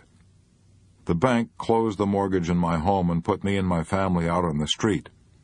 In some way we managed to get hold of a few dollars and rent a small apartment. We moved in the last day of 1933. I sat down on a packing case and looked around. An old saying of my mother's came back, "Don't cry over spilt milk." But this wasn't milk. This was my heart's blood. After I sat there a while, I said to myself, well, I've hit bottom, and I've stood it. There is no place to go now but up. I began to think of the fine things that the mortgage had not taken from me. I still had my health and my friends. I would start again. I would not grieve about the past. I would repeat to myself every day the words I had often heard my mother say about spilt milk. I put into my work the energy that I'd been putting into worrying. Little by little, my situation began to improve. I am almost thankful now that I had to go through all that misery. It gave me strength, fortitude, and confidence. I know now what it means to hit bottom. I know it doesn't kill you. I know we can stand more than we think we can. When little worries and anxieties and uncertainties try to disturb me now, I banish them by reminding myself of the time I sat down in the packing case and said, I've hit bottom and I've stood it. There is no place to go now but up. And what's the principle here? Don't try to saw sawdust. Accept the inevitable. If you can't go lower, you can try going up. The toughest opponent I ever fought was worry, by Jack Dempsey. During my career in the ring, I found that old man worry was an almost tougher opponent than the heavyweight boxers I fought. I realized that I had to learn to stop worrying, or worry would sap my vitality and undermine my success. So little by little I worked out a system for myself. And here are some of the things I did. To keep up my courage in the ring, I'd give myself a pep talk during the fight. For example, while I was fighting Firpo, I kept saying over and over, nothing is going to stop me, he's not going to hurt me, I won't feel his blows, I can't get hurt, I'm going to keep going no matter what happens.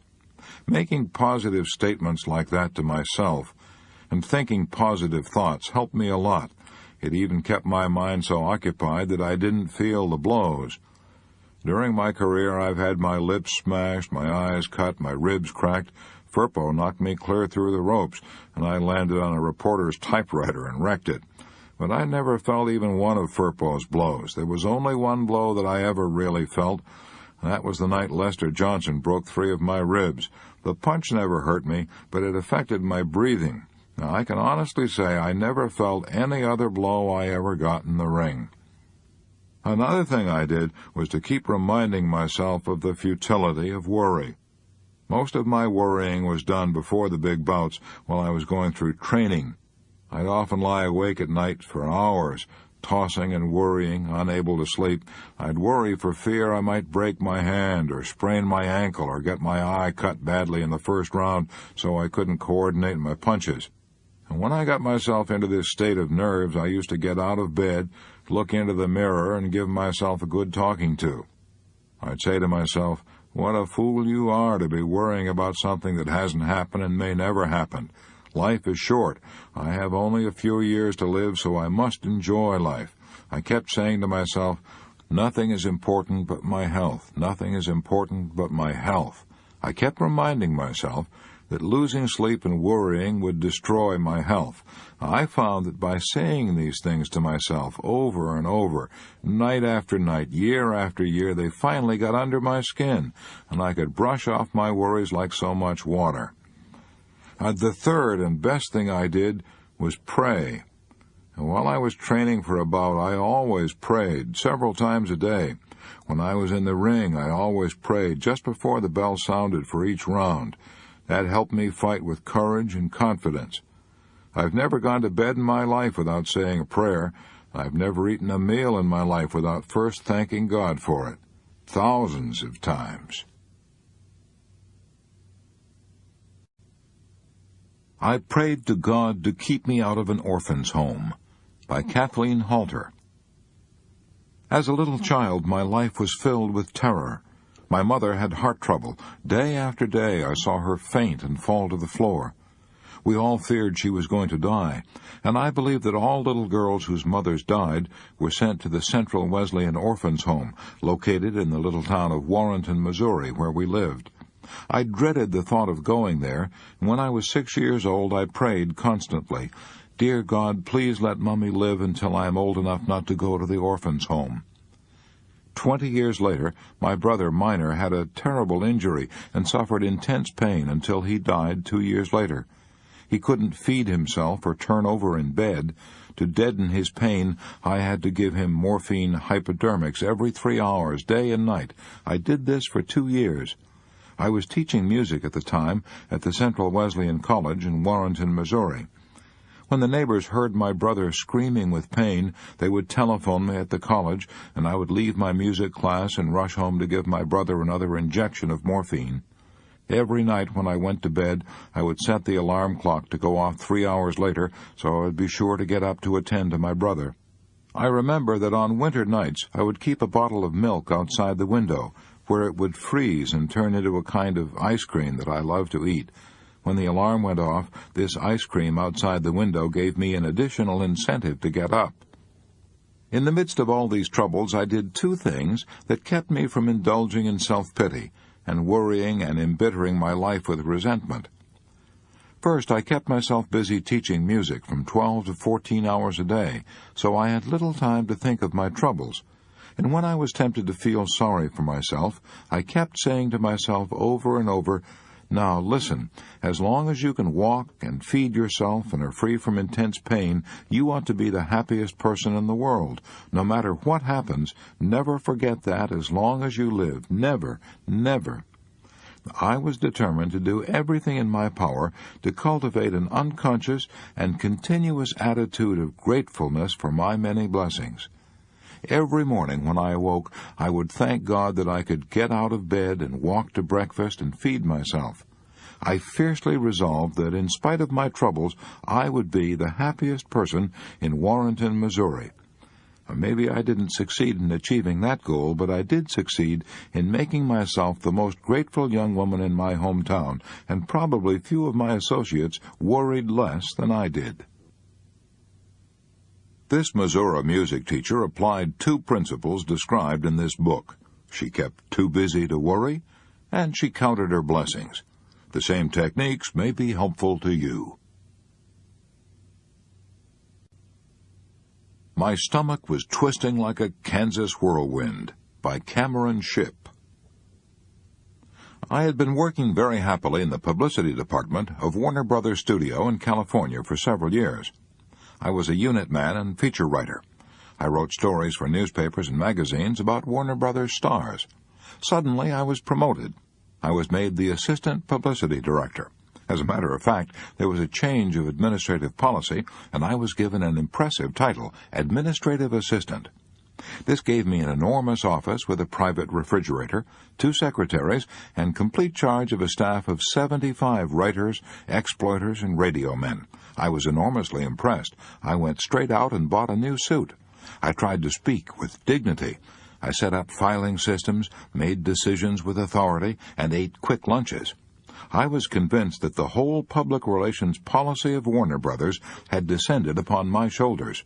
I perceived that the lives, both private and public, of such renowned persons as Betty Davis, Olivia de Havilland, James Cagney, Edward G. Robinson, Errol Flynn, Humphrey Bogart, Ann Sheridan, Alexis Smith, and Alan Hale were entirely in my hands. In less than a month, I became aware that I had stomach ulcers, probably cancer. My chief war activity at the time was as chairman of the War Activities Committee of the Screen Publicist Guild.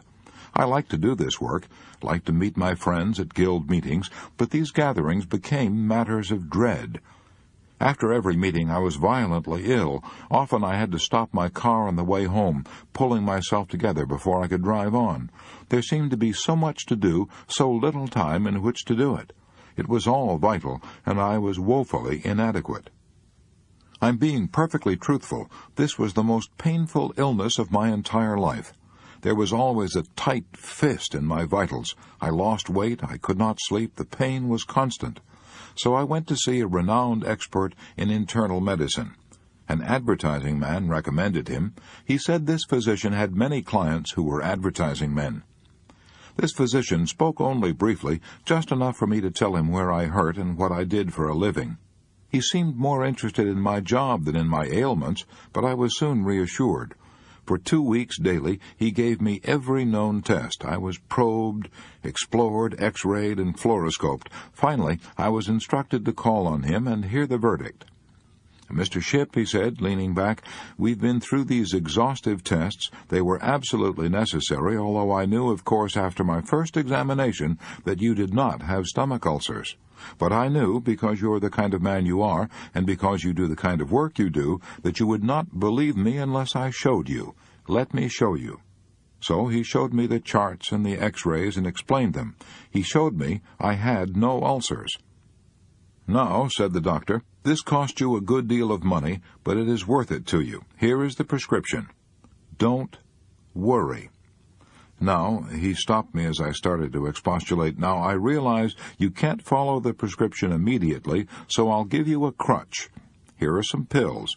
They contain belladonna. Take as many as you like.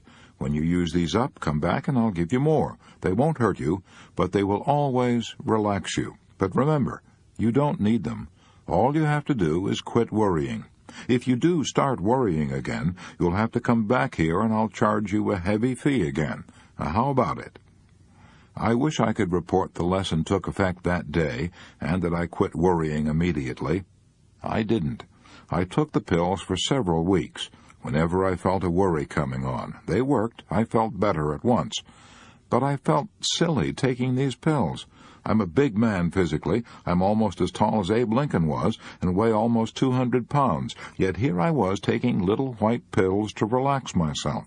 When my friends asked me why I was taking pills, I was ashamed to tell the truth.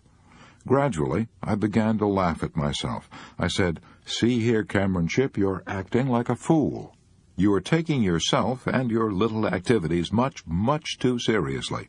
Betty Davis and James Cagney and Edward G. Robinson were world-famous before you started to handle their publicity, and if you dropped dead tonight, Warner Brothers and their stars would manage to get along without you. Look at Eisenhower, General Marshall, MacArthur, Jimmy Doolittle, Admiral King. They're all running the war without taking pills. And yet you can't serve as chairman of the War Activities Committee of the Screen Publicist Guild without taking little white pills to keep your stomach from twisting and turning like a Kansas whirlwind." I began to take pride in getting along without the pills.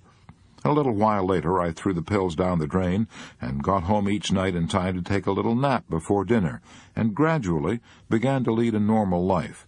I have never been back to see that physician. But I owe him much, much more than what seemed like a stiff fee at the time.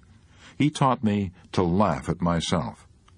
But I think the really skillful thing he did was to refrain from laughing at me, and to refrain from telling me I had nothing to worry about. He took me seriously. He saved my face. He gave me an out in a small box. But he knew then, as well as I know now, that the cure wasn't in those silly little pills. The cure was in a change in my mental attitude. The moral of this story is that many a man who is now taking pills would do better to read Part 7 and relax. I Learned to Stop Worrying by Watching My Wife Wash Dishes by Reverend William Wood. A few years ago, I was suffering intensely from pains in my stomach. I would awaken 2 or 3 times each night, unable to sleep because of these terrific pains. I had watched my father die from cancer of the stomach, and I feared that I too had a stomach cancer, or at least stomach ulcers. So I went to a clinic for an examination. A renowned stomach specialist examined me with a fluoroscope. He gave me medicine to make me sleep and assured me I had no stomach ulcers or cancer. My pains, he said, were caused by emotional strains. Since I'm a minister, one of his first questions was, "Do you have an old crank on your church board?" He told me what I already knew. I was trying to do too much. In addition to my preaching every Sunday and carrying the burdens of the various activities of the church, I was also chairman of the Red Cross, president of Kiwanis. I also conducted 2 or 3 funerals each week, and a number of other activities. I was working under constant pressure. I could never relax. I was always tense, hurried, and high-strung. I got to the point where I worried about everything. I was living in a constant dither. I was in such pain that I gladly acted on the doctor's advice. I took Monday off each week and began eliminating various responsibilities and activities. One day, while cleaning out my desk, I got an idea that proved to be immensely helpful. I was looking over an accumulation of old notes on sermons and other memos on matters that were now past and gone. I crumpled them up one by one and tossed them into a wastebasket. Suddenly I stopped and I said to myself, "Bill, why don't you do the same thing with your worries that you're doing with these notes? Why don't you crumple up your worries about yesterday's problems and toss them into the wastebasket?" And that one idea gave me immediate inspiration, gave me the feeling of a weight being lifted from my shoulders. From that day to this, I have made it a rule to throw into the wastebasket all the problems that I can no longer do anything about. Then one day, while wiping the dishes as my wife washed them, I got another idea. My wife was singing as she washed the dishes, and I said to myself, "Look, Bill, how happy your wife is. We've been married 18 years, and she's been washing dishes all that time. Suppose when we got married, she had looked ahead and seen all the dishes she would have to wash during those 18 years that stretched ahead.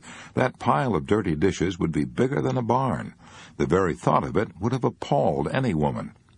And then I said to myself, the reason my wife doesn't mind washing the dishes is because she washes only one day's dishes at a time. I saw what my problem was. I was trying to wash today's dishes and yesterday's dishes and dishes that weren't even dirty yet. I saw how foolish I was acting. I was standing in the pulpit Sunday mornings telling other people how to live, yet I myself was leading a tense, worried, hurried existence. I felt ashamed of myself. Worries don't bother me any more. No more stomach pains, no more insomnia. I now crumple up yesterday's anxieties and toss them into the wastebasket, and I have ceased trying to wash tomorrow's dirty dishes today. Do you remember a statement quoted earlier in this book? The load of tomorrow, added to that of yesterday, carried today, makes the strongest falter. Why even try it?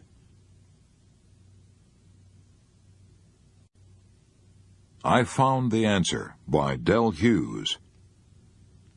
In 1943, I landed in a veterans hospital in Albuquerque, New Mexico, with 3 broken ribs and a punctured lung.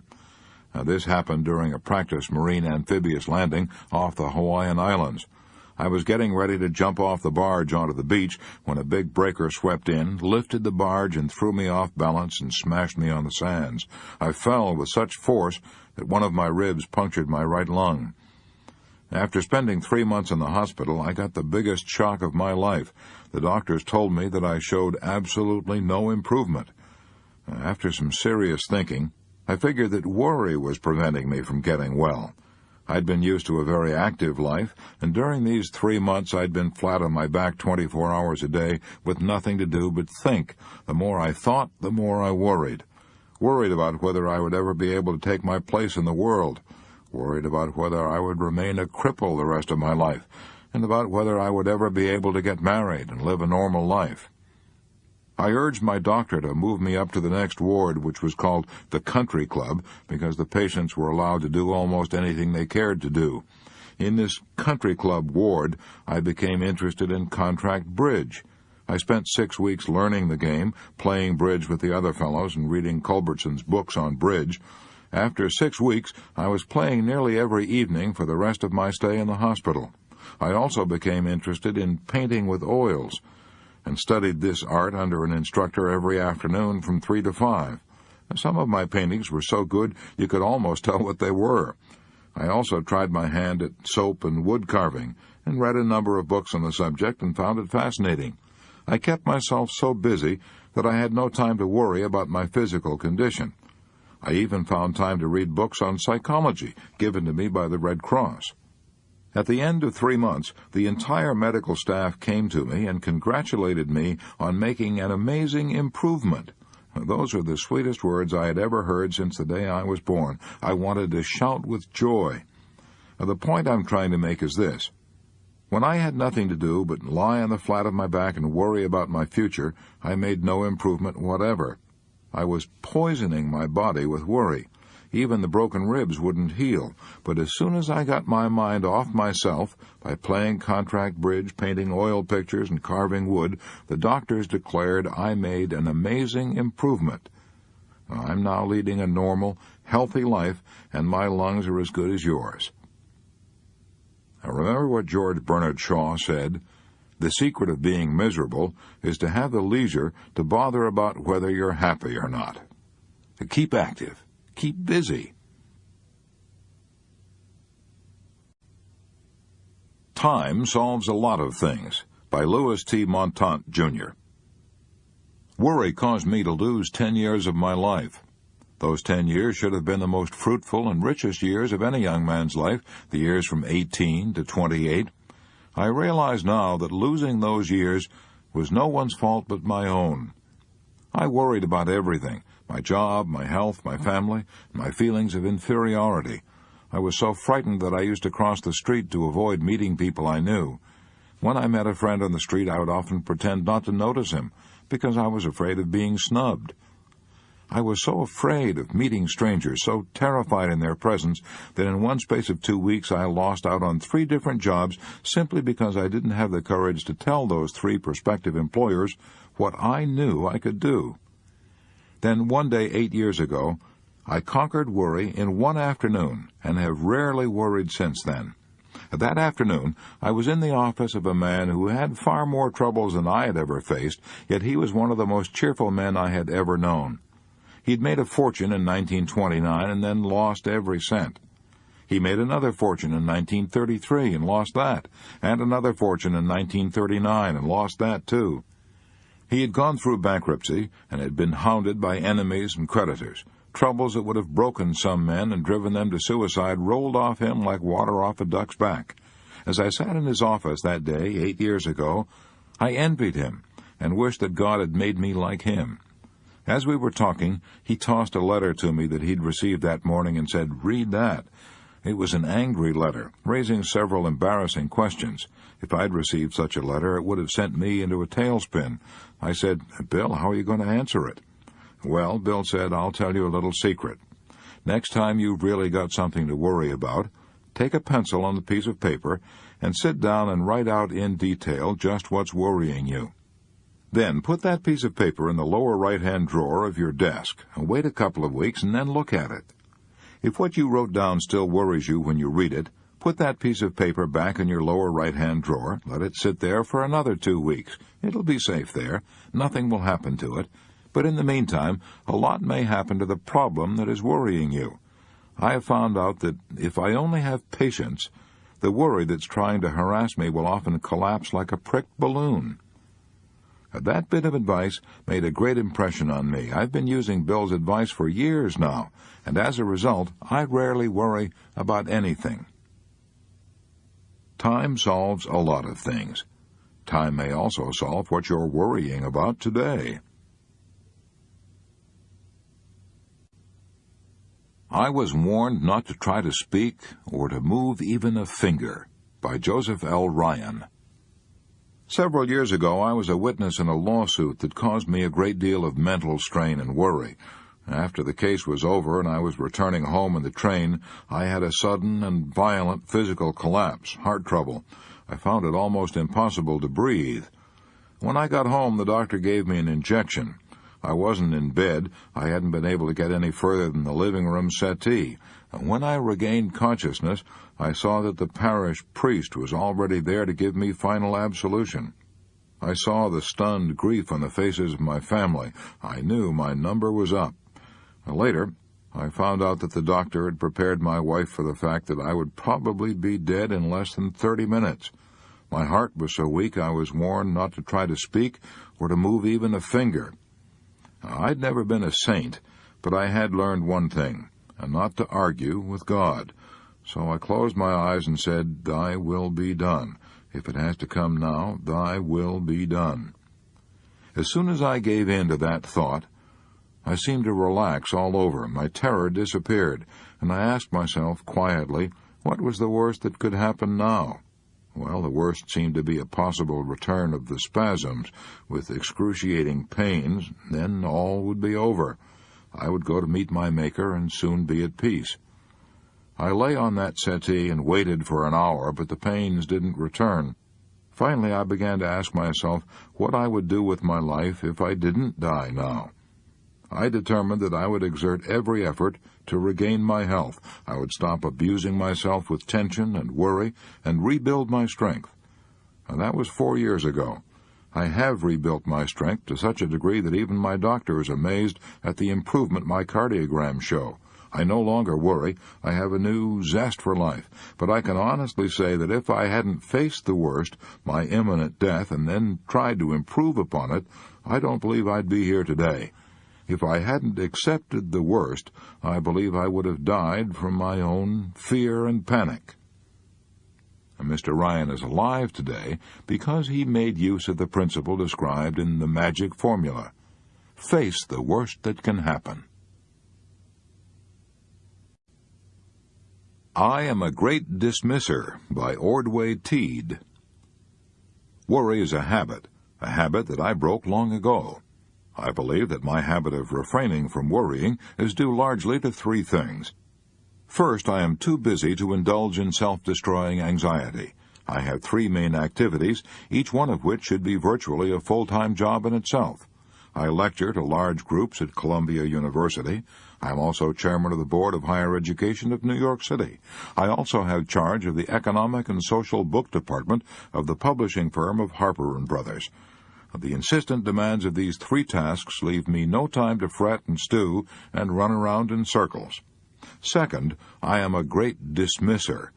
When I turn from one task to another, I dismiss all thoughts of the problems I have been thinking about previously. I find it stimulating and refreshing to turn from one activity to another. It rests me, it clears my mind. Third, I have had to school myself to dismiss all these problems from my mind when I close my office desk. They are always continuing. Each one always has a set of unsolved problems demanding my attention. If I carried these issues home with me each night and worried about them, I would destroy my health, and in addition, I would destroy all ability to cope with them. Ordway Teed is a master of the 4 good working habits. Do you remember what they are? See Part 7, Chapter 26. If I had not stopped worrying, I would have been in my grave long ago. By Connie Mack, the grand old man of baseball. I have been in professional baseball for over 63 years. When I first started back in the 80s, I got no salary at all. We played on vacant lots and stumbled over tin cans and discarded horse collars. When the game was over, we passed the hat. The pickings were pretty slim for me, especially since I was the main support of my widowed mother and my younger brothers and sisters. Sometimes the ball team would have to put on a strawberry supper or a clam bake to keep going. I've had plenty of reason to worry. I'm the only baseball manager who ever finished in last place for 7 consecutive years. I'm the only manager who ever lost 800 games in 8 years. After a series of defeats, I used to worry until I could hardly eat or sleep. But I stopped worrying 25 years ago, and I honestly believe that if I hadn't stopped worrying then, I would have been in my grave long ago. As I look back over my long life, I was born when Lincoln was president. I believe I was able to conquer worry by doing these things. 1, I saw how futile it was. I saw it was getting me nowhere and was threatening to wreck my career. 2, I saw it was going to ruin my health. 3, I kept myself so busy planning and working to win games in the future that I had no time to worry over games that were already lost. 4, I finally made it a rule never to call a player's attention to his mistakes until 24 hours after the game. In my early days, I used to dress and undress with the players. If the team had lost, I found it impossible to refrain from criticizing the players and from arguing with them bitterly over their defeats. I found this only increased my worries. Criticizing a player in front of the others didn't make him want to cooperate. It really made him bitter. So since I couldn't be sure of controlling myself and my tongue immediately after a defeat, I made it a rule never to see the players right after a defeat. I wouldn't discuss the defeat with them until the next day. By that time, I'd cooled off. The mistakes didn't loom so large, and I could talk things over calmly, and the men wouldn't get angry and try to defend themselves. 5, I tried to inspire players by building them up with praise instead of tearing them down with fault-finding. I tried to have a good word for everybody. 6, I found that I worried more when I was tired, so I spent 10 hours in bed every night, and I take a nap every afternoon. Even a 5-minute nap helps a lot. 7, I believe I've avoided worries and lengthened my life by continuing to be active. I'm 85, and I'm not going to retire until I begin telling the same stories over and over. When I start doing that, I'll know then that I'm growing old. Connie Mack never read a book on how to stop worrying, so he made out his own rules. Why don't you make a list of rules you've found helpful in the past, and write them out right now? I got rid of stomach ulcers and worry by changing my job and my mental attitude. By Arden W. Sharp, Green Bay, Wisconsin. 5 years ago, I was worried, depressed, and sick. The doctor said I had stomach ulcers. They put me on a diet. I drank milk and ate eggs until I revolted at the sight of them, but I didn't get well. Then one day I read an article about cancer. I imagined I had every symptom. I was not worried now. I was terrified. Naturally, this made my stomach ulcers flare up like fire. The final blow came when the Army rejected me as physically unfit at 24. I was apparently a physical wreck when I should have been at the height of my physical powers. I was at the end of my rope. I couldn't see a ray of hope. In desperation, I tried to analyze how I'd gotten myself into this terrible condition. Slowly, the truth began to dawn on me. 2 years previously, I'd been happy and healthy in my work as a salesman, but wartime shortages had forced me to give up selling and take a job in a factory. I despised factory work, and to make matters worse, I was associating with a group of the most accomplished negative thinkers I'd ever had the misfortune to meet. They were bitter about everything. Nothing was right. They constantly condemned the job and cursed the pay, the hours, the boss, and everything. I realized that I had unconsciously absorbed their vindictive attitude. I slowly began to realize that my stomach ulcers were probably brought on by my own negative thoughts and bitter emotions. I then decided to go back to the work I liked, selling, and to associate with people who thought positive, constructive thoughts. This decision probably saved my life.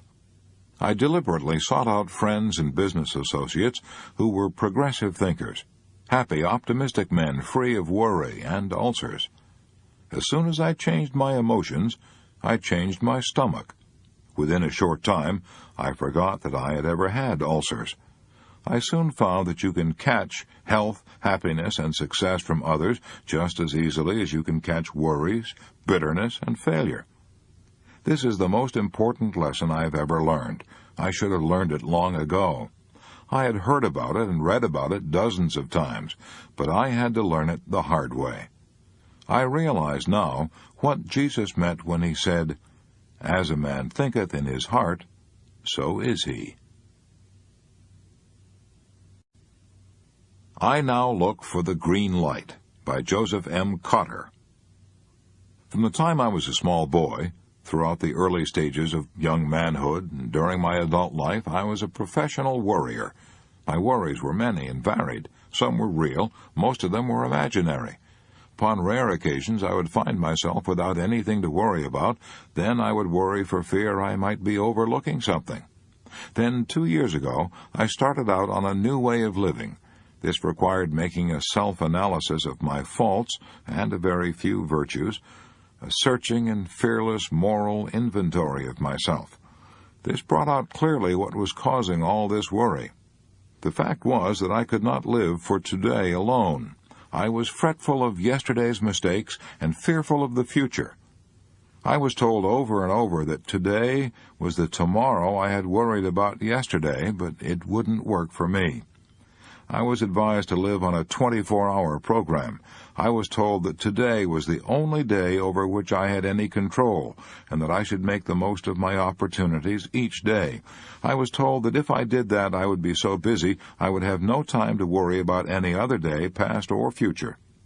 Now, that advice was logical, but somehow I found it hard to put these darned ideas to work for me. Then, like a shot out of the dark, I found the answer. And where do you suppose I found it? On a Northwestern Railroad platform at 7 p.m., May 31st, 1945. It was an important hour for me. That's why I remember it so clearly. We were taking some friends to the train. They were leaving on the City of Los Angeles, a streamliner, to return from a vacation. The war still on, crowds were heavy that year. Instead of boarding the train with my wife, I wandered down the tracks toward the front of the train. I stood looking at the big shiny engine for a minute. Presently I looked down the track and saw a huge semaphore. An amber light was showing. Immediately this light turned to a bright green. At that moment the engineer started clanging a bell. I heard the familiar "all aboard," and in a matter of seconds that huge streamliner began to move out of the station on its 2,300-mile trip. My mind started spinning. Something was trying to make sense to me. I was experiencing a miracle. Suddenly it dawned on me. That engineer had given me the answer I had been seeking. He was starting out on that long journey with only one green light to go by. If I'd been in his place, I would want to see all the green lights for the entire journey. Impossible, of course, yet that was exactly what I was trying to do with my life, sitting in the station, going no place, because I was trying too hard to see what was ahead for me. My thoughts kept coming. That engineer didn't worry about trouble that he might encounter miles ahead. There probably would be some delays, some slowdowns, but wasn't that why they had signal systems? Amber lights, reduce speed and take it easy. Red lights, real danger up ahead, stop. And that was what made train travel safe, a good signal system. I asked myself, why didn't I have a good signal system for my life? My answer was I did have one. God had given it to me. He controls it, so it has to be foolproof. I started looking for a green light. Now, where could I find it? Well, if God created the green lights, why not ask Him? I did just that. And now, by praying each morning, I get my green light for that day. I also occasionally get amber lights that slow me down. Sometimes I get red lights that stop me before I crack up. No more worrying for me since that day 2 years ago when I made this discovery. During those 2 years, over 700 green lights have shone for me, and the trip through life is so much easier without the worry of what color the next light will be. No matter what color it may be, I will know what to do. How John D. Rockefeller lived on borrowed time for 45 years. John D. Rockefeller Sr. had accumulated his first million at the age of 33. At the age of 43, he'd built up the largest monopoly the world has ever seen, the great Standard Oil Company. But where was he at 53? A worry had gotten him at 53. Worry and high-tension living had already wrecked his health. At 53, he looked like a mummy, says John K. Winkler, one of his biographers. At 53, Rockefeller was attacked by mystifying digestive maladies that swept away his hair, even the eyelashes, and all but a faint wisp of eyebrow. So serious was his condition, says Winkler, that at one time John D. was compelled to exist on human milk. According to the doctors, he had alopecia, a form of baldness that often starts with sheer nerves. He looked so startling with his stark, bald dome that he had to wear a skull cap. Later, he had wigs made at $500 apiece. For the rest of his life, he wore those silver wigs. Rockefeller had originally been blessed with an iron constitution. Reared on a farm, he had once had stalwart shoulders, an erect carriage, a strong, brisk gait. Yet at only 53, when most men are at their prime, his shoulders drooped, and he shambled when he walked. When he looked in a glass, says John T. Flynn, another of his biographers, he saw an old man. The ceaseless work, the endless worry, the streams of abuse, the sleepless nights, and the lack of exercise and rest had exacted their toll. They had brought him to his knees. He was now the richest man in the world, yet he had to live on a diet that a pauper would have scorned. His income at the time was $1 million a week, but $2 a week would probably have paid for all the food he could eat. Acidulated milk and a few crackers were all the doctors would allow him. His skin had lost its color. It looked like old parchment drawn tight across his bones. And nothing but medical care, the best money could buy, kept him from dying at the age of 53. How did it happen? Worry. Shock. High pressure and high-tension living. He drove himself literally to the edge of the grave. Even at the age of 23, Rockefeller was already pursuing his goal with such grim determination that, according to those who knew him, nothing lightened his countenance save news of a good bargain. When he made a big profit, he would do a little war dance, throw his hat on the floor, and break into a jig. But if he lost money, he was ill. He once shipped $40,000 worth of grain by way of the Great Lakes. No insurance. It cost too much, $150. That night, a vicious storm raged over Lake Erie. Rockefeller was so worried about losing his cargo that when his partner, George Gardner, reached the office in the morning, he found John D. there pacing the floor. "Hurry," he quavered. "Let's see if we can take out insurance now, if it isn't too late." Gardner rushed uptown and got the insurance, but when he returned to the office, he found John D. in an even worse state of nerves. A telegram had arrived in the meantime. The cargo had landed, safe from the storm. He was sicker than ever now because they had wasted the $150. In fact, he was so sick about it that he had to go home and take to his bed. Think of it. At that time, his firm was doing a gross business of $500,000 a year, yet he made himself so ill over $150 that he had to go to bed. He had no time for play, no time for recreation, no time for anything except making money and teaching Sunday school. When his partner, George Gardner, purchased a second-hand yacht with 3 other men for $2,000, John D. was aghast, refused to go out on it. Gardner found him working at the office one Saturday afternoon and pleaded, "Come on, John, let's go for a sail. It will do you good. Forget about business. Have a little fun." Rockefeller glared. "George Gardner," he warned, "you are the most extravagant man I ever knew. You are injuring your credit at the banks, and my credit too. First thing you know, you'll be wrecking our business. No, I won't go on your yacht. I don't ever want to see it." And he stayed plugging in the office all Saturday afternoon. The same lack of humor, the same lack of perspective characterized John D. all through his business career. Years later, he said, "I never placed my head upon the pillow at night without reminding myself that my success might be only temporary." With millions at his command, he never put his head upon his pillow without worrying about losing his fortune. No wonder worry wrecked his health. He had no time for play or recreation, never went to the theater, never played cards, never went to a party. As Mark Hanna said, the man was mad about money, sane in every other respect, but mad about money. Rockefeller had once confessed to a neighbor in Cleveland, Ohio, that he wanted to be loved, yet he was so cold and suspicious that few people even liked him. Morgan once balked at having to do business with him at all. "I don't like the man," he snorted. "I don't want to have any dealings with him."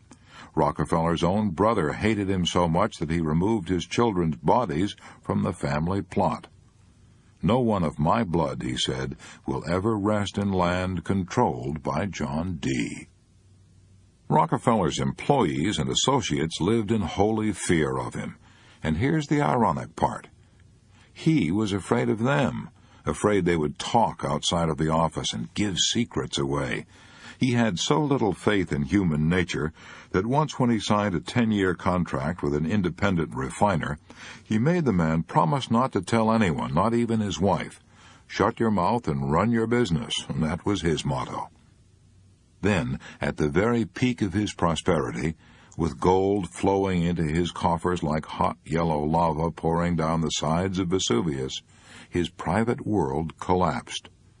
Books and articles denounced the robber baron war of Standard Oil Company, secret rebates with railroads, the ruthless crushing of all rivals. In the oil fields of Pennsylvania, John D. Rockefeller was the most hated man on earth. He was hanged in effigy by the men he had crushed. Many of them longed to tie a rope around his withered neck and hang him to the limb of a sour apple tree. Letters breathing fire and brimstone poured into his office, letters threatening his life. He hired bodyguards to keep his enemies from killing him. He attempted to ignore this cyclone of hate. He had once said cynically, "You may kick me and abuse me, provided you will let me have my own way." But he discovered he was human after all. He couldn't take hate and worry, too. His health began to crack. He was puzzled and bewildered by this new enemy, illness, which attacked him from within. At first he remained secretive about his occasional indispositions, tried to put his illness out of his mind, but insomnia, indigestion, and the loss of his hair, all physical symptoms of worry and collapse, were not to be denied. Finally, his doctors told him the shocking truth. He could take his choice, his money and his worries, or his life. They warned him he must either retire or die. He retired, but before he retired, worry, greed, fear had already wrecked his health. When Ida Tarbell, America's most celebrated female writer of biographies, saw him, she was shocked. She wrote, "An awful age was in his face. He was the oldest man I have ever seen." Old? Why, Rockefeller was then several years younger than General MacArthur was when he recaptured the Philippines. But he was such a physical wreck that Ida Tarbell pitied him. She was working at that time on her powerful book which condemned the Standard Oil and all that it stood for. She certainly had no cause to love the man who had built up this octopus.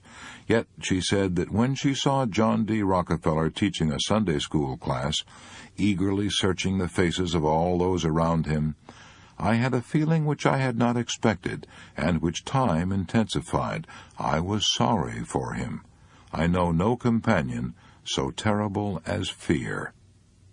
When the doctors undertook to save Rockefeller's life, they gave him 3 rules which he observed to the letter for the rest of his life. Here they are. 1. Avoid worry. Never worry about anything, under any kind of circumstances. 2. Relax and take plenty of mild exercise in the open air. 3. Watch your diet. Always stop eating while you're still a little hungry. John D. Rockefeller obeyed those rules, and they probably saved his life. He retired, he learned to play golf. He went in for gardening. He chatted with his neighbors, he played games, he sang songs. But he did something else, too. During the days of torture and nights of insomnia, says Winkler, John D. had time for reflection. He began to think of other people. He stopped thinking, for once, of how much money he could get, and he began to wonder how much that money would buy in terms of human happiness. In short, Rockefeller now began to give his millions away. Some of the time it wasn't easy. When he offered money to a church, pulpits all over the country thundered back with cries of "tainted money," but he kept on giving. He learned of a starving little college on the shores of Lake Michigan that was being foreclosed because of its mortgage. He came to its rescue and poured millions of dollars into that college and built it into the now world-famous University of Chicago. He tried to help the Negroes. He gave money to Negro universities like Tuskegee College, where funds were needed to carry on the work of George Washington Carver. He helped to fight hookworm. When Dr. Charles W. Stiles, the hookworm authority, said 50 cents worth of medicine will cure a man of this disease which ravages the South, but who will give the 50 cents? Rockefeller gave it. He spent millions on hookworm, stamping out the greatest scourge that ever handicapped the South. And then he went further. He established a great international foundation, the Rockefeller Foundation, which was to fight disease and ignorance all over the world. I speak with feeling of this work, for I probably owe my life to the Rockefeller Foundation. How well I remember that when I was in China in 1932, cholera was raging all over Peking. The Chinese peasants were dying like flies, yet in the midst of all this horror, we were able to go to the Rockefeller Medical College and get a vaccination to protect us from the plague. Chinese and foreigners alike, we were able to do that. And that was when I got my first understanding of what Rockefeller's millions were doing for the world. Never before in history has there ever been anything remotely like the Rockefeller Foundation. It's something unique. Rockefeller knew that all over the world there are many fine movements that men of vision start. Research is undertaken, colleges are founded, doctors struggle on to fight a disease, but only too often this high-minded work has to die for lack of funds. He decided to help these pioneers of humanity, not to take them over, but to give them some money and help them help themselves. Today you and I can thank John D. Rockefeller for the miracles of penicillin and for dozens of other discoveries which his money helped to finance. You can thank him for the fact that your children no longer die from spinal meningitis, a disease that used to kill 4 out of 5. And you can thank him for part of the inroads we have made on malaria and tuberculosis, on influenza and diphtheria, and many other diseases that still plague the world. And what about Rockefeller? When he gave his money away, did he gain peace of mind? Yes, he was contented at last. If the public thought of him after 1900 as brooding over the attacks on Standard Oil, said Alan Nevins, the public was much mistaken. Rockefeller was happy. He had changed so completely that he didn't worry at all. In fact, he refused even to lose one night's sleep when he was forced to accept the greatest defeat of his career. The defeat came when the corporation he had built, the huge Standard Oil, was ordered to pay the heaviest fine in history. According to the United States government, the Standard Oil was a monopoly, in direct violation of the antitrust laws. The battle raged for 5 years. The best legal brains in the land fought on interminably in what was up to then the longest court war in history. But Standard Oil lost. When Judge Kennesaw Mountain Landis handed down his decision, lawyers for the defense feared that old John D. would take it very hard, but they didn't know how much he'd changed. That night, one of the lawyers got John D. on the phone. He discussed the decision as gently as he could and then said, with concern, "I hope you won't let this decision upset you, Mr. Rockefeller. I hope you'll be able to get a good night's sleep." And old John D.? Why, he cackled right back across the wire, "Don't worry, Mr. Johnson. I intend to get a night's sleep, and don't let it bother you either. Good night." And that from the man who had once taken to his bed because he had lost $150. Yes, it took a long time for John D. to conquer worry.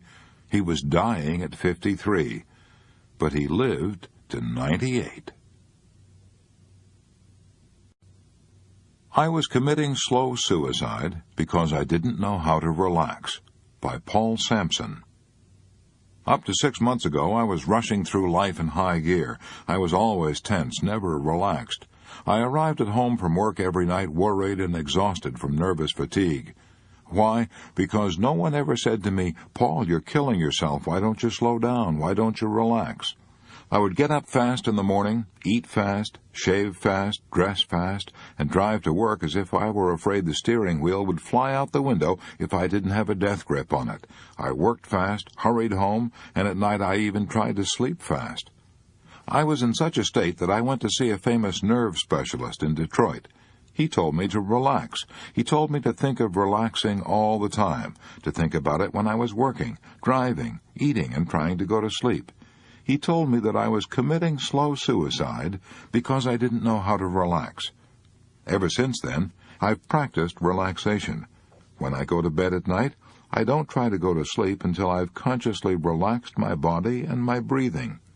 And now I wake up in the morning rested, a big improvement, because I used to wake up in the morning tired and tense.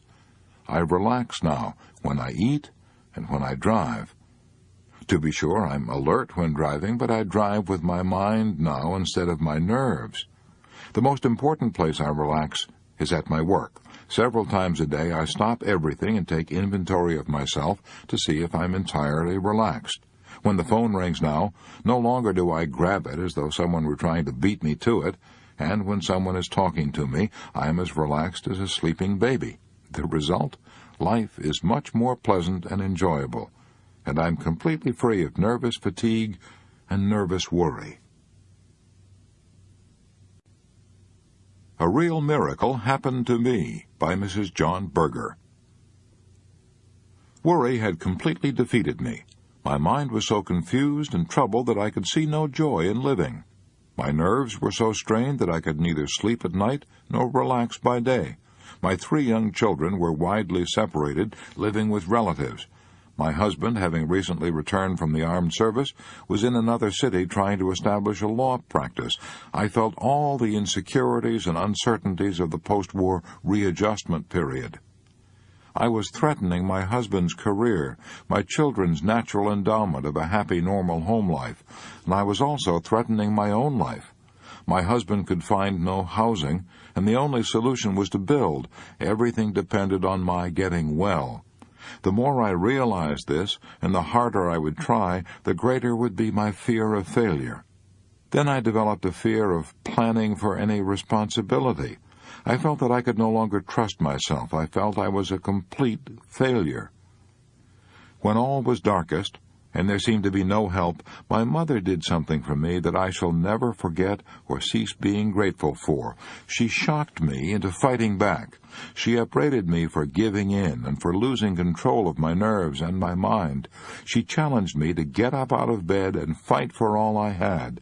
She said I was giving in to the situation, fearing it instead of facing it, running away from life instead of living it.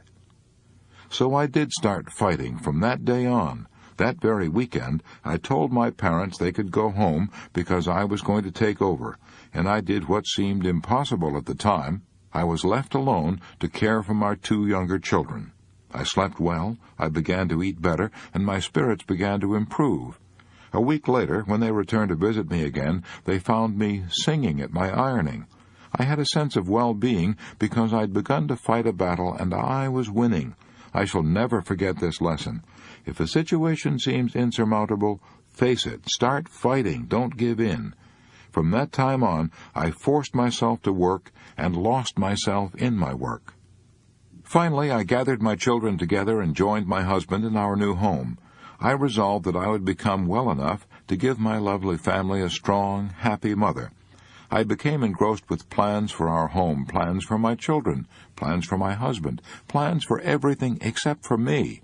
I became too busy to think of myself, and it was then that the real miracle happened. I grew stronger and stronger and could wake up with the joy of well-being, the joy of planning for the new day ahead, the joy of living. And although days of depression did creep in occasionally after that, especially when I was tired, I would tell myself not to think or try to reason with myself on those days, and gradually they became fewer and fewer, and finally disappeared. Now, a year later, I have a very happy, successful husband, a beautiful home that I can work in 16 hours a day, and 3 healthy, happy children, and for myself, peace of mind. How Benjamin Franklin Conquered Worry. A letter from Benjamin Franklin to Joseph Priestley. The latter, invited to become librarian for the Earl of Shelburne, asked Franklin's advice. Franklin, in his letter, states his method of solving problems without worrying. London, September 19, 1772. Dear Sir, in the affair of so much importance to you wherein you ask my advice, I cannot, for want of sufficient premise, advise you what to determine, but if you please I will tell you how. When these difficult cases occur, they are difficult chiefly because while we have them under consideration, all the reasons pro and con are not present to the mind at the same time, but sometimes one set present themselves, and at other times another, the first being out of sight. Hence the various purposes or inclinations that alternately prevail, and the uncertainty that perplexes us. To get over this, my way is to divide half a sheet of paper by a line into 2 columns, writing over the one pro and over the other con. Then, during 3 or 4 days' consideration, I put down under the different heads short hints of the different motives that at different times occur to me, for or against the measure. When I have thus got them all together in one view, I endeavor to estimate their respective weights, and where I find 2, one on each side, that seem equal, I strike them both out. If I find a reason pro equal to some 2 reasons con, I can strike out the 3. If I judge some 2 reasons con equal to some 3 reasons pro, I strike out the 5, and thus proceeding I find at length where the balance lies. And if, after a day or 2 of further consideration, nothing new that is of importance occurs on either side, I come to a determination accordingly. And though the weight of reasons cannot be taken with the precision of algebraic quantities, yet when each is thus considered separately and comparatively, and the whole lies before me, I think I can judge better, and am less likely to make a rash step, and in fact I have found great advantage from this kind of equation in what may be called moral or prudential algebra.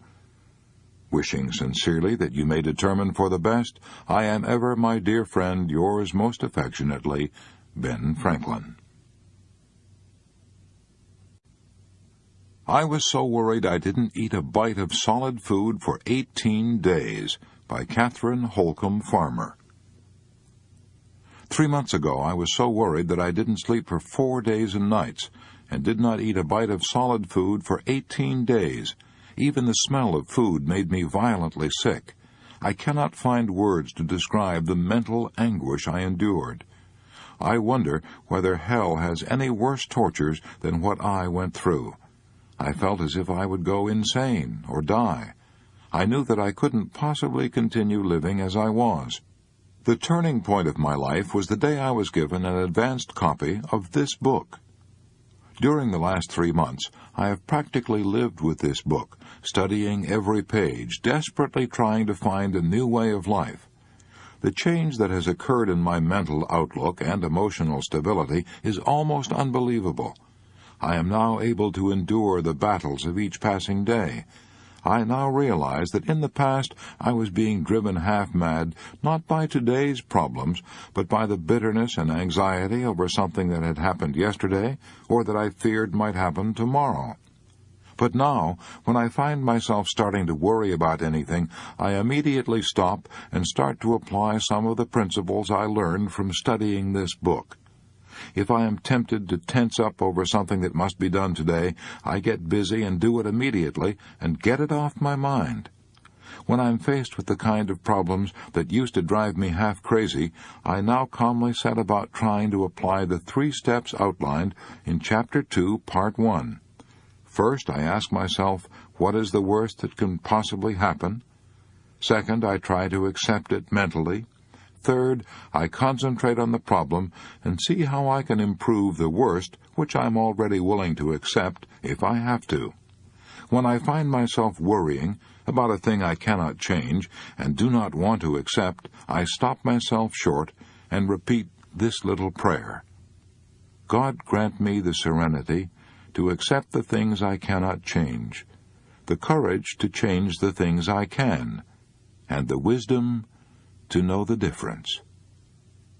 Since reading this book, I'm really experiencing a new and glorious way of life. I am no longer destroying my health and happiness by anxiety. I can sleep 9 hours a night now. I enjoy my food. A veil has been lifted from me. A door has been opened. I can now see and enjoy the beauty of the world which surrounds me. I thank God for life now and for the privilege of living in such a wonderful world.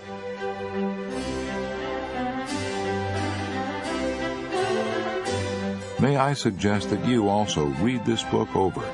Keep it by your bed. Underscore the parts that apply to your problems. Study it. Use it. For this is not a reading book in the ordinary sense.